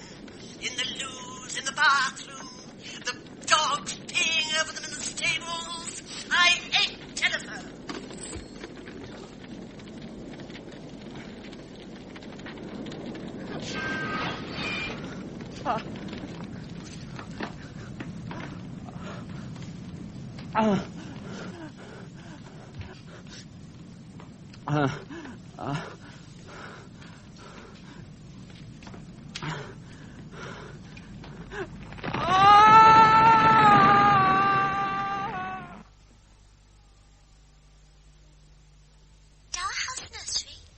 Jennifer.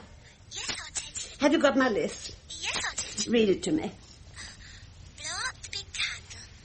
Write down the time. Switch off tape recorder. Unlock door. Fill empty saucer with water from can. For pussy.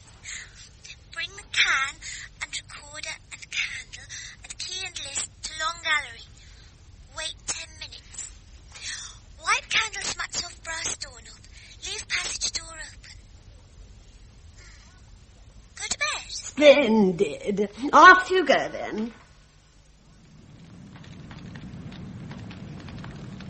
In and out the batch of quick. 1, 2, 3.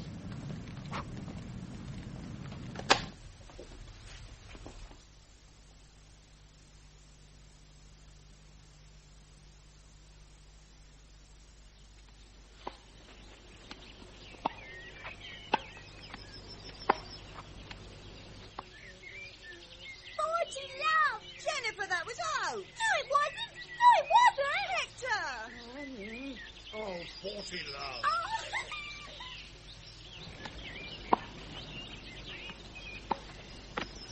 What time did you get up, Leo? Oh, 6 o'clock. Did you get 4 hours in? I most certainly did. And then some. 5,000 words. On you. For Playboy. What? No poetry. Some young man in Birmingham rang me up once, asked me if I'd like to do a centre spread for Playboy. I refused, of course. Did I do the right thing? What's a centre spread? Oh, I think you were very wise, really. Do they pay well? Oh, yes, very well. Ah, Gustav, the lemonade, thank you. Mr. Meadows? Oh, yes, please. Are you having some? Not at the moment. Excuse me. Oh, righto. Have you heard from your wife lately? No. No, I haven't, actually. Will I get rid of her, or shall you? Oh, I'll get rid of her.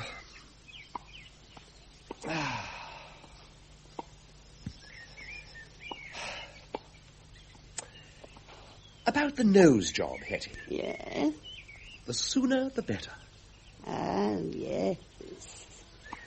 I finished reading your manuscript of Swan Song last night. Oh, did you? What did you think? Marvellous. Absolutely marvellous. I always wanted to write a work of crime which finally baffled my detective. I do agree with the more perceptive of my critics who see in my work a final failure of nerve, an inability to settle for the inexplicable and motiveless. I have 1 or 2 reservations about the plot. Really? Do you feel it's implausible? Frankly, I do, yes.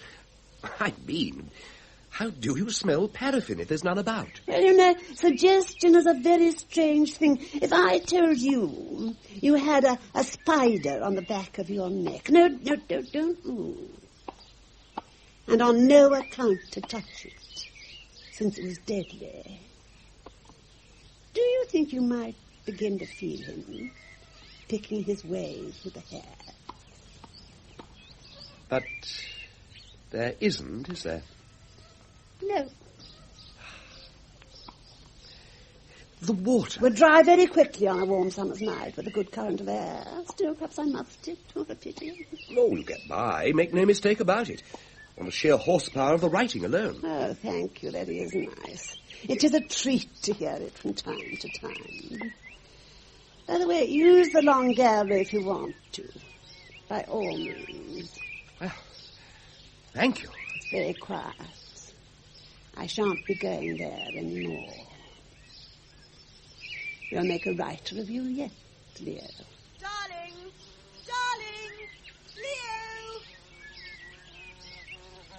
Oh, get the ball, sweetie. Oh. Right-ho. Oh, lemonade. Yes. Yes, you look hot, Sylvie.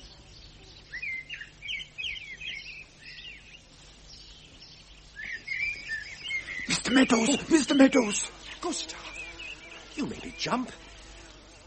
What are you doing in the rhododendron? Mr. Meadows, I promise, my word as a gentleman, I don't do nothing. I don't tell nobody. Yes? How does she do it? Oh. Talent, Gustav. Talent. There's no substitute for it. But how did she kill him? Oh, well. It was an open verdict, you know. A perfect mystery, the coroner said. My own theory is that he killed himself. Huh? Well, that he desperately didn't want to be married, yet somehow couldn't resolve it. These things happen, Gustav. Has she really retired? Oh, yes. She won't write anymore. What are you planning for tonight? It's a little something I invented myself. You have to wait and see. Oh, you're an artist, Gustav. Oh, Mr. Meadows. Is there a tennis ball round here?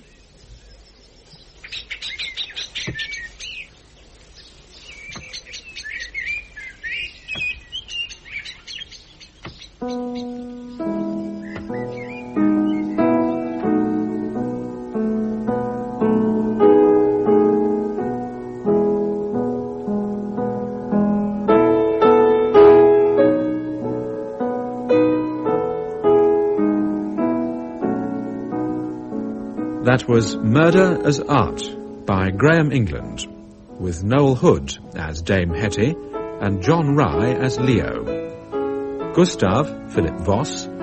Hector, Alan Lawrence. Jennifer, Jean Rogers. Sylvie, Frances Jeter. Melissa, Nicolette Mackenzie. Simon, Peter Howell. Thomas, Andrew Sear. The play was produced and directed by Richard Wortley.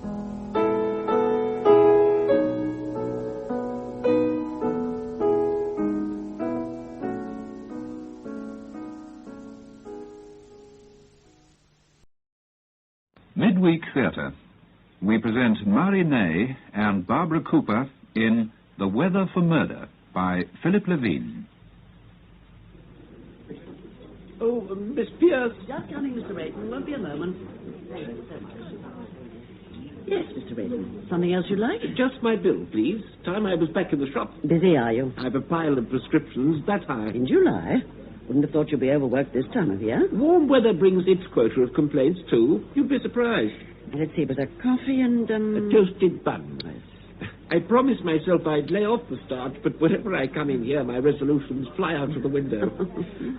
Still, this little place is like an oasis in the desert. I don't know what we'd do without you. That'll be 10pence. Cheap at half the price. See you at tea? Yes, thank you, Mr. Rayton. Say, miss, what's happened to my order? I didn't take it, did I? No, it's the other lady, the short, thin one. Oh, dear. Waiting about 10 minutes now. Oh, coffee, was it? No, a pot of tea and a round of toast. Oh, I expect it's on its way. I'll go and hurry it up. Millie, have you seen my sister? Wasn't she in the shop, Miss Sarah? Well, if she was, I'd hardly come out of the kitchen, would I? Oh, here. Another typing machine upstairs? Very probably. Now, I want a pot of tea and a round of toast. And be quick about it. Right, Mum. Elsie! Elsie! Elsie! Oh, Elsie.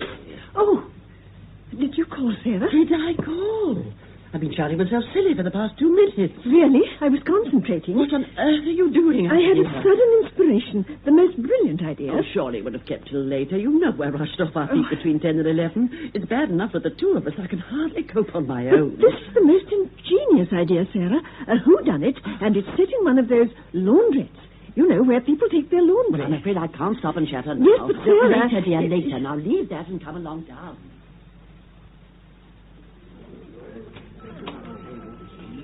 Oh, good morning, Sergeant Foster. Oh, hello, Miss Elsie. Very pleasant out this morning, isn't it? Not that it make much difference to me. Stuck away in a miserable office. Wish I was back on the beat sometime. Oh, but it's much more fun investigating, isn't it? The only investigating I done this week is to check on one dented mudguard and 2 lost cats. Oh, you know, I was hoping you'd drop in this morning. There Was you? something I wanted to ask you. Picking my brains again, eh? What are you scribbling this time? Scribbling? I'm busily writing, if that's what you mean. Another thriller? I suppose you'd call it that. I'd have thought romantic novels would have been more in your line. Oh, I don't know. Some of our most successful thriller writers are women. Agatha Christie, Dorothy Oh, Sayers. is that how you see yourself, eh? Another Agatha Christie. Oh, it's a trifle ambitious, I agree. But even she had to start somewhere. All right. What is it this time? Well, I've set my story in a laundrette, and I wondered, would heat destroy a fingerprint? Direct heat, certainly. Oh. Now, mild heat might preserve it. Yes. But if there's any moisture about, or steam or anything like that, they disappear. Oh, would they? Afraid so. Oh, what a pity. That's ruined everything. I shan't be able to use that after all. Oh, sorry about that. But you know what I could use right now? A nice, strong cup of tea. Think you might oblige? Oh, certainly, Sergeant. I'll bring it directly. Oh, Millie, is the roast in the oven? Yes, ma'am. It's cream of celery today. You haven't forgotten? Oh, no, Miss Sarah. Cream of celery, roast of curry, date pudding and cheese to follow. That's right. Oh, how are we off for curry powder? Well, enough for today, but you'll need to order some more. Are you off shopping, Sarah? Just going. But I'll be back for the first of the lunches. Oh, have you typed out the menu? Yes, I've got them here. Fine. Put them round the tables. It reminds me, I must see if Mallards have got that sample in yet. What sample is that? The plastic tablecloth. Oh, surely not, Sarah. And what's the objection? I simply loathe plastic. Oh, well, that's no argument. They're highly practical. I dare say, but must everything be practical? Oh, Sarah, customers prefer good old-fashioned cloth, linen. They're more homely. That may be, but very impractical. Do you know what our laundry bill is each week? It runs into pounds. Well, then, let's put up our prices. Oh, they're quite high enough already. Elsie, you may not realize it, but we barely make ends meet. Well, why don't we put in a few more tables? Oh, my dear, if we put in another table or chair, there wouldn't be room to move. But didn't you say something about enlarging the place? Yes, I intend to, if I can acquire that small plot next door. Oh, yes. The one that belongs to Mr. Everett. Mm-hmm. Have you spoken to him yet? No, but I shall at the first opportunity. He usually comes in about 11, though he hasn't been in this morning. Well, if he does, for heaven's sake, don't you say anything. It needs a tactful approach. Yeah. And let's face it, you've no head for business. So I think you'll agree it's best left to me. Oh, yes, indeed, Sarah. I'd be quite hopeless. Good. Well, you set out those menus. You've put on the correct date, haven't you? Yes, the 16th of July. Fine. Then when you've done that, I shall have your coffee. Oh, don't leave the shop, will you? Oh, no, sir. I'll see you shortly. Oh, I'm sorry, Miss Sarah. Good morning, Mrs. Clark. Good morning, Miss Elsie. Oh, I forgot the donuts when I was in earlier. They haven't all gone, have they? Oh, no, there's half a dozen left. Well, I take them then. Oh, my, it's been such a morning in the post office. I ran out of 7 8 insurance stamps. Good morning, Elsie. Oh, hello, Mr. Everett. If you'll find yourself a table, I shan't keep you long. Thank you. There's no hurry. That'll be 1 and 6, Mrs. Clark. That's it, then. Well, thank you so much. Morning, Miss Everett. Good morning, Mrs. Clark. The usual, Mr. Everett. Please. Oh, I seem to have missed the rush. Yes, we were frightfully busy earlier on. I was just about to have my coffee, too. Oh, well, then join me if you like.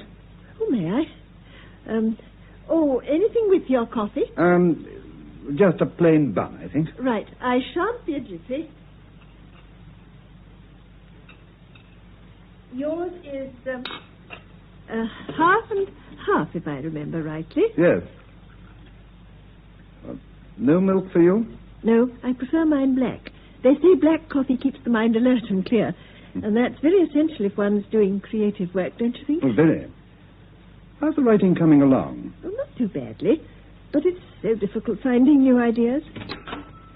Oh, excuse me, just a moment. There's the postman. It's for you, Miss Pierce. Oh, is it? One parcel, but no need to sign.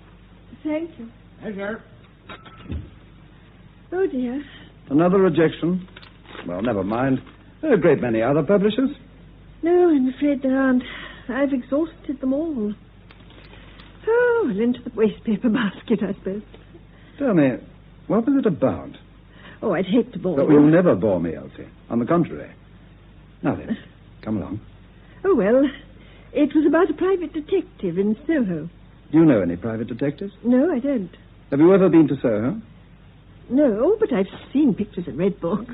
Ah, but that's the trouble, you see. Surely it's best to write from your own experience. Possibly. But I could hardly write about Frockstein, could I? Oh, why not?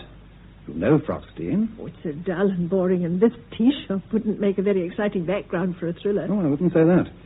At least you'd know the people. And murder isn't limited to any particular background or class.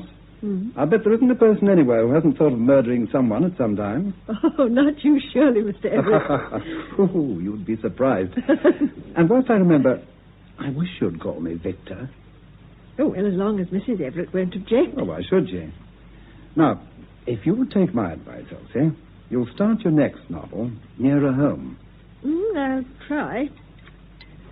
I must say I'm getting a little tired of rejection slips.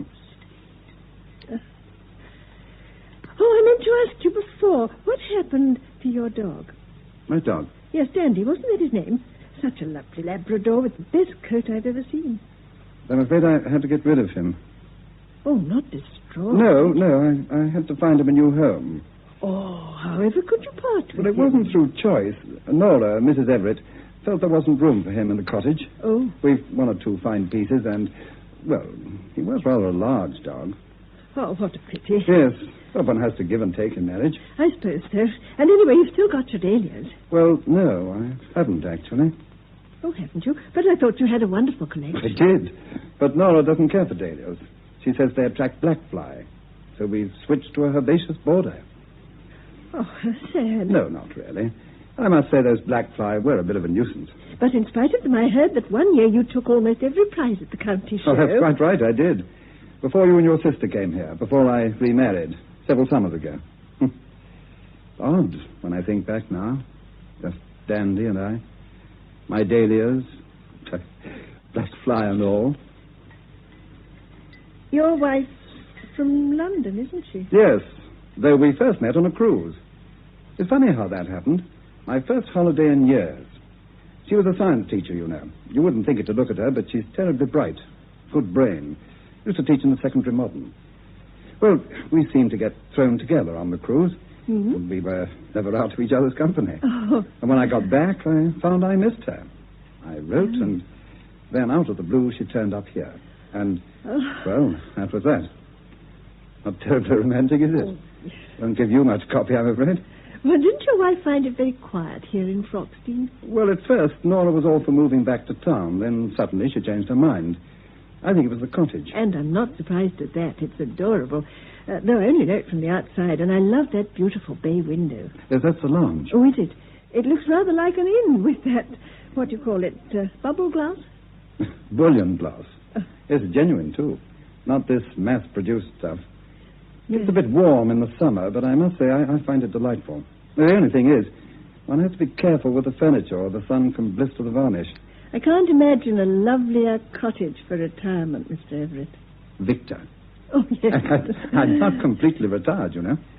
Not by a long chalk. I'm still on the boards of several companies. Are you? Yes, Harmsworth, Mutual Investments, not forgetting McCowan's. What, the big London store? Yes. As a matter of fact, I'll be driving up to a board meeting tomorrow. You wouldn't be going up to town, would you? Me? I thought perhaps I could give you a lift and we might have a bite of lunch together.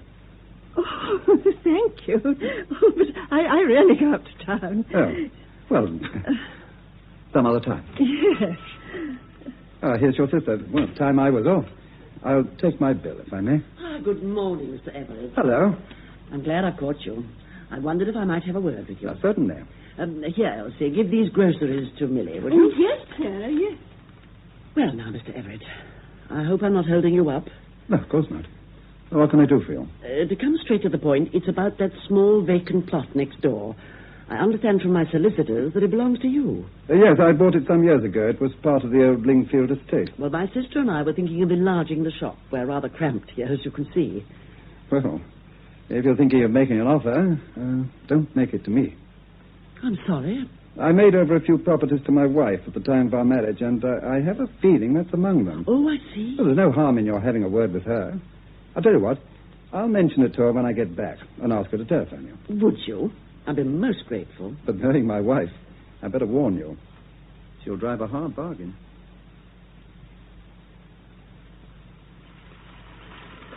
Oh, Millie? Yes, Miss Sarah? Are the new gatto iced? Yes, I'm just going to put the walnuts on. Oh, answer that, Elsie, would you? Oh, yes, sir. Millie, you did check that delivery yesterday. Twice. Well, then where's the curry powder? In the cupboard. Oh, I've told you a dozen times, Millie. Spices go on the shelf by the stove. Oh. Elsie, that wasn't Mrs. Everett by any chance? No, Sarah. It was Mrs. Clark from the post office. She asked me to put aside a jam sponge. Oh, I think Mr. Everett forgot to speak to her. Oh, Sarah, if he promised, then I'm sure he will. He's a frightfully nice man. Such perfect manners. But easily led. Fancy handing property to his wife just like that. No, that shows how considerate he is. I admire him for it. I think Mrs. Everett's a very fortunate woman. Well, you're not the only one. From what I hear, there were quite a few broken hearts in Froxteen when the banns went up. Isn't that right, Millie? Oh, yes, ma'am. There were dozens who had their eye on him. Well, a cottage and a car and pots of money. Oh, I wouldn't have said no to him myself. Still, he hasn't done bad for himself, has he? I mean, she's very smart and not at all bad looking. Got pots herself, I expect. Oh, a shop, Elsie. Oh, right, Sarah. Oh, that smells like the scone. Oh, ma'am. Yeah, Millie, take the cloth or you'll burn your fingers. Yes, ma'am. Oh, good morning, Mrs. Everett. Good morning. I'll take a wholemeal loaf and a small gatto. Certainly. Is that all you've got? Chocolate. The one I had the other day was rather sickly. Haven't you anything else? Oh, we've a new line. Walnut cream. I'm sure you'd like that. May I see one? Oh, Millie's just topping them with walnuts. Well, I've got a lot to do this morning. How long will they be? Oh, 5 minutes, no more. Oh, well, if I've got to hang about, I'll stop for a coffee. Oh, yes, do. I shan't keep you waiting long. Sarah, Mrs. Everett's just come in. She's staying for coffee. Really? Yes, but would you believe it, Sarah? She said our chocolate gatto was sickly. Oh, what nonsense. We've never had any complaints before. I know. I almost gave her a piece of my mind. I hope you didn't. Oh, no, of course not. I persuaded her to try one of the walnut creams. Are the walnut creams ready yet, Millie? Almost. I'll be throwing it, Jessie. Well, then, I'd better take in her coffee No. I'll serve her. It'll be a good opportunity to talk to her about next door. Oh, yes, Sarah. Black or white, Mrs. Everett? Just a dash. That's fine. Oh, there's no sugar bowl. Just a moment. Don't bother. I take saccharin. Of course. I should have remembered by now. Anything else for you? No, not just now. Though I'm glad you brought the coffee in, Miss Pierce. It saves me telephoning. My husband mentioned you'd been inquiring about the plot next door. Oh, yes. As he may have told you, we're anxious to enlarge our premises. Business is flourishing, is it? Not exactly, but, well, as you can see, we're rather limited for space. In our busy times, it becomes rather chaotic. I see.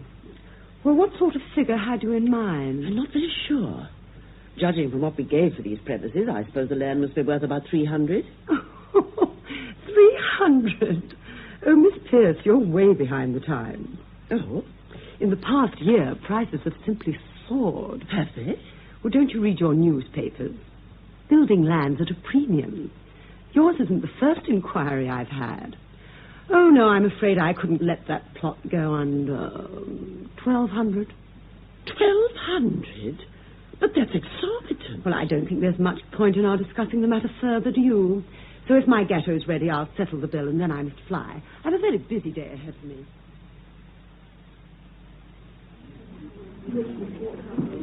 Oh, the heat. Elsie, if you're on your way to the kitchen, put on the other fan, will you? It's terribly close. I intended to, Sarah. Put on the other fan, Millie. All right, Mum. And 2 pots of tea, 1 china, and an egg on toast. Oh, wasn't it too warm? I'm sweltering. Well, we've got both fans on now. I should open the window fully. Must be the hottest day we've had this summer. Have you got that ham sandwich for Sergeant Foster? Yes, here it is. With mustard. Oh, and that round of cinnamon toast. Oh, thank you, Millie. Your sandwich with mustard, Sergeant. Thanks, Miss Elsie. I expect that uniform's a trifle warm this weather. Oh, you can say that again. Still, I suppose I should be thankful I ain't on traffic duty. I wouldn't fancy that with the thermometer touching 80. Is it as high as that? Yes, a sudden eye ridge sweeping in from the Azores. Oh, is that what it is? That your telephone? Yes. Answer that, would you, Millie? Yes, ma'am. It's all right. Millie's taken it. Oh, you know, I could do with an issue of Tropical Kit. Oh, I'm sure you'll feel refreshed once you've had your tea. Sergeant, I meant to tell you, I've given up writing stories about private detectives. Oh? I'm going to concentrate on something nearer home, from my own experience. Well, that should be interesting. Yes. Sergeant Foster? Yes, what is it, Millie? It's the phone just now. No, just take it easy and catch your breath. But that was your constable. He's had an urgent call. The Everett's cottage is on fire. What? Oh, no. He sent for the brigade, but there's a terrible blaze. Quick, let's have me helmet.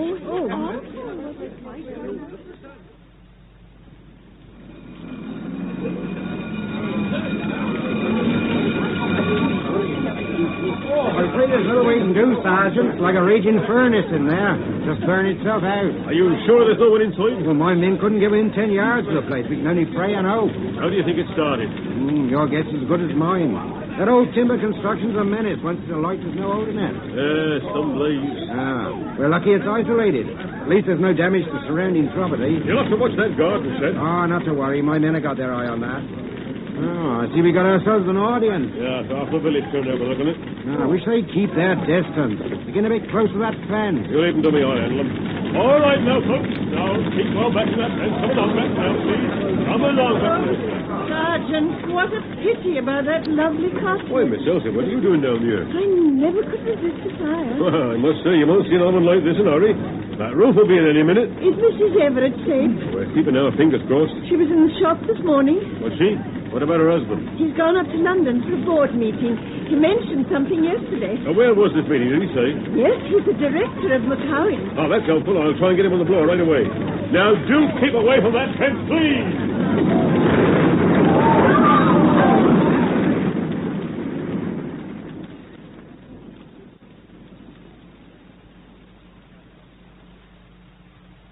And so, finally, gentlemen, I have no hesitation in saying that we can look forward to a highly profitable and satisfactory year. Oh, Mr. Everett. Yes, Miss Brown? There's a telephone call for you. Well, I can't be disturbed now. It's the police sergeant from Propstein. He says it's extremely urgent. Oh? All right. I'll take it. Where is it? Next door in the outer office. Would you excuse me a moment, Mr. Chairman? Yes. Yes, of course, Everett. Hello? Oh, I shan't give you a moment, Sergeant. He's just coming. Oh, here you are, sir. Thank you. Hello? Yes, speaking. Please come to the point. I'm in the middle of a board meeting. What? When did this happen? I see. But is my wife all right? Well, if she returns before I get there, tell her I'm on my way back. Yes. Yes, I should be there by 6. It was good of you to call, Sergeant. Thank you. Miss Brown. Yes, sir? Get me a brandy, would you? Certainly, sir. The usual with soda. No. Make it a double. At least. Honestly, Elsie, I don't understand people at all. They only have to hear the word fire and they start behaving like a bunch of schoolchildren. It's just natural curiosity. Well, I can't see anything natural about it. It's morbid, if you ask me. I've never seen such a stampede. You, Millie, the place emptied itself so quickly, you'd have thought the tea shop was on fire. Well, you should have come too, Sarah. It was still burning when I left. Oh, poor Mr. Everett. He will be upset. Well, I hope he had the good sense to be insured. But that'll hardly compensate for the loss of such a charming cottage. And all the inconvenience, Sarah. I mean, where will the Everetts live? Well, they'll have to find a hotel. And to think of all their beautiful antique furniture. It'll be replaced if it's insured. Oh, but it's not the same. Be practical. One chair's the same as another. But they've lost everything. Except the garden shed. It's about time Millie was back. I'll have something to say to her, gallivanting off without so much as a by your leave. Oh, if she is now. And about time. Sorry, Mum, but the most terrible things happened. Oh? The fireman found a body in the cottage. Oh, dear. It's Mrs. Everett, there's no doubt. Oh, to think she was only in here this morning. Now, use your handkerchief, Millie, for goodness sake. Are they certain it was Mrs. Everett? Yes, I heard the fireman say. Oh, how dreadful. Oh, it was terrible, Mum. They had a police car there, and she was all covered in a sheet. Oh, dear. All right, Millie. Now, just pull yourself together. Get the tea things washed up, and then you can go off. Right, Mum. Oh, poor Mr. Everett. Oh, yes. Poor man. But people get over these things like everything else. Still, we could offer to help. Help? In what way? Well, Sarah, it's an awful thought that the poor man will have to stay alone in some ghastly hotel room. Couldn't we offer to put him up for a day or two? Well, I suppose we could. Oh, we've a spare room, Sarah, and he wouldn't be much bother. He could eat down here. Oh, surely it's the least we could do. I'm sorry to have brought you down here, sir, but it wasn't necessary for identification purposes. I understand, Sergeant. Oh, there's a deed box in my office. I'm afraid that's all that was salvaged. Thank you. Well, I suppose I'd better look round for a room of some sort. No need to worry, sir. Miss Pierce from the tea room said they'd be happy to put you up. Really? I don't know whether I could bother them. Oh, they'd be only too pleased.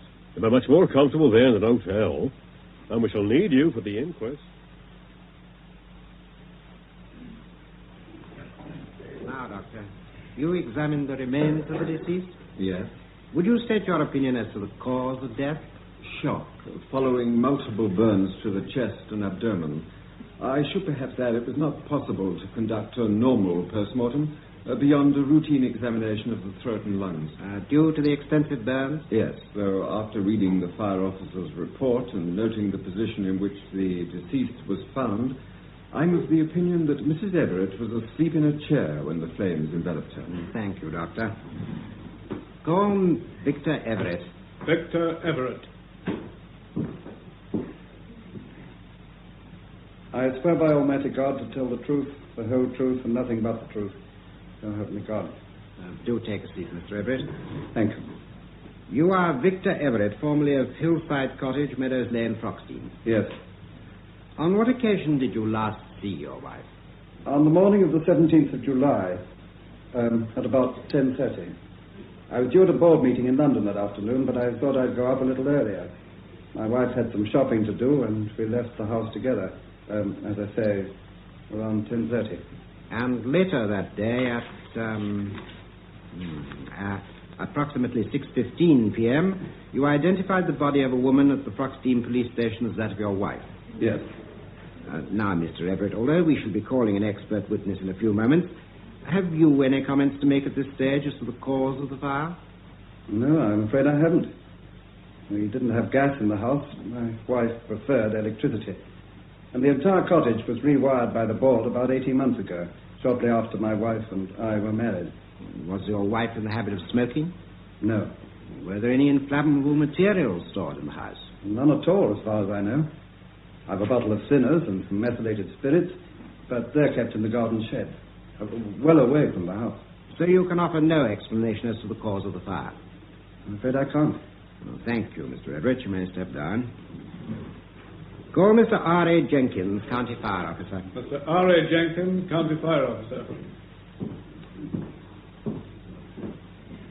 I swear by Almighty God to tell the truth, the whole truth, nothing but the truth, so help me God. You are Ronald Arthur Jenkins, Fire Officer of this county? Yes, sir. And on the afternoon of the 17th of July, you examined the debris and what remained of the residence known as Hillside Cottage, Meadows Lane, Froxdean. I did. And did you reach any conclusion concerning the origin of this fire? I did, sir. Will you state these conclusions to the court? Certainly, sir. I have had extensive experience in locating what is known as the seat of the fire. That is its point of origin. And I am of the opinion that the fire commenced in the region of the lounge window. How exactly? Well, the afternoon of the 17th was extremely hot. Temperatures were in the 80s. The lounge window contained bullion glass.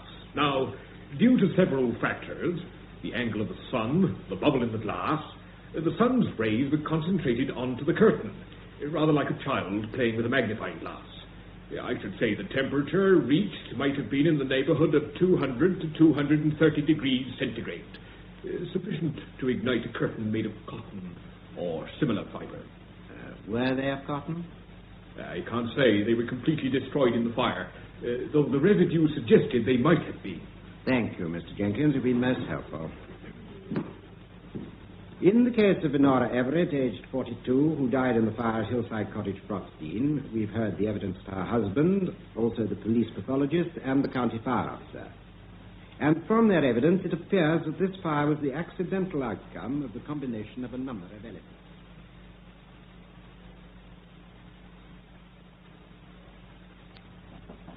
Come in. Oh, I hope I'm not disturbing you, Mr. Everett. Of course not. I brought you a few flowers from the garden. Help cheer up the room. I saw you cutting them, but I didn't realize they were for me. Yes. Dahlias, too. Oh, thank you. Are you quite comfortable? Oh, very. I really can't thank you and your sister enough. You've been so very kind. Oh, not at all. Though I don't think I should stay here much longer. I've been here over a week. Oh, you're not any trouble. And it's quite a change having a man about the house. Well, I'm negotiating for another cottage, but these things do take a little time. Well, as far as I'm concerned, you're welcome to stay till everything's settled. Thank you. How's the writing coming along? Oh, well, I've been thinking about what you said. Finding a subject nearer home. Yes. And to tell you the truth, I did get an idea, but, well, on reflection, I thought it might be in bad taste. Ah, now, that immediately makes my ears prick up. Tell me more. Must I? Come now. It surely can't be as bad as all that. You might change your mind if I tell you. Well, you try me.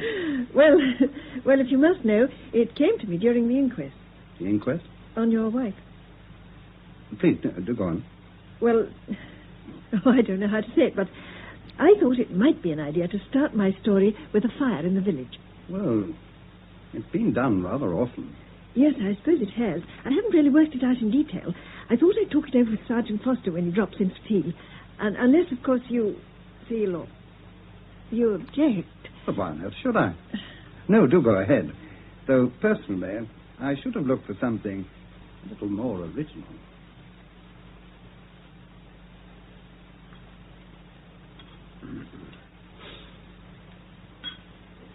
Have you seen the Gazette, Sergeant Foster? What's that? There's a picture of you and Mr. Everett leaving the coroner's court. Oh, is there? Oh, those reporters, they just can't leave well alone, can they? Mr. Everett's turned away slightly, but it's a very good likeness of you. Let's see. Good grief, that's an insult, whoever that was, but take it away. Oh, by the way, I noticed you at the inquest, Miss Elsie, scribbling away in your notebook. Did you? Yes. You see, finding myself in a coroner's court amidst tragedy, as you might say, I had a sudden inspiration. Oh, not for another thriller. Why, yes. Surely it's best to write from your own experience. Now, you watch your step. That sort of thing can upset people, you know, and you could find yourself in a libel suit. Oh, no, my village would be entirely fictitious, Sergeant. I was going to call it Medborough or something far removed. I shouldn't think of causing anyone offence. Well, who's your choice for a victim? Well, I had in mind an attractive middle-aged woman. I say. That's pushing coincidence a bit too far, isn't it? Oh, yes. Yes, I see what you mean. Oh, well, she could be young, I suppose. It doesn't really matter. What about method? Given that any thought? Well, to be honest, the thing that sparked me off, forgive the pun, was the idea of the bullion glass. But instead of it being an accident, in my book, the fire's caused deliberately. Sounds a bit far-fetched to me. As I dare say it is. Oh, but I was hoping you'd be some help, not put a damper on it. Well, you must be realistic, Miss Elsie. Now, sit down a minute. Oh, yes. Now, perfect murder requires, among other things, perfect timing. Yes. And no murderer would ever leave things to chance. What happened at Hillside Cottage depended on quite a few things outside anyone's control. Now, for one thing, the weather. Mm-hmm. Then Mrs. Everett being alone and dropping off like that. And as the fire expert said, the choice of curtains. Yes, you have a point there. Mind you, I suppose there is such a thing as dramatic license. I suppose your murderer could have kept his eye on the weather reports. We're just waiting for a scorcher. But with our climate, he might have had to wait half a lifetime. And then to make sure the victim did drop off, you could always slip her a couple of sleeping tablets. Yes, Sergeant, yes, but wouldn't that show at the autopsy? Depend on what's left of the victim. In the case of fire, it's unlikely. Then regarding the curtains, I suppose one could persuade the victim to buy cotton. Well, that's stretching imagination a bit, don't you think? Yes, doesn't sound very convincing. And anyway, even if the murderer did go to all that trouble, how on earth would I catch him out? The husband, you mean? Yes, how would I solve it? Well, that's your little problem, isn't it? I'm no writer. Although, for what it's worth, in my experience, criminals invariably have to lie somewhere along the way. And the trouble with liars is they have such bad memories. Sooner or later, they'll drop a clanger. So when you settle down at your typewriter, I'd bear that in mind if I was you. Yes. Oh, forgive me, Elsie. I didn't realize you were in here. Oh, do come in. Oh, thank you. The pot's still warm. Would you like a cup? Oh, thanks. No, don't you get up. I'll see to it. Would you like a second one? Oh, It'd give me pleasure to serve you for a change. thank you. Sarah's at a club committee meeting. Oh, another? She can't sit still for a moment. Always doing something. Been like that all her life, even as a child. It must get rather lonely for you. Oh, I'm used to it. I'm afraid that's one thing I've never got used to. Loneliness. I'm a person who needs companionship. Here you are. Thank you. You must miss her dreadfully. Who? Your wife. Oh, yes. I'm sorry. That was tactless of me. Oh, not at all. One can't grieve forever, can one? No point in moping. There comes a time when one must face reality. Oh, I imagined you were something of a sentimentalist. Oh, now, Elsie. I know you will hate the cliché, but never judge a book by its cover. Throughout my professional life, I've learned to adapt myself to the situation. It's the only way. I'm different. I've never been willing to accept second best. That's probably why I've remained an old spinster. Not old. Oh, come now. As you said, one must face reality. Perhaps. But it still puzzles me why somebody hasn't snapped you up long ago. Oh, forgive me. Would you like a piece of cake? It's chocolate. Yes, I think I will. Oh, hey, no, not too large a slice. It's our own, you know. Yes, I've had your gâteau on several occasions. They're excellent. But the one I'm really partial to is that new one of yours. What do you call it? Walnut cream. Yes, that's one of Sarah's creations. Walnut cream, did you say? Yes. Even Nora was aghast when I asked for a second helping. Oh, don't look so surprised. I have a very sweet tooth. I'm sure you must have noticed. Yes, of course.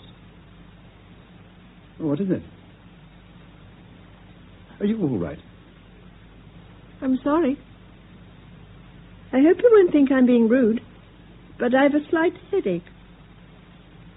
I think I'll have an early night. Elsie? Oh, in bed already? Yes, I was feeling rather tired. Oh, well, then I won't disturb you. No, don't go, Sarah. Hmm? Did the meeting go well? Very. The bazaar's to be held on the 25th. I've promised them one or two things. Oh, I should give them a sponge or a gâteau. I probably will. That new one of yours. Walnut cream is very popular. Yes, I'm feeling rather proud of that. You know, I suddenly realized the very first one went to Mrs. Everett. Oh, did it? Oh, yes, you're right. I remember now. The day of the fire. And if Mr. Everett drove to London at 10:20, he couldn't have had any of it. Well, he's made up for it. He had several portions of tea yesterday. Oh, did he? Yes, but what I mean was... Now, you lie back and I'll straighten your pillow. There. If you're feeling tired, this is no time to chat.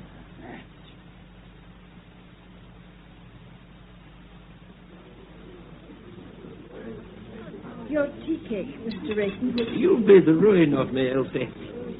Here you're looking a trifle pale this morning. Had a bad night? I didn't sleep too well. You ought to try a nightcap. Or maybe you need a tonic. Come across to the shop. I'll fix you up. Oh, no. I don't think it's anything to worry about. Well, whatever else you take, don't let me see you with a prescription for sleeping tablets. Although I sell them, I don't approve of them. It's a bad habit to get into. No, I've never taken any. Well, I shouldn't start. Confidentially, if you knew the number of people who take sleeping tablets, you'd have a fit. In this village, too. Really? Mrs. Turner from the manor. No. Bert Parker at the pub. Oh, Mrs. Denton. Mr. Everett. Charlie Mr. Miller. Everett, did you say? Yes, I thought that would shake you. But I filled a prescription for him not a fortnight ago.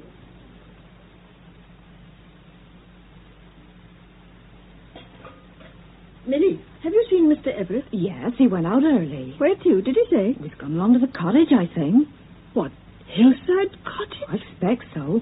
Fancy going back there. Gives me the creeps every time I walk by. Look, Millie, I'm going out for a little while. If my sister wants me, tell her I'll be back within the hour.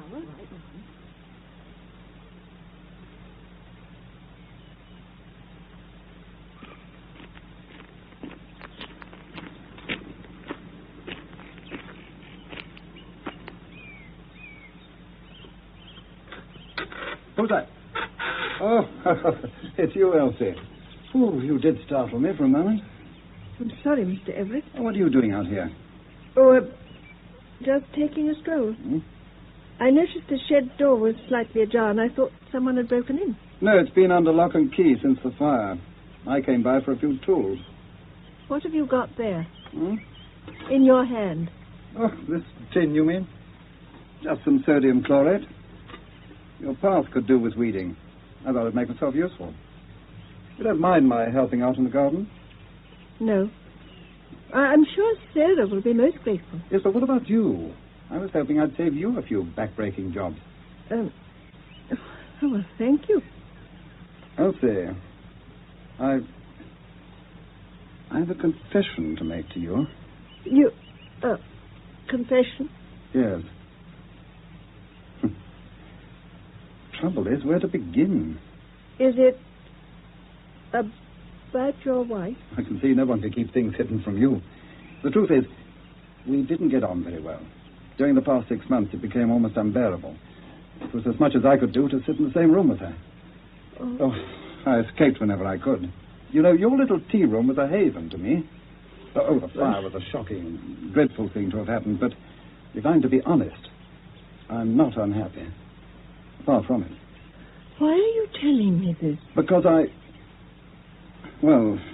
with everyone offering their condolences, it's been a great strain having to keep up this pretense. I needed to tell someone. Who better than you? Oh. You were up rather early this morning, weren't you? Always been an early riser. Oh, didn't you sleep well? On the contrary, never better. Sarah came in rather late. I thought she may have disturbed you. No, I'm a very heavy sleeper. Have you always been like that? Yes, since I can remember. I'm one of those people who drops off the moment their head touches the feather.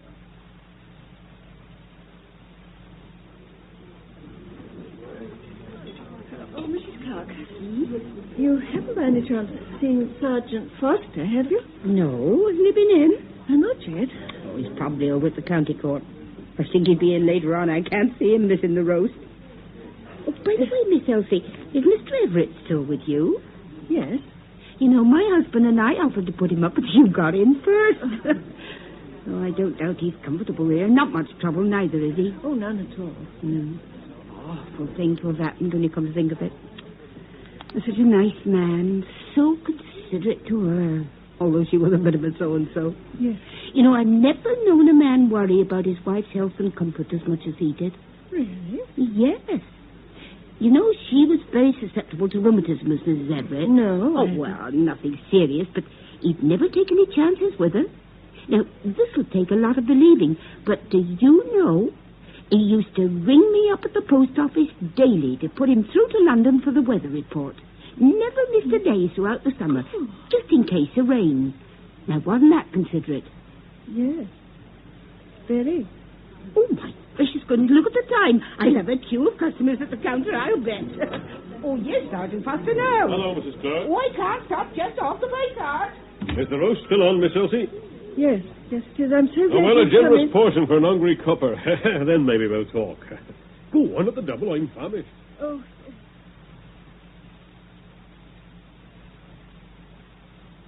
Have you finished, Sergeant? Thank you, Miss Sarah. Lovely bit of beef. Glad you enjoyed it. Elsie's bringing the coffee. Why, you seem to be your last customer.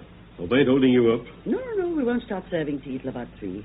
your coffee, Sergeant. Thank you, Miss Elsie. Oh, Elsie, while I remember, as it's half day tomorrow, I promised to help with the bazaar.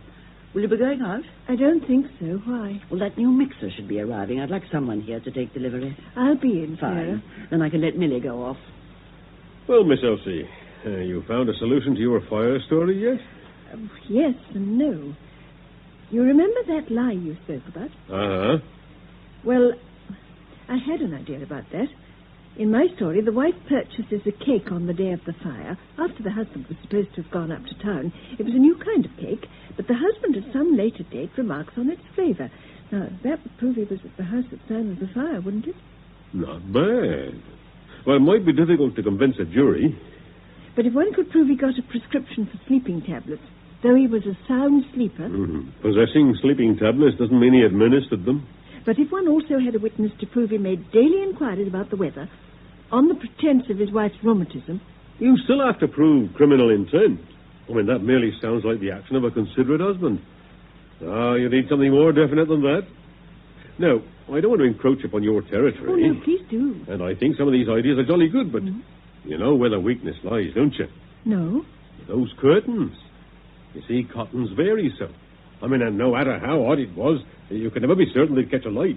Unless one experimented. Still a bit risky. Now, what's needed is some really inflammable material. Say a piece of loose weave, cellulose net. Loose weave net? Well, after all, I mean, it's pretty commonplace. If it was hung in front of the other curtains, no one would give it a second glance. And it wouldn't leave any trace. Yes, that's certainly an idea. And then to be double sure, it'd need impregnating with something highly inflammable. Not petrol or anything like that, but something odorless. Now, let me see. An ideal thing would be sodium chlorate. Sodium chlorate? Yes, it's used in weed killers. You can buy it neat without prescription. I bet there's a tin in almost every other garden shed. Yes. Oh, I can see I've given you something to think about, eh? So I'll take my leave now. Oh, just one other thing. What about motive? Motive? Well, one doesn't usually commit murder without rhyme or reason. Is the husband hard up? No, I imagined him being quite well off. Well, then, if it's not revenge or fear, that leaves you with the other woman. The other woman? Well, you know the sort of thing. The sympathetic friend in the background. Somebody he can escape to when the wife gets too much for him. Would a man really commit murder for another woman? Would he? You're joking, aren't you? Well, what better motive than the eternal triangle? Why, sometimes the other woman doesn't even know it's happening. The husband waits until the wife's dead and buried before he drops a hint. Really? Oh, I see. I made you blush. Oh, well, I hope I haven't been too forward. No, of course not. Well, it's time I was moving. I hope the book goes well. But if it sells, I shall expect my 10%. Afternoon, Miss Sarah. Oh, good afternoon, Sergeant Foster. Oh, Elsie. I'm just going out. I'm going to get my coat, sir. I'm going across to the draper's. What for? Well, the sun bothers me when I'm at the typewriter. I thought I'd get a few yards of net curtaining. Net? Well, that's not terribly practical. Why don't you get some casement cloth? No, Sarah. I'd rather have the net.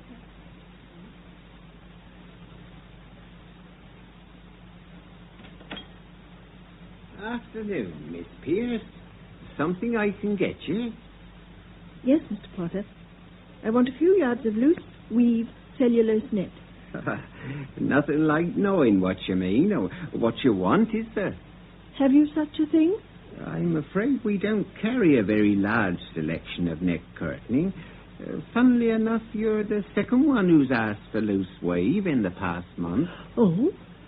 Well, forgive me for being curious, but I'd hate to have the same curtains as my next-door neighbour who asked for the net. Can you remember? No, not offhand. My new girl, Connie, was serving. Connie? Did you call, Mr. Potter? Here a minute. Yes, Mr. Potter? That inquiry you had for loose weave net, who asked for it? Loose weave net? I was in the stockroom at the time. How long ago? Oh, 3 or 4 weeks. It was the first week I was here. I didn't know whether I was coming or going. Well, I remember I told you to tell the customer to try a theatrical place, Harrington's of Retford. They usually stock loose weight. Yes, I remember that. But I can't remember the customer. Oh, never mind. What was the place you mentioned, Harrington? That's about the nearest, bar going up to London.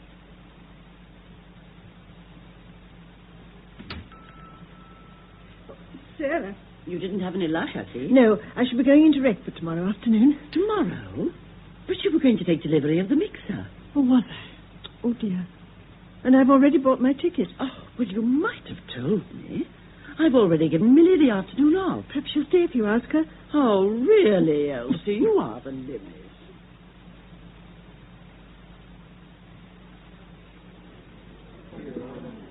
Yes. Can I help you?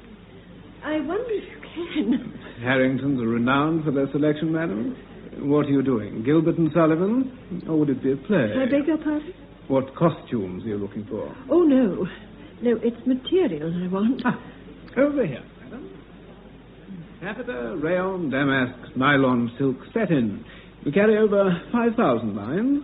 5,000? Well, no, actually, all I require is some net. Net? Mm. What kind of net? Loose weave.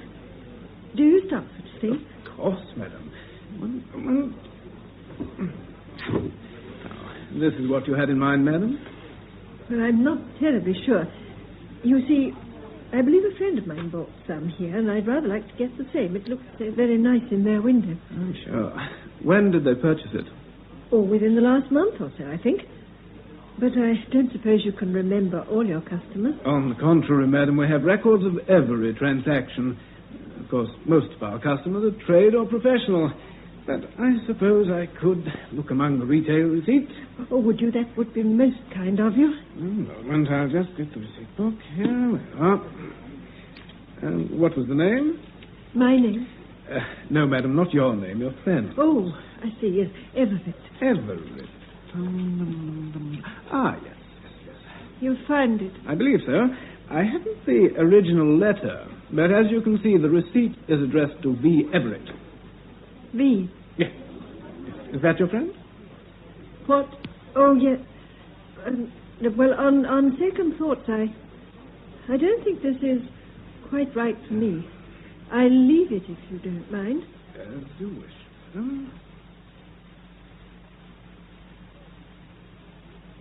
Good afternoon, Miss Pierce. Looking for Sergeant Foster? Oh, yes. Yes, Constable, I was. Is he about? Oh, you just missed him, but he should be back shortly. Can I take a message? No, but I would like a word with him as soon as possible. Perhaps you'd tell him I called. Oh, certainly. I'll put a note on his desk right away. Oh, Miss, you. Yes, ma'am. Oh, dear, I do wish you wouldn't creep about like that. What are you doing up here? The laundry came. I put yours in your room. This is for Mr. Everett. Is he in? No, he went out after lunch. The mixer arrived. Did it? Oh, it isn't half smashing, all red and white. There's ever so many gadgets. Well, I'd better get rid of Mr. Everett's laundry, I suppose. No, I'll put it in his room. Oh, really? right, ma'am. Oh, thank you. You can go off now. Oh, thank you, ma'am. See you tomorrow.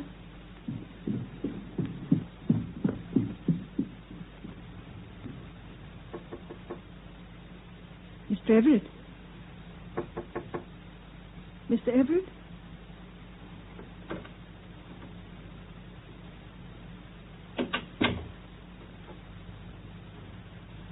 Oh. Now I wonder. A deed box. Oh, it's open.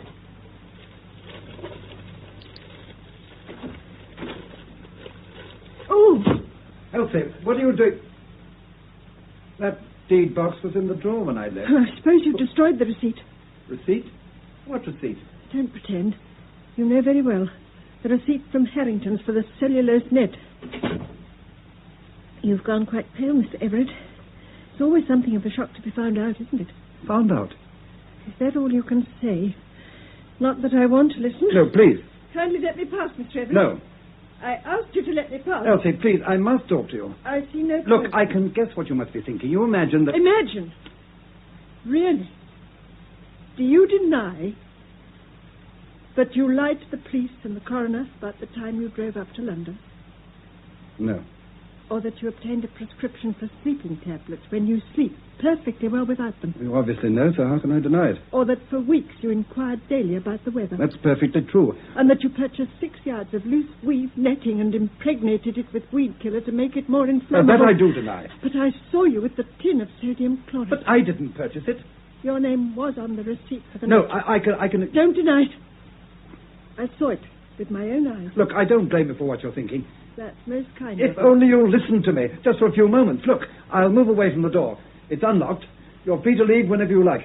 But just a few minutes of your time, that's all I ask. Please. All right. Thank you. Well, you remember I told you that Nora and I didn't get on very well together? Yes. Well, that was something of an understatement. The marriage was a terrible mistake. I'd have left her, but frankly, I couldn't bear the thought of a divorce and all the scandal.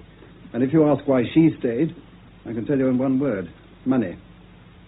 But I thought she was quite well off. Oh, believe me, when I married her, I wasn't concerned one way or another. But she deliberately lied to me about her income. The fact is, she hadn't a penny. There's little doubt why she married me. You were quite right. On the day of the fire, I was at the cottage for lunch. Then why did you... All in good time.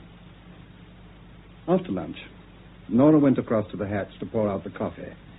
There was a mirror facing the table, and as I looked up, I saw her drop some tablets into one of the cups. I imagined it was her saccharin, but as she turned, I realized that my cup was the one with the tablets. She'd handed you the wrong cup. So I thought. I suppose I could have said something, but it would only have led to an argument. Nora was never one to admit a mistake. Then what did you do? Well, there was no dessert, and she asked me if I'd like some gatto, the walnut cream. I said yes, and while she was cutting it, I swapped the coffee cups. She didn't notice? No. She suggested we take our coffee into the lounge. It was rather close in there, I remember. I wanted to get off to my board meeting, but Nora insisted I rested for a few minutes. We both sat there without a word, when suddenly she dropped off. I was very grateful and crept out and left for London. During the drive, I reached for my handkerchief and found a small tube in my pocket. What tube? Nora's sleeping tablet. Mr. Rayton said he supplied them to you? He did. Nora rowed with everyone, including the local GP. Phenobarbital's on prescription, so I had to pretend they were for me. It was the same with the weather report. She got a sudden mania about her health. If I didn't check, she wouldn't step out of the house. But what were the sleeping tablets doing in your pocket? You may well ask. I'd seen them on her dressing table earlier on. It was full. But now, 3 tablets were missing. What? I didn't know what to think. Then after the board meeting, I received the message from Sergeant Foster. He didn't mention Nora, but during the drive back, I felt uneasy. It suddenly struck me that Nora might still have been in the cottage. Understand, I was confused. Supposing those sleeping tablets were meant for me. She drugged my coffee and planted the tablets in my pocket to look as though I'd taken them myself. And the fire wasn't just an accident. I realized that if traces of phenobarbital were found in Nora's stomach, it might prove very embarrassing, to say the least. That's why I lied about the time. Everything was destroyed in the fire except that old deed box.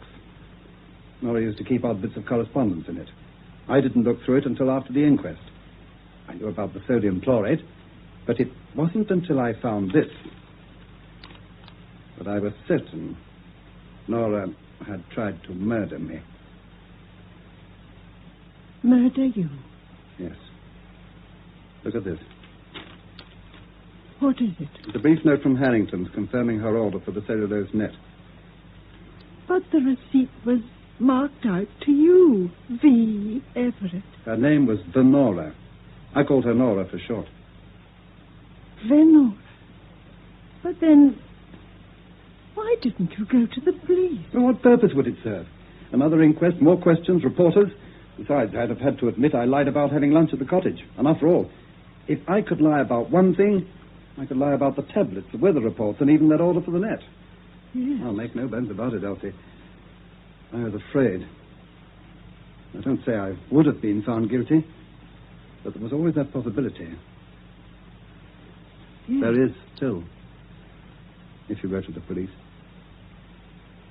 But that's up to you. I shan't stop you. You're free to leave whenever you like. Come in. Oh, yes, Millie. What is it? Sergeant Foster's on the phone, ma'am. Said you left a message for him. Oh, yes. Well, look, Millie, apologize for me, would you? Tell him it wasn't frightfully important. I'll call him back later. Yes, ma'am.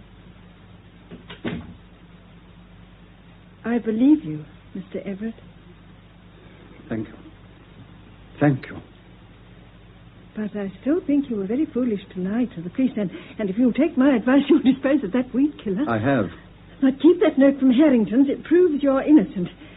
And if my novel's published, someone may put two and two together. But surely you're not going to... Oh, don't worry. I'll change the names. Besides, everyone's bound to say it's far-fetched, but I'm sure it'll sell. I've no doubt. Well, thank you again, Elsie. And if there's anything I can do for you at any time, you won't hesitate to ask, will you? Well, just watch over my dailies, that's all. And, there is just one other little thing. Yes? Please don't think I insist by any means. I'd hate you to feel that, but my sister's terribly anxious to acquire that little plot next door. Oh, she can have it. Oh, no, we'll pay the market price, Mr. Everett. Please, Elsie.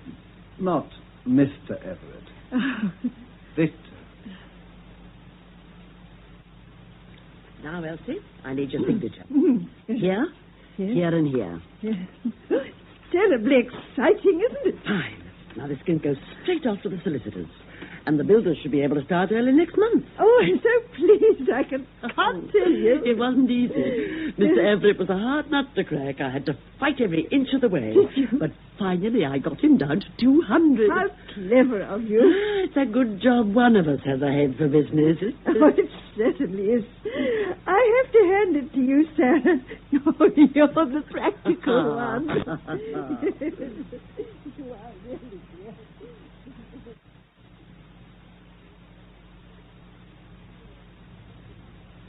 That was The Weather for Murder by Philip Levine, in which you heard Marie Ney as Elsie Pierce and Barbara Cooper as Sarah Pierce.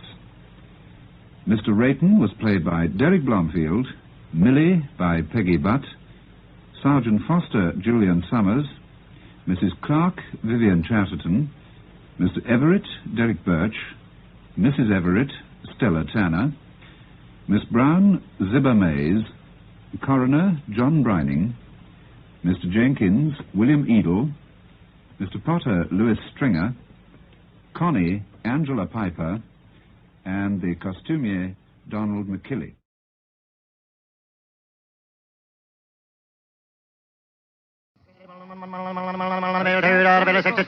American. Lucky Strike, first again with Tobacco Men.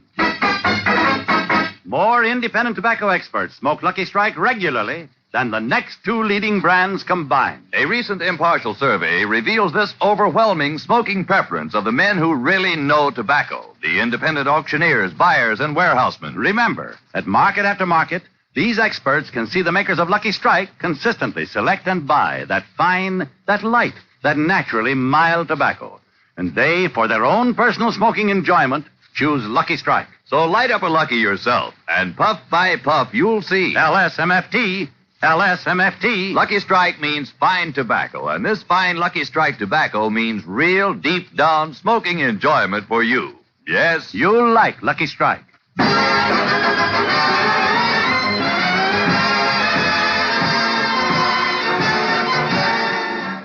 The Lucky Strike program starring Jack Benny with Mary Livingston, Phil Harris, Rochester, Dennis Day, and yours truly, Don Wilson.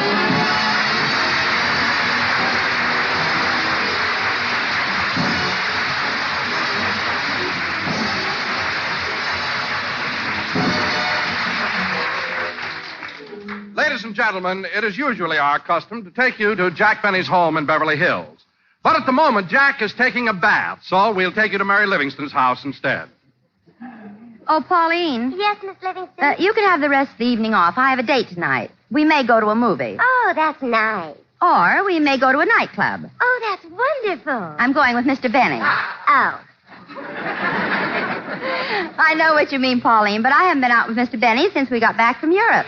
Gee, I'll bet your trip to England would have been a complete fizzle if it hadn't been for Phil Harris. You still have a crush on Phil, haven't you, Pauline? Uh-huh. Did you get to act with Mr. Harris at the Palladium? Yes, we did one sketch together, and at the end of the scene, he kissed me. Oh, tell me, Miss Livingston, what's it like when Phil Harris kisses you? And it's like being slapped in the face with a bar rag.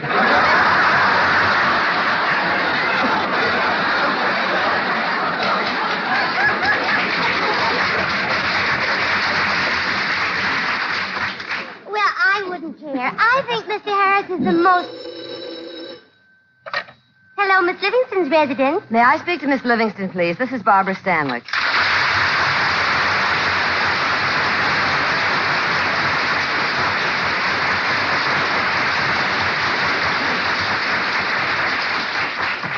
Just a minute, please. Miss Livingston, it's Miss Stanwyck. Oh, thank you, Pauline. Hello, Barbara. Hello, Mary. I called you because Bob has a conference at the studio tonight, and I'm having a few girls over for bridge. Would you like to join us? Oh, I'd love to, Barbara. But I promised Jack I'd go out with him tonight. Oh, then you're going to see my picture. Sorry, wrong number. Well, how do you know? Jack just called me for passes.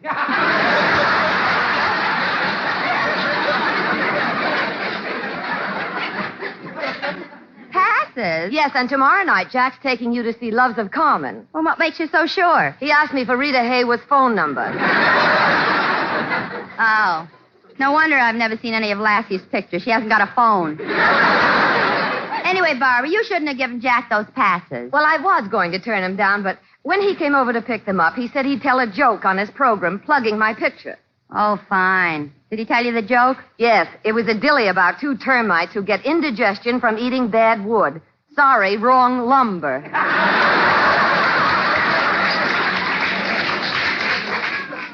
If he tells that gag in the program, I'll punch him right in the nose. I already did. You know, Mary, Jack can be so corny. I can't understand why you go out with him all the time. Oh, he isn't so bad, Barbara. I'll admit Jack may not be the handsomest man in the world, but he's not the homeliest. Well, no. He may not be the wittiest, but he's not the dullest. No, I guess not. And he may not be the most generous, but... Shall we dance?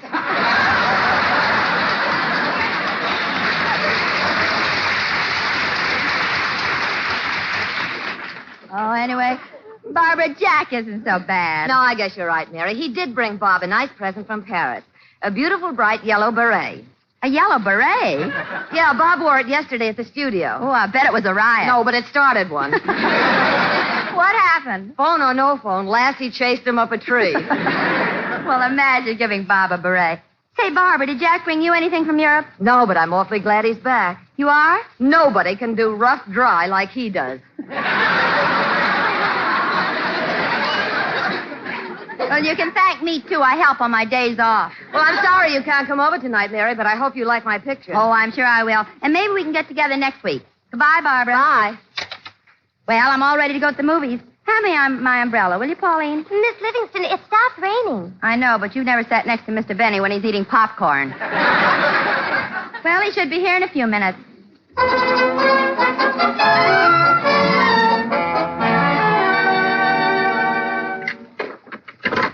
Here's your dessert, Mr. Benny.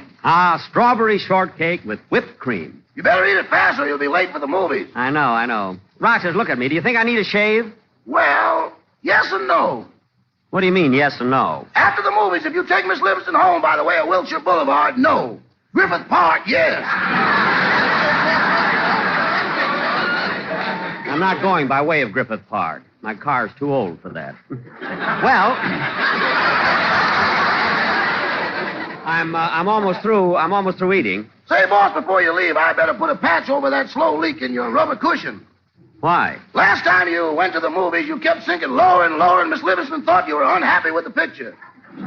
Oh, yeah. Well, put a piece of adhesive on the leak or some Scotch tape. I mean, fix it up any old way. Any old way?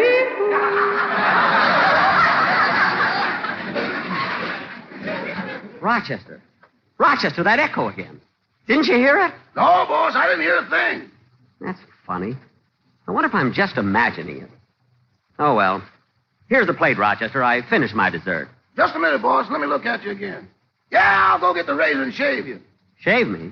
Yeah, you've got so much whipped cream on your face, it'd be a shame just to wipe it off. Never mind, I'll use my napkin. Now lay out a suit for me, will you, Rochester? Okay. Oh, by the way, Mr. Benny, Dennis Day came over a little while ago, and he said he wanted to see you. Oh, well, why didn't you tell me? Dennis! Dennis! Here I am, Mr. Benny. Oh.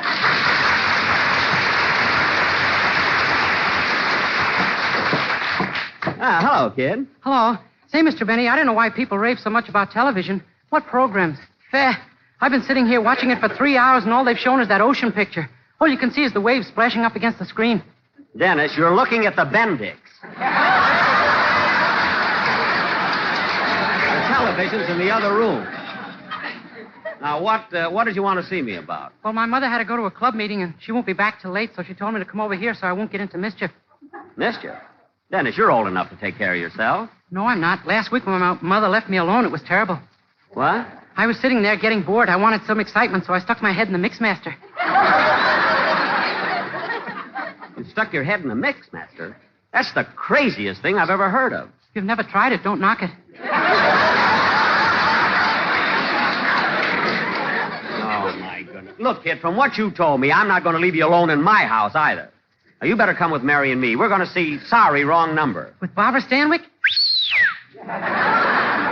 Dennis, I don't blame you, though. She's a wonderful actress. I don't know, she's so realistic. You know, so vibrant.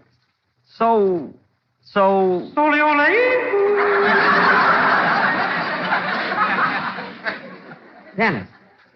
Dennis, you heard that echo, didn't you? No. You still keep hearing it, Mr. Benny? Yes, and I don't know how to get rid of it. I don't know what to do. Why don't you stick your head in the Mixmaster? Oh, stop. Now, Dennis, while I'm changing my clothes, run over the song you're going to do on the program, will you? Okay.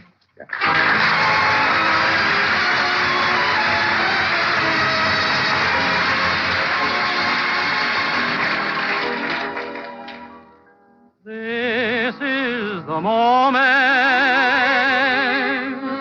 This is the time. Why don't we take it and make it sublime? On this rare night, we could whisper in the shadows till dawn. As skies grow bright, I'll be sorry that the shadows are gone. This is the moment. Love has begun. Maybe there's danger, but that might be fun. I used to say if the right one came my way, I would know it in a moment. This is the moment. You are the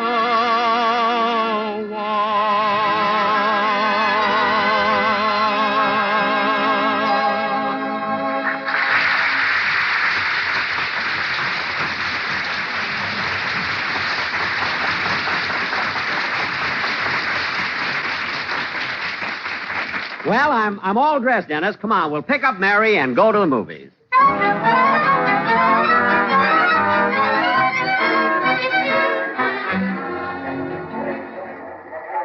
Well, kids, here we are at the theater. Come on, Dennis. Uh-oh. What's the matter, Jack? See, there are 3 of us, and I've only got 2 passes. Now, let me see. Shall I kill myself? No! I'll figure out something. Jack, you ought to be ashamed of yourself asking Barbara Stanwyck for passes. Oh, I don't know, Mary. I gave her passes to my picture. For your picture, they were dropping tickets from airplanes. I didn't mind the tickets, but I got hit on the head with a dish. well. Well, I'll go over and buy Dennis's ticket. Wait here for me. Gee, Dennis, you'll love Sorry Wrong Number. It's so tense and exciting. It is? Yeah. All through the picture, Barbara Stanwyck tries to use the telephone. And by accident, the wires get crossed, and she hears two men plotting her own murder. Gee. Well, come on, let's go. I got your ticket, Dennis. And Dennis, as we go in, hold my hand and call me Daddy.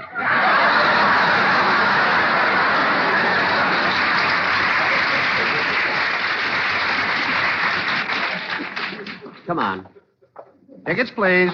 Here you are. Jack, I want to sit in the loges. Loges? These passes are for general admission. The loges will be an extra 60 cents. Oh. Well. Daddy, get your hand out of my pocket.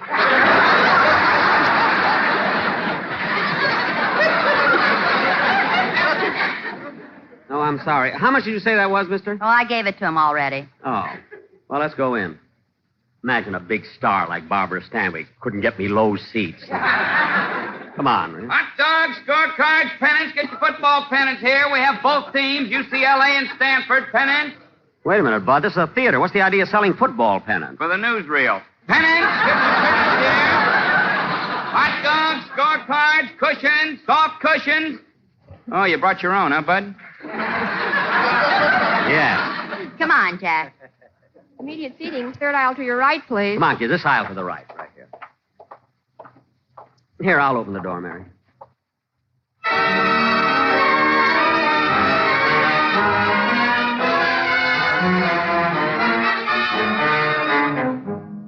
Gosh, the picture started already. Yeah, here are 3 seats over here.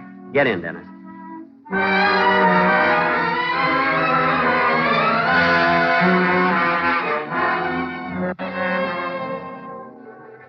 Operator! Operator! Operator! Oh, what's the matter with this phone anyway? Operator, please, can't you hear me? I must get my husband's office. Operator! Operator, why can't I get the operator? She can't even get loge seats. Quiet.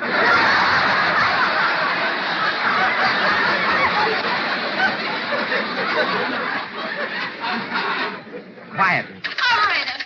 Number, please. Oh, thank goodness. Operator, I've been trying to get Murray Hill 35097 for the last half hour, and the line is always busy. Will you ring it for me, please? One moment, please. It's my husband's office. He should have been home hours ago, and I don't know what's keeping him or why that ridiculous line should be busy. Ringing Murray Hill 35097. That line is busy. Busy. That's all I've been getting. It can't be busy. They've got a switchboard there. Why doesn't somebody answer? Why? Gosh, isn't Barbara wonderful? Yeah, she's beautiful, too. You ought to see her husband in a yellow beret. Damn it. Operator, try that number again, please. Murray Hill 35097. Just a moment, please. Ringing Murray Hill 35097. Oh, thank heaven, it's ringing. It's ringing.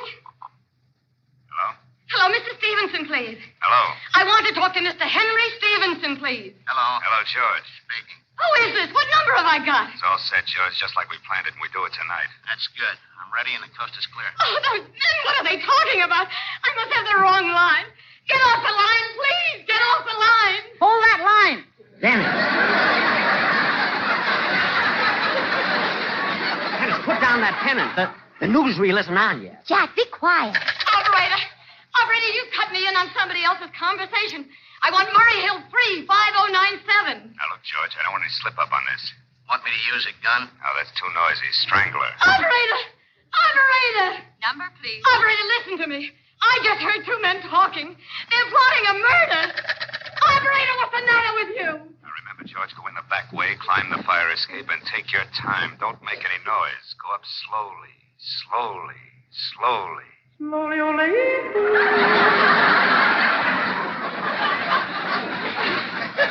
There it is again. That echo. Dennis, Mary, you heard it, didn't you? Jack, it's embarrassing. Now, remember, George, from here on, it's up to you. See that she's dead by midnight. Okay, pal. Leave it to me. Operator, there isn't much time. Listen to me. I'm trying to get Murray Hill 35097. Never mind that. Now get me the police. Look, operator, I'm an invalid, and I just had a terrible shock tonight on the telephone, and I'm very anxious to trace a call.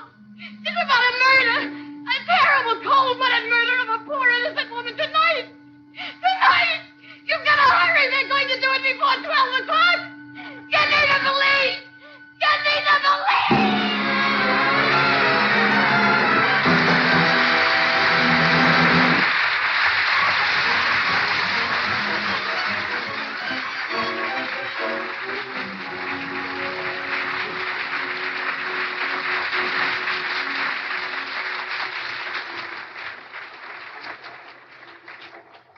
You know, Jack, I can't calm down.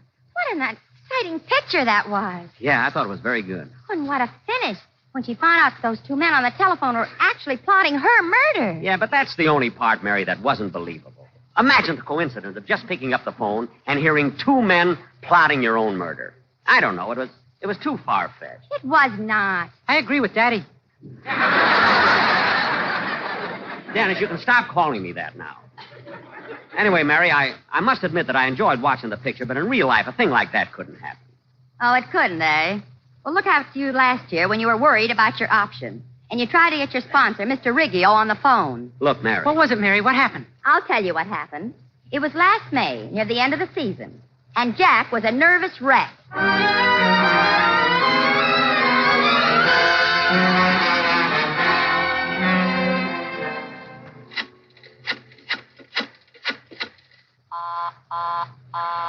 Busy. It can't be busy all this time.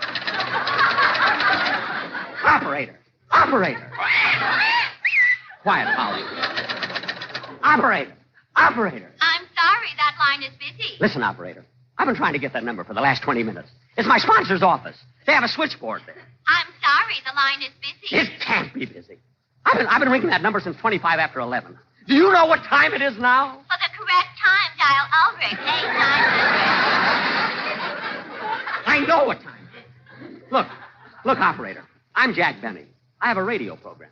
My option comes up at 12 o'clock today. If I don't hear from my sponsor, Mr. Riggio, in 15 minutes, I'll be out of a job.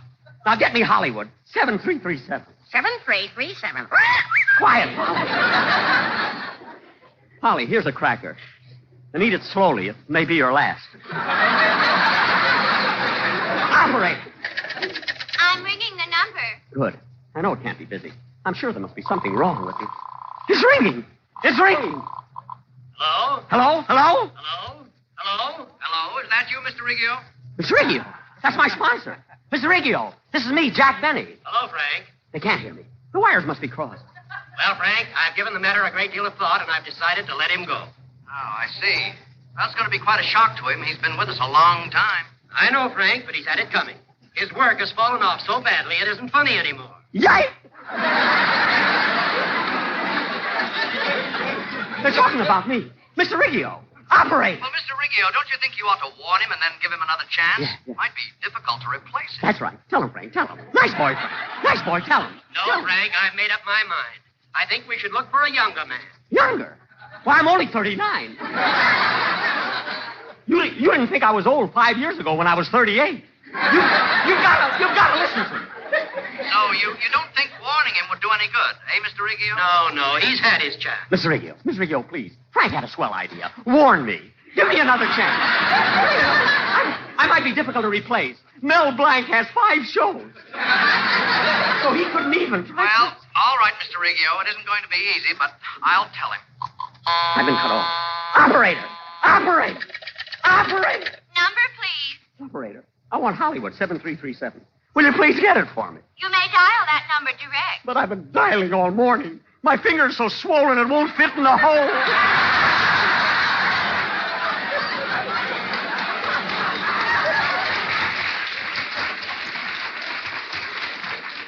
One moment, please. I will try that number for you. Thank you. Only 5 minutes. Only 5 minutes to go. If I could only talk to Mr. Riggio. If I could plead with him. Beg him. Like I did last year. Maybe I could talk him into giving me another. Sorry, that line is busy. Busy. What am I going to do? I got to think fast. It's 4 minutes to 12. Wait a minute, I know. I'll call my agent. That's it, my agent. Why am I paying him 9%? I'll try it. Well, that might be Mr. Riggio. Oh, hello? Hello, is that you, Edna? Edna? This is Johnny McGuire. I just got off my ship. Haven't seen a woman in 3 years. You're the first one I called. You must have the wrong number. Ah, don't give me that, Edna. I recognized your voice right away.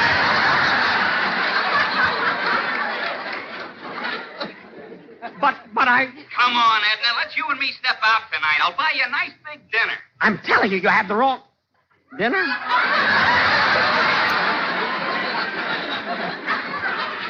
No. What am I thinking of? Then he'd walk. I'm sorry, you have the wrong number.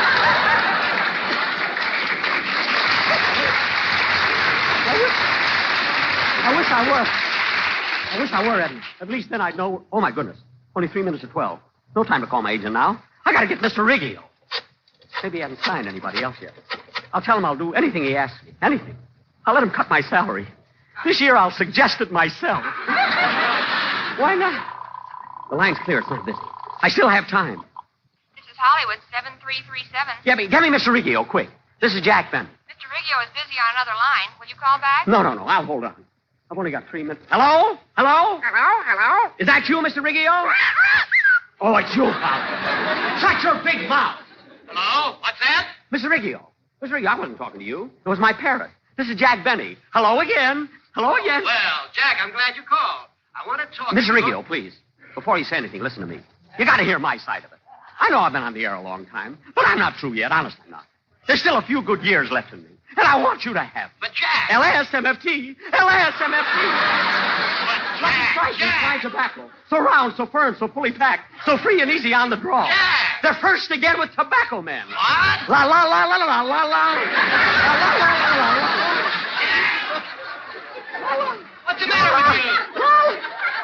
Look, I know I've made mistakes. Everybody makes mistakes. I mean, everybody but you, Mr. Riggio. And I've done everything you've asked me to. Last year, I kept my eye on the red bullseye till it was bloodshot.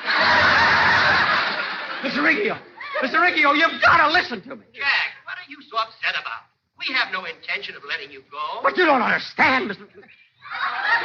What? You mean you're going to pick up my option? Why, certainly. I've been trying to call you all morning. Your phone's been busy.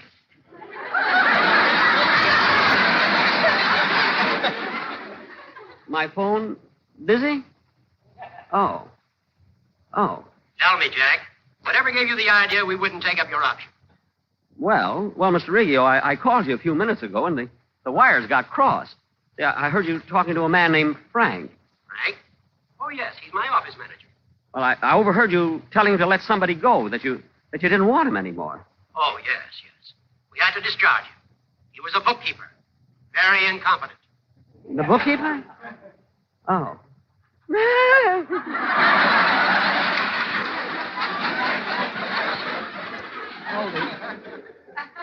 The bookkeeper. Well, Mr. Riggio, if the man wasn't doing his work, what else could you do? I mean, it's not your fault. He isn't capable. There's no place for sentiment in business. That's what I like about you, Mr. Riggio. You don't let your heart rule your head. That bookkeeper got what was coming to him. I don't believe in a man whining and trying to hang on to a job when he's not wanted. I agree with you. If a man fails to deliver, let him go. Get rid of him, I say. Fire him.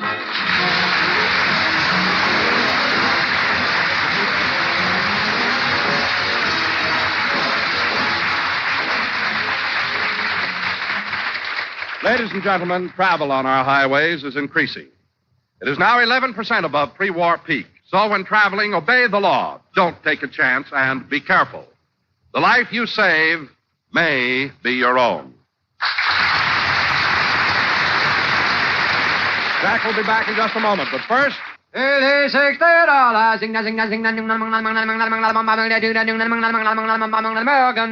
recent impartial survey covering all the southern tobacco markets reveals Lucky Strike. First again with Tobacco Men. Yes, more independent tobacco experts smoke Lucky Strike regularly than the next two leading brands combined. Excuse me, but who are these tobacco experts? They're the men who really know tobacco, the independent auctioneers, buyers, and warehousemen. And it's important for you to know that more of these independent tobacco experts smoke Lucky Strike regularly than the next two leading brands combined. You've heard the survey results. Now, hear what Mr. Charles L. Belvin, independent tobacco buyer, who's attended more than 2,000 tobacco auctions, recently said. Season after season, I've seen the makers of Lucky Strike buy good, ripe, mild tobacco. Fine tobacco that makes one swell smoke. I've smoked Lucky 16 years. A Lucky Strike smoker for 16 years. And remember, Mr. Belvin, like you, looks to the cigarette he smokes for enjoyment. Real, deep-down smoking enjoyment. So light up a Lucky yourself, and puff by puff, you'll see. LSMFT. LSMFT. Lucky Strike means fine tobacco, and this fine Lucky Strike tobacco means a really enjoyable smoke for you. Yes? You'll like Lucky Strike.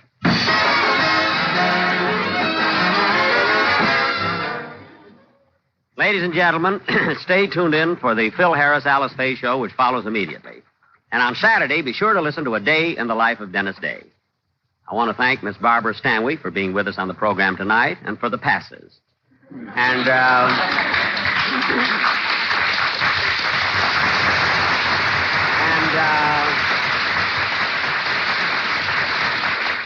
and Rita, I couldn't get you on the phone, so send 3, please. Now, to my friends in San Francisco, I'll be seeing you at the Opera House on Friday, October 22nd, at the Friars Frolic for the Variety Club benefit. Are you going to San Francisco, eh, Jack? Uh-huh. Oh. You going to go by plane? By plane? Well, no. Oh, then you're going on the train. The train? No. No. Oh, then you're going to drive your car. No, you see, I made a deal with a fellow who's going that way. Oh, you're going to share expenses. All I have to do is help him unload the oranges. This is NBC, the National Broadcasting Company.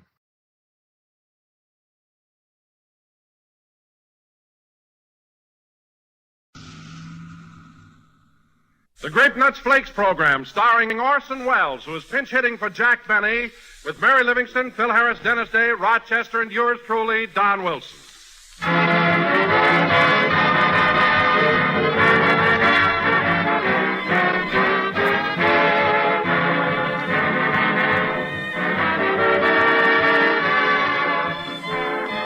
Tonight I'm the original glad man, friends, for aren't we all glad to get news of a thrifty, swifty, appetizing breakfast dish for these up-and-at-'em early mornings? Then wait till we all tell you all about Grape Nuts Flakes, the crisp and toasty brown breakfast cereal that's always ready for breakfast before you are. And ready to eat Grape's America's fastest-growing breakfast cereal. And think of this, too, homemakers. Every time you buy a big twig of Grape Nuts Flakes, you're saving up because you don't need them. Not for thrifty, plentiful Grape Nuts Flakes.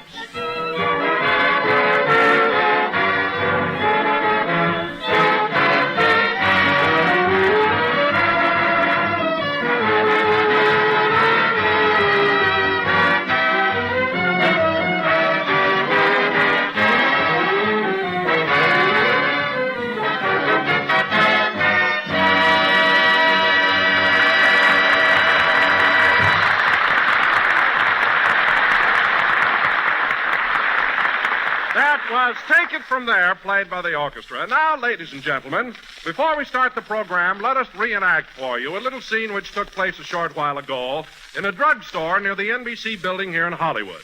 The time exactly 15 minutes before this broadcast. Take it away, drugstore. 1 tuna fish on whole wheat. 1 tuna fish coming up. Gosh, it's crowded in here. Say, Don, do you think I have time for a sandwich before the show? Why, yes, Mary, if you hurry. I think I'll have a dish of Tutti Frutti ice cream myself. Watch it, Don. If you put on one more chin, you can throw away your vest. No kidding. Now, Mary, will you stop ribbing me about my weight? I'm not so heavy. Go on. Every time you step into an empty elevator, the operator says, "That's all, please," and up you go. Oh, Gilroy. What'll it be, Mary? Just a sandwich. I'll have a hamburger. A hamburger? Yes, ma'am. Oh, Radcliffe. Yes, Gilroy. Hitch old Dobbin to a bun. You want something else, Mary? No, that'll be all. Would you mind taking my order, Bud? Gladly. What do you have, Wobble Tummy? Well, I'll have a dish of ice cream, please. Make it Tutti Frutti. You can have Tutti, but there's no more fruity for the duration. How's that, Radcliffe? Gilroy, you're really bumping your gums now.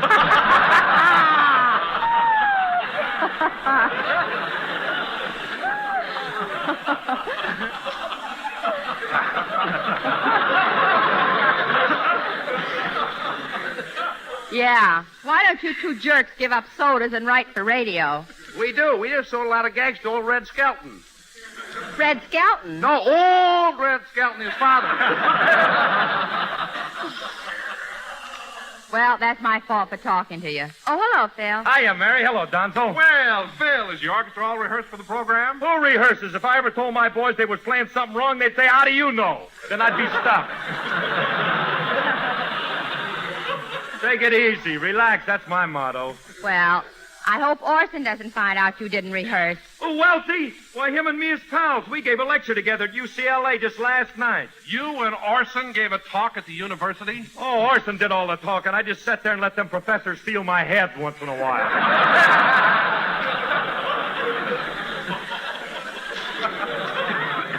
What?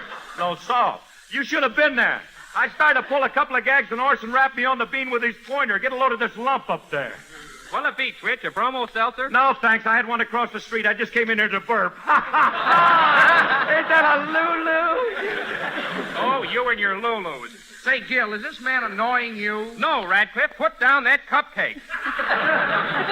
Oh, that Radcliffe's really a demon. Oh, hello, Dennis. Hello, Miss Livingston. Say, how's the hamburger you're eating? All it needs is a jockey. Gosh, Mr. Harris, where'd you get that big lump on your head? From Orson Welles, that too. Orson Welles. You want something to eat, Dennis? You better order. Now, what do you want? I think I'll have the special sandwich. Peanut brittle on whole wheat. You mean peanut butter. No, look, it says right here, peanut brittle. That's a misprint, kid. I'll bring you a peanut butter sandwich. Nothing doing. It says peanut brittle here, and that's what I want. Now listen. I know my rights. Dennis, if I wasn't a lady, I'd knock him right off that stool. Now behave yourself. Hey, kids, get a load of who's coming in. It's Miss Harrington, Orson's secretary. Hello, Miss Harrington. Hello, young man. Good afternoon, everybody. Hello, Butch. By the way, Miss Harrington, how's Mr. Wells feeling today? Oh, he's in a splendid mood. He found his yo-yo under the dresser. What's your order, ma'am? I want this place tidied up and this counter cleared. Mr. Wells is about to honor this hash house with his presence. Yes, ma'am. And incidentally, young man, when did you put on that shirt you're wearing? In 1937, when I left Stratford, Connecticut. Well, change it immediately. Yes, ma'am. And as for your gruesome friend with the wide part in his hair...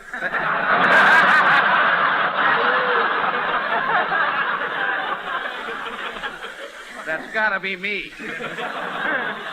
Would you mind lying under the counter until Mr. Wells leaves? Gladly. My feet is killing me. Attention! Attention, everybody! Mr. Wells is approaching.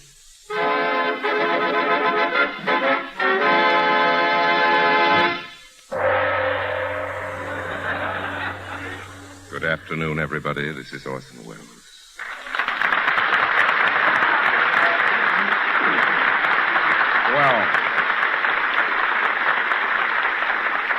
Well, Mary, you look lovely today. Thanks, Orson. I stopped by your house to give you a lift to the studio, but the butler said you'd already gone. The butler? Oh, did Papa have that tail baby face? That's sweet of you, Mary. Don't you think it's a little early in the day for romance? Well... Take it when you can get it. That's my motto. Dennis, please. Oh, boy! Yes, Mr. Wells? I'll have a cup of cold consommé. Hey, where do you think you're at, the Brown Derby? Get back under that counter. Yes, Mr. Wells. Whoop, off my head.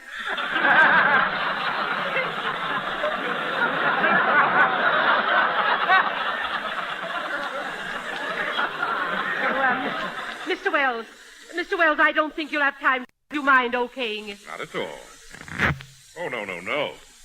Now, that's awful. Miss Harrington, take this out in the alley and burn it immediately. Yes, Mr. Wells. Burn the script? But, Orson, what are we going to do for a play tonight? I shall write one myself. Hey, Mr. Wells, if you're looking for a comedy sketch, my partner and I wrote one that's terrific. Yes, dynamite. Get back under that counter. Yes, Mr. Wells.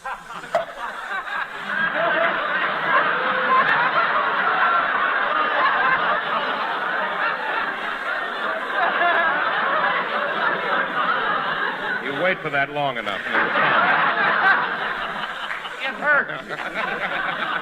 Sight gag, ladies and Well, gentlemen. how about it, Mr. Wells? Do you want to buy our plays? Yes, deliver it to me at NBC as quickly as possible. Thanks, Mr. Wells.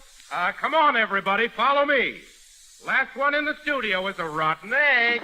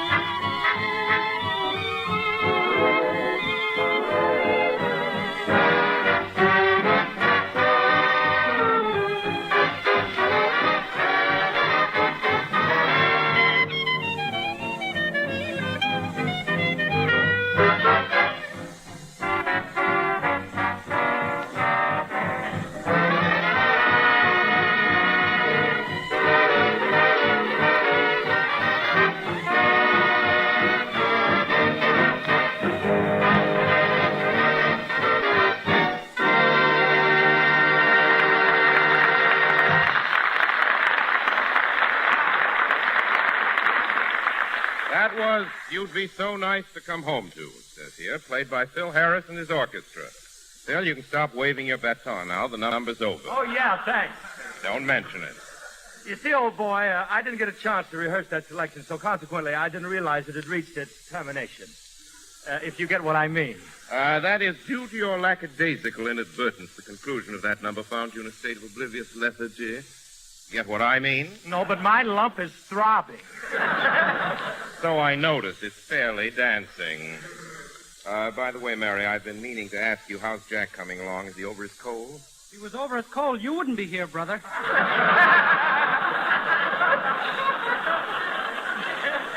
Dennis? Yes, Jack is much better, Orson. He's resting at the Arizona Biltmore in Phoenix. The Arizona Biltmore? Isn't that rather expensive for Jack? Expense means nothing to him. He was delirious when he checked in. That must be the reason. You know, fellas, I got a postcard from Mr. Benny this morning. He asked me to send his golf bag right away. His golf bag? Say, the old boy must be getting better if he wants to play a little golf. What do you mean, golf? If I know Benny, he landed a job picking grapefruit. Now, wait a minute, Mary. Let's all be fair to Jack. He doesn't think of work all the time. Of course not. Jack can relax and enjoy vacation like anybody else. Oh, yeah? He took me to Catalina on the boat one time and played his fiddle all the way over. Well, that doesn't mean he was playing for money. Don't tell me. I was passing the hat. Just the same, I'm sure Jack is getting a good rest in Phoenix. Incidentally, it gives me a splendid idea. I think I'll call Jack and say hello to him. Right now? Of course, right now. Miss Harrington, get me Mr. Benny at the Arizona Biltmore in Phoenix. Yes, Mr. Wells. Imagine talking to Phoenix, Arizona just like that. Ain't a phone a wonderful thing? It sure is. Say, Mr. Harris, who invented the telephone? Well, Alexander Graham invented the bell. The rest I don't know nothing about. Mr. Harris, the telephone in its entirety was invented by Alexander Graham Bell, which I can pronounce. Come, Miss Harrington. What's the delay on that call? Well, I have the Arizona Biltmore, but they can't seem to locate Mr. Benny. Let me have that phone, please. Hello? Hello, operator? I'd like to talk to Jack Benny. What? He's not registered. He's not a guest there. Have her look out in the lobby. Maybe he's a bellboy. Bellboy? With his flat feet, he could be the house stick. Bill, please. Now, operator, I'd like to talk to Mr. Benny. Oh, his temperature went down. He checked out. Very well, I'll call him there. Goodbye. That's strange. What's the matter? Did Jack leave the Arizona Biltmore? Yes, it seems he's now stopping at the Jasmine Blossom Auto Court. The Jasmine Blossom? Hey, I just thought of something. Jasmine Blossom. That's J.B., the same initials as Mr. Benny. That's right, Dennis, and I'm sure Jack will come home with some lovely monogrammed towels. Miss Harrington, remind me to call Mr. Benny first thing tomorrow morning at the Jasmine Blossom Auto Court. Yes, Mr. Wells. Excuse me. Come in. Well, it's those two merry madcaps from the soda fountain. Hello, fellows. Hello, Mr. Wells. Here's that comedy sketch we wrote for you. There's a little mayonnaise on it, but it's very jolly.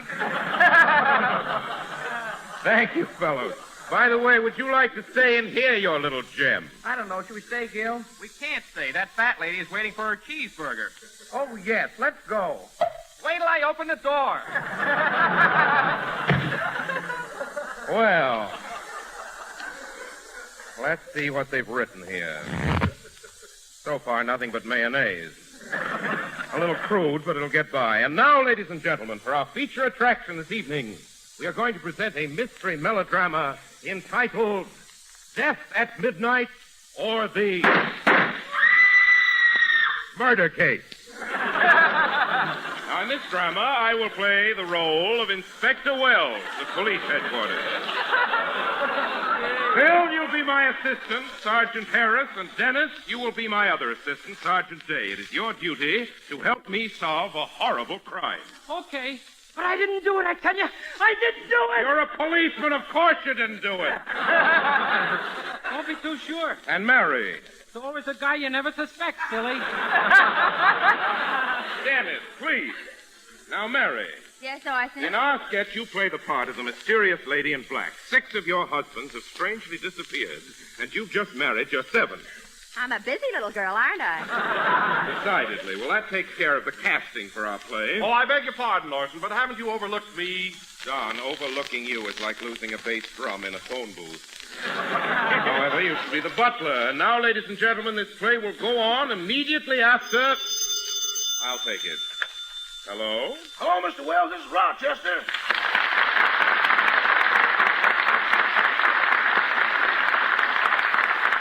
Hello, Rochester. What do you want? Mr. Wells, up to now, working for you has been a pleasure, but trouble has reared its ugly head. Trouble? It's that Chinese cook of yours. We just don't speak the same language. Well, naturally. Naturally. What's the difficulty between you and Chong? You know those pork chops I got at the market yesterday? The ones I had to use commando tactics to obtain? Yes, yes. Well, that cook of yours wants to cut them up into little pieces for chop suey. That's vandalism. Now, calm down, Rochester. Any man that would treat a pork chop like that would pull the chair out from under Whistler's mother.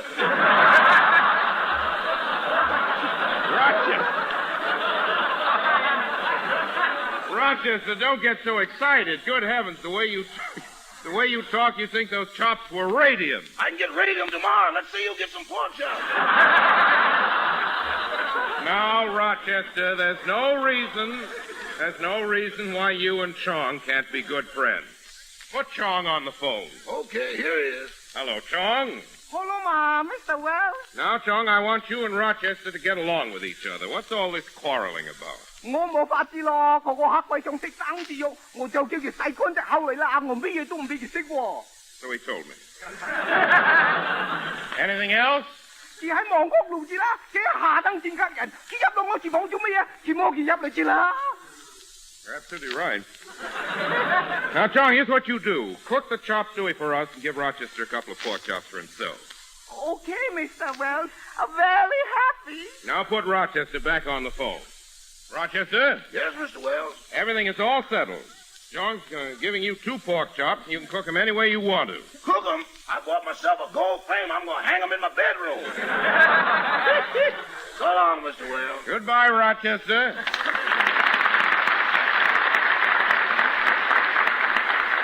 Well, I guess that's straightened out.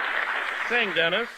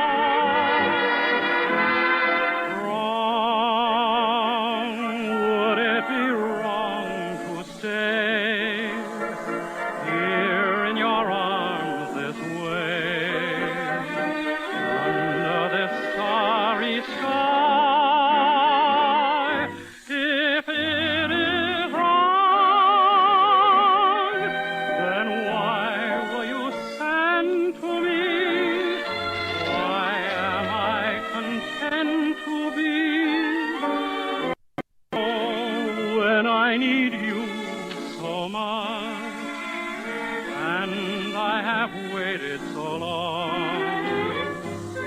It must be right. It can't be wrong. Would it be wrong to kiss, seeing I feel like this?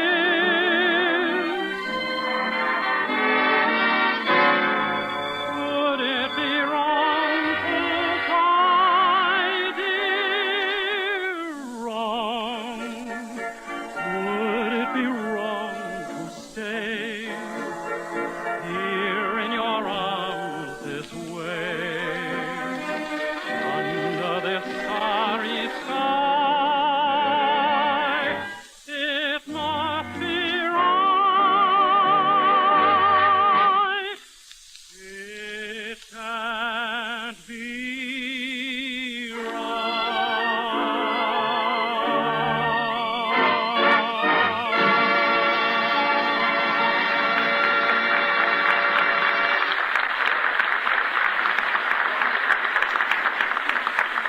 You just heard It Can't Be Wrong, and that was Dennis Day singing. And Dennis, I don't have to tell you that was very good.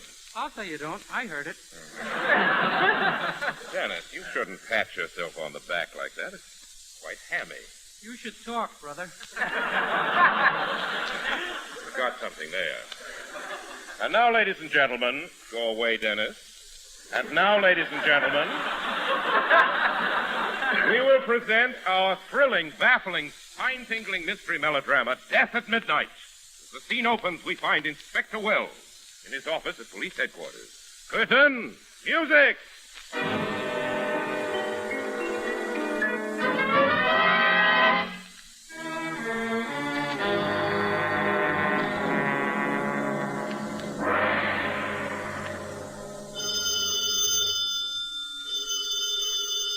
Is that the phone, Inspector? No, it's a preview for Whom the Bells Toll. Hello, police headquarters, Inspector Wells speaking. Help! Come over at once. I'm going to be murdered. Get away from that phone, you little double-crosser. I'll let you have it. Help! What was that, Inspector? Oh, one of those gin-rummy arguments.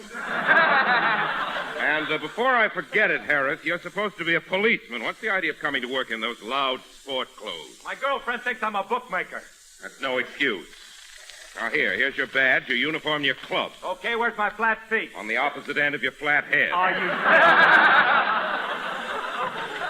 Oh, Inspector! What is it, Sergeant Day? Somebody has been passing phony dollar bills all over town, and I've got one of them. A dollar bill, eh? And how do you know it's phony? Washington is wearing Lincoln's beard. Let me see that. You're right. And he's wearing Lincoln's hat, too. Hey, were those two guys roommates? Of course not. Washington wearing Lincoln's beard.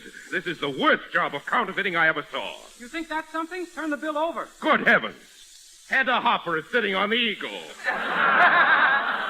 Nice work, Day. We've got to report this to Washington. I thought he was dead. Washington, D.C. Hello, Inspector Wells speaking.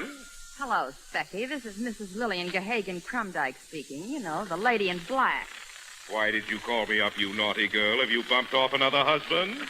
I didn't have anything to do with it. I went to the library just now, and he was slumped over the radio with the Fred Allen program going full blast. Or was your husband dead? He must have been. He didn't turn it off.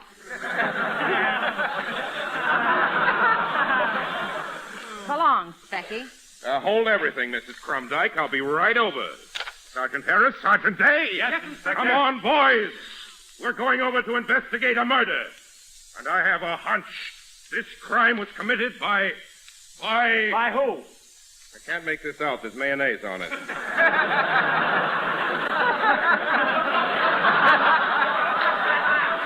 Let's go, fellows!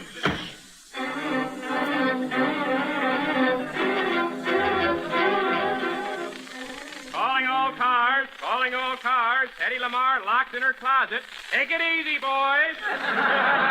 That is all.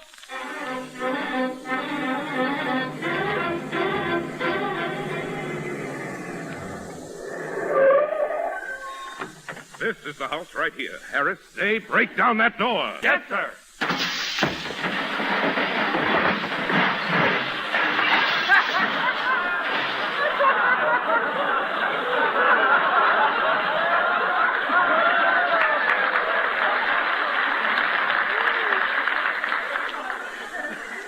evening, gentlemen. Did you ring? No, we didn't. We're the police. Who are you? I'm Wobble Tummy, the butler. The butler, eh? Now tell me, what do you know about this crime? I don't know anything, sir. When the murder took place, I was down at the grocery store buying a package of toasted brown sweeties and a grape nuts flakes. Grape nuts flakes, eh? Make a note of that, Harris. Yes, sir. Now come clean, you. You're talking to the law. What do you know about grape nuts flakes? I know they're America's fastest growing flake cereal, and they're famous for their malty rich flavor, and the grape nuts flakes come in a 12-ounce economy size package. Harris, this man is concealing something. Keep an eye on him. Gotcha. Now I think I'll grill Mrs. Crumdyke. I have a hunch she killed her husband. You know that saying, cherchez la femme, don't you? No, I don't. Well, you ought to learn it. It's all the rage now. Well, the blue coats are here. Hi, it's Becky. Hello, Mrs. Crumdyke. Where's the body? Right here, and I'm wearing a new dress. I mean your husband's body. Oh, that old thing. It's a strange coincidence, Mrs. Crumdyke, but all of your husbands have met untimely deaths. Take your first husband, the big game hunter. What about him? You went on a hunting trip to Canada with him, and he's the first thing you shot. Well, he looked like a moose. No excuse. Now, I want a confession, Mrs. Crumdyke, and I want it now. Start talking. Well... It's no use. You murdered your husband, and you might as well admit it. Well, here we go again. Lies! Lies! Nothing but lies. You hated your husband, and you couldn't stand him any longer. Now tell me, how did you kill him? Well... I don't believe it. I'm arresting you, Mrs. Crumdyke. Arresting you for the murder of your husband. Tell me, what's his first name? Well... Otto J. Crumdyke. Slap the bracelets on her, Harris, and let's go. Oh, Inspector, Mrs. Crumdyke is innocent. Innocent? Yes, someone just threw a note in the window and it solves the whole case. Give me that note. Where is it? I ate it. It was covered with mayonnaise. Come on, Harris. Let's get over to Hetty Lamar's house. She may still be trapped.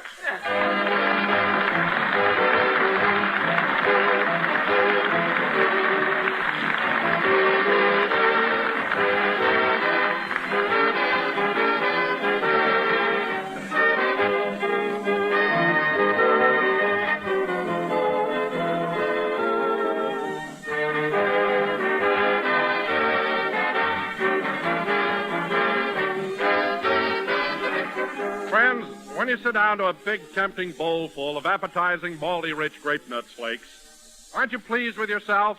Well, you should be, because it's smart to go for a breakfast dish like that.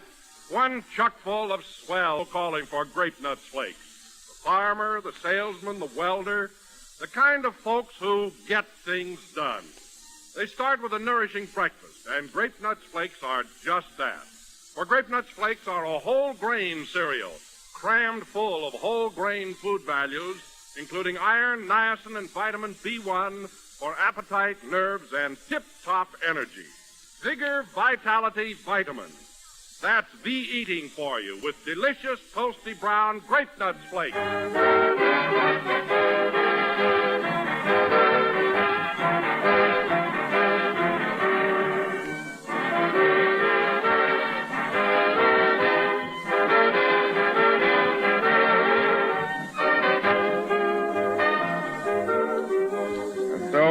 Until next Sunday night, ladies and gentlemen, this is your obedient servant, Orson Welles. Mary, I want to compliment you on your performance tonight in the role of Mrs. Crumdyke.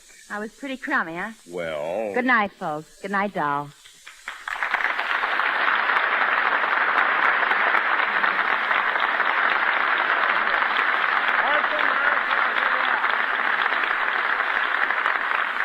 This program was written by Radcliffe Marlowe and Gilroy Boulogne with mayonnaise by Orson Welles.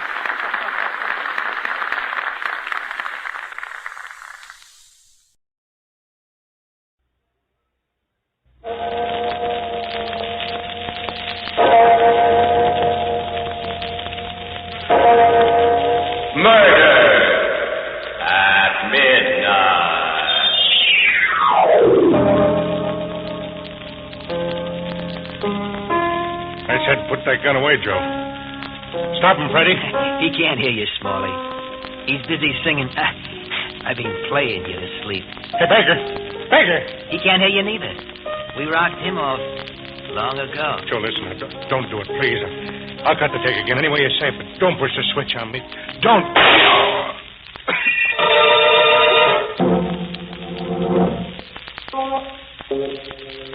Midnight, the witching hour when the night is darkest, our fears the strongest, and our strength at its lowest ebb.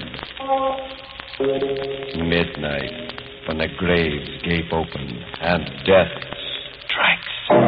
How? You'll learn the answer in just a minute in Red Wheels.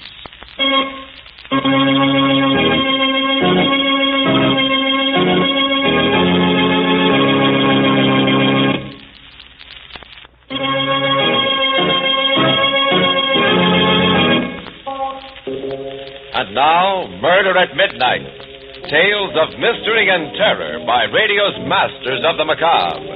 Our story by Jack Gordon is Red Wheels.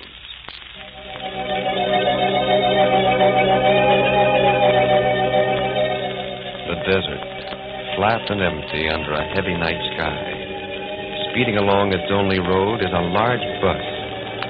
Lulled by the hum of the tires, its smooth motion, the passengers sleep. All of them, except one. Joe, hey, wake up. What? I said wake up. What? Oh, let me alone, will you? Let me sleep, will you? Hey, Joe, you don't think nothing went wrong? You don't, do you? All right, I'm up. You know, kid, you got a face that talks too much. I want to make sure everything's all right, that's all, Joe. I want to make sure. This makes 3 times tonight you got to make sure. Starting to get me, see? All right, now, I'll tell you once more.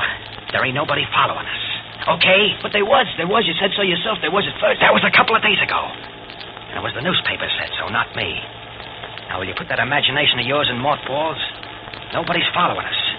Nobody knows we killed him. And if they did, they'd probably be erecting a monument for us back in Denver this minute. So you just turn your nose against the window and watch the desert. Yeah, but it's pretty sand in the desert. But, Joe... Will you turn your nose like I say? Yeah, Joe. You picked your lucky seat. You're in seat 7, ain't you? Yeah, sure, Joe. Well, then turn around. Watch the sand in the desert. Yeah, that's right. And you found a penny. That's the sign you're always blabbing about. Sitting in seat 7 and found a penny. Lucky guy, that's you. Yeah, that's me. Yeah, so let me sleep, will you?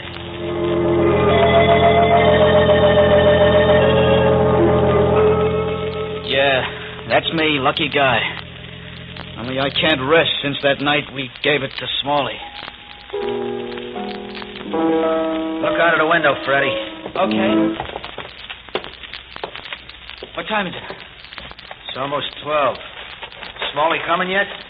Said he was going to be here at midnight. No, but the cop... What about him? Well, he keeps coming back like he's fishing for something here. He's just making the rounds. Don't you worry about him. I don't like it, Joe. There's a smell about it. Yeah, it stinks to me, too. Those 2 guys playing us for suckers. Baker and Smalley, a pair of shovel-foot dopes. Doing a little insurance on their own, and they won't cut us in on the take. Okay. Hey, maybe we just ought to go away, Joe. Set up our own system somewhere else. And let them get away with a double cross? You kidding? It's arranged perfect, ain't it? Baker out like a light in the other room from that Mickey. We use his gun, and we're 1,000 miles away when he fries for killing his best friend. Yeah, but, Joe, don't forget me. I'm a jinx, I tell you. It'll backfire. Everything happens to me.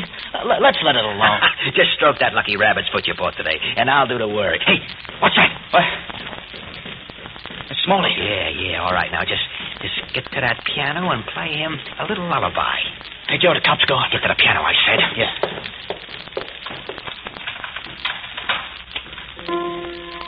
Maybe my luck switched because of the rabbit's foot. Hi, brother. Hello, Smalley. We've been waiting for you. That's good. Is it? It's not so good. We ain't happy. No? No. The whole thing grisels me. That's too bad. Where's Baker? Do you think we'd sit around like a couple of stumps and let you collect all that protection without a peep? I think you're getting too tall, Joe. Only 5'8". That's 4 inches and 40 pounds weaker than you, Smalley. Just the same, Freddie and me. We want our share. You got what's coming to you. But you ain't got what's coming to you, Smalley. You see? This cuts you down to size. Put that away, Joe. Now you're 40 pounds, 4 inches. They'll make no difference. I say put that gun away, Joe. Stop him, Freddie. Freddie, can't hear you, Smalley. He's busy singing. I mean, playing you to sleep. Hey, Baker. Baker. He can't hear you neither. We rocked him off long ago. Joe, listen, now, don't do it. I'll cut the take again. Any way you say it, don't push the switch on me. Don't. Keep playing, Freddie, like nothing's happened. I didn't figure on this kind of a cut. I said keep playing, Freddie. Nothing's happened. I can't. All right, then just keep stroking your rabbit's foot, and it'll be okay. Let's see now. Oh, let's get out of here. It's only half done, kid. Let's plant the gun on Baker before we blow. Okay. There, he's beginning to stir in there. Let's get out. Hey, Stacey, I told you the cop downstairs. Oh, easy, kid, easy. That's perfect. Now they'll catch Baker just as he's getting up. So through the window and let the cops take over from here on out. Okay, kid, out you go. Come on. Come on. Atta boy. You're breaking the door down? You keep stroking that rabbit's foot. You'll wear it out. Hey, the cop got in. So now we got a grand sand seat to watch the go, with Baker right in the middle. No, Joe, let's beat it while we can. What do we want to look for trouble for? Come on. This I gotta see. Here he comes, the lunk, staggering out of the bedroom. Is he dopey from that stuff we give him? Jerk. You don't even know he's got that gun we planted on him. Please, Joe, I'm dancing around like crazy inside. Let's get out of here before they decide to look this way. This ain't smart, Joe. Okay. I've had my fun. Let's blow.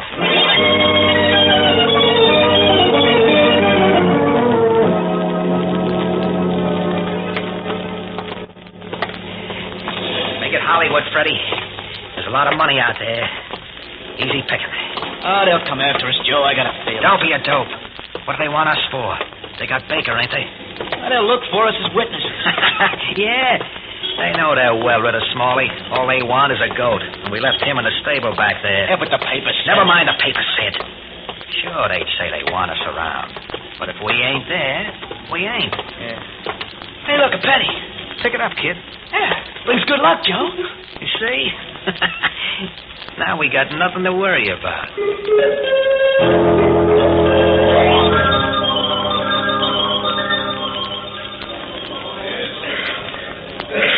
What time does your next bus leave for L.A., ma'am? One's leaving in about 5 minutes. Okay, 2 for L.A. That's 21.5 out of 25. Here you are. Thank you. Come on, kid. Hey, Joe. Yeah? You got a penny? What for? I want to weigh myself. I'll get a fortune ticket. What about that penny you picked up? Oh, no, Joe. That's a good luck penny. I mustn't spend that. Okay, yeah. Oh, gee, thanks.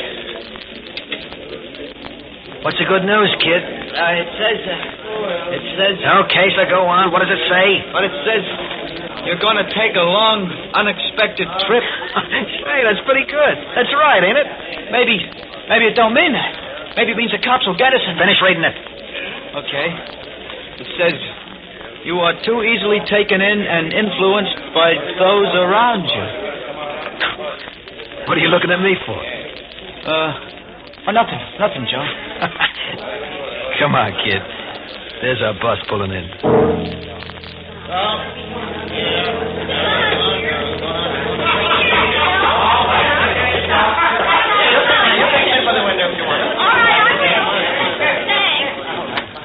Well, there she is. Let's get out, huh? Joe, let's wait for the next one, Joe. Are you nuts? A 3-hour wait? What for? That's got red wheels. Pretty, ain't it? Oh, red means danger. Let's take the next bus, huh? Are you dope? Stroke your rabbits. Oh, but Joe, I got a feeling. Good, so have I. And it says let's get to L.A. double quick and pick up some of that gold dust. Hey, driver. Yeah? When do we pull into L.A.? Day after tomorrow. About this time. Thanks. Come on, Freddie. The red wheels is on the outside. Okay. 7 and 8. That's us. Give me your bags. I'll shove it up here. There we are. Joe. Hey, Joe. Now what? Hey, let me sit by the window, will you? You can't see the wheels anyway. Yeah, but... Oh, I get it. It's the number, huh? Yeah. You want the lucky 7. Oh, sure, kid. Sit and see 7 if it'll make you happy.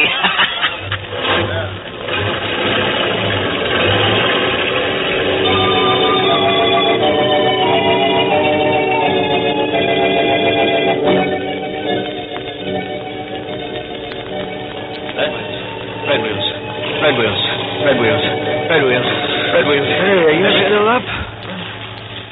Oh, I wish I could sleep. Oh, look out the window. The night and the sand. You'll nod off. Yeah. Yeah, okay, Joe. Out the window. The night and the sand. Night and sand. Night and sand. Sand. Sand like a gray smoke screen. Hiding us from the rest of the world. No eyes watching us. We're way away. Red wheels don't mean beans. That's nothing. I'm no pincushion for that lady luck. She's on my side. I add it all up. Rabbit's foot, that's 1. Finding a penny, that's 2. And seat 7, 3. That's 3 against red wheels. 3 against red wheels. What's that? Oh, no. No, it can't be. Hey, Joe. Joe, wake up. Oh, he said not to wake him. He said he wanted to sleep. But the bus. The bus. Look, it's still moving, Joe. It's speeding over the gray clouds of sand, and the driver's seat is empty. The bus is speeding, and there ain't no driver.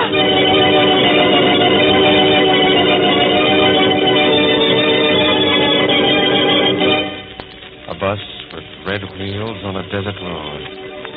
Where can a bus be going without a driver? Where would you expect to go after Murder at midnight?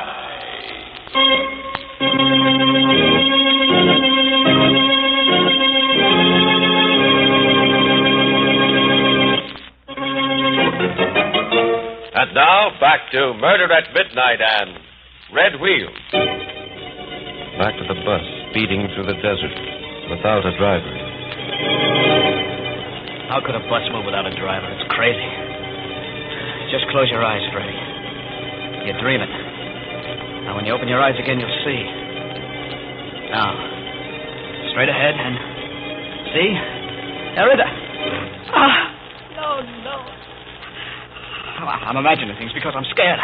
Joe. Hey, what's eating you now? Look, Joe, look. Coppers? No, worse. It's this bus.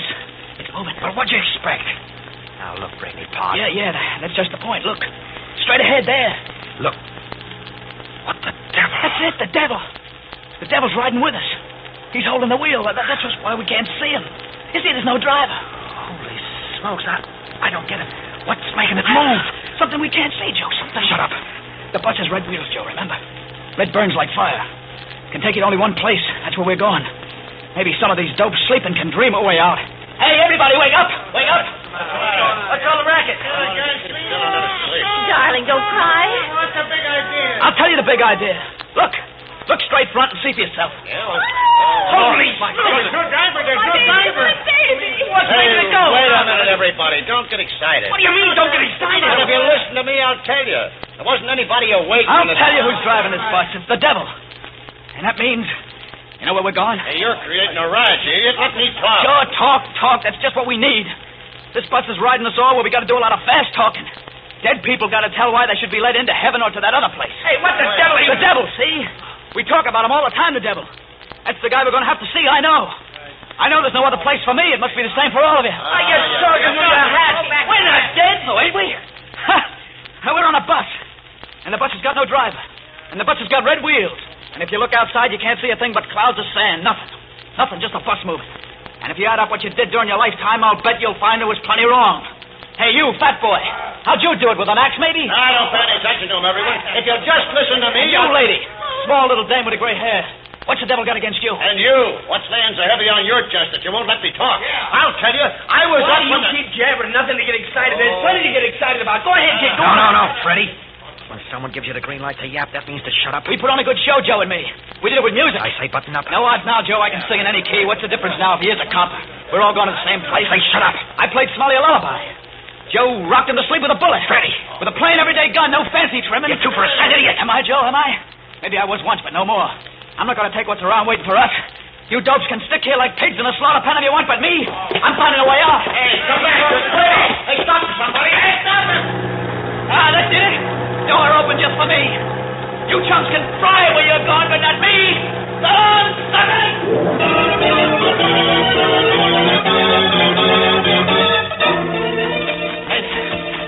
I'm in it. I gotta run now. Run. Space.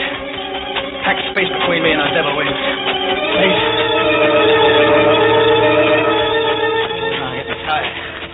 Yeah. Hard running on sand. Get you tired, awful tired. Oh, but the bus is gone. I'm free of it. I'm alone now. That's right, mister. You and me. We're all alone. Sure. Hey, who are you? I'm Mr. Rat. Mr. Yeah, Mr. Desert Rat. I've been here 22 years. Fell off a bus just like you. And been wandering around ever since. Oh, how? Why don't you get out of here? Because once you jump off, there ain't no other bus will stop to pick you up. You're all alone. Hey, Mr. Rat. Yes, Freddy? Where you going? Gotta keep wandering. Keep wandering.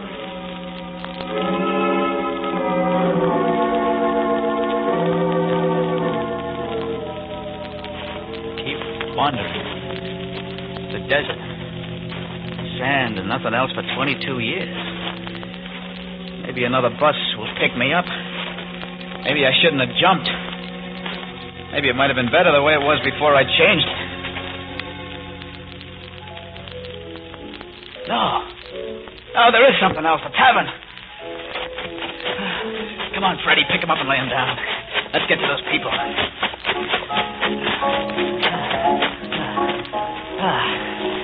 Nice town. Got a road. 1, 2, 3, about 5 buildings. Hey, anybody around? Anybody home? Well, there must be. There, in that saloon there. Oh, brother, could I use a drink? A beer, yeah, that's for me.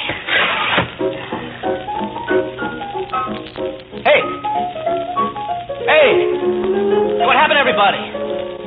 What? Hey, no, stop that. Not that song, that's what I was playing when... Stop it, do you hear? Where are you? Through this door, maybe another room. Stop it, I said! Stop it! Oh, no, not again. A bus without a driver. A piano without anybody playing it, just the keys moving by themselves. I gotta get out of here. Before it...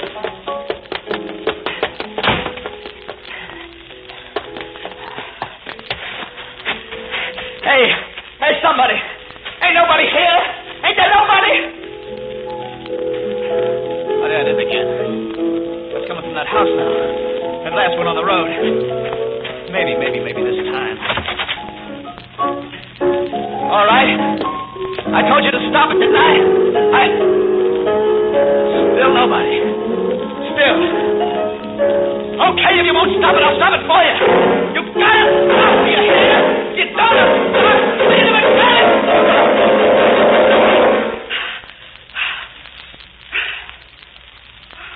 Hello, Freddie. You. Oh, can't be you. You're dead. And what did you expect to find in a ghost town? What? You can't be. Don't seem to like the music either.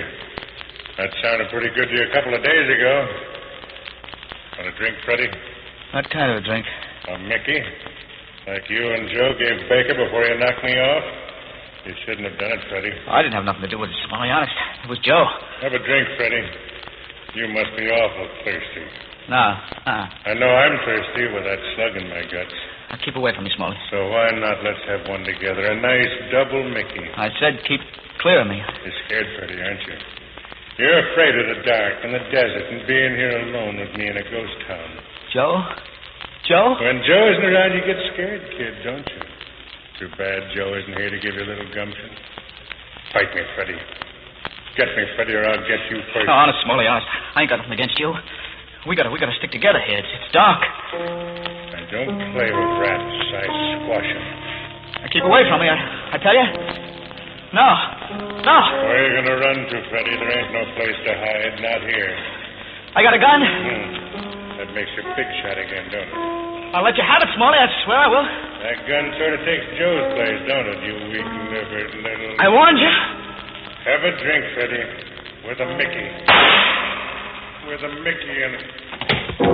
I didn't want to do it, Smalley. Not again, honest.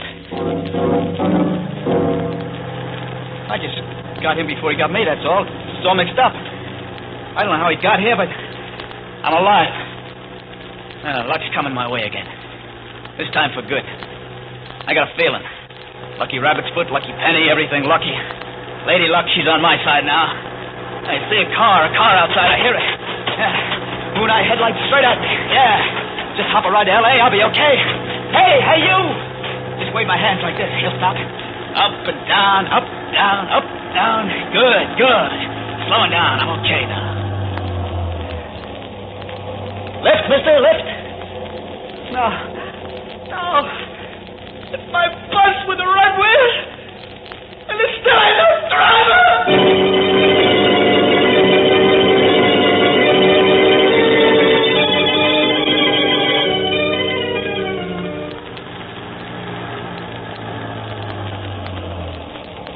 Bus number 22 checking in, Tom. Okay, Johnny, I'll take it. Yeah, I hear you had a little excitement. Excitement? Yeah, I guess so. What do you mean you guess so? You nab a couple of murderers on your bus, then you... Well, there wasn't no excitement in it for me. What? You see, I wasn't there. They were all asleep when the bus broke down. There was no one to talk to, so after the tow car hooked onto the bus, I went up front in the tow car to chew the rag. Yeah, so? So, nothing. When this guy wakes up, he went nuts. Started yapping about a murder and jumped off the bus. We had to chase him all through the desert, and he was so far gone he didn't even see the tow car when we found him again. So what happened to him then? He was nuts, I tell you, off his rocker. Yeah? Sure. We turned him and his buddy over to the cops in the next town at just about 12 o'clock midnight. A bus without a driver and a ghost town in the desert. Perhaps our two friends will make that same trip again, and very soon, when they make their final payment for their... Murder at midnight.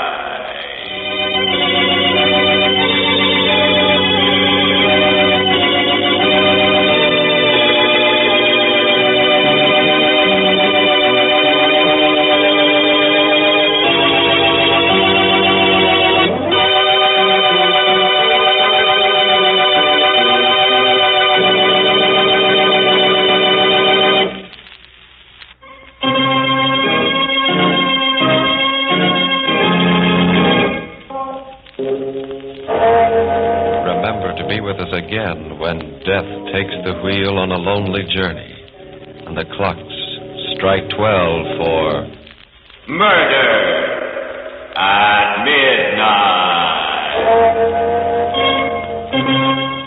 The part of Freddy was played by John Sylvester. With music by Charles Paul, Murder at Midnight was directed by Anton M. Leader.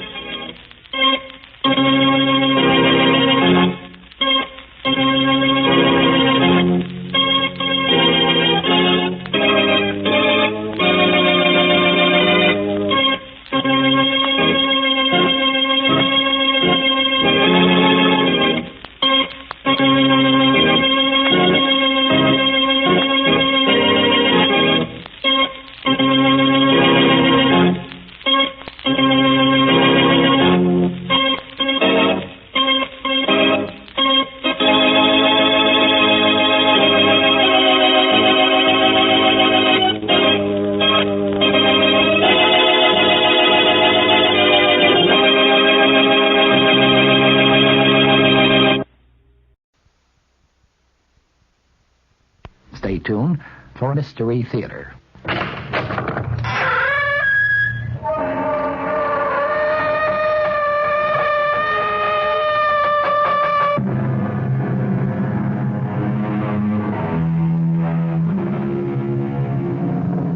Come in. Welcome. I'm E.G. Marshall. like to ask you something. What do you consider your most attractive feature? Your hair? Your eyes? Complexion?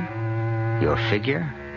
Whatever, each of us is abundantly aware, though there are some who would deny it, of his or her most captivating attribute, and make the most of it, though there are some who deny that too. Be all this as it may, we're about to hear of a woman whose most beguiling characteristic was her smile, and because of it, the horrible thing that happened. Our mystery drama, Berenice, was adapted from the Edgar Allan Poe classic, especially for the Mystery Theater by George Lothar, and stars Michael Tolan and Norman Rose. It is sponsored in part by Contact, the 12-hour cold capsule, and Anheuser-Busch Incorporated, brewers of Budweiser. I'll be back shortly with Act One. Give your hand to a friend. Give your heart to your love. But give your coat to Contact. The sooner the better. 6 or 3 or 1? That's the question when you catch the common cold. Sneezing, drips, congestion. Then take 12-hour Contact. You need 6 cold tablets, 2 every 4 hours, or 3 ounces of Cold's liquid, 1 every 4 hours, or just 1 Contact for up to 12 hours continuous relief of those symptoms. The tiny time pills do it. Both the others contain things for aches and fever. The liquid, something for coughs, not found in Contact. Your cold, your choice. Give your coat to Contact. 6 or 3 or 1. Take Contact, only as directed. This is Tommy Makem. I'm sitting in the John Barleycorn, located at 209 East 45th Street, just off 3rd Avenue.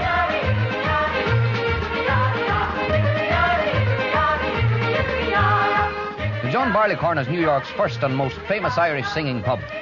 If you want a sample of what Irish hospitality is really like, you should come in and soak up the atmosphere. The hospitality is warm, the people are cheerful, and the service is just fantastic. They have an old saying at the Barleycorn: there are no strangers here, only friends you haven't met. And you can prove that to yourself by dropping in any time. You can have lunch, dinner, or supper 7 days a week, and a good time all the time. The food is fit for royalty, and as a matter of fact, some of the recipes have been handed down from the courts of Irish kings. The John Barleycorn, the Irish oasis in Midtown Manhattan. For lunch, dinner, or special party information, call YU6-1088.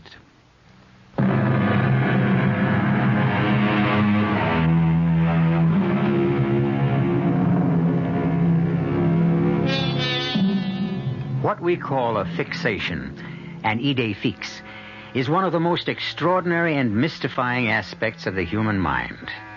For example, love. Young love, at least, is a fixation. For the lover cannot get the loved one out of his thoughts.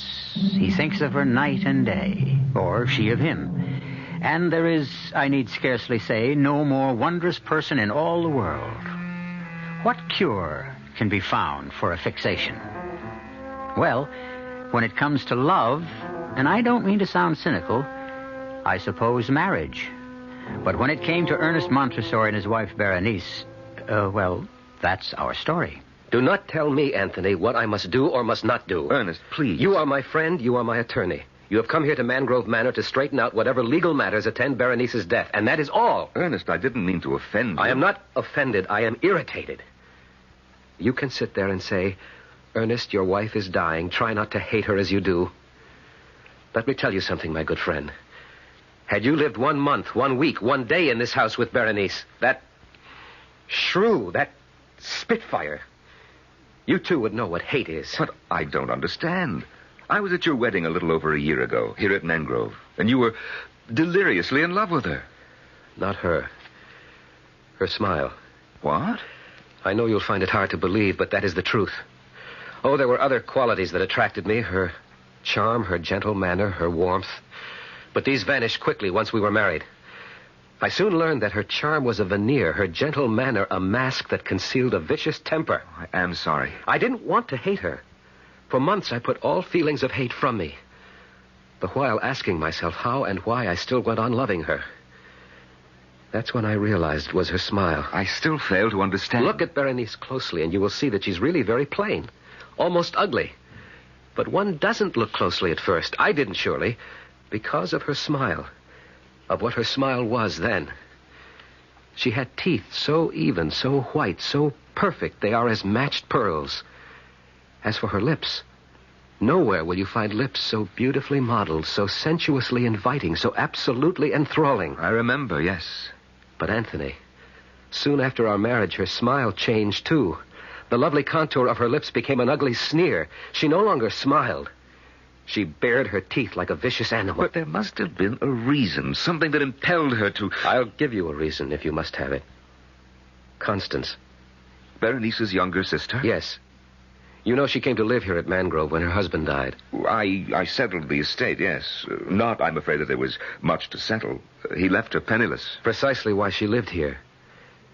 Berenice began to think... Go no further, Ernest. I am well acquainted with what is termed the eternal triangle. In this case, there was no triangle. Not then. But there is now. Constance is what Berenice pretended to be. Gentle, innocent, loving. Yes, I have fallen in love with her, and she with me. But you may believe me, as Berenice never has, when I tell you that our love is and has ever been platonic. Neither of us has betrayed Berenice in any way. Yes, come? Oh, Constance, my dear. We were just speaking of you. You remember Anthony Lamb? With pleasure. You were such a help and comfort to me when my husband died, Mr. Lamb. I did what I could. You look upset, Constance. Berenice wants to see you. And she's in one of her blackest moods, I'm afraid. Is she ever in any other? Try not to be harsh on her, Ernest. She's dying, you know. I shall try. If you'll excuse us, Anthony. Perhaps I should come along. I have to discuss certain legal matters with Berenice, and it will be best if she knows I'm here. Come, then. But I warn you, my friend, you'll regret every moment spent with her.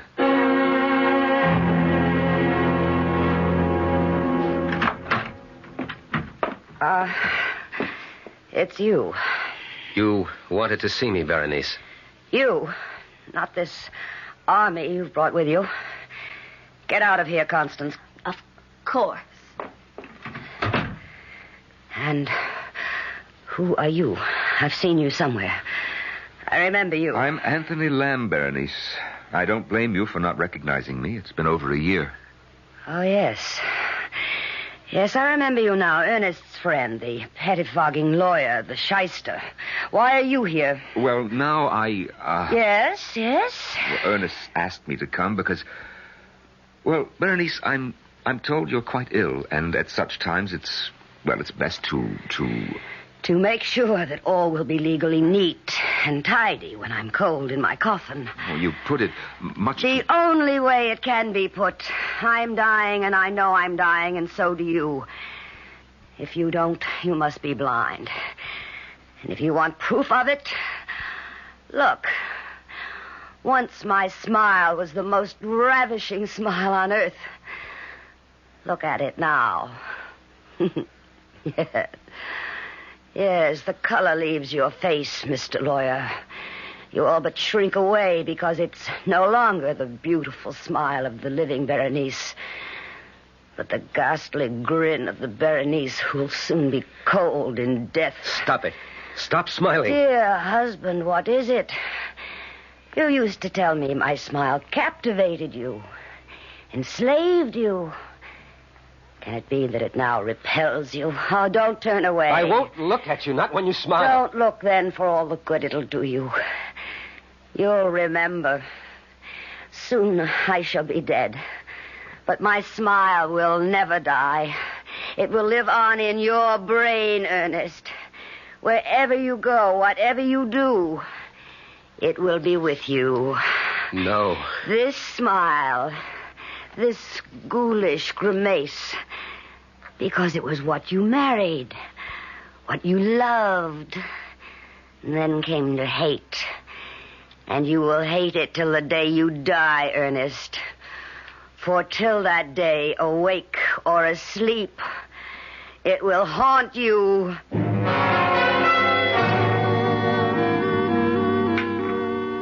Would you care for more of the shrimp, Mr. Lamb? Well, thank you, no, Constance. Oh, and do call me Anthony, won't you? It'll make me feel so much younger. If you wish. Ernest, won't you eat? You haven't touched a morsel. Not hungry. But you must keep up your strength. If you're not careful, you'll be having nightmares again. Nightmares, Ernest? The most horrible you can imagine. Berenice has all but ruined my health. Ruined it. Hush now, we mustn't talk that way. What other way is there? No more wine, Ernest. Another glass can do no harm. No more, dear. For my sake. For your sake, anything. Anything except to lie about my true feelings. You, Constance, you have lived in this house for nearly a year. You know the hell she has made of my life. You know that I could not mourn her passing. And what is more, you know that I love only you. Ernest, it is not the proper time. I know, but Now, you are overwrought. It is not you speaking, but your nerves. Listen to me. Constance. My sister lies upstairs dying. Whatever you think of her, in these last days of her life, though we cannot in truth love her, we can, in all dignity and honor, try at least not to hate her. You must try, Ernest. You must. Yes. And with your help, I shall. But you will not succeed. Berenice. How did you get here, out of bed? I rang my bell, but no one came. I called, but you did not answer. We didn't hear. And so I found the strength, what strength remains, to come down and tell you I am about to die. No. When death is near, you know it. Full well you know it. I have little time left now. Perhaps only minutes. A glass of wine. Of course.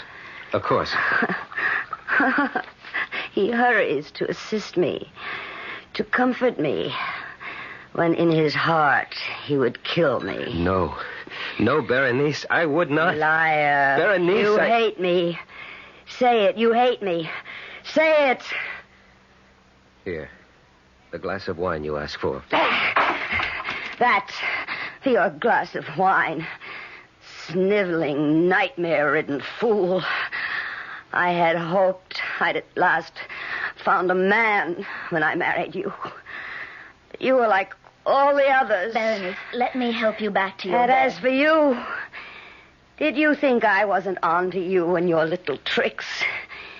Did you think me blind, that I couldn't see what went on between you and my husband? Nothing. Before heaven, I swear that... Liar!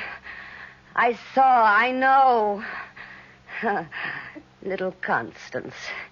Innocent, saintly little sister, sinking her claws deeper and deeper into the man who was mine. Madam. You address me? Madam, you are ill. Yet there is in you a kind of strength I have recognized before. In, I say to you, the worst kind of criminal. Huh? Go on. I don't know that I can. I have never understood what made these people what they were, but this I know. There are angels on this earth and there are devils. And you, madam, I say it to you, even in your dying moments, you are a devil. I don't blame you for looking at me like that. I spoke on impulse. I'm ashamed. Ashamed? You are the first man who has ever dared to... Berenice. Stay away. Stand back. Don't touch me. Only listen. You will be haunted by the magnet that drew you to me. The weapon with which I ruined your life and will destroy you. My smile, Ernest. My smile. No. Look at me. Sensuous lips bearing milk white, perfectly matched teeth. Look. Here, let me... She's falling across the table. I think... Yes.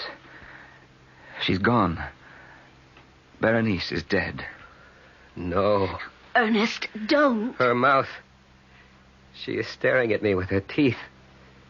Anthony, in heaven's name, close her mouth. Close her mouth!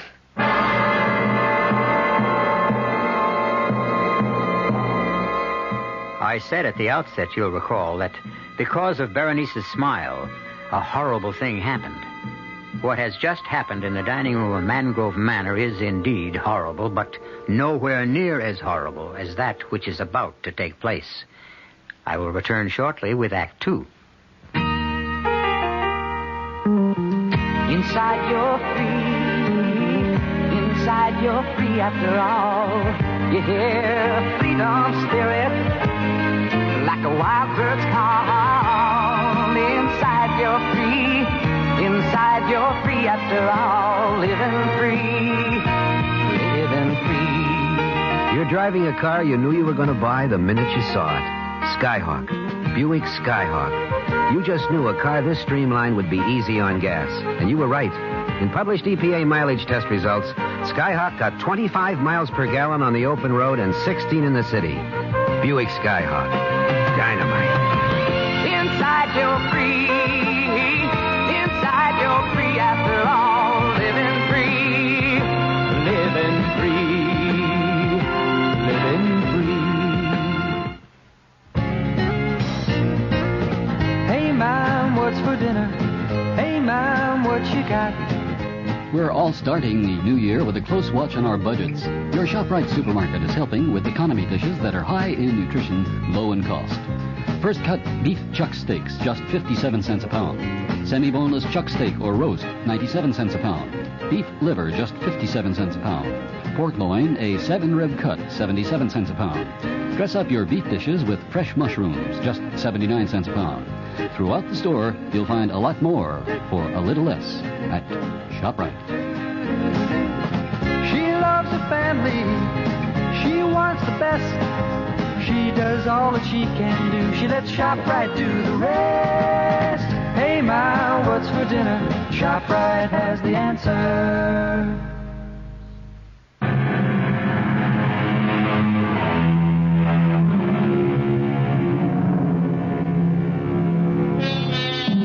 I think it was Sir Winston Churchill who said that when the human brain grabs hold of a thing, a worry, a concern of some sort, an anxiety, it grips that thing as in an iron fist and will not let it go. Clearly, then, this is what has happened to Ernest Montresor, who, even while she was alive, could not get his wife's sneering smile out of his head. And now that she has been placed in the family vault on the estate near Baton Rouge, Louisiana, well, listen. Ernest. Ernest. Yes, Anthony, what? It's more than half an hour since everyone left. Constance and I are getting chilled to the bone here in the vault. Let's go back to the house. Not till I'm sure the lid of Berenice's casket is nailed tight. But you are sure? It's madness, I know, Anthony. But I have the fear that somehow, in some way, she'll get out of her coffin and haunt me. You're letting your imagination run away with you, Ernest. You're tired, overwrought. My sister is dead. She'll not get out of her coffin. Come now. Ernest. Yes.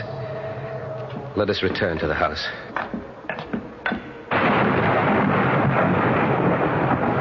I'll close and lock the gate. No, I will. There. She's well nailed down in her coffin. Well locked in, too. Yes.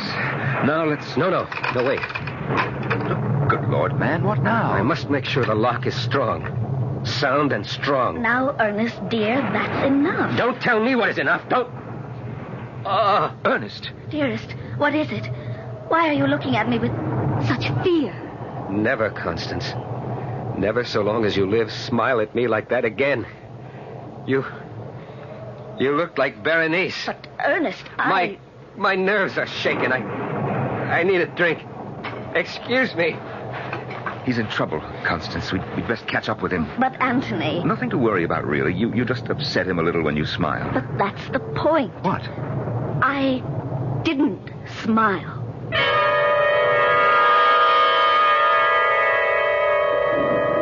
Will you take another brandy, Anthony? Thank you, no, Constance. As they say, one is as good as more. I wish Ernest thought so. Yes, he is drinking a bit too much, though he doesn't show it. His nerves burn up the spirits quickly.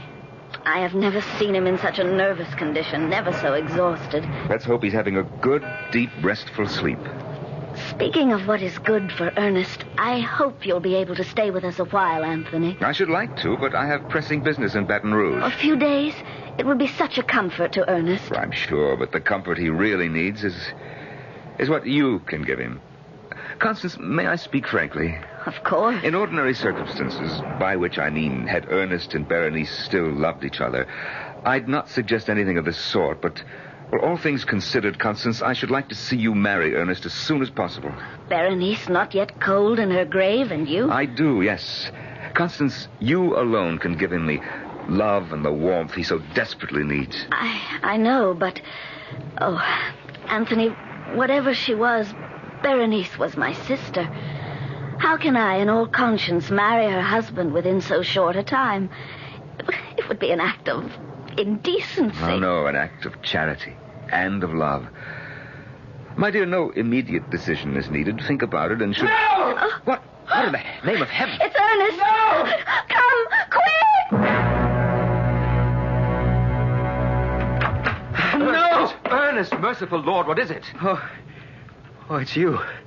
You, good friend, and Constance. Then it was a dream. What was, my dearest? I dreamed that I was awake, that I'd awakened from a sound sleep. It was all so real. I heard the storm outside and saw lightning brighten the room and thought, oh, good, I did manage to sleep and get some rest, and now I've awakened, and... Yes, and? And then I saw it, hanging in the darkness of the room, burning bright in the black pitch of night. Saw it. Gently, my darling, gently now. Saw what? Her smile. Berenice's smile, her disembodied smile, nothing else. It hung suspended in the dark before my eyes, the lips drawn back, the teeth shining in the blackness. Oh, Ernest, Ernest. And then her teeth. Those terrifying white, even teeth parted as she began to laugh. The most hideous laugh I have heard in all my life. Her mouth, her bodiless mouth, as it laughed, it started coming closer to me. Closer, closer. And I screamed. I screamed. Anthony, what's to be done? We must fetch the doctor, and at once.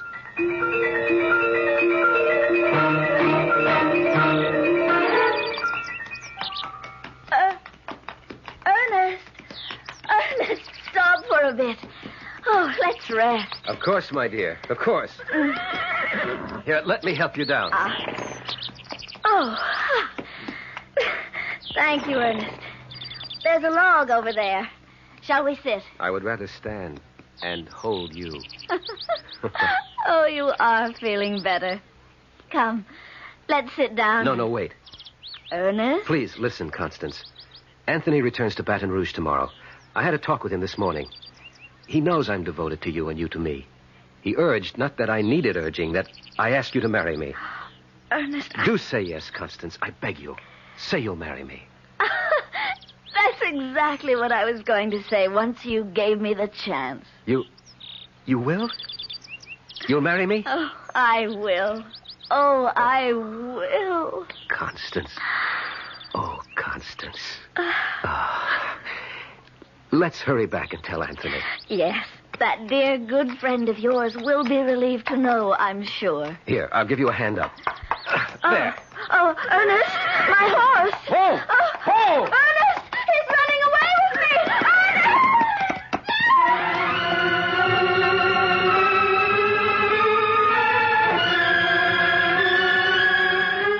Anthony, I must go up. Patience, good friend. The doctor should be down any moment. But he's been with her for more than an hour.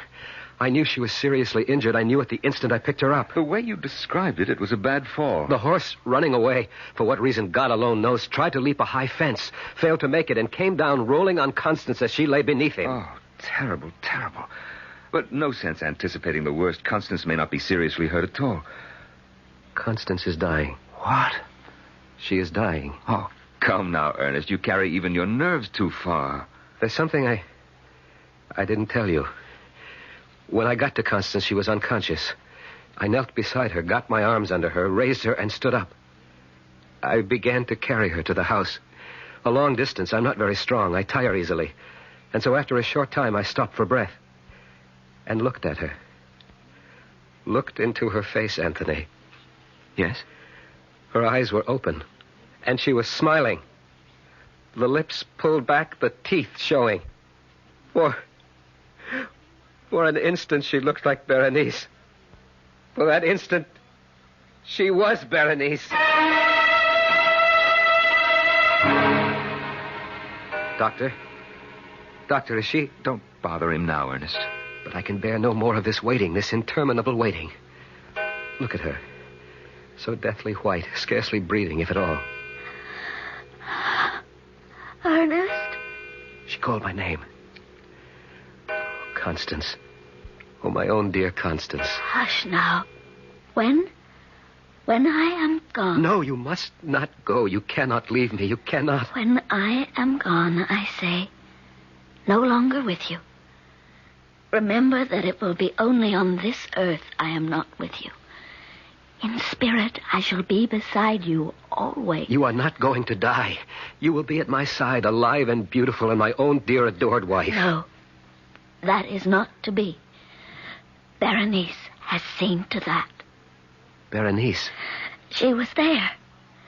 Just before my horse leaped the fence. I did not fancy it. She was there. She stood on the other side of the fence, smiling. Oh, God in heaven. And I knew, in the second that I saw her, the second before the horse crashed, I knew that she is a tormented soul, a soul that cannot rest until she has forgiven the sins she committed on earth, the sins she committed against you. There is no forgiveness for what she did. There is. It is in your heart, my darling, if you will only search for it and find it. You are asking me to forgive her? Yes. Never. I could never. You must. You must. For my sake. Will you try? That is all I ask before I leave you, my dearest. Will you try? I will try. And I, in another world, will love you for it more than I have ever loved you in this. Kiss me. Oh, no. No, not if by saying that you tell me the time is near. Not if you tell me that. Yes.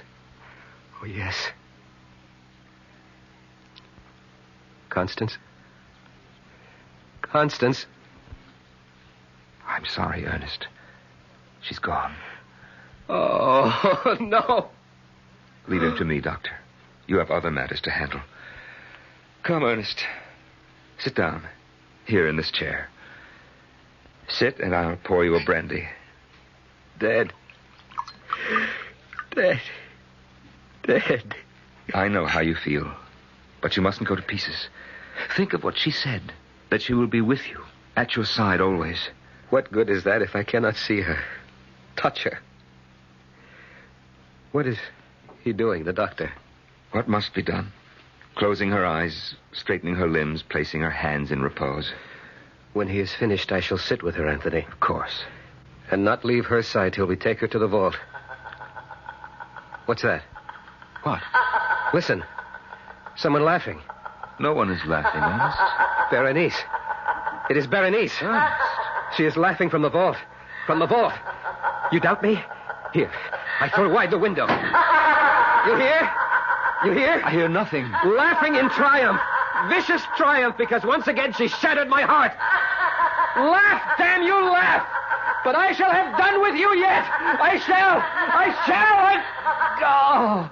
Doctor, quickly. He's fainted dead away.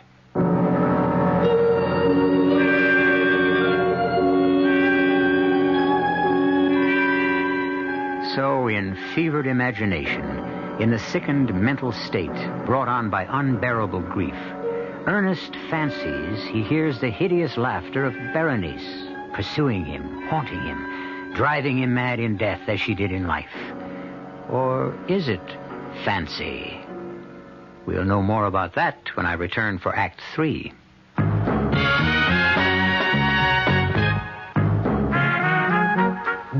Some beer drinkers have funny ideas about beer. They think beer improves with age, like wine. Well, find a brewmaster, though. You'll find a beer drinker who knows better. The Budweiser brewmaster says it all depends on how beer is aged. Just letting beer sit in lagering tanks makes it older. not necessarily better. That even goes for keeping a case around the house for a couple of months. But there is one kind of aging that's good for beer. The Budweiser kind. Beechwood aging. In this kind of aging, something happens. It lets all the flavor of the choicest hops and best barley malt that go into Budweiser get through to you. Sure, it takes more time and trouble to brew Budweiser that way, but brewing beer right does make a difference. Anheuser-Busch, St. Louis.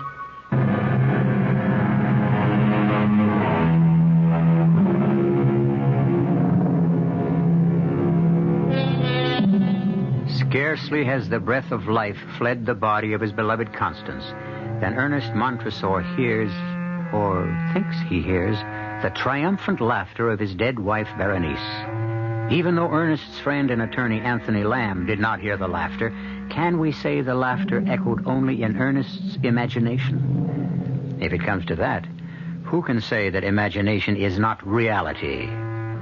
Be that as it may, let us now join Ernest and Anthony in that family vault. It would seem that you're right, Anthony. Berenice must still be in her coffin. The lid is tightly nailed. Of course. But her laughter, so horribly clear. Ernest, there was no laughter. You imagined it. No, I heard it. She murdered Constance. She made the horse run away, fall, and kill her. Oh, Anthony, how can I rid myself of Berenice? Can I get rid of her? She was vile, vicious, clever. Clever. What? Clever. That's it, clever. We look at this coffin lid. We see it tightly nailed, and so we think she's still there. But of course she is. No, don't you see? She was clever enough to nail it shut again after she left it. Here, give me that pry iron. You're not going to... I must be sure. I must make absolutely certain she is still in her coffin. Otherwise, I dare not bring Constance here. Ernest. Can't you understand? Constance will lie here in the same vault with Berenice. If Berenice has the power to leave her coffin, what might she not do to the sister she hated as she hated me? You see? You understand? Yes, Ernest. So then... There. Well, are you satisfied? The body seems not to have moved. She is dead. No doubt about it. Berenice is dead. No question, my friend. You can set your mind at rest. Anthony, would you nail the lid back on? I want to go to Constance. Be with her until we bring her body here.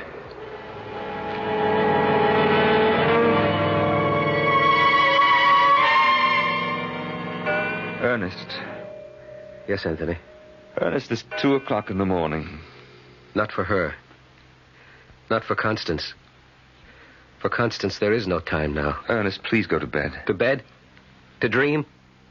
Once again to ride a nightmare? I asked the doctor to give me a sedative for you. Now, if you'll take it... It will do no good. More harm than good. I've taken them before, and I cannot leave Constance alone. Not to the awful loneliness of death. I will stay with her. No. I will. I must. Ernest, hear me now. You will drive yourself mad if you go on like this. As your friend, I... What? You heard it? I am not hearing things. That sigh. It was Constance. And look, Ernest, look. Color. Her cheeks. Color coming into her cheeks. Pulse. How do you feel for a pulse? Now, let me... Yes? Yes? There is no pulse. And yet, a faint warmth. Her wrist beneath my hand feels... Ernest, I tell you, there is warmth. Alive. She is alive. Oh, God, in your merciful goodness, I thank you. Thank you. And while you're thanking God, I'll fetch the doctor.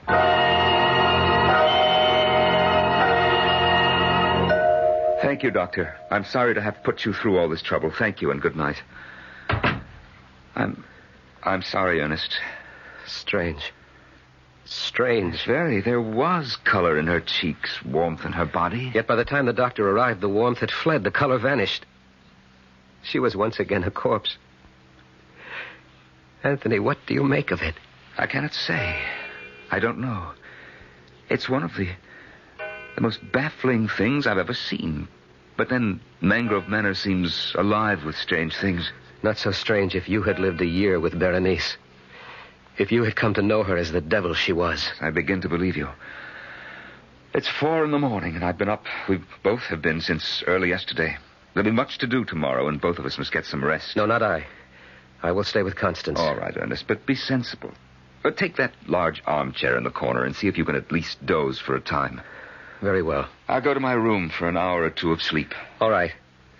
And Anthony, thank you for all you've done. That's nothing. Nothing.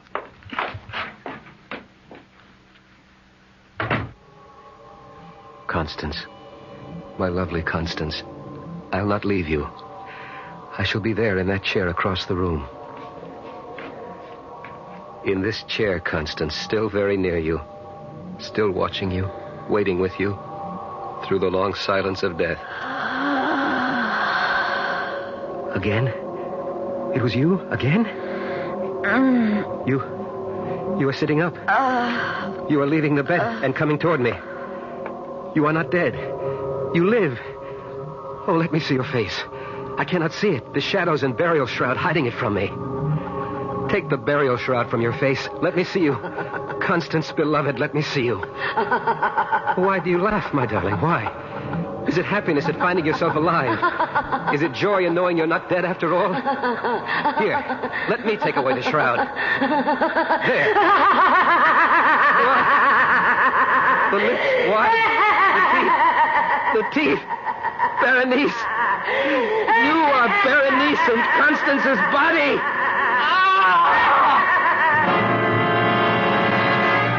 No, Ernest, no, it was not a nightmare. I thought it was.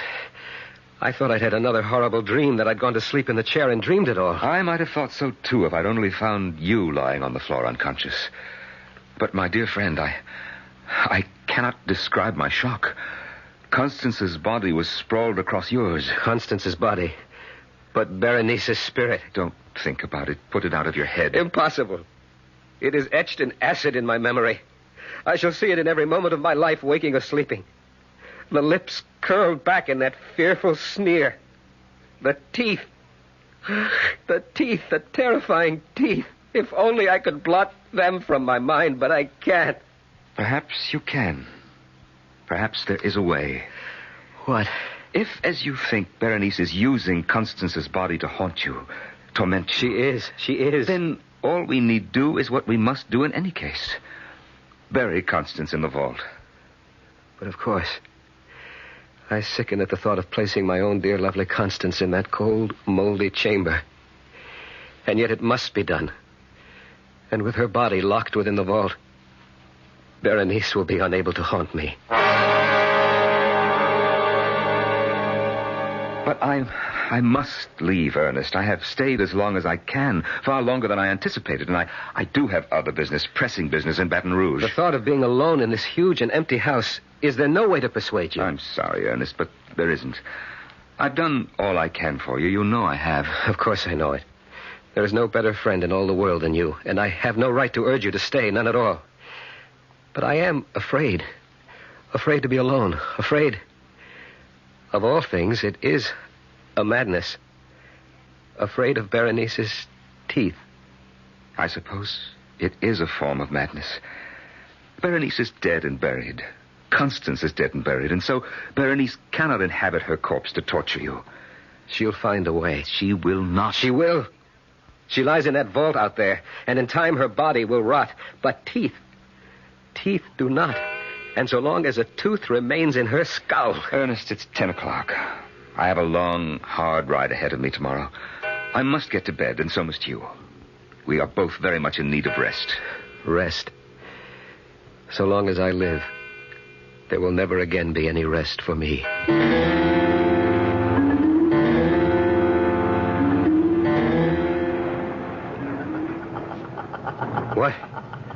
What? Berenice, that laugh. Did I hear it or only dream? Open the window and listen. Nothing. A dream, another nightmare. To bed, Ernest, too. But what is this? I'm wet to the skin. My nightclothes are drenched. My feet caked with mud. Oh, wait. Wait, it comes back to me now. The dream. The nightmare. Was it a dream, or did I? Anthony! Anthony! Anthony! I'm coming. I'm coming. Good Lord, man, what is it now? Come in. Come into my room. Yes, but what is it? What's happened? Another of your awful nightmares? Well? I don't know. You don't know if you had a nightmare or you didn't? If it was a dream, then that's what it was. But if it wasn't, if I really did the thing I thought I dreamed, then Anthony, I am mad. What do you mean? I mean that if I really did it, I've done something so horrible it could only be the work of a madman. Ernest, what did you do? I dreamed. Oh, make it a dream. But look at me. My clothes soaked through, my feet muddied. I must have done it. Done what? What? I left my bed and went outside to the tool shed. The tool shed? And found what I was looking for. And then I went to the vault. In this storm you went? Yes, to the vault. I unbolted the gate and went in. And then I pried open Berenice's coffin. Oh, no. Yes. There she lay, moldering in death. But the lips drawn back and the teeth, those white, even, perfect, gruesome teeth, exposed. I stared at them, stared in a horror of fascination. And then taking the instrument I brought with me, I did what had to be done to save my sanity. What? What did you do? I dare not speak of it, put words to it. Nor can I bear to look. Look? To see, was it dream or reality? Look at what? When I had done it, I returned here to my room. I placed the instrument on the mantel. In my dream, I placed it there. And though it must be a dream... Please, go to the mantel. See if the instrument is there. Very well, Ernest. I see nothing here but a pair of pliers. Oh! This is the instrument you used in your dream? No dream. No dream. Can't you understand that now? No dream. The pliers are there. I did it. May a merciful God forgive a madman. I did it. The table. My bedside table. Look there now. Look. They are there. They're here. On your bedside table. All of them. All of Berenice's teeth.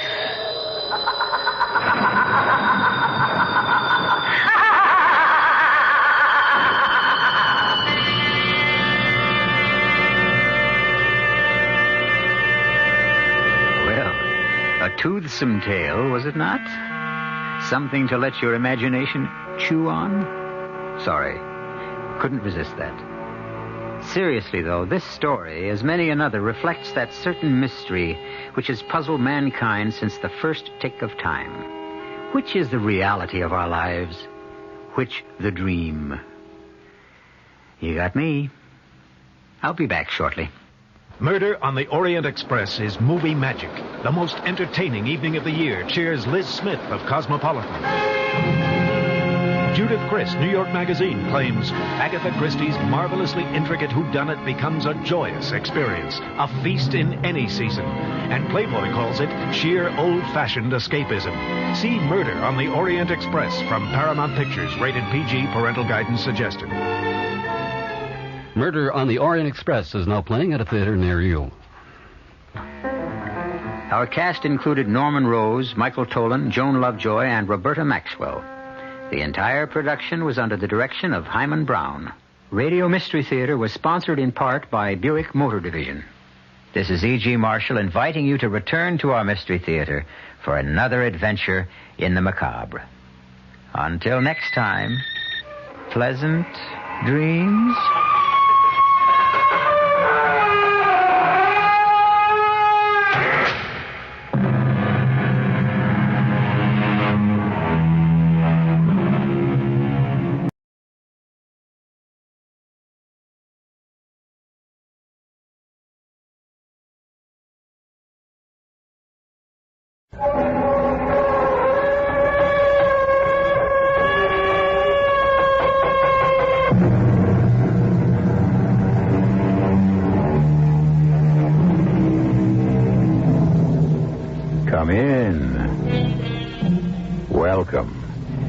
I'm E.G. Marshall with another strange story about the world of the macabre.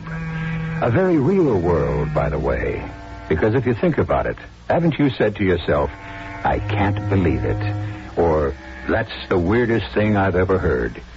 Behind such reactions, there are explanations of a sort. Some make sense, others defy explanations because we huddle together in our small world, which is only a small part of an infinite universe. And nobody knows what unknown influences can change the course of our lives. For Joey O'Hara, it began not with an unknown influence, but with a policeman.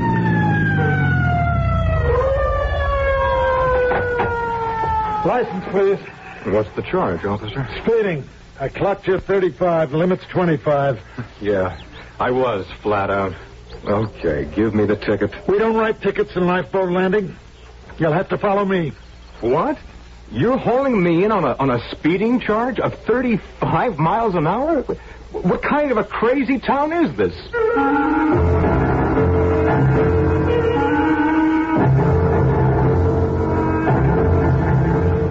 Our mystery drama, The Three Elders of Lifeboat Landing, was written especially for the Mystery Theater by Roy Windsor and stars Mason Adams.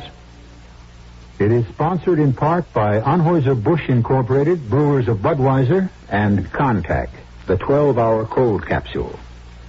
I'll be back shortly with Act One.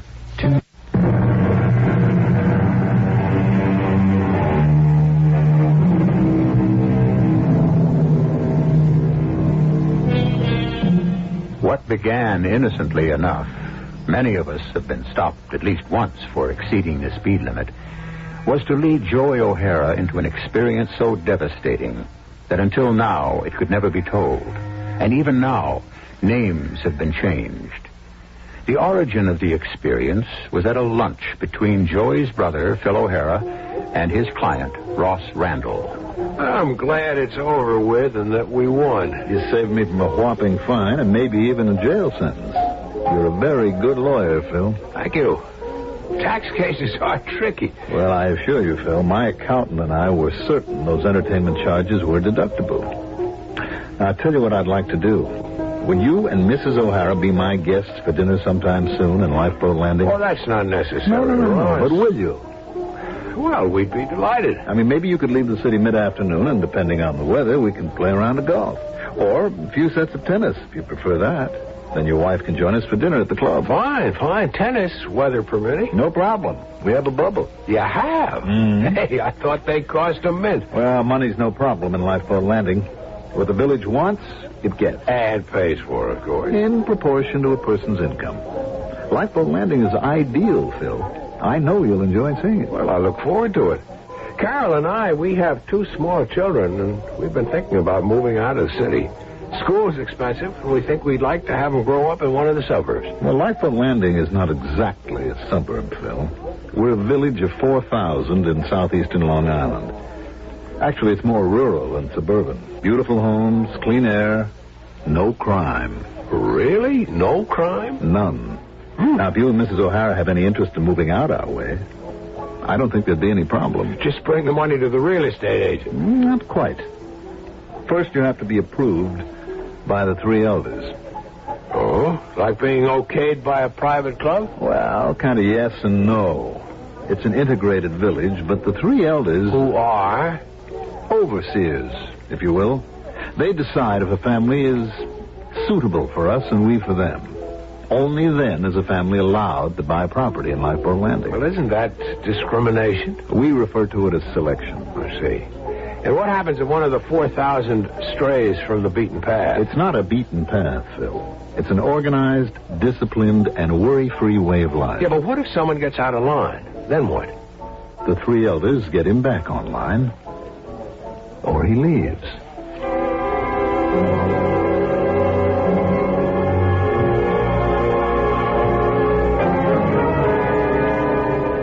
Sit down, Joey.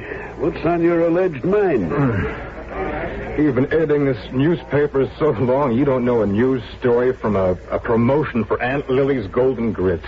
You know what's on my mind, Frank. Yeah. And what happened to those two guys? And what about the cashier who was plugged and left for dead on the bank floor and was up and around the next day? I saw that myself before a guard showed me the door. Well, how do you know it's the same cashier? Oh, come on, Frank. I've been cashing checks in Lifeboat Landing for years on my way to Montauk for fishing. It's the same teller the holdup guys laid out. Well, how do you know that? We don't have a picture. Little Joey's got big ears. A pal of mine's a conductor on the railroad. He's been taking tickets from the guys who get on at Lifeboat Landing, and he hears them talking about the holdup. No question the cashier was killed. But the next day, he's back at work. Same cashier. And from what my pal overheard, the description fits. It's a miracle. Now, look, Joey, run along and play. Forget whatever's bugging you. It's months ago.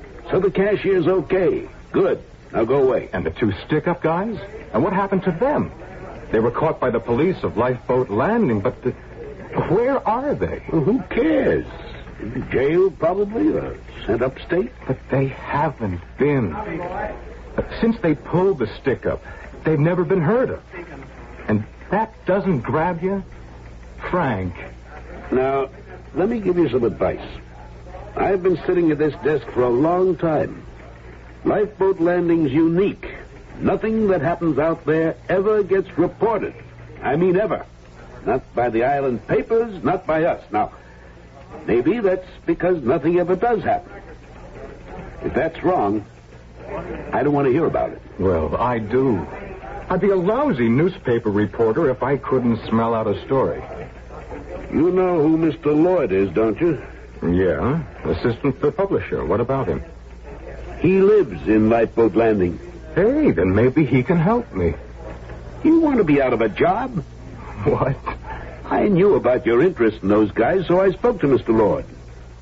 He told me politely not to waste my time or yours on a petty felony. But the two guys disappeared. I said as much to Mr. Lloyd. He just smiled and said he assumed they'd been dealt with. What does that mean? Well, he said he didn't know. But someone must know. Joey, listen to the old ostrich. Keep your nose out of Lifeboat Landing. Or else I get the old heave-ho. Or worse.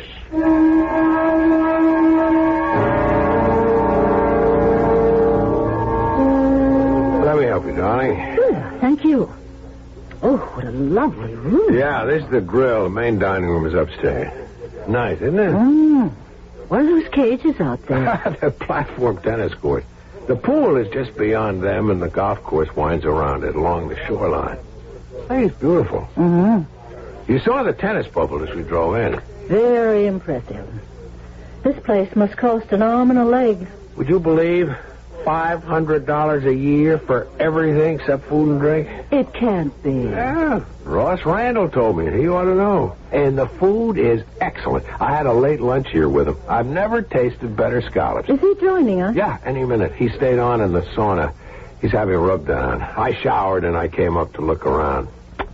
Yeah, you are right, Carol. It is impressive. Are we staying here? Or are we having dinner at Mr. Randall's house?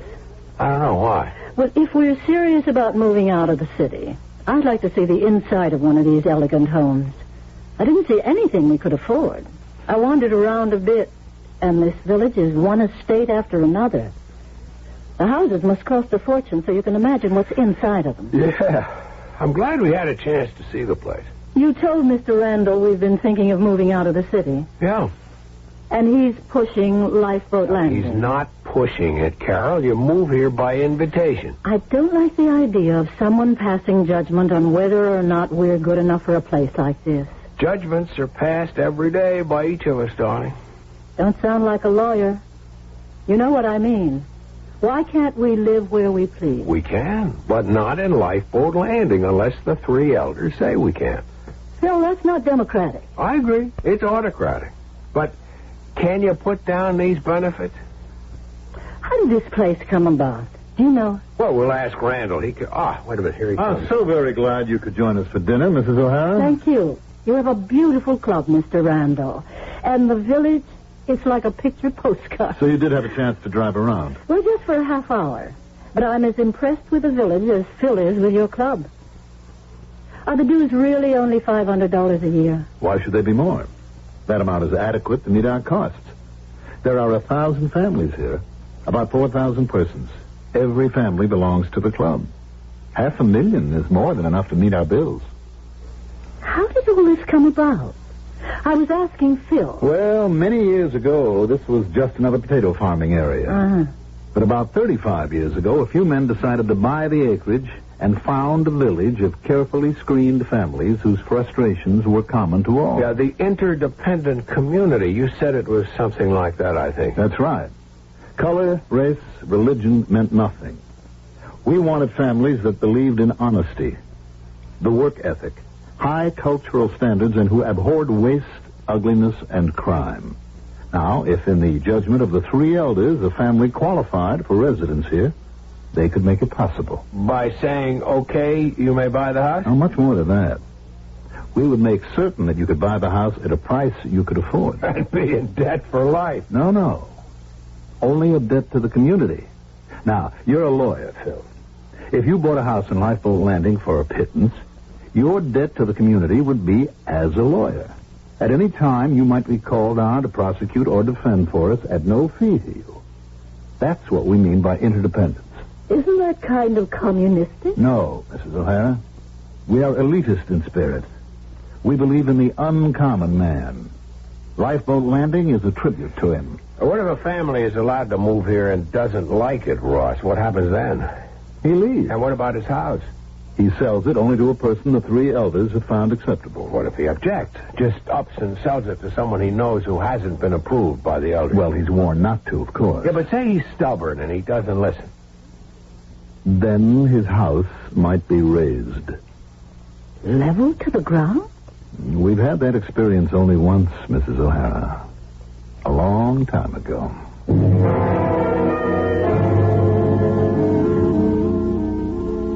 Well, Ross?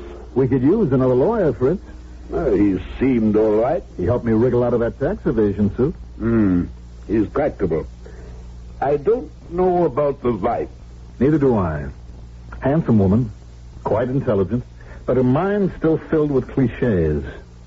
It would take time to get her to accept our kind of ordered society. I don't understand minds like that. Here we offer everything, literally everything, but the Mrs. O'Haras of the world treasure more than anything the right to defy, to act independently. Well, she might come to see that in time. The system works.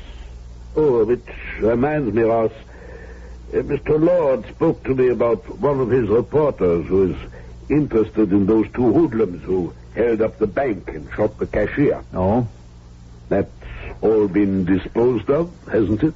It was at the time. You did a miraculous job, Fritz, in saving his life. I won't ask you how you got him back on his feet the next day, but I marvel at your skills. Thank you. Who's the reporter who might come snooping around? Joey O'Hara, your Phil O'Hara's brother. Oh, I see. That's too bad. Well, we'll be on the alert for him. Yes. He could be an embarrassment. So, you and I have doubts, yes?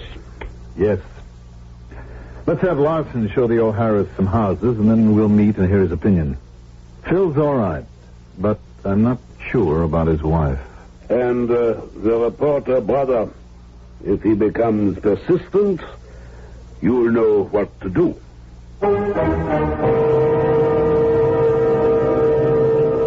One definition of society is a voluntary association of individuals for common ends. Chemists get together and presumably talk chemistry.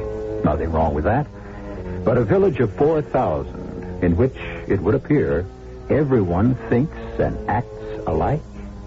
As Americans, we hold many truths to be self-evident, and one of them is the right to protest, but not in Lifeboat Landing, as we will learn when I return with Act 2.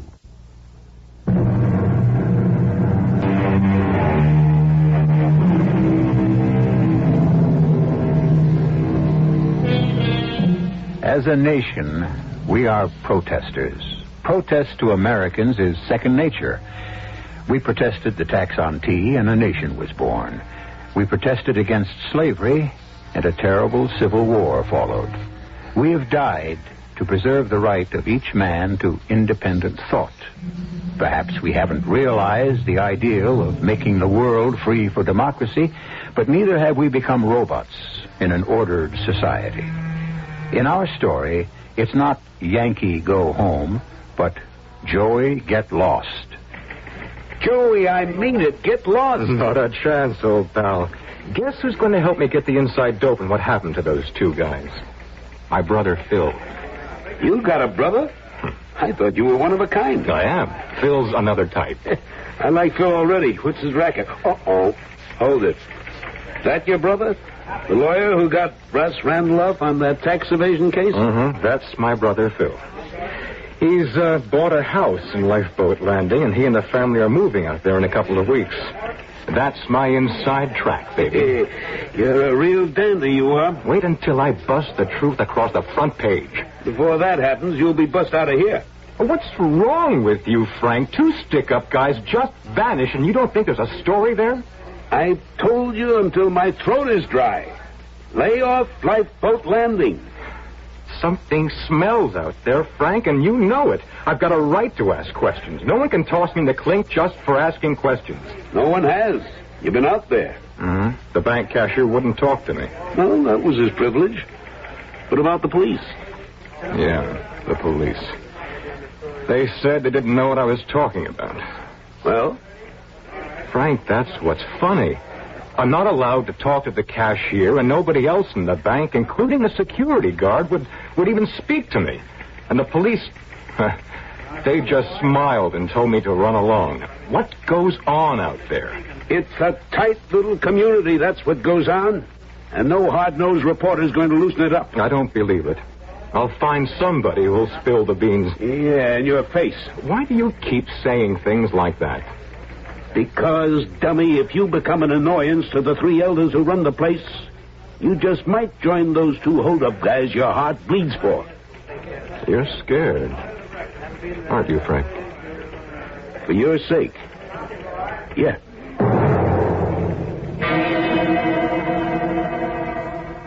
Thank you, officer. That will be all. Yes, sir. Good night, gentlemen. You run a pretty high-handed community. Yes, Mr. O'Hara. We do. I go over the speed limit by 10 miles an hour. But you did go over the limit. Isn't that so? Get it over with. How much? Well, there's no fine. Only a warning. Swell, but I got the message when the cop picked me up, so what's the point of this little get-together? There are several points, Mr. O'Hara. You're Ross Randall, right? That's right. And it was your brother Phil who defended me in a tax suit, who has since been allowed to move to Lifeboat Landing. So I heard. I was on my way to his housewarming party. We won't keep you. But as Dr. Heinemann just said, we must give you a warning. Okay, shoot. If you're arrested again, you'll be sent to prison for 30 days. In your hat? No. In our jail. You couldn't get away with that. That is not worth commenting on, Mr. O'Hara. As Mr. Randall has said, you will be jailed for 30 days. Then I'd sue you in every court in the land. What kind of garbage are you trying to hand out? Another warning is this. Your brother and his family are now members of this community. For his sake, I hope you won't become an embarrassment to them. You mean an embarrassment like asking what happened in that bank robbery and to the two stick-up guys who disappeared? I'm a newspaper man. There's a story there, and I'm going to dig it out. Or fish it out, if you get what I mean. I have no idea what you're talking about. Mm-hmm. And I don't suppose you have either, Mr. Randall. Mr. O'Hara, this is a civilized village. We don't have crime here. If crime enters our community, we deal with it quickly and discreetly. That's why you've been brought before us. Don't break our laws. We obey them, and visitors must. And for your own sake, stop your search for those imaginary hoodlums. All right, you're free to go.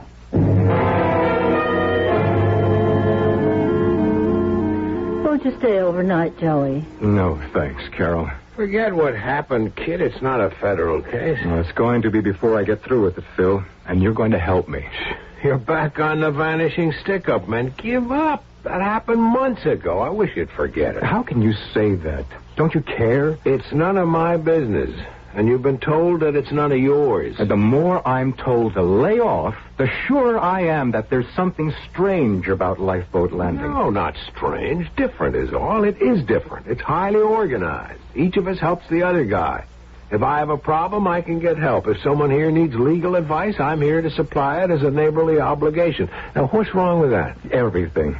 You have no privacy. You've sold out to a weird society that provides you with every material benefit in exchange for dumb obedience. You've got it all wrong, Joey. I think and I say what I please. I go to work freely and come home to a fine house in an ideal community. Phil, can't you see what kind of place this is?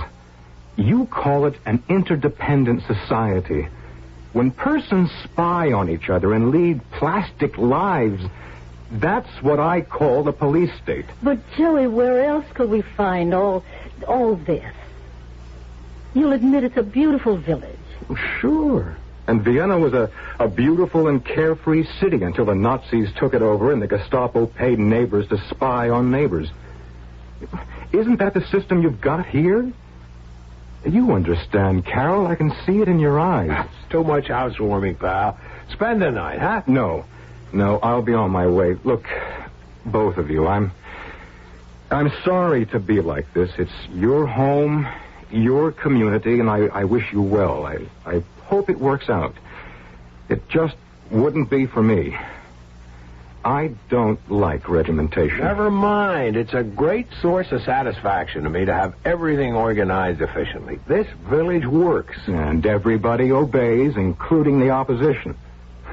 If there is one. Of course there is. But the majority opinion prevails and everyone accepts it. That's brainwashing, Phil. Well, what about it? Can you help me find out what happened to those two guys? You've been told not to snoop, Joey. Uh-huh. Meaning you won't ask questions for me.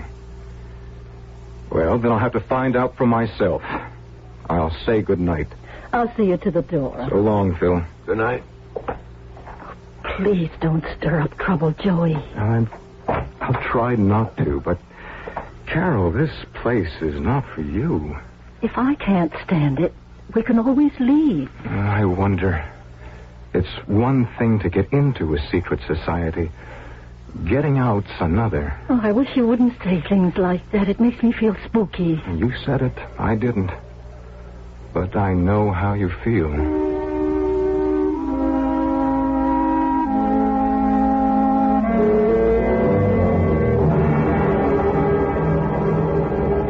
I thought you were entitled to know, Phil. Thanks, Ross. I appreciate it. I said pretty much the same things to my brother last night. He's a flag waver, you know. So I'm told. But, Phil, we just can't have him prying into the affairs of Lifeboat Landing. For our common good, the elders simply won't permit it. I know, and I agree. Now, we have no crime because our justice is swift and severe. That's the only deterrent to crime, Phil. Now, we're not cruel, but we are absolute. We've had thieves, and they've been banished. What makes justice work in Lifeboat Landing is common consent. Once the elders, after consultation with the police and the judge, have made a decision, all 4,000 of us accept it. Right. Now, for some reason, your brother has found a cause célèbre in the bank holdup, and he's determined to find out what happened to the gunman. I've told him he's been warned off. He asked me to help. I told him it's none of my business. Quite right. And I don't propose to explain what happened. But the disappearance of the men will have a salutary effect. Others will think twice before they try a stick-up in Lifeboat Landing. Right. You do like our way of life, Phil. And, Mrs. O'Hara and the children? Oh, very much, certainly. I ask because some of the ladies had tea with your wife the other day and sensed a vague reluctance on her part to participate wholeheartedly in their plans for next season's plays for our community center. Yeah, I heard. Our center tries to present plays both classic and modern that are pure entertainment. Now, your wife suggested that we produce at least one protest play. Its subject was racial violence. And the language in it, frankly, is repugnant to anyone who isn't an animal. I know what you mean. Carol's always been a little liberal. Well, the center exists to entertain, not to foment trouble. I'll talk it over with her, Ross. Good. Oh, and Phil. Yeah. Speak to your brother. Our warning to him was not a gesture. He's become an irritant. And if he aggravates the situation, the warning will have to be acted upon. That's how it is. Yeah, I understand.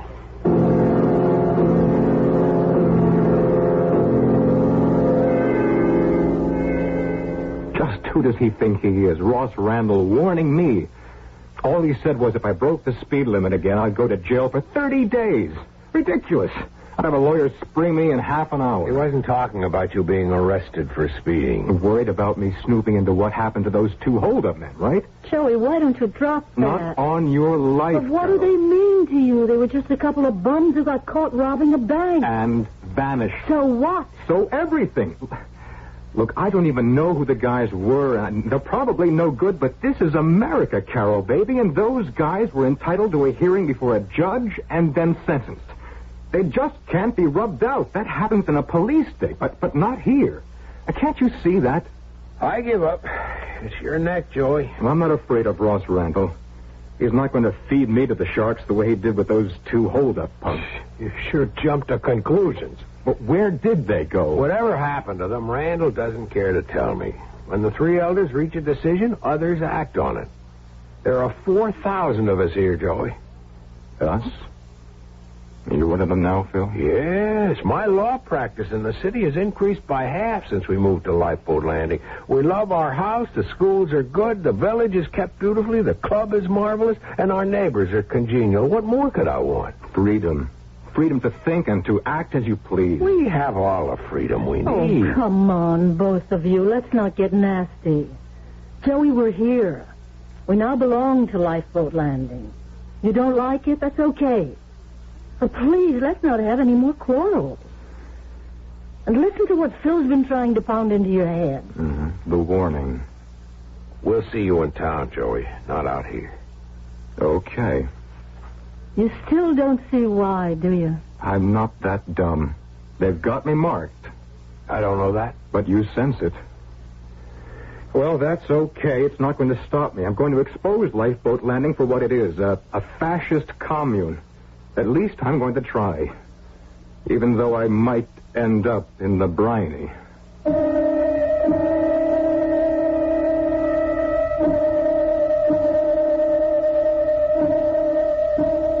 Aristotle wrote that democracy arose from men thinking that if they are equal in any respect, they are equal in all respects. I don't think it's worked that way here. You and I have equal rights with, say, a famous doctor, but could we pretend to be equal in the ability to invent the polio vaccine? More on the subject as it applies to Lifeboat Landing when I return with Act 3.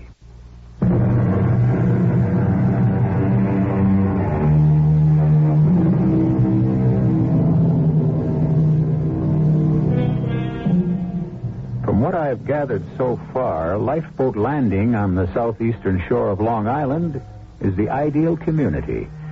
Joey O'Hara disagrees.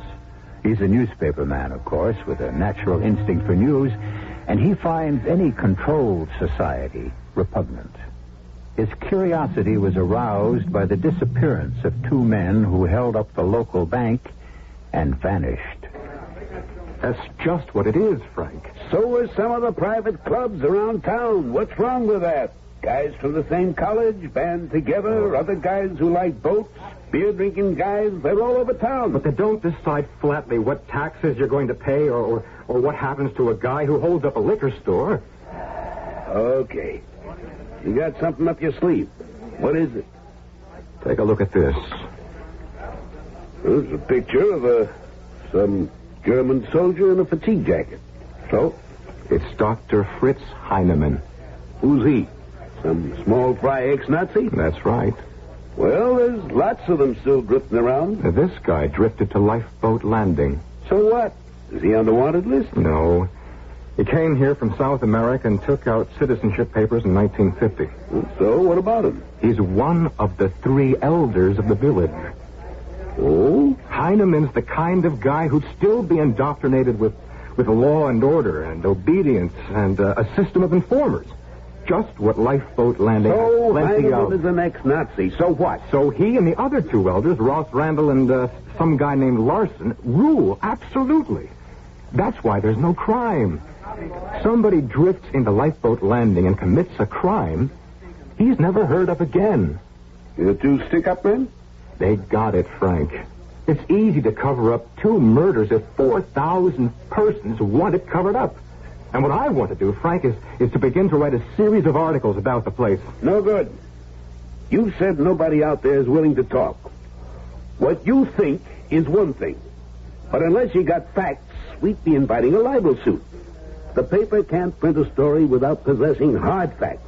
You haven't got any. Oh, sure, you know about Heinemann, and you got a bug in your ear about the 2 hoods. But what have you got really? Nothing. I've got more than that. But if the 3 elders weren't worried about an investigation, would they warn my brother that I could get hit? Would your brother testify that you'd been threatened? I don't know. I do. From what you've told me about him since he moved out there, your brother wouldn't talk. He's my brother. He's also a guy who'd probably like to stay alive.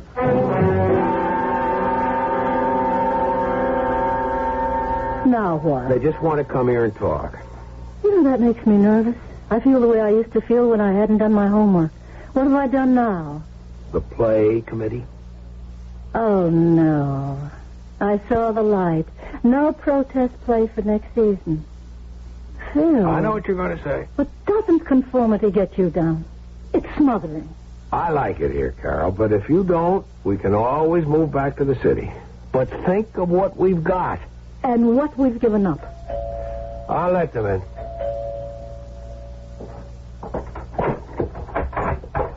Hello, Ross. Hello, Fritz. Come on in. Thank you. We won't be 5 minutes, Phil. Good evening, Mrs. O'Hara. Hello, Dr. Heinemann. Ross, please sit down. Shall I stay, or Oh, please. do you want me? Please. What we have to say is for both of you. Sit down, Fritz. Phil, we think we've made a mistake. I really made the mistake, but the elders act together. We share credit and errors. A mistake? Ross and I met with Mr. Larson, the 3rd elder, and we have concluded reluctantly that Lifeboat Landing is not quite right for your family. I'm sorry to hear that. We like it here very much. Yes, I think you do, Phil. But what about you, Carol? Well, I'm getting used to it. It's taking a while because it's a different experience for me. But I love my house and everything else about the village. Yes, physically it is perfect, and the reason for that is efficient organization. Some persons fit the yoke, others do not. Many personal inclinations have to be repressed for the good of all. Decisions made by the 3 elders represent the majority opinion, and the minority has to accept it. And some persons might resent that kind of rule as arbitrary. Well, it is, kind of, isn't it? Well, isn't it preferable to constant turmoil? The elders decide what is best for all and put it into effect. To be efficient and productive, a house needs a head.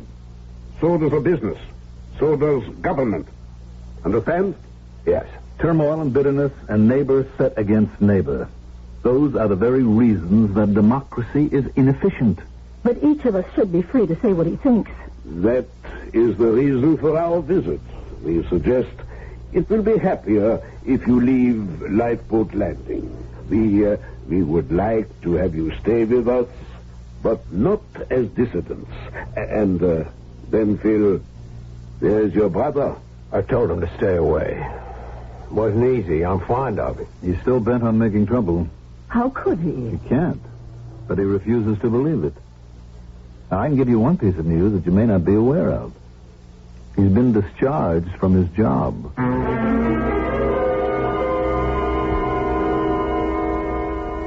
You won't give up, will you, Ross? Well, I do like him, Fritz.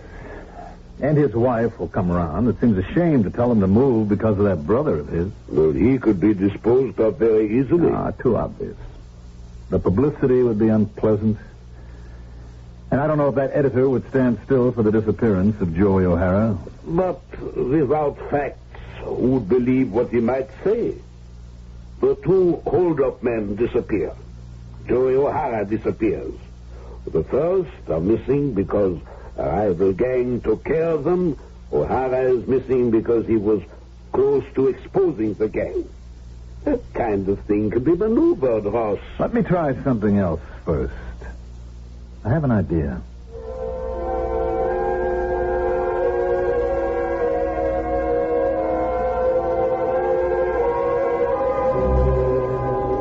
You sure it's okay for you to be seen with me, Brother Phil? Come off it. I mean it. You keep on associating with the headhunter, they'll kick you out of Lifeboat Landing. They're going to. No. Oh, that's the best news I've heard in days. No kidding. When did this happen? Last night, after Heineman and Randall suggested we might be happier if we moved out, they told me that you'd been fired. I tried to get you. It was a full out. Me and my editor, my pal Frank. I got him home and fell asleep in his living room. Sorry about your job. The editor warned you. Yeah, I know. Not his fault. The word came down from Mr. Lord. He's from Lifeboat Landing, you know. Well, I'm not sorry you're coming back to the city, Phil. That place bugs Carol. Oh, it's not definite. I suppose I'm the reason they want you out. Yeah, it's mostly you, yes. Well, I should be sorry, but I'm not. Heineman is a former Nazi. He settled in Lifeboat Landing and built a model brainwashed village. It works like a perfect clock. Great if you're a clock. You get wound up and just tick away. Heineman, a former Nazi? That's right. Oh, he's an American citizen now, but he's put together a perfect model of a town occupied by the Wehrmacht. Everybody's smiling on the outside, spying on their neighbors, scared stiff on the inside because if you step out of line, the three elders will get you. That's not quite true, Joey. Before they take an important position, they pull the heads of each of the families. And you're going to disagree with what the elders recommend? Not on your life. Another thing about Heineman, he's also some kind of faith healer. So what does that mean? I've heard that he can effect some remarkable cures. He's an internist, but he also dabbles on the side in faith healing. The reason I got interested was that bank cashier. He was left for dead. The next day, he's up and around, good as new. I don't believe it. The faith healing, I mean. The guy probably was just nicked. I believe it. I'd believe anything about Heineman and those other two. Are you all right for money, Joey? Sure. I'm rolling at about $140. If you need any... Thanks. And what now? Now I've got another surprise for you. I'm having cocktails at 6 with Heineman and Randall at your community club in lovely Lifeboat Landing. Oh, come on. What for? Resistance pays off. They're going to tell me all about the two hold-up guys who floated away into space.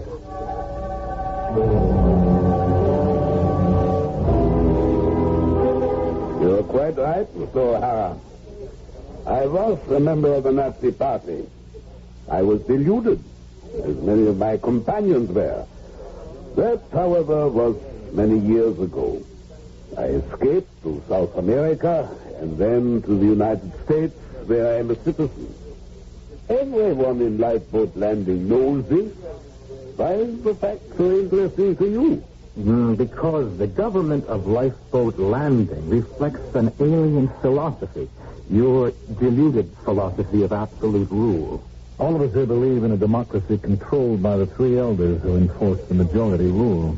So two guys stick up your bank and the majority approves, rubbing them out. Exactly. You admit you had them disappear? Yes. Without trial and without a defense? That's right. That's murder. It is self-preservation. Fear is our weapon, and all of us believe in it.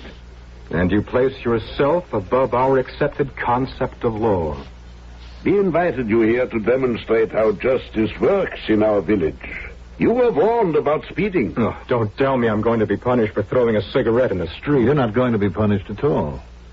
But you are about to be rendered ineffective in your attempt to expose us for our way of life.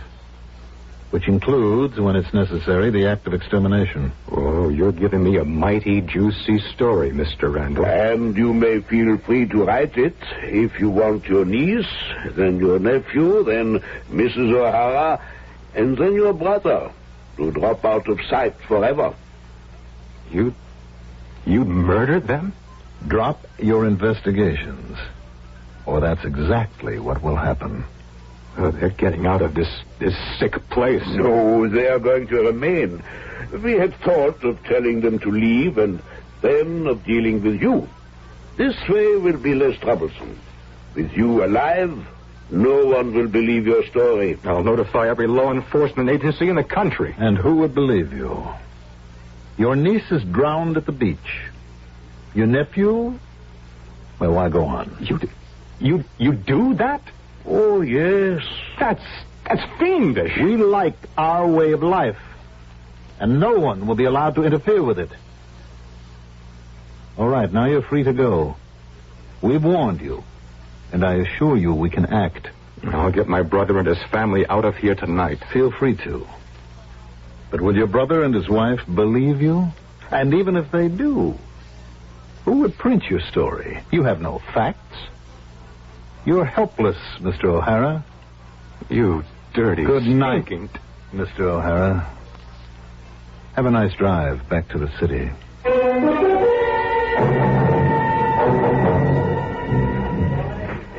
Where are you calling from, Joey? What? You say they'd knock off your family one by one?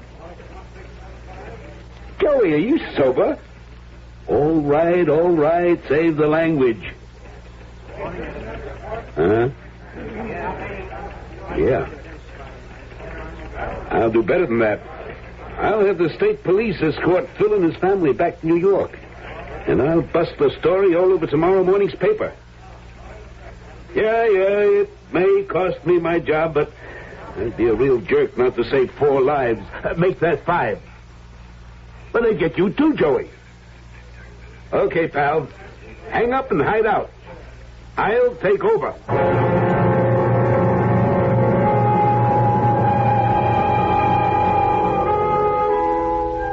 A fantasy? Of course. It really can't happen here. But back in 1935, Sinclair Lewis thought it could. And it was he who anticipated the monstrous war fomented by a madman who wanted to impose a rigid order on Europe and then on the rest of the civilized world. He failed, just as tyranny failed in the strange village of Lifeboat Landing. I will return shortly.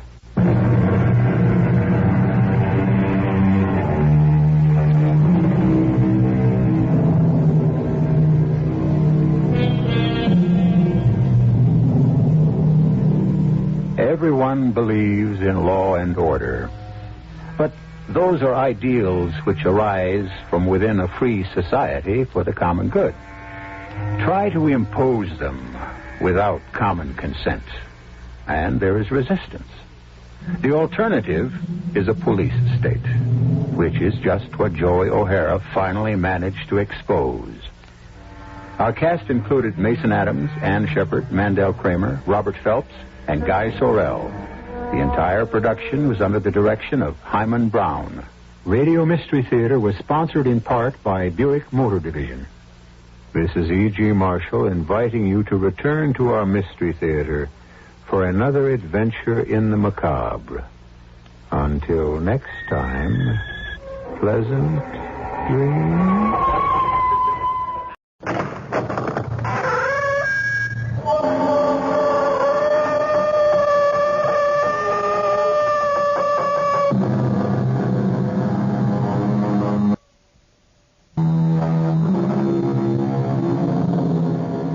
Come in.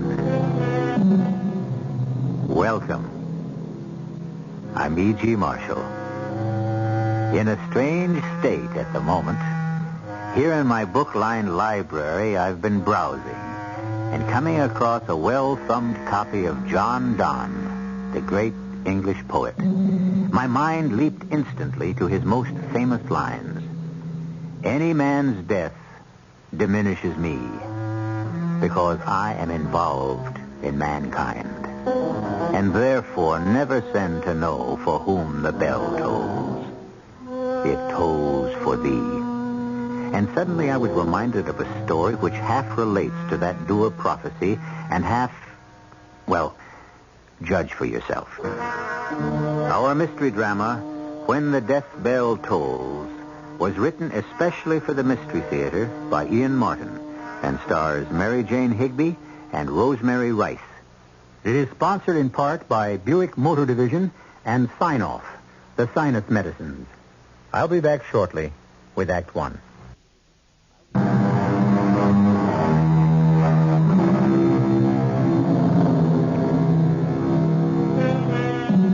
There is no terror greater than the terror of the unknown.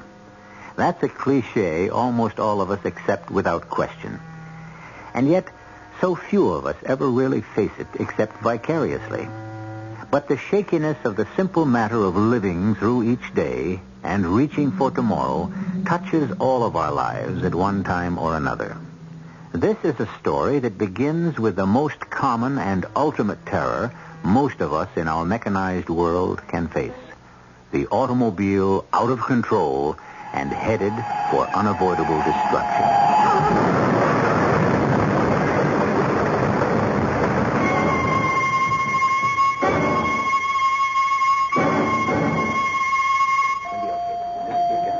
All right, everyone, cool it.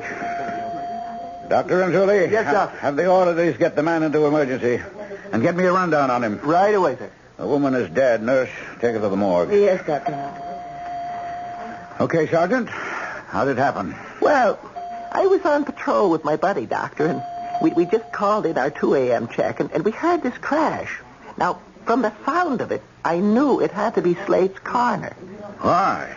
And if you don't mind, tell me as we walk into emergency. Now, I don't know if you know that road. Yes, Bayberry Lane. Bayberry Lane, right where it takes that almost 45-degree turn. With old man Slate's private brick wall facing you if you don't make it. And that's what they hit, huh? Oh, just about head on. He'd started to make a left turn, so the passenger side took the worst part of the collision. And that's why the woman is dead. There was fire, too. Damn car went up like a rocket. The guy managed to roll out and get away from the flames, but the woman, well, you saw her. Yes, she was lucky at that. Her neck was broken at the moment of impact. Probably never even felt the flames. There wouldn't be none of her left if we hadn't been able to hook her out of there. The car was still burning when we left with the ambulance. You know who they are? And we got some identification off the guy, driver's license, etc. Dana Trent's his name. Okay. Suppose you give the admitting office all the information you got while I check Mr. Trent out with Dr. Anzuli. Yeah, I'll take care of it. Oh, how's it look, Dom? He's in shock, Doctor. I've got whole blood on the way. 4 quarts. Heaven knows how much he's lost. From where? He must have stuck his hand through the windshield. Both the radius and the ulnar green stick fractures and the radial artery was cut. I'm suturing it now.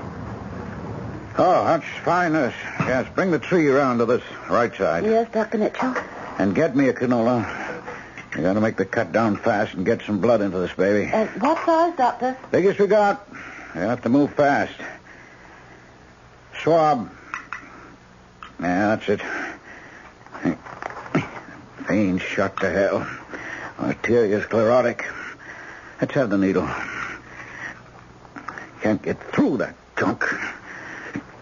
Give me a smaller one. It's too young to have hardening arteries like that. Must be a high liver. There. That's better. Is the blood moving? Yes, Doctor. It's starting to feed in. Okay. How are you coming, Dom? I got the fascia sutured. You want me to do the fancy work? No, I trust your embroidery. Yeah, it's funny.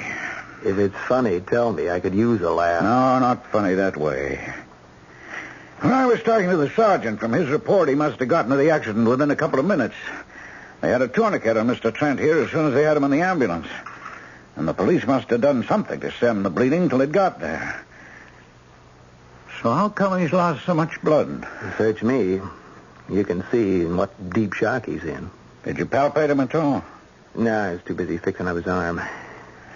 Okay, nurse, move his other arm out of my way. But make sure that blood keeps feeding. Yes, sir. There's no sign from the outside he hit that hard. Well, he took most of the force of the shock on his arm. His abdomen is pretty rigid. Yeah, I don't like the feel of his liver. And I can't locate the spleen. Nurse. Yes, sir. Alert OR, possible emergency operation. Hepatography. See if Gentry's free to assist. Yes, Dr. Hobbs. What about anesthesia? I'll get Dr. Schultz for the anesthesia, general inhalation. But tell him the spleen is involved. Yes, sir. What's the matter, Dom? You slip a stitch? No, sir. Maybe I speak as a poor old 27-year-old resident internist, but is an operation really necessary? If there's liver damage, can't we control it medically? It could be fatal not to go in and stop the bleeding, I'm sure, is there. Or it could be just as fatal to operate while he's in deep shock. It's a toss-up. But we don't have to argue about it yet. Let's get him into X-ray and patch up his other troubles. You handle that while I go out and see the sergeant and find out a little bit more about just who this carcass is that we're arguing about. How's the patient, Doc? It's touch and go, Sergeant. Did you get an identification? Did I? And have we bought ourselves a live one? See, this guy Trent. Now, reason I guess none of us reacted too much to his name is he's been out of the picture a long time. I thought they got divorced. Who? Laura Stanton and him.